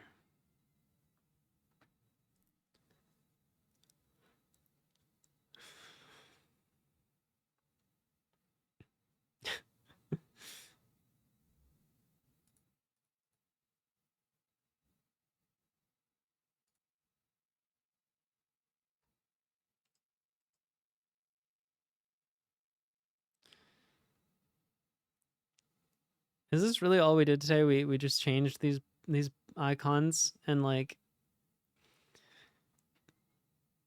surely we did more than that.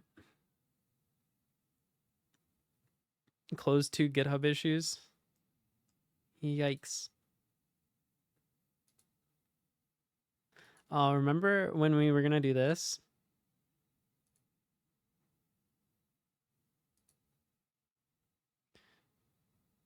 You've been streaming for 8. It just kind of happened. I don't know. Am I not supposed to do that?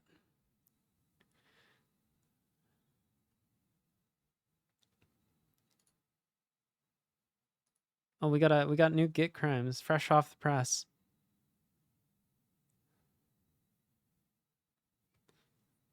Bug fix, bug fix, bug fix, bug fix, bug fix.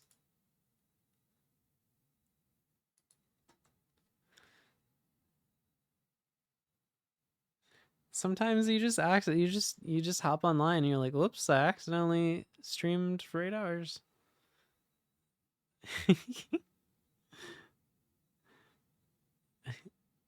Oopsie.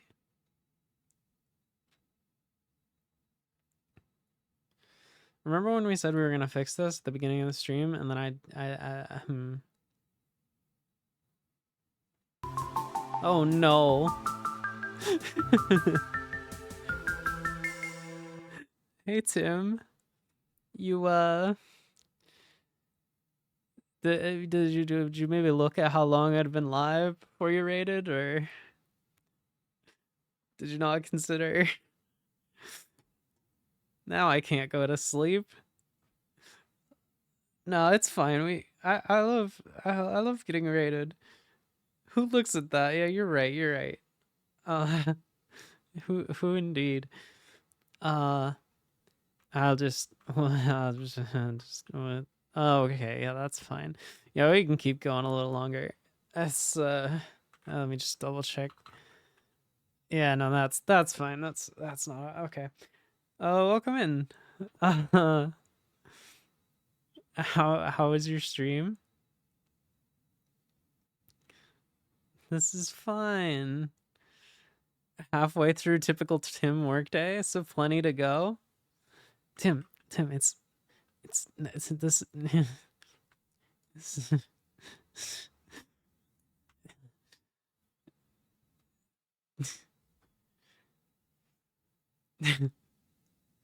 I was more than halfway through the day when I started the stream. Oh gosh. 9 a.m. or p.m. You know, I'm starting to wonder the same thing. But it is a.m. For sure a.m. You do the math. I don't even know how to fix this problem. You get the entire day ahead of you. Oh no. My stream is good. Love the talking emote head. Oh, thank you. Oh, delete Docker. That will fix it. Oh, let me see if I can. RF Docker. It didn't work. Holy cow, we should probably make a commit or two.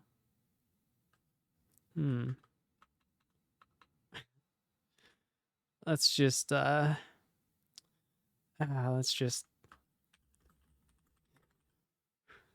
it really been 8 hours? Haha. Okay, maybe we did change a few things. Maybe maybe I got carried away.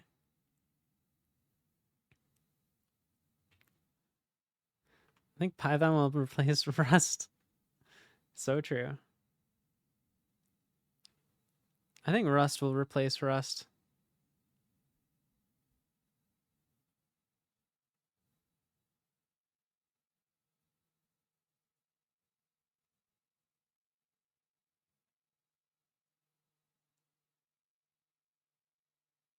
Isn't Rust dead now? It's all crabbling. I go for C++ first choice when possible.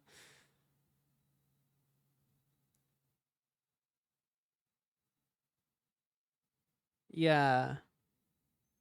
I have a lot of complaints with C++. I'm hoping modules will fix some of my complaints, but as we all know, modules are orthogonal to namespaces. And so for that reason, I'm just, I'm not sure. Coming 2047. They're technically here if you use MSVC as your compiler. So my biggest complaint is the linker build system. What do you mean you don't get the hype of modules? Did I not make it clear to you that they are orthogonal to namespaces?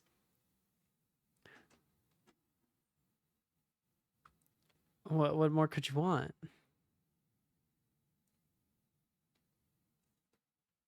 That's straight from the docs, by the way.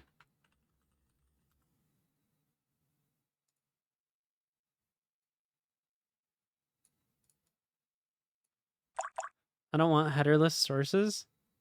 I do. I'm sick of writing headers.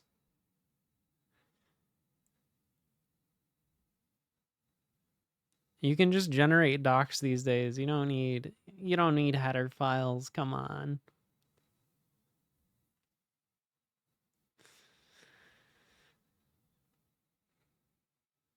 I'm not the only one, but I do seem to be a minority. Why no bash? What would that do?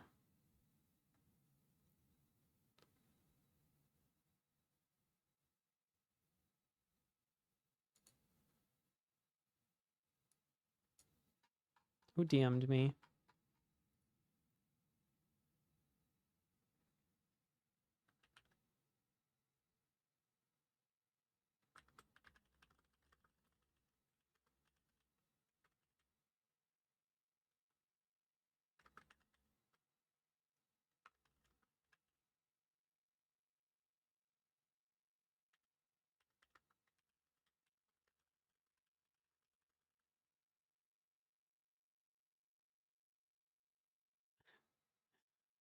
So I was gonna go hang out with a friend tomorrow / today. Today. But I was kind of worried because I haven't slept. And so like I'm gonna need to sleep before I go over there. But she just messaged me, "Hey, I'm having trouble sleeping. Could you come a bit later?" And so this might work out perfect. Yeah, this might be exactly what we need. I knew we were friends for good reasons. C++ users can't have friends. I'm trying to avoid friends if I can too. I mean, friends is an obvious solution there, but I always forget about friends as an friend of option. who? Why do you want a friend? There should be a consideration thing. Like, try to avoid them when possible because it kind of messes things up. Yeah. Makes it a little murky. Yeah, it really does. Good morning, Diogo. How are you doing? I really forgot about C++ friends.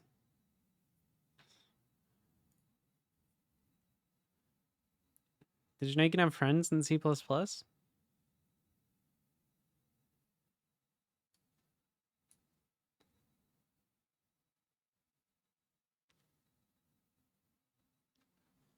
Friends can touch your yeah. That was how our professor in college put it, was you're not allowed to touch a class's private parts unless you're friends. Ah, yes. Balderdash by scam artists trying to bamboozle people into buying fintech snake oil.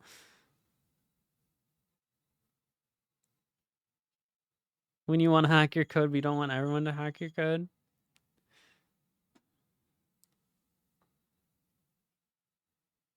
Yeah, I don't think I have any friends in my code. Should we check?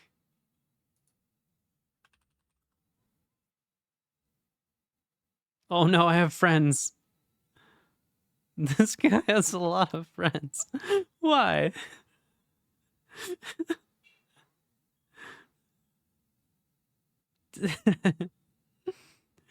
To be fair, I didn't write this code. This is a dependency. Do I play video games in my free time? Sometimes. Wow, there's a lot of friends in this code. Okay, this one is my code, but it's in a string, so like it's okay. Infinite Coder, can you stop spamming that, please?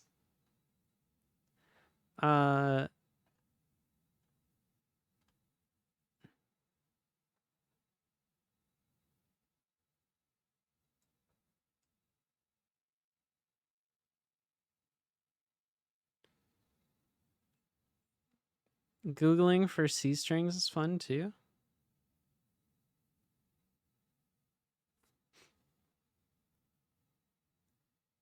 Wait, what do you mean by that? Okay, let's fix this stupid bug. The data gets yeeted when the server gets rebooted. I really wish this rhymed. I wish yeeted was like, I wish this said like rebeated. I don't know. It's possible I'm a little bit tired.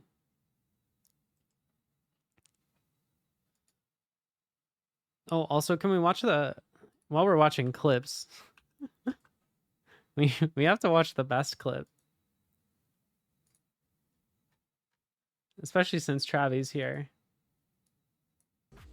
You're not real, you're just clone dev, you use PHP. Real devs can use PHP. I know Travi uses a lot of PHP, or did use a lot of PHP. Travi's a real dev. Find me a realer dev than Travi, I fucking dare you. Oh, Bad Cop shows up immediately. God damn it. Alright, we found one.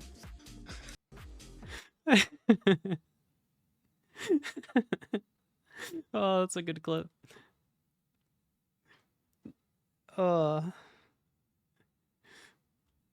It just doesn't get better than that. I've peaked. I'm too powerful.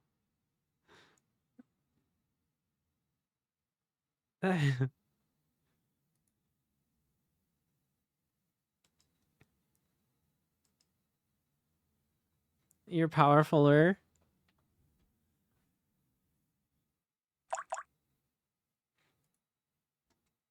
I believe it.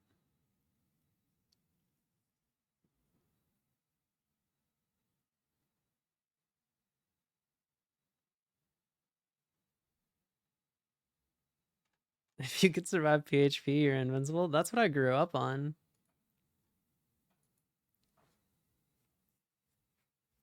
Used to write PHP in Notepad 2.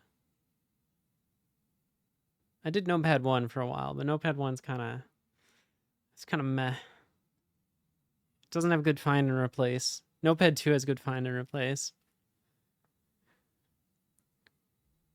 And syntax highlighting. It was nice.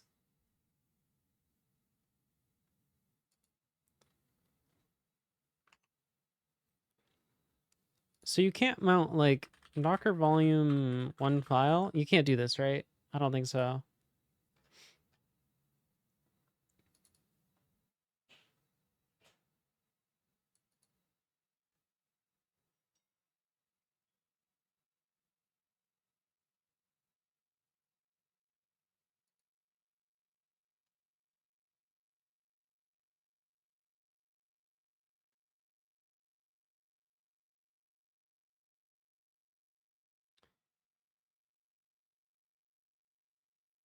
Bind mount.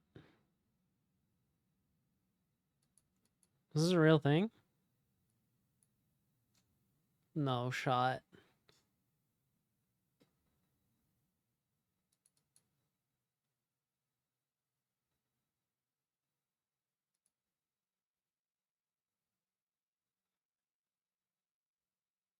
Is this legal? You need to use the long syntax.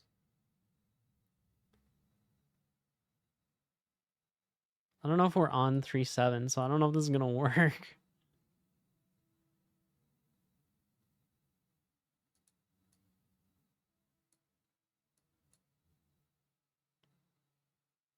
What is source and what is target?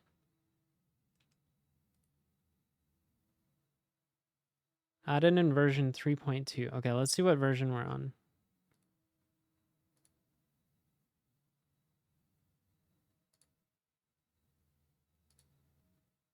.9. Holy cow, we're fine.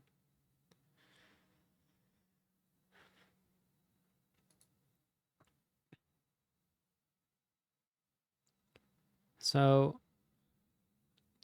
source of the mount.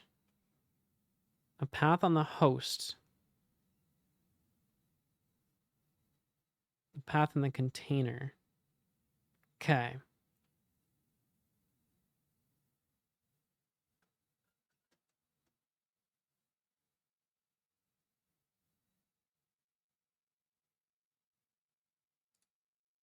Okay. Let's see if this works.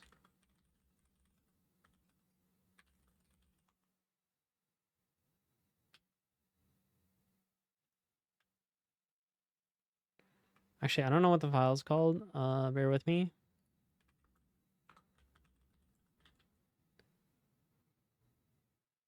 It's called serverstate.json.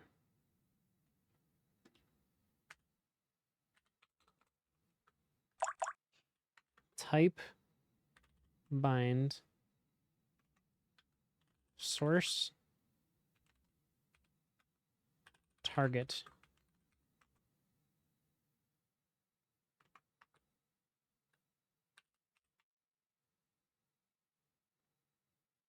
I don't know. You think this is gonna work? I don't know.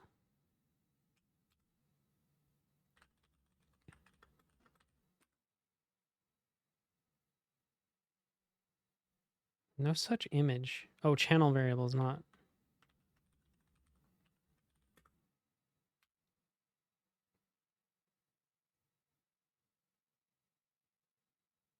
Recreating. What is it doing? Why is it hanging? Oi. Mount path must be absolute.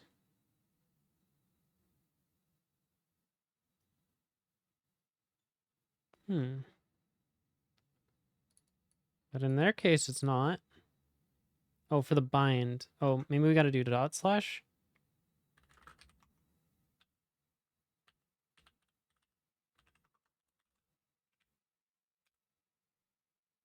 Well, does not exist.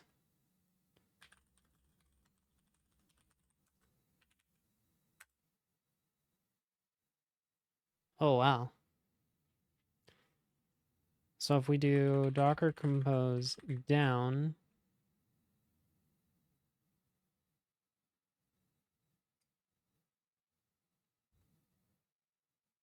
come on. What's taking you so long? It didn't write anything. Uh-oh.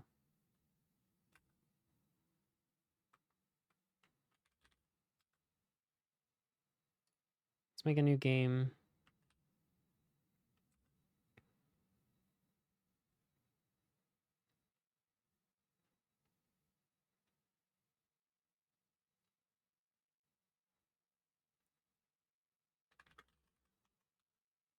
You're not writing anything to the file.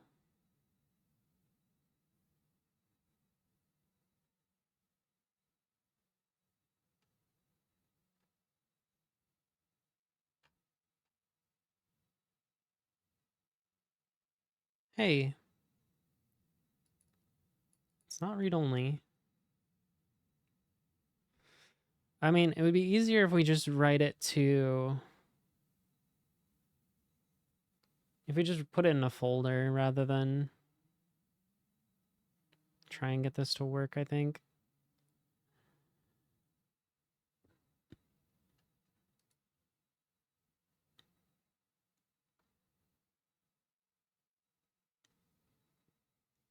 Because it should... I don't know. Let's see. Logs. Can I see the previous logs?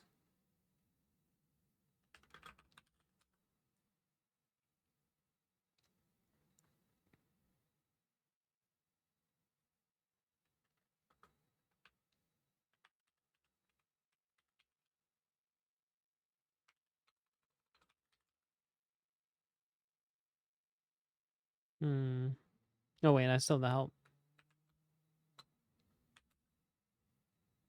No.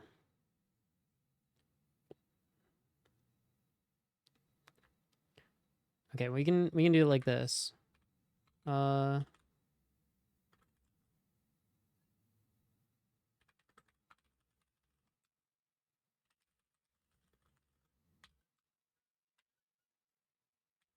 Wait, what?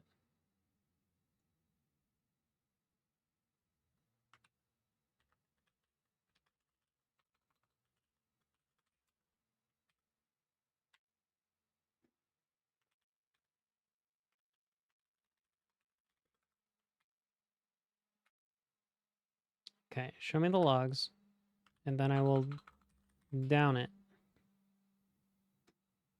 Let's see. How does it kill this?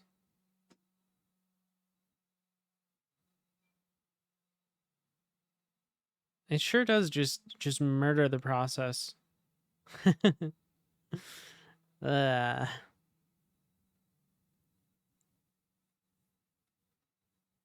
do we do about that? Hey, I will clunk Docker compose kill nicely.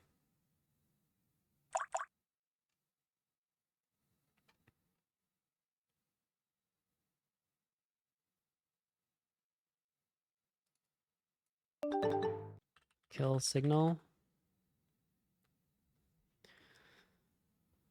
Docker compose stop command. Wait, what's Docker compose?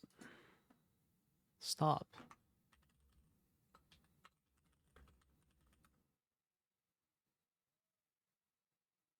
There's a stop? Down is stop and remove. It sends a sig term. Then it waits for 10 seconds. Okay, what am I handling? My code is still game-a-lifing. I know we have a something handler. I handle sig int and sig term. So what the heck? I don't believe you that you sent me a sig term.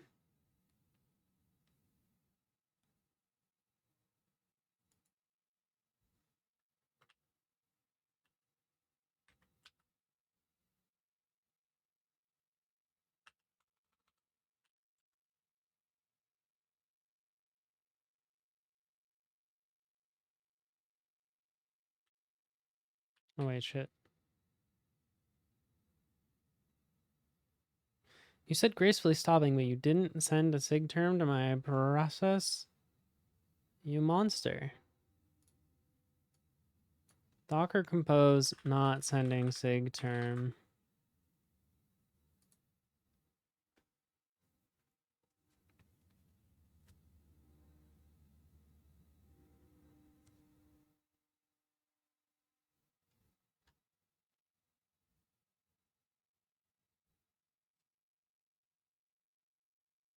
Docker compose stops piping logs into the console at this time, so don't expect to read any container output trapping termination signal. Well, that's dumb.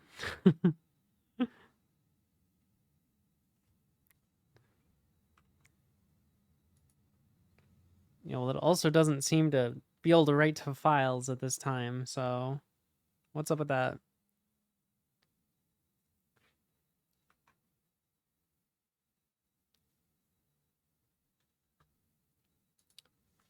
Docker write to file during write to volume during GIL. Is this a thing?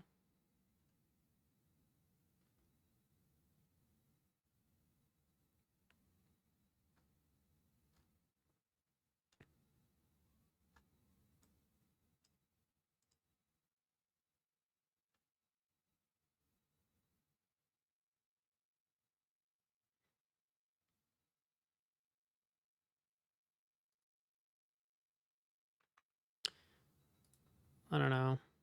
Let's just...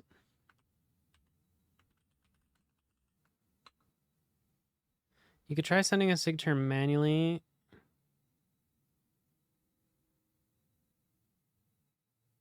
See whether it writes to the file. So what, like compose up and then docker ps docker container stop 19d5 fa.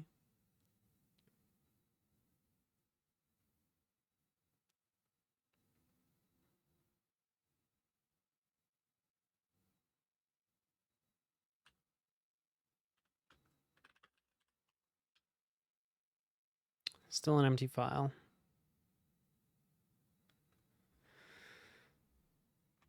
I'm not sure if it can write to this like bind mount. I don't really know anything about these.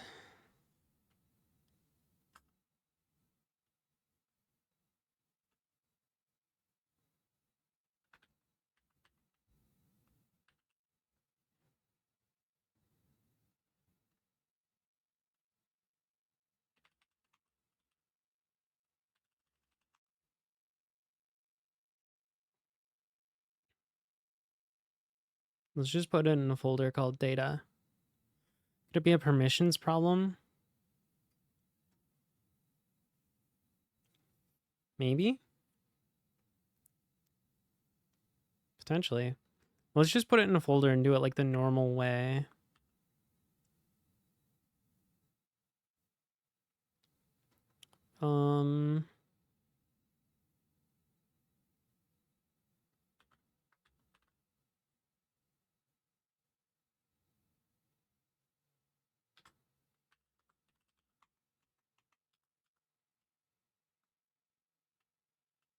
Volumes. Um.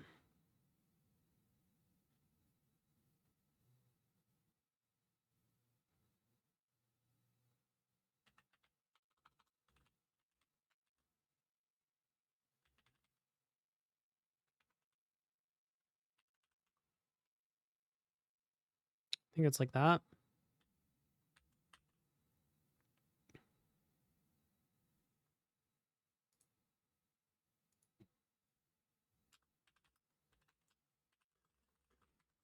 Try moving the data to a folder.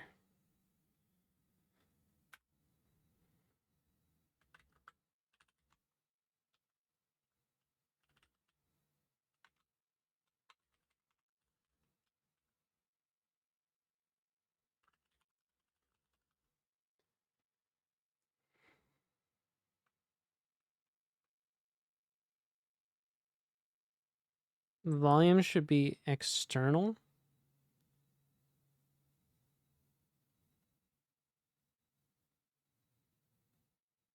Hmm.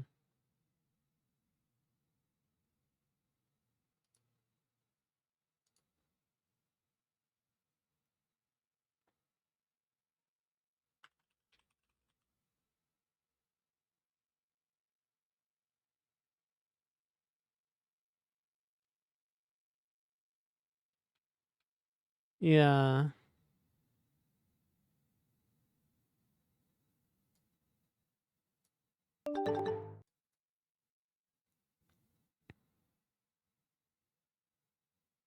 So how does this work?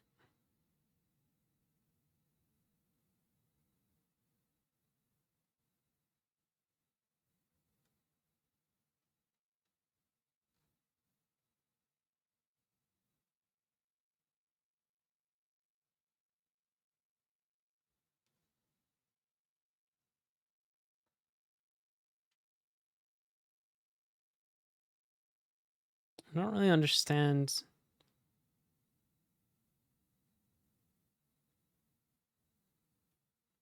Specify this volume has been created outside of Compose. Gotcha.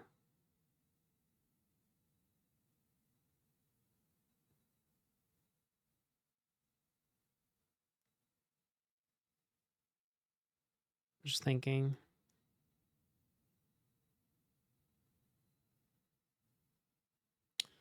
I could see why that might be a thing.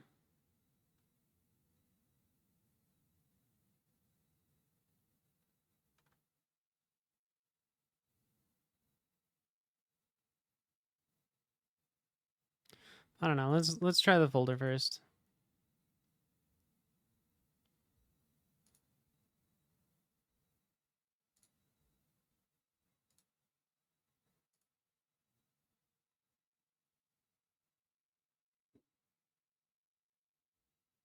Because if that's true, it's a little bit annoying.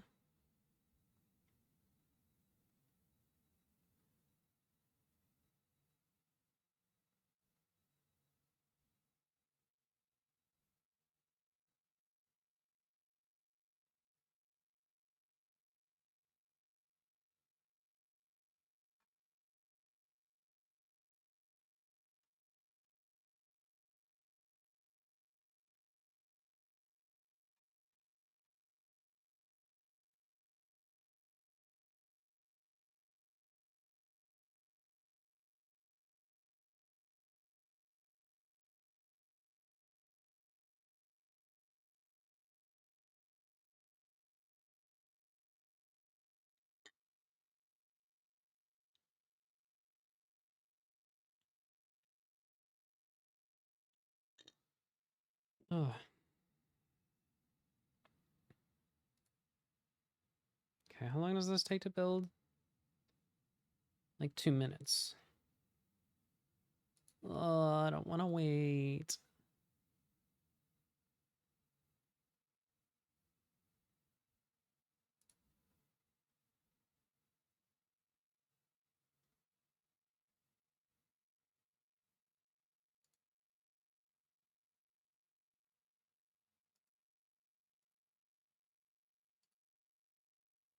Hot dog. At a time like this? All right.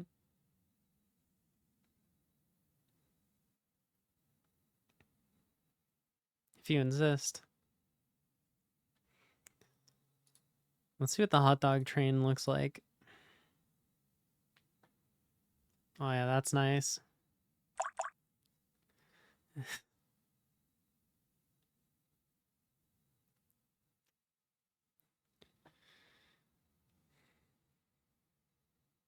Thank you for the glizzy.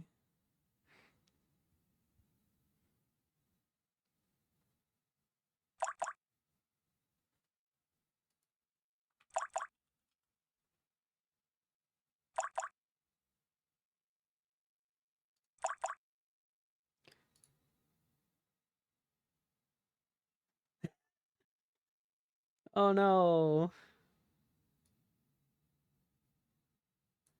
Hi Sarah, thank you for reaching out. Our company operates 270 plus domain extensions like .io, .global, and .engineer, and I received your inquiry for software.engineer. We have a $25,000 asking price for this domain. We are open to negotiating, but we'll want to get value as this is one of the top combinations across .engineer. If you're serious, do you want to set up a call to discuss our purchasing process and options? If not, and this name is out of budget, I could try to help you find some alternatives. Oh, we got rejected. Oh, that's so sad. Elk Long, I don't know if you were here, but we made an offer. Let me just pull it up. I said, I read on the Whois for software.engineer that you were entertaining offers. I'm willing to make a generous offer of $36 US to transfer the domain. Look forward to hearing back from you. And we did get a response. I thought maybe if I put very generous. Do you think we can negotiate him down? Do you think we can get him down to like 10K and then, work from there? We won't actually pay for it, but like I just want to see how low he'll get. Yeah, offer 37. You're better at this than I am.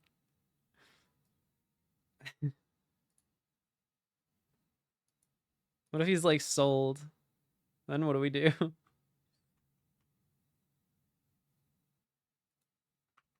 Where the heck's my browser? Okay, it completed. Start from 1K? I love how he threw in the if you're serious. He's a senior account executive. Poor guy. You go down? You think I should go down to 35? Could be a good strategy. I'll be like, after you've wasted my time, the highest I can go is 34. My time is very valuable. Worth $2 per email. Okay.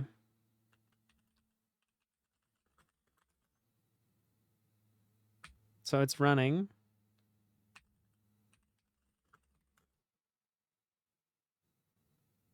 Uh-oh. That's probably fine.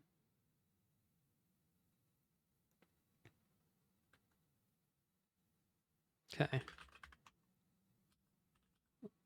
Okay, so there's a data folder now.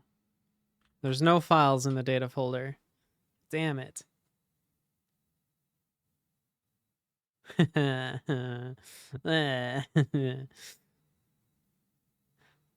Is building done? Yeah. It didn't work. You're right, I could turn off the overlay. Why no work? I guess we gotta try the external. I don't even know how to do external volumes. Blech.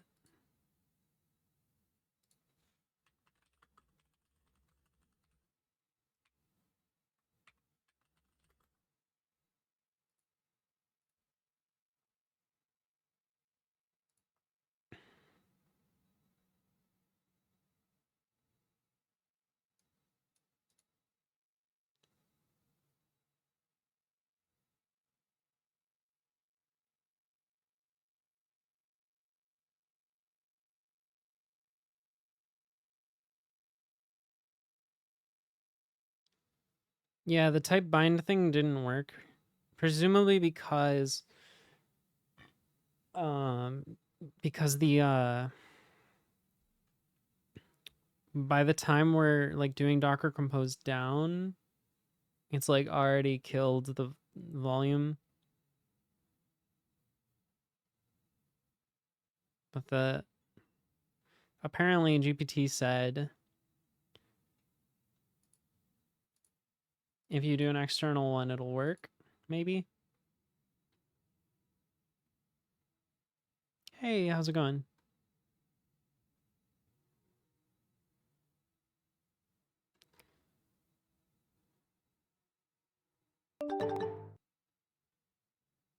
So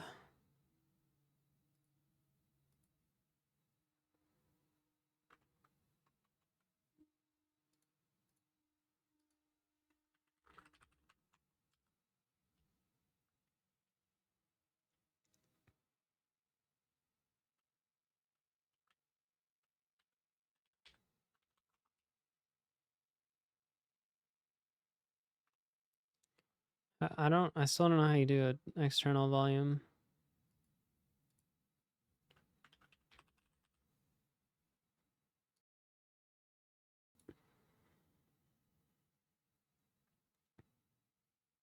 Okay.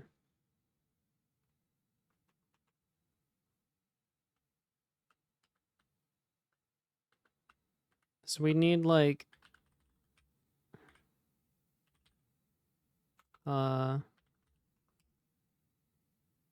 trying to do a named volume, yeah.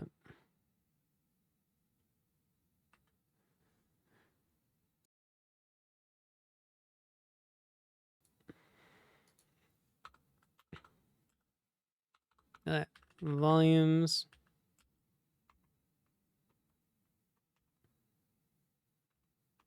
So I'm probably not gonna be able to do the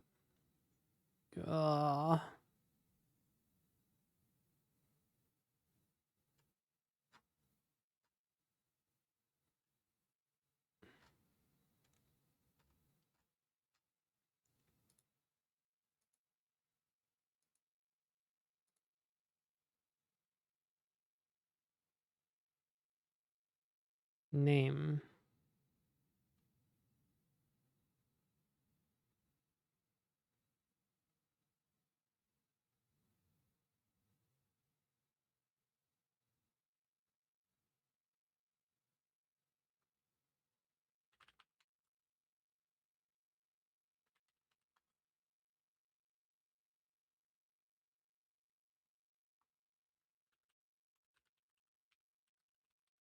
Hopefully that works.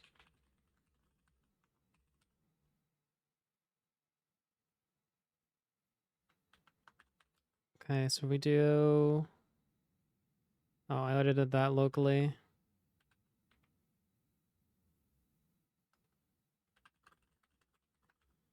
Try using external volume.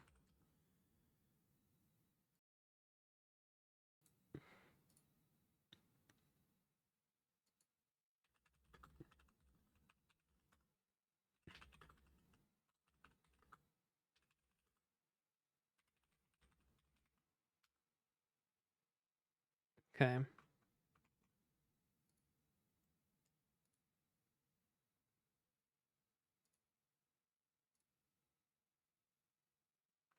Well, actually, I'm not even gonna bother.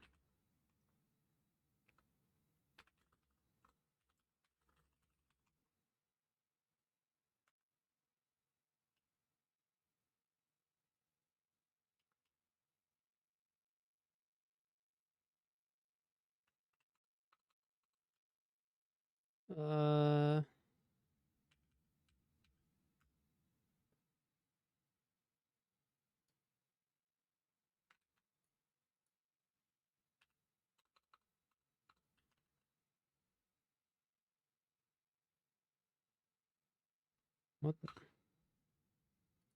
I didn't copy paste. No, I'm sad.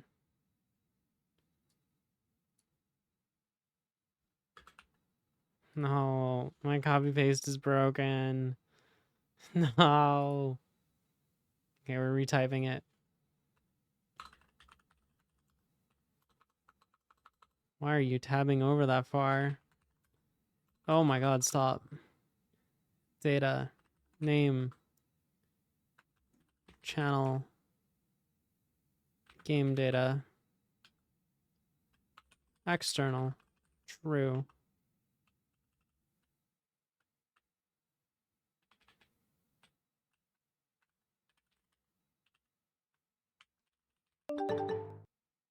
Thanks for the follow. I forgot one of these. Okay. Channel. Docker compose up. Named volume beta game data is used in service, but no declaration. You gotta be kidding me.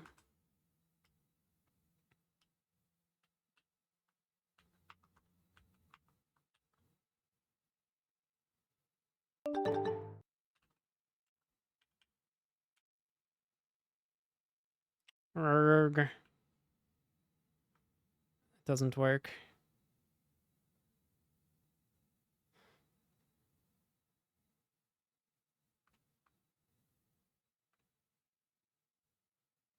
Dash? Or am I missing a dash?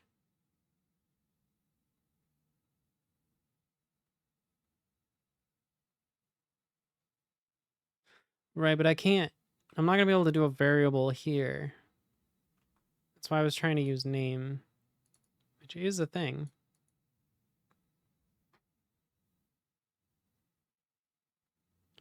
The name is used as is and will not be scoped with the stack name.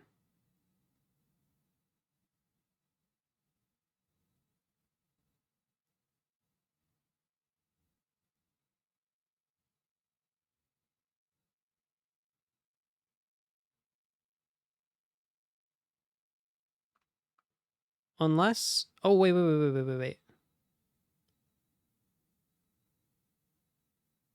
No, this is right. All we have to do is change this up here to be data. I think. Yes, I'm right. I'm smart.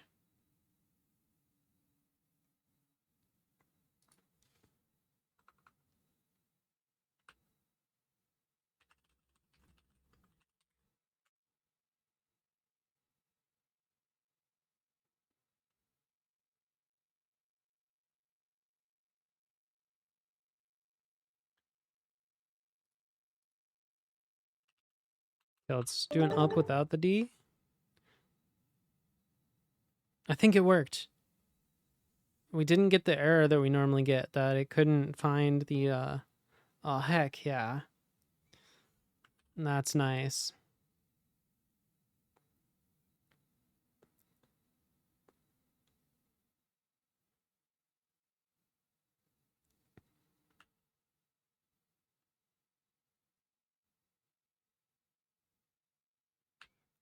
Okay, so we need to do it for prod.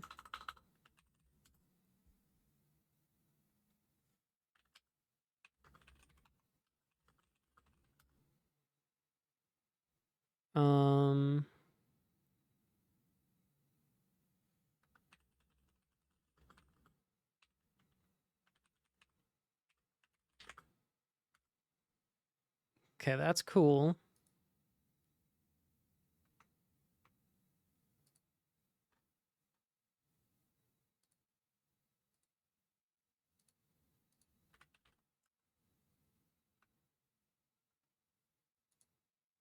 Hold up. We need to fix it on the local.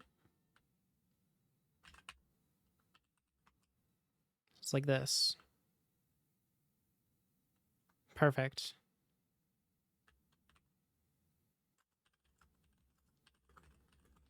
Perfect.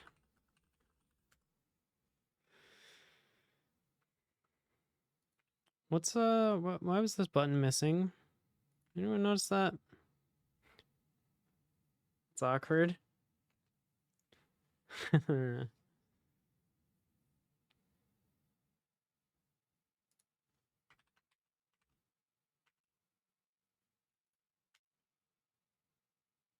No, it's there. Why was it not there the other time? I really want to know. Where was the button? Wait, which button is showing up here? Oh, log in. Okay, good.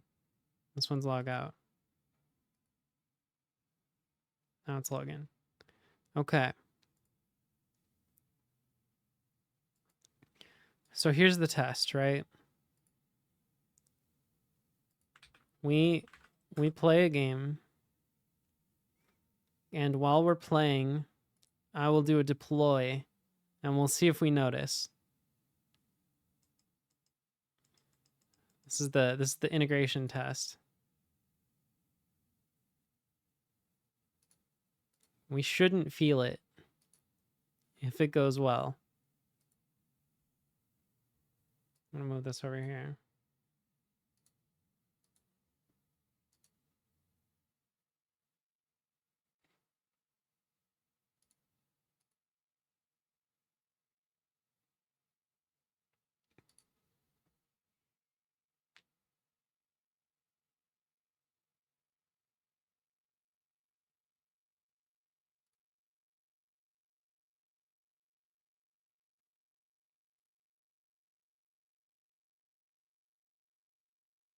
This is nerve-wracking.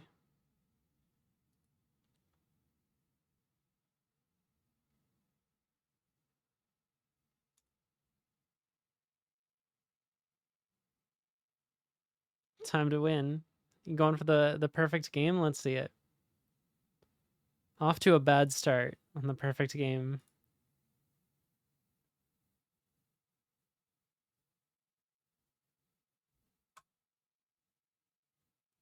Am I using NeoVim? I am. Oh my god, you won. That wasn't supposed to happen. Must be a bug. Let's restart the server. Just kidding, it's still building.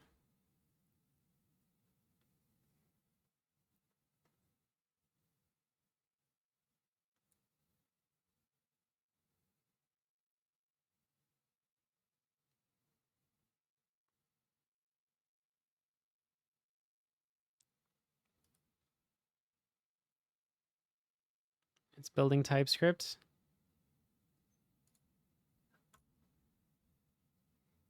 It's transforming.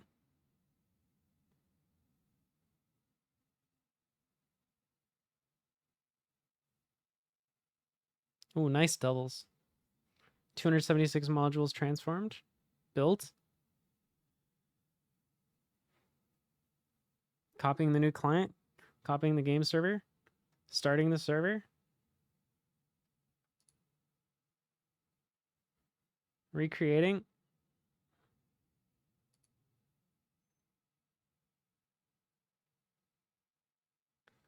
I haven't felt it yet. No, no, no, no,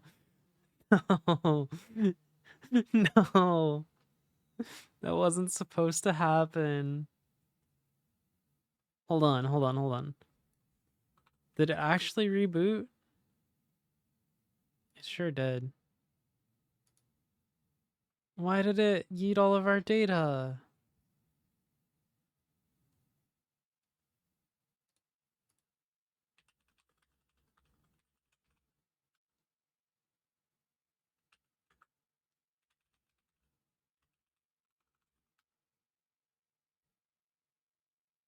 Can I like...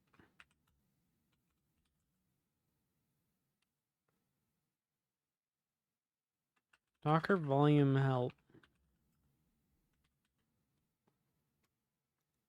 So there's inspect.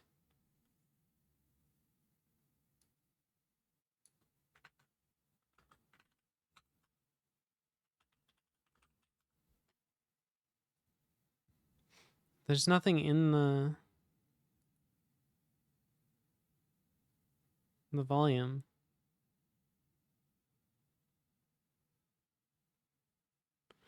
I don't think it works.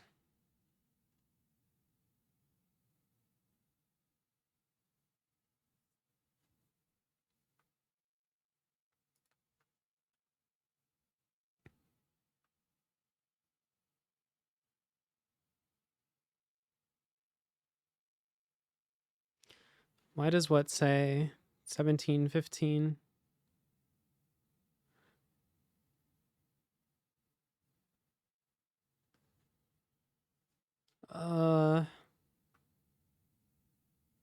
Is the path in the container the correct path? I think so. Let me just check the Docker file real quick.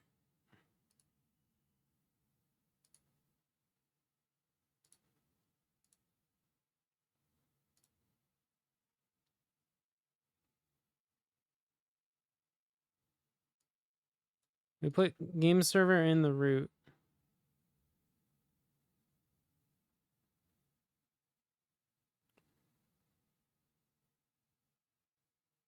Server is in another time zone? What does that have to do with anything?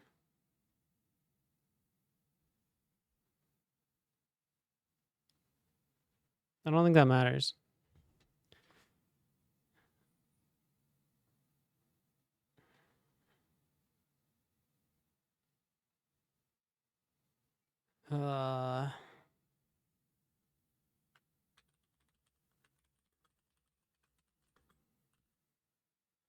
Are you sure that the machine is actually restarted during deployment and that the new deployment isn't just run on a...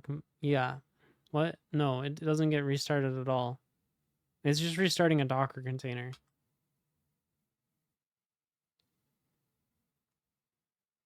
Like, yeah, it doesn't have the error. Okay, but the error actually is gone because it doesn't have the file.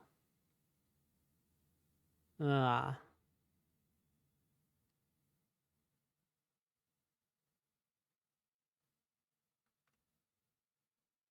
Hold up.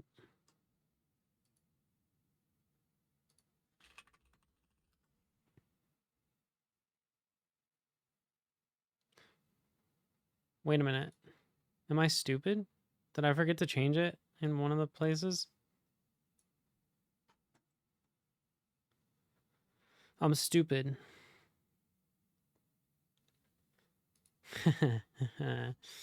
Ah. Aha.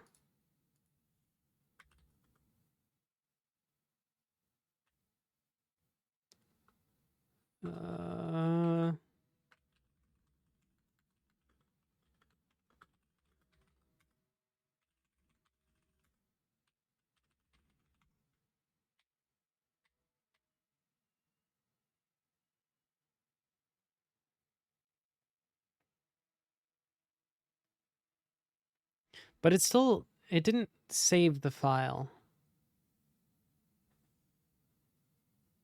So, like, it's still hard to believe that it worked.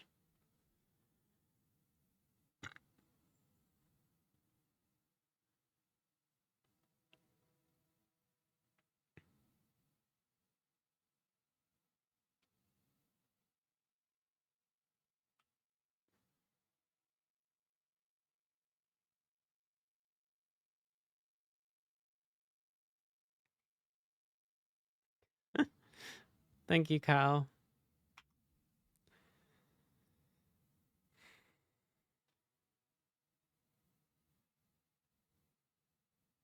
So it only persists if the state is not null.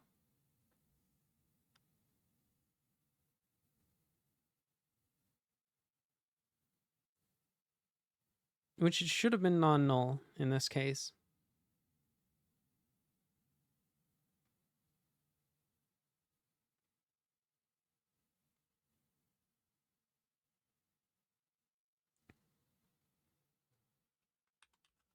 Let's just double check what entry does. It literally just runs game server.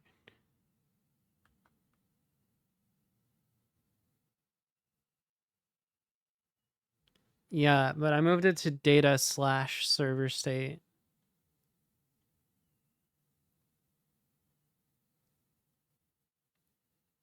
But it's still not writing successfully.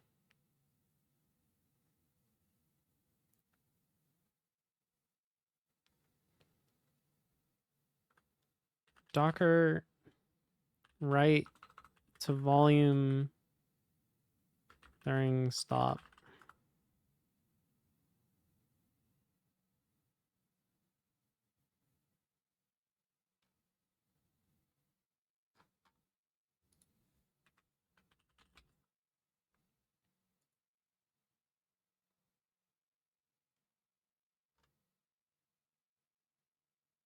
Try using Docker compose down -v to remove all containers and volumes.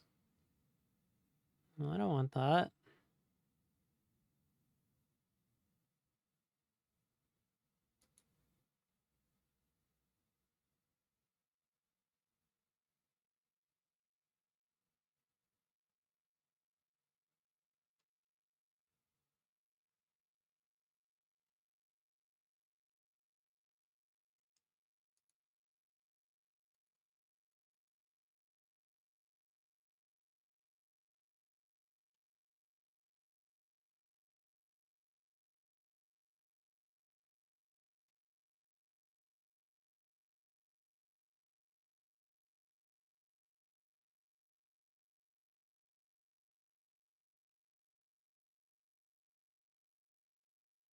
Hmm.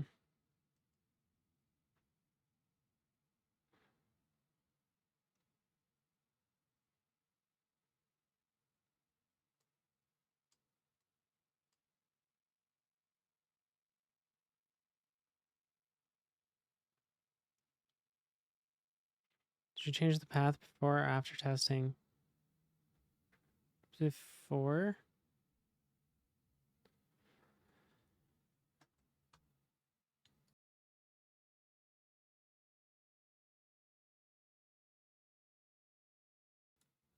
Um,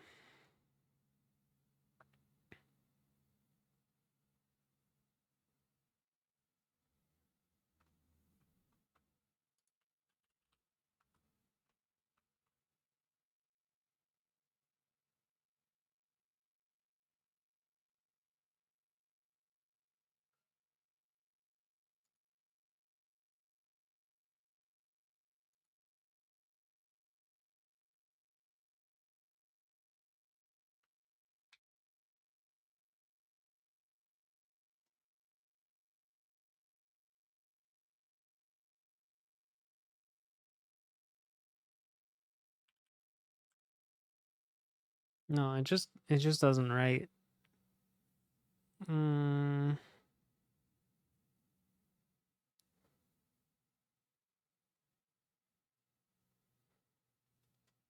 shit.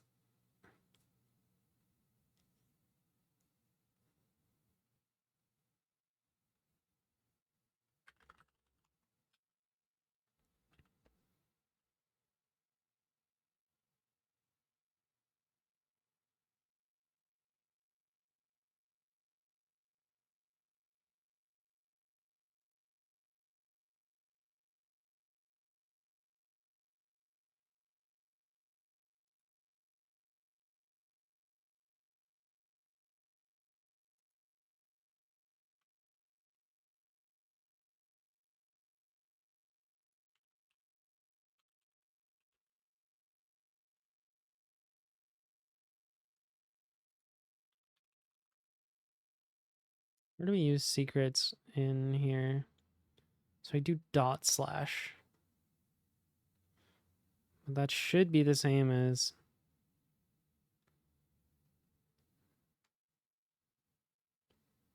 Yeah, I mean...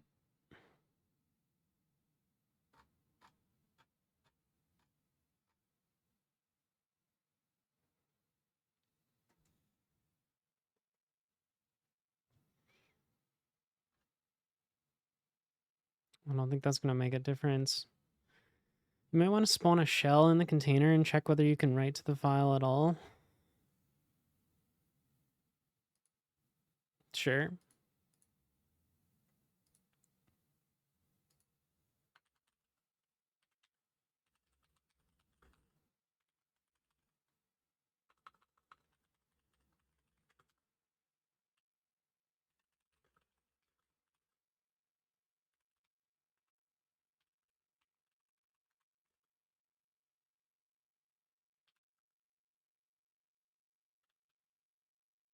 Okay, so we have a folder called data.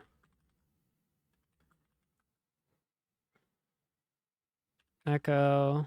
Hello.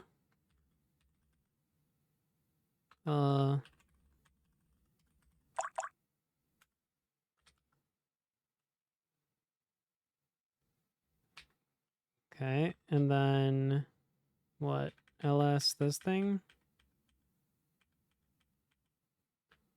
No, I don't have it in my history.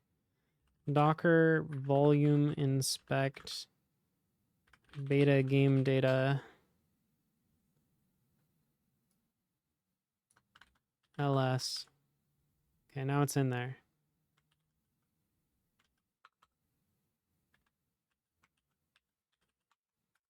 It says hello.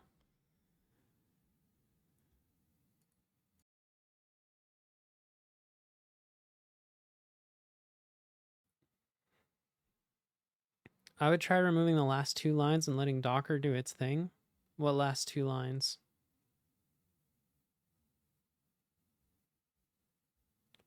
The last 2 lines of the Docker compose? That's not going to work. Because then the volume just gets deleted right when the Docker compose goes down. So even if we did write the data, it would just get deleted anyway. My code is not writing to the file. That's correct. Now kill the game server from within the Sure, we can try that.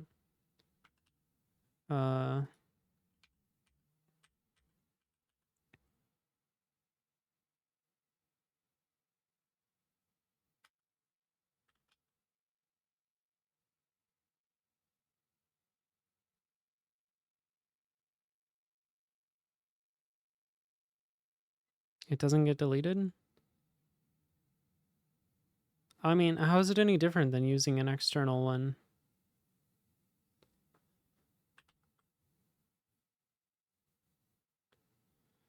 Let's see. Kill 6. Successfully persisted state to disk. Okay.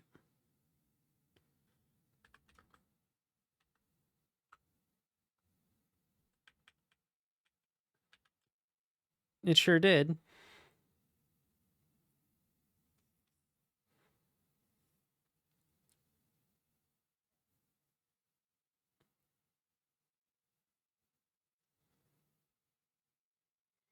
I really think it's something like, well, it's one of 2 things. It's either we're trying to write too late and it's just not letting us, or Docker's not sending us sigterm like it said it would.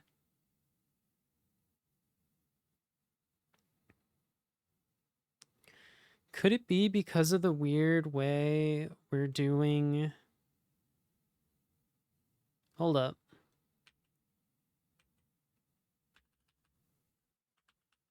I have a theory.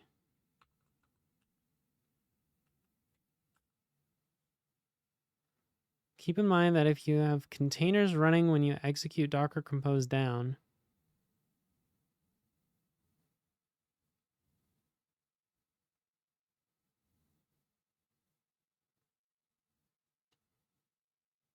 I mean, I don't think that's the issue. It's not like we're writing for 10 full seconds.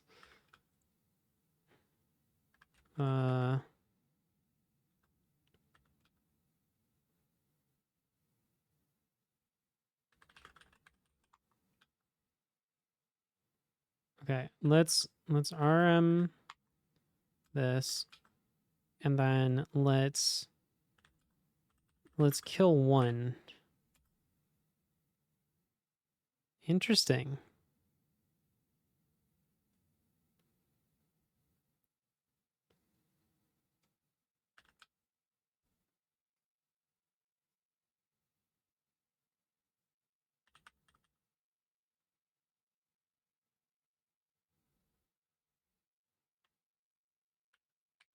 I think I know what the issue is.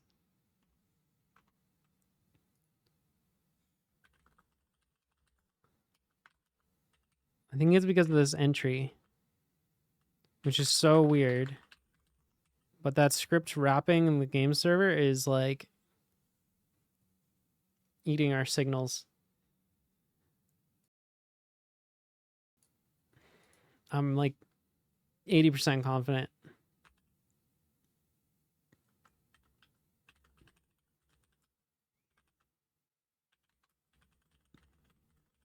Stop eating my signals.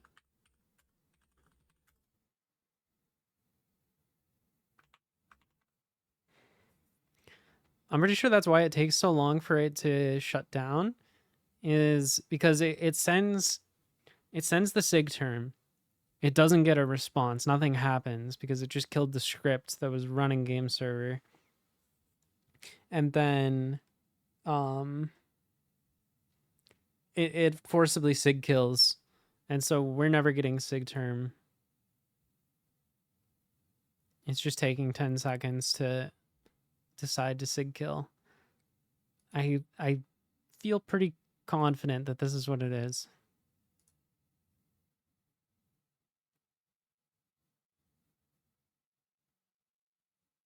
I even think the bind mount might have worked.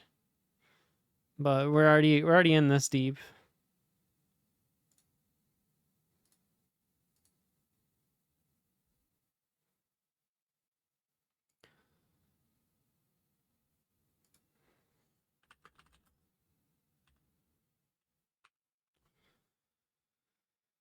So if this works, well,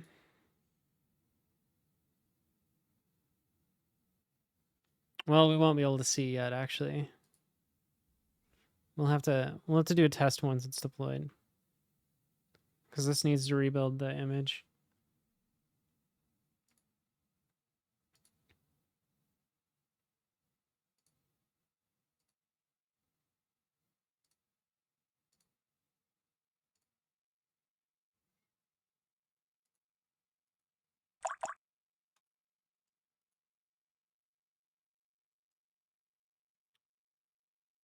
The volume will persist, yeah.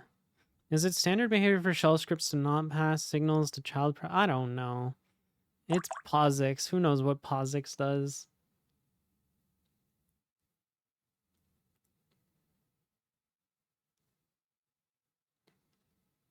Yeah. You can like manually propagate them. I think I have a gist for this.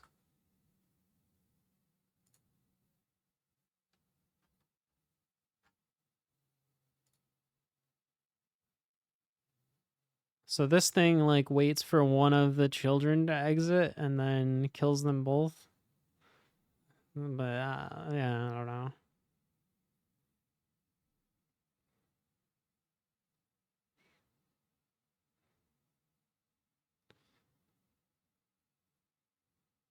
You could probably do a trap and then kill your PID or whatever.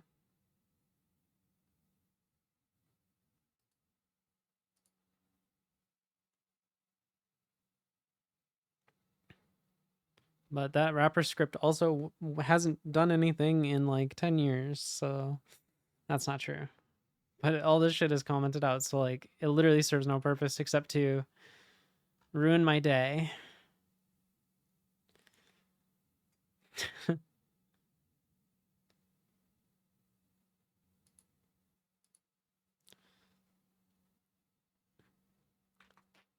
So I bet if we docker compose logs follow, then we do docker compose down.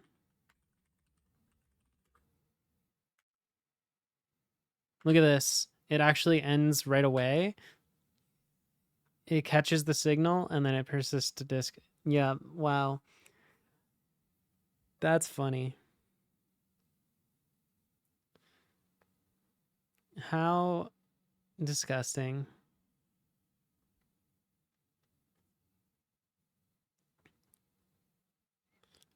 So we do our ls now.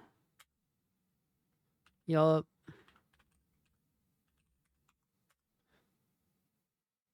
Oh, we can't do LA. Sure. Look at that data. Look at that good data.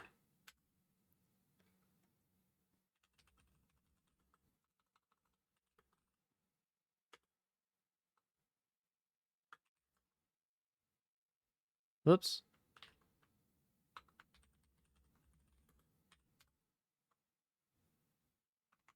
Okay. This is a good thing to have, so we're also gonna do it for prod.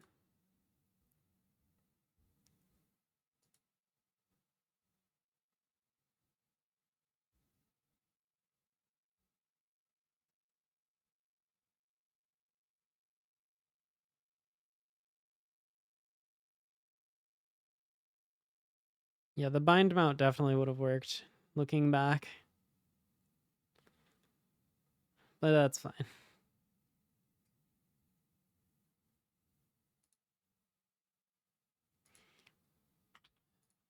Should we do another test run? Again, we can get a game going and I'll kick off a build. We'll see if we feel it. Was the problem with the bind mount just the file paths though? No, it was just that we were never trying to write to the file because we were never getting a sig term. Our process was only ever getting sig killed.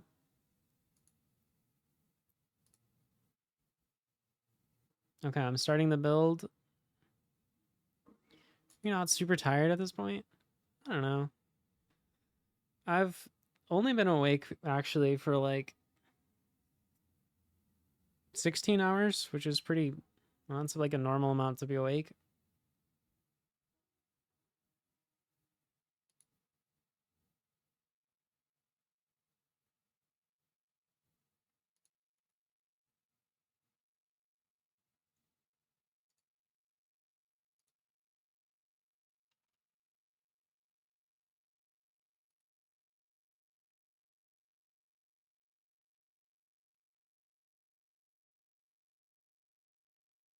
Nice doubles. Nice reset. Does anyone have more ideas for achievements? I would take more ideas for achievements. Let me get my notes.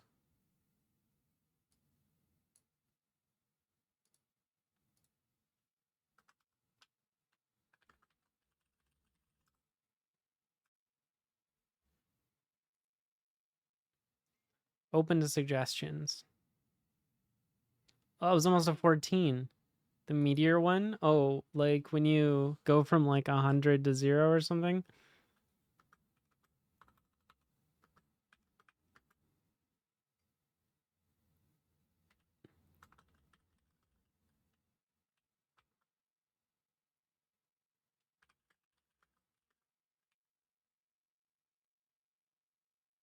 Should it be if you do the reset or if somebody resets you? Should probably be if you do the reset, right?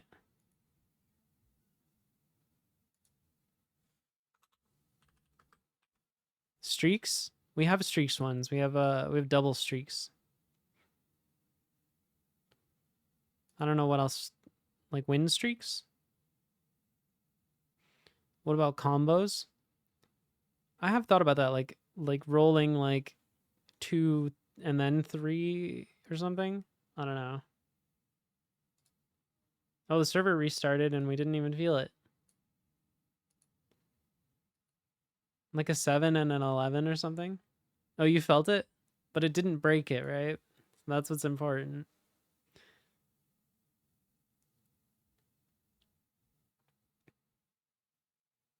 Was it just like the roll button didn't work? Oh, perfect. Yeah, that's how it should be.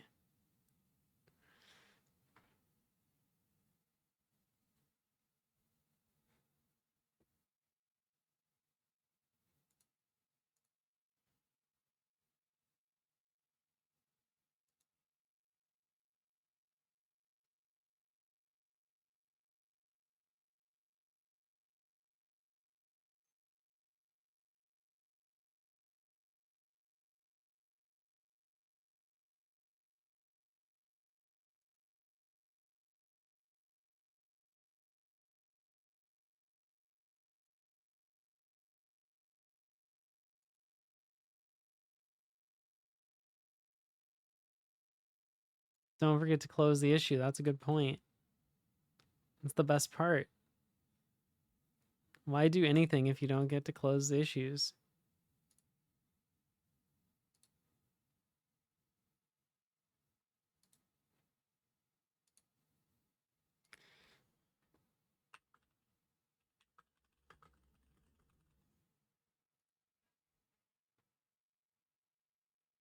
I hear some people make fake issues just to close them later.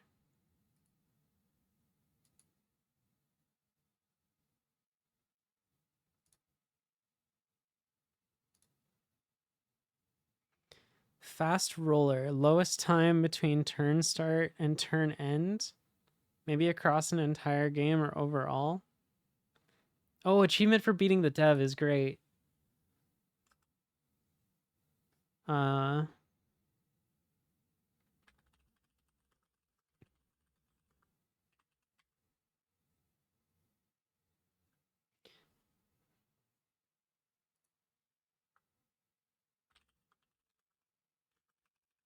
yeah, I think I need a way to mark people as devs first. Just in case there's ever more than one dev.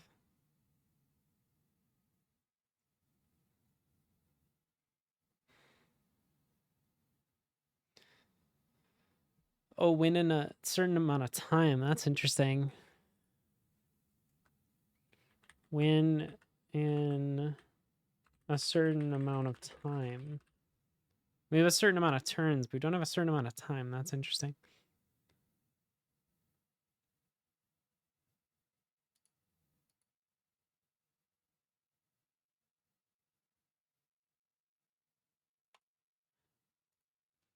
What about one for...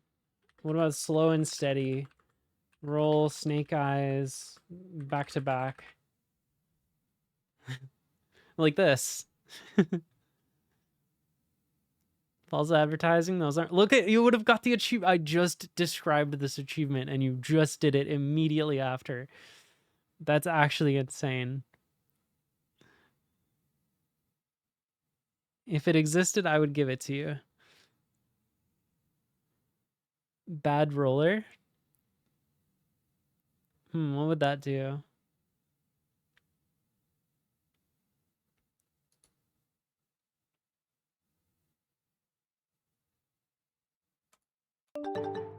Thanks for the follow.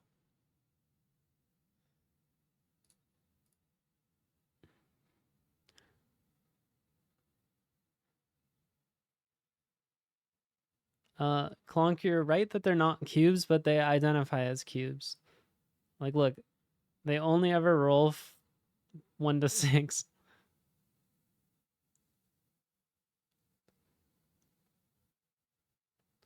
Oh, not rolling a double in X turns.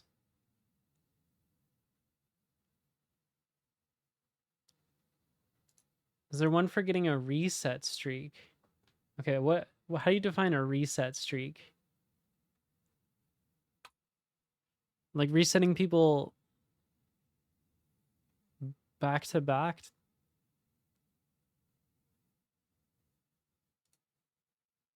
We had an achievement thread already. I'm gonna pull it up.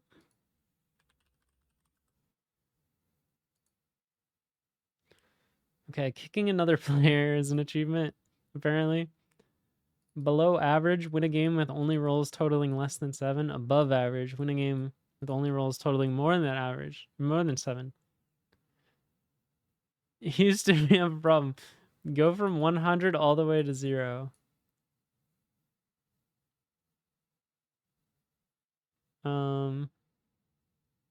Get reset more than once in a game. Lose a game with a score of 0.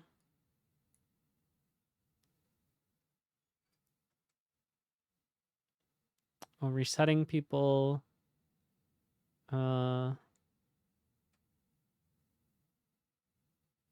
Reset 2 people in 1 turn? Can you even do that?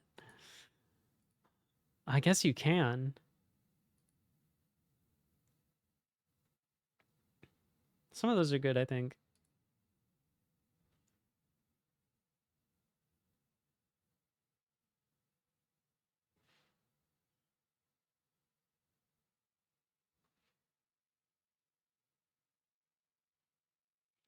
I like your little cake badge. I'm kind of jealous.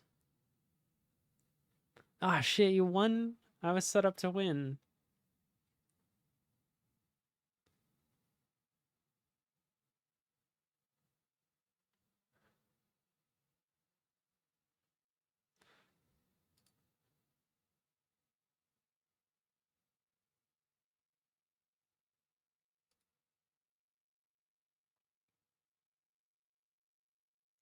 First in a room, last out. That's interesting. Kick you? Okay.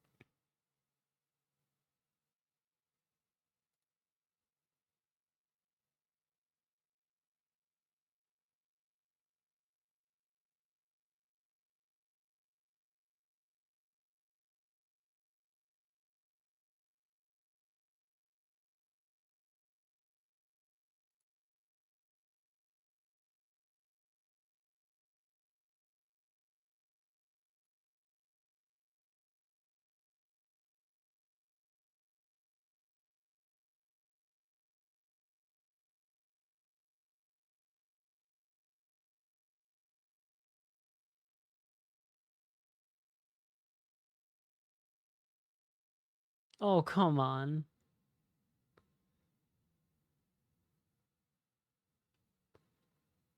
Oh, see, I would have got the AFK achievement there.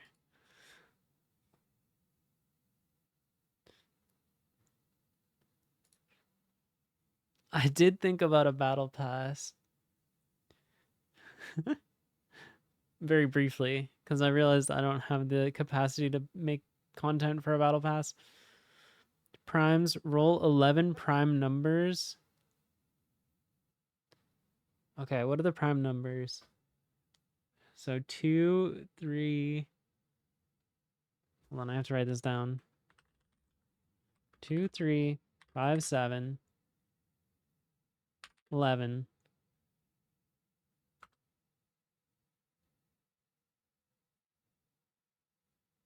And then the non-prime ones would be 4, 6, 8, 9, 10, 12. So what does this come out to? 5 out of 11?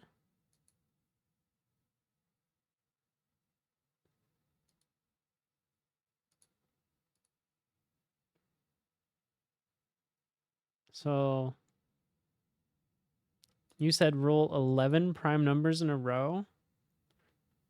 The odds of that would be kind of astronomical.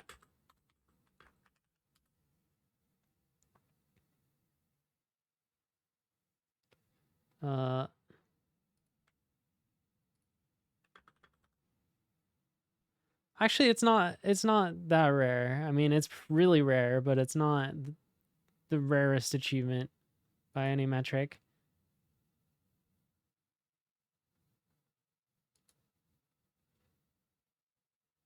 We could do a lower number. What's like if we do it to the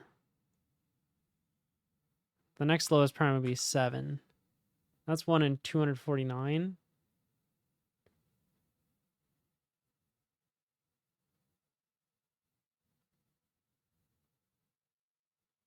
I think that's a lot more reasonable.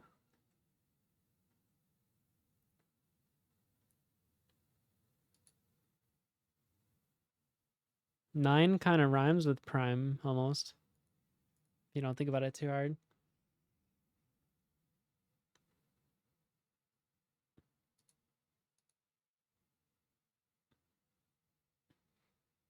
What are these rolls?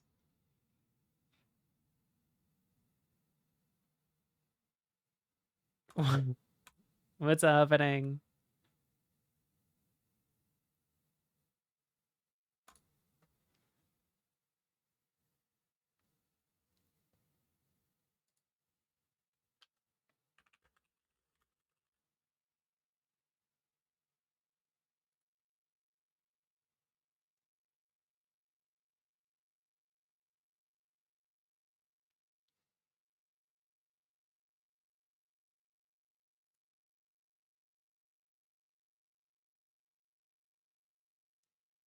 If we make it 11 primes, that achievement should be called Prime Minister.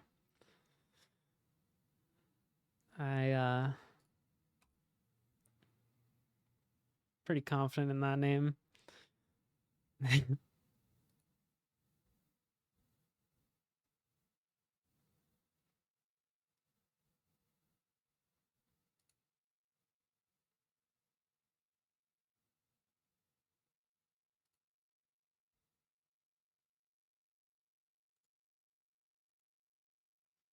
Hey, thank you.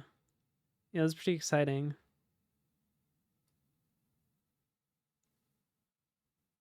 It's been a pop-in stream. We got lots of people coming in. I lost my window with Twitch. There it is. We're brainstorming achievement ideas, if you have any.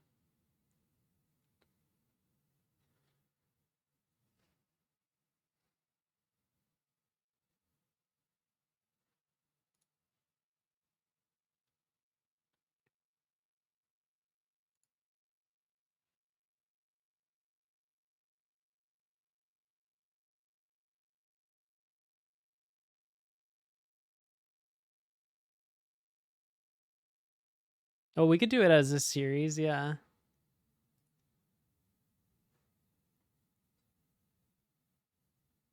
I still think the final one should be Prime Minister.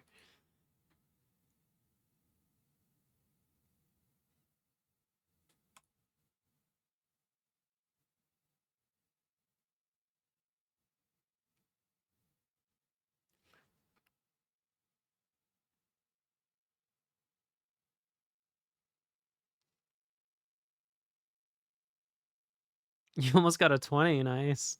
Nat 20 rolled over to a nat 1. Oh my god. Thank you for the raid. Have you considered, prior to raiding people, checking how long they've been live? just out of curiosity.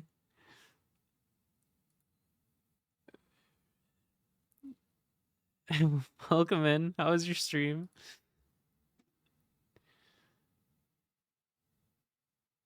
We can keep going. We're going another 9 hours? Oh, okay. It's been a few minutes, yeah. Stream went well? Nice.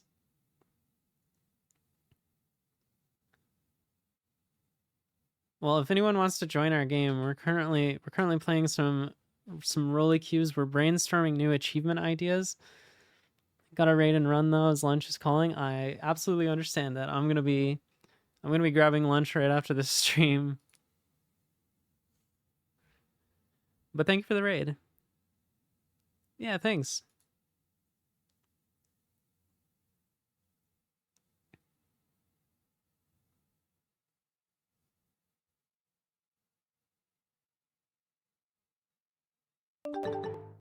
Again, this is the link to the game we're playing. If anybody wants to join.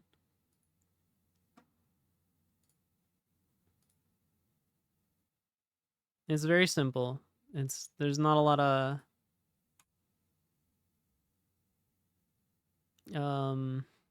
prerequisite knowledge. You just roll some dice, and then you're trying to get one of these winning scores in the corner here.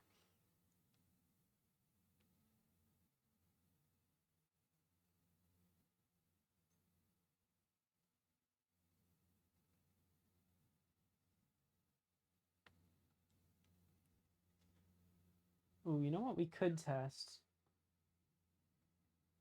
I don't have a USB cable. Achievement for winning with each score. Oh, I have thought about that. Yeah. Let me write that down. Achievement for winning at each score. I'll have to implement a new type of achievement for that, because right now the backend doesn't support that style of achievement.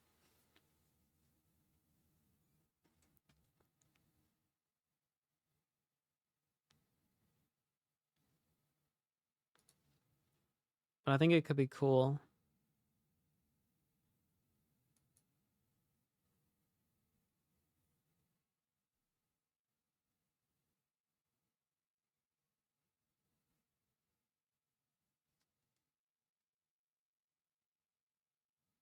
Why do you have to reset me?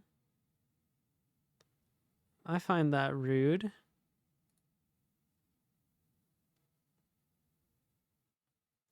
I assume you already have one for number of days played. No, I don't actually.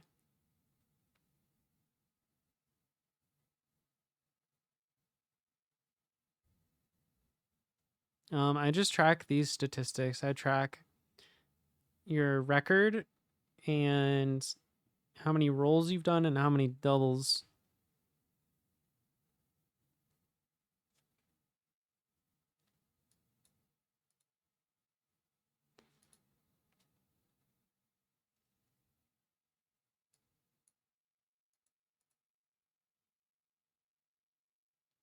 That would be good to encourage returning to the game. True.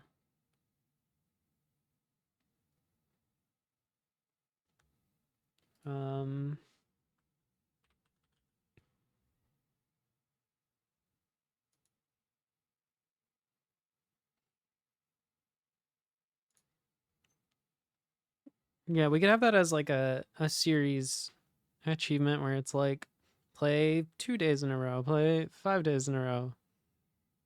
And maybe if you play a certain amount of days in a row, you get like a cool set of dice.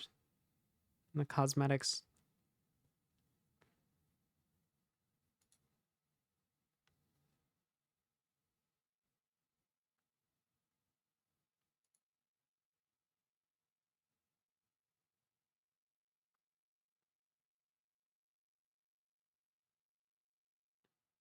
The resets are brutal today.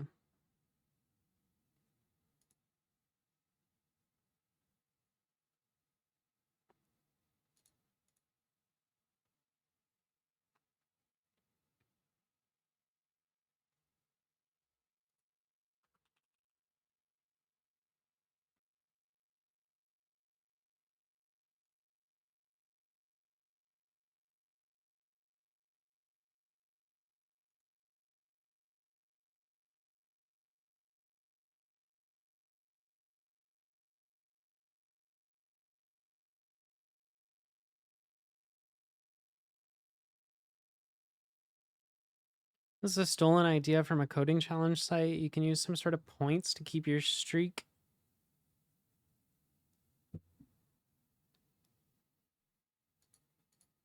Oh, interesting.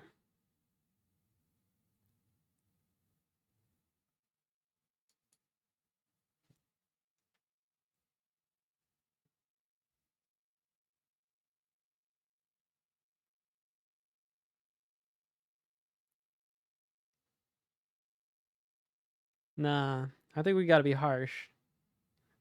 You If you're not playing every day for a year, do you really deserve the golden dice?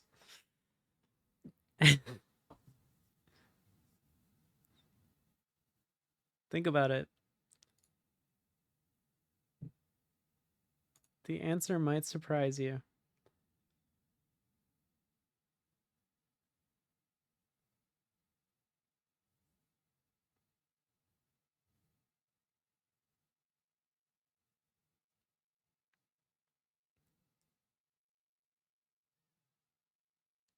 Hey, how's it going?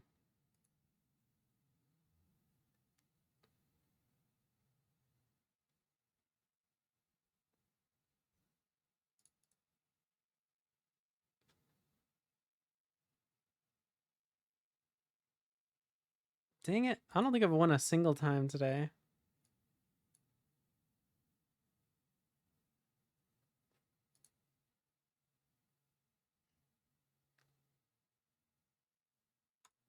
Get reset.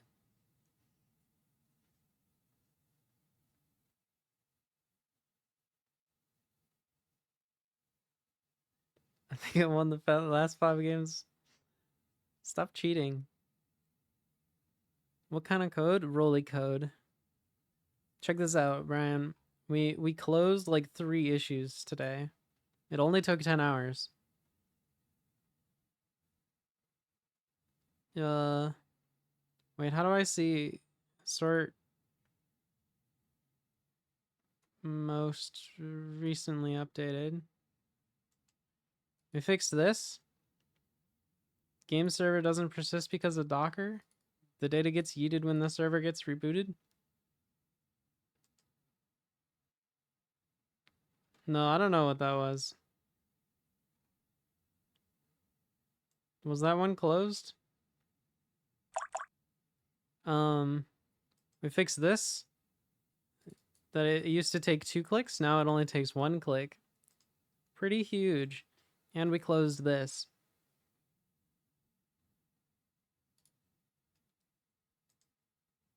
Yeah, I don't know. I saw that too. Hold on.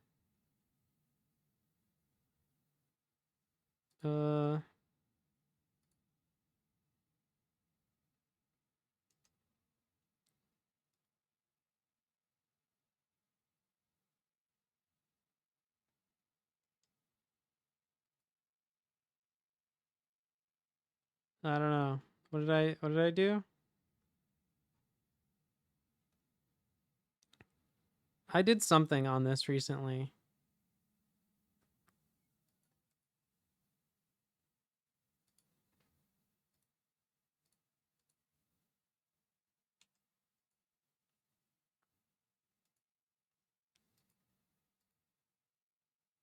Achievement for resetting someone who just reset you.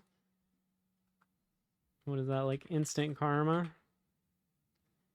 Reset someone who just reset you.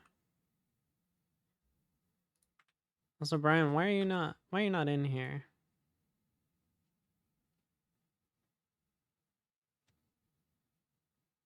What comes around goes around.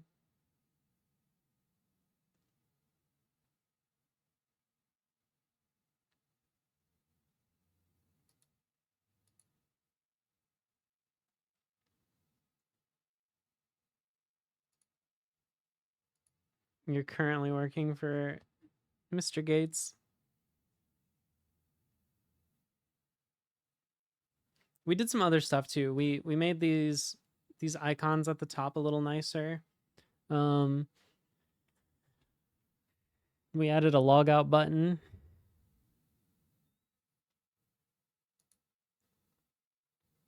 Oh yeah, you can put your SSH keys in here.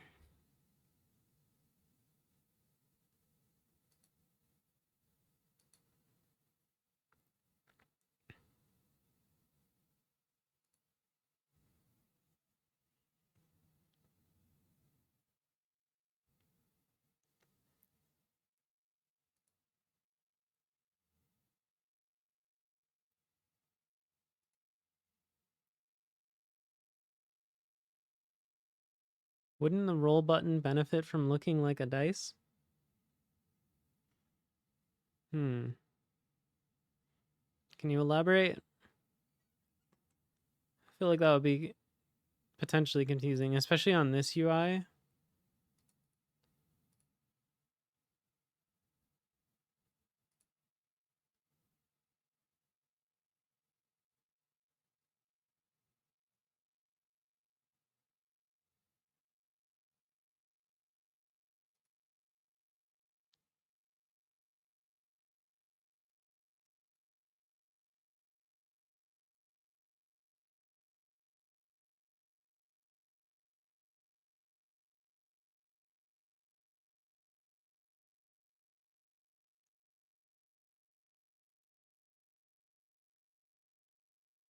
You finally got OAuth login working? For Rolly Cubes or something else? I was just thinking on the other UI.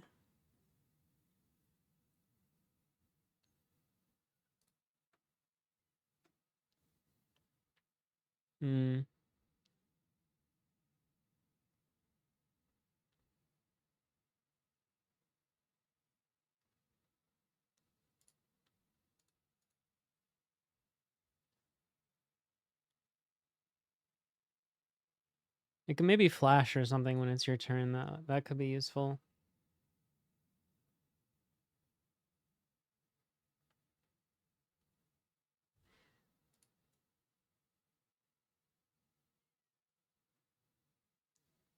Fair enough.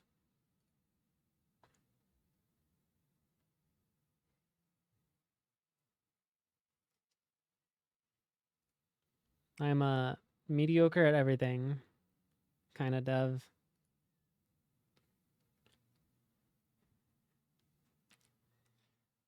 And I can make code that does anything, but it's probably not going to be like as good or as nice looking as someone who's maybe specialized. But it'll work.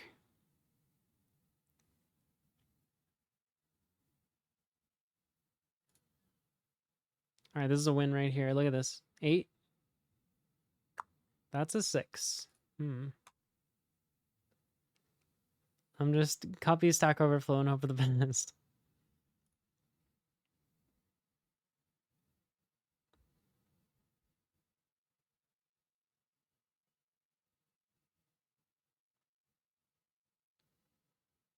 I don't know. I think the new design looks pretty good mostly. There's a couple rough edges, but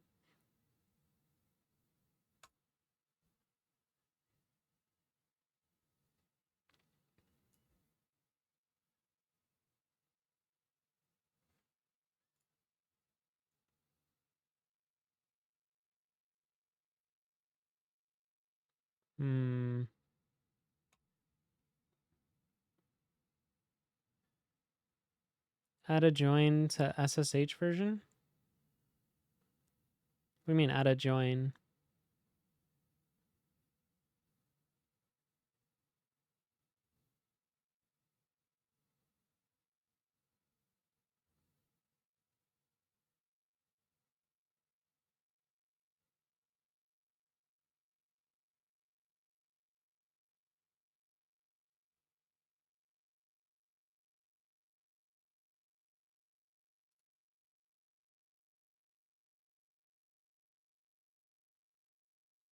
Oh no, not a missing slash.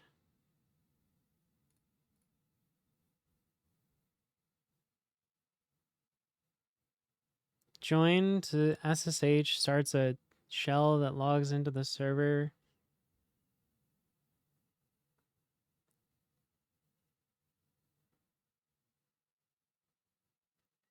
What are you talking about?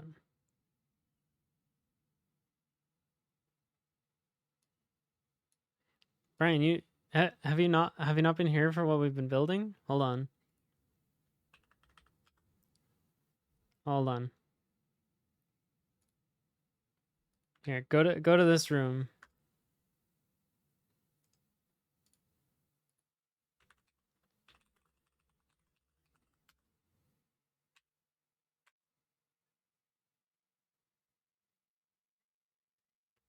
Suggestion for the button to launch it from browser. What does that mean though?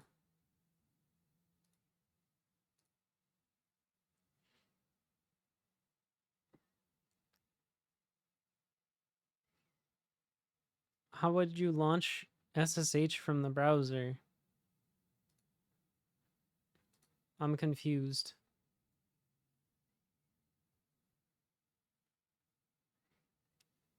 You gotta talk to me like I've been live for 10 hours. I know it's only been 9 hours and 54 minutes, but...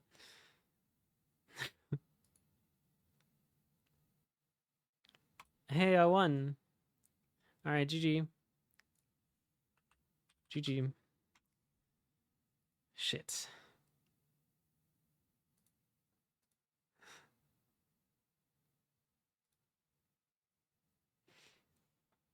Add a joined SSH version. Button on web page that launches a terminal with SSH. How do you launch a terminal from the web page? I don't think you can do that. I think that would be a security vulnerability. Same way you launch TF2. TF2 does like a Steam deep link. It shows no active rooms. You gotta press R because I haven't fixed that yet.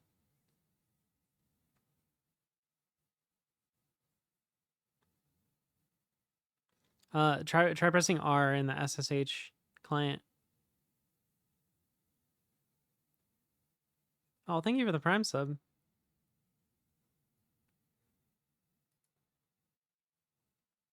Yeah, and then you can use I to chat.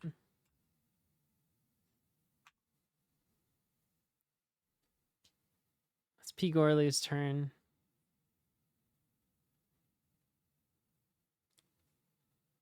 Is P. Gorley still with us?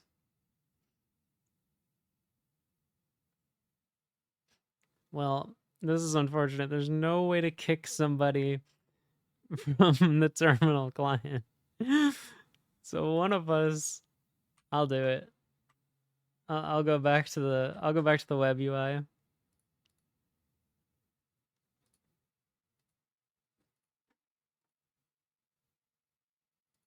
Oh, you press Control Q to quit. This is like them. I don't know how to quit. Yeah, I need to add the help menu. That's on the to-do list.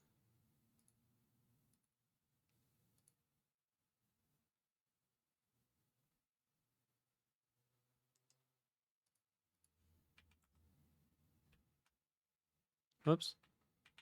Joined the wrong room.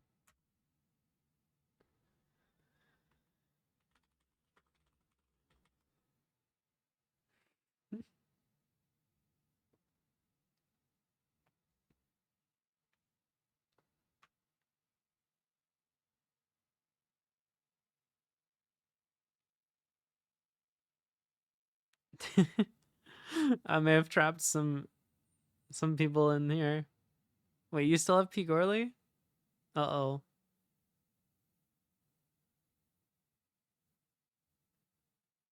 I don't know why.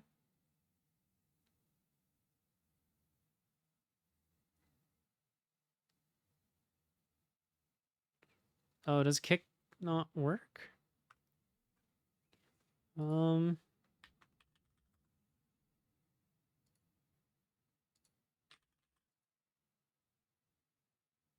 Oh, someone's in as root. No, it's not necessarily an internet issue.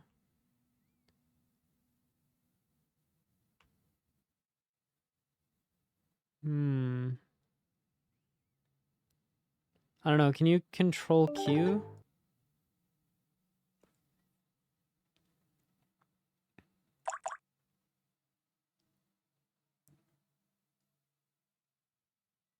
Or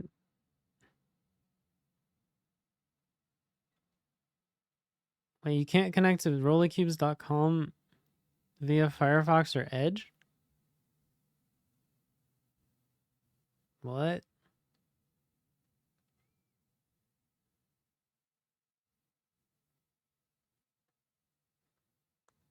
Connected from an inside an Alpine container? I mean, it's just SSH. It doesn't... It can't really do much. But I understand the concern. Okay, let's see if Kick actually works. Kick works for me.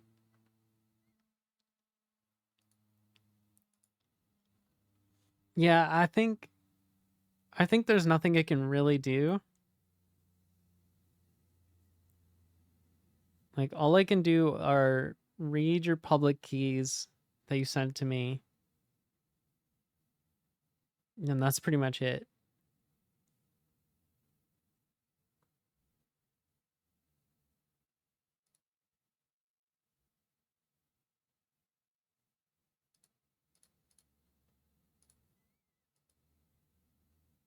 As a spectator, I got an achievement.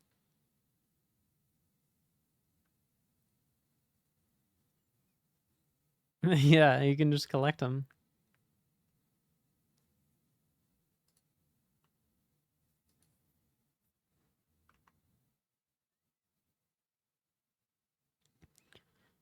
What? Okay, let me open an issue for that.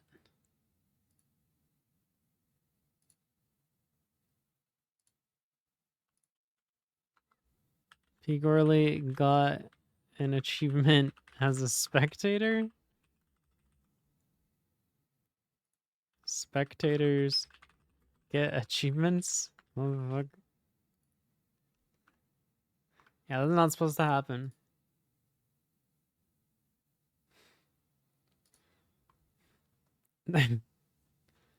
Doesn't sound right. Good to know this works on Alpine. That is kind of cool. I mean, it doesn't do much. There was a cryptographer who made a site that correlates your public keys it got via SSH with GitHub SSH keys to your name. That's kind of funny.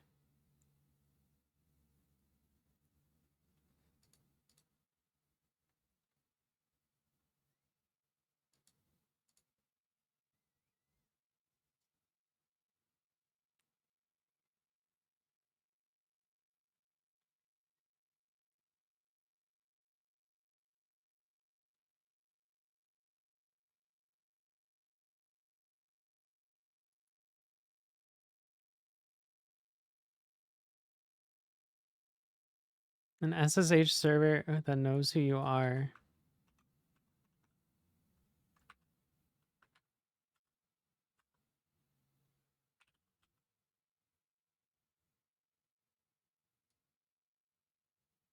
Oh god. That's a little creepy.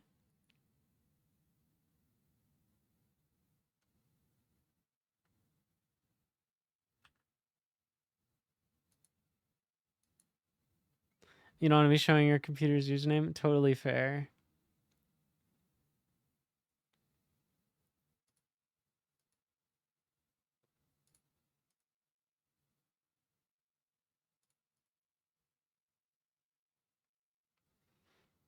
Well, if you don't want to share your computer's username, what you can do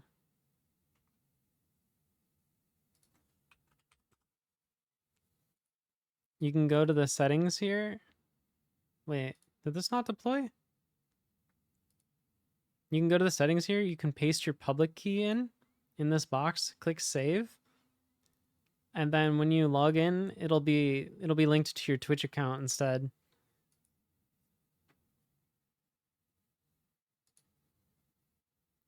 Can spectators chat? Not currently. Maybe I could do it if you're signed in, then spectators can chat.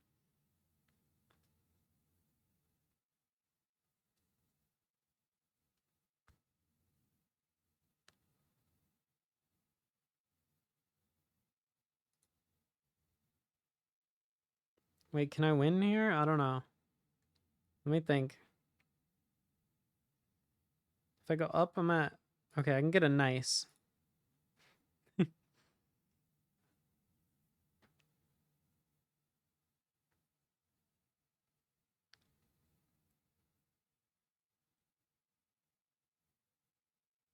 You're scared of SSH chat? I don't know why I would have crashed.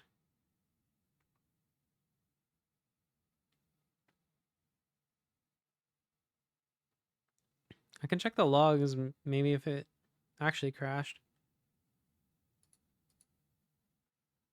I don't know. It's still early. It might have bugs.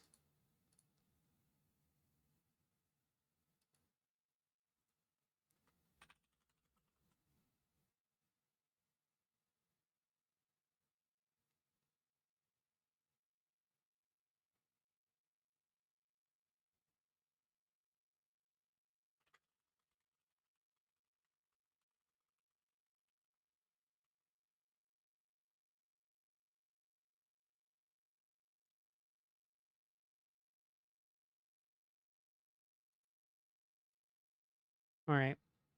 It's been officially 10 hours. I think it's time to find someone to raid. This has been fun.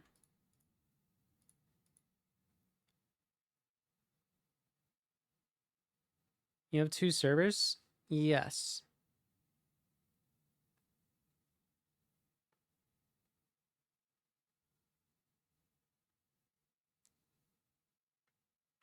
Oh, I have 2 rooms? Oh yeah. That's confusing. I'm gonna work on this. Why is there 3 people in both?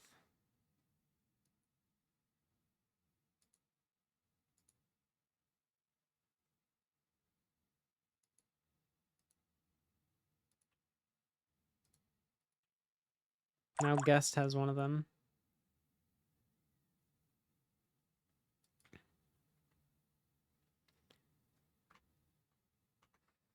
It still needs some polish, but it's cool that it, you know, works at all.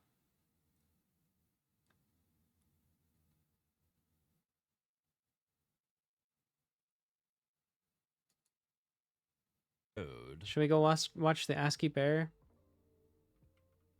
You can only put so many items inside one of these alt tags before it freaks out. Thank you for so the I'm just gonna OO. Split them up a bunch. Let's see. This has been fun. Thank you all for hanging out. We're gonna go raid the ID of Alan, not to be confused with Feld of Alan, which is what it looks like in chat and confuses me all the time because of Twitch's font. Yeah, have a good day, everyone. I'll see ya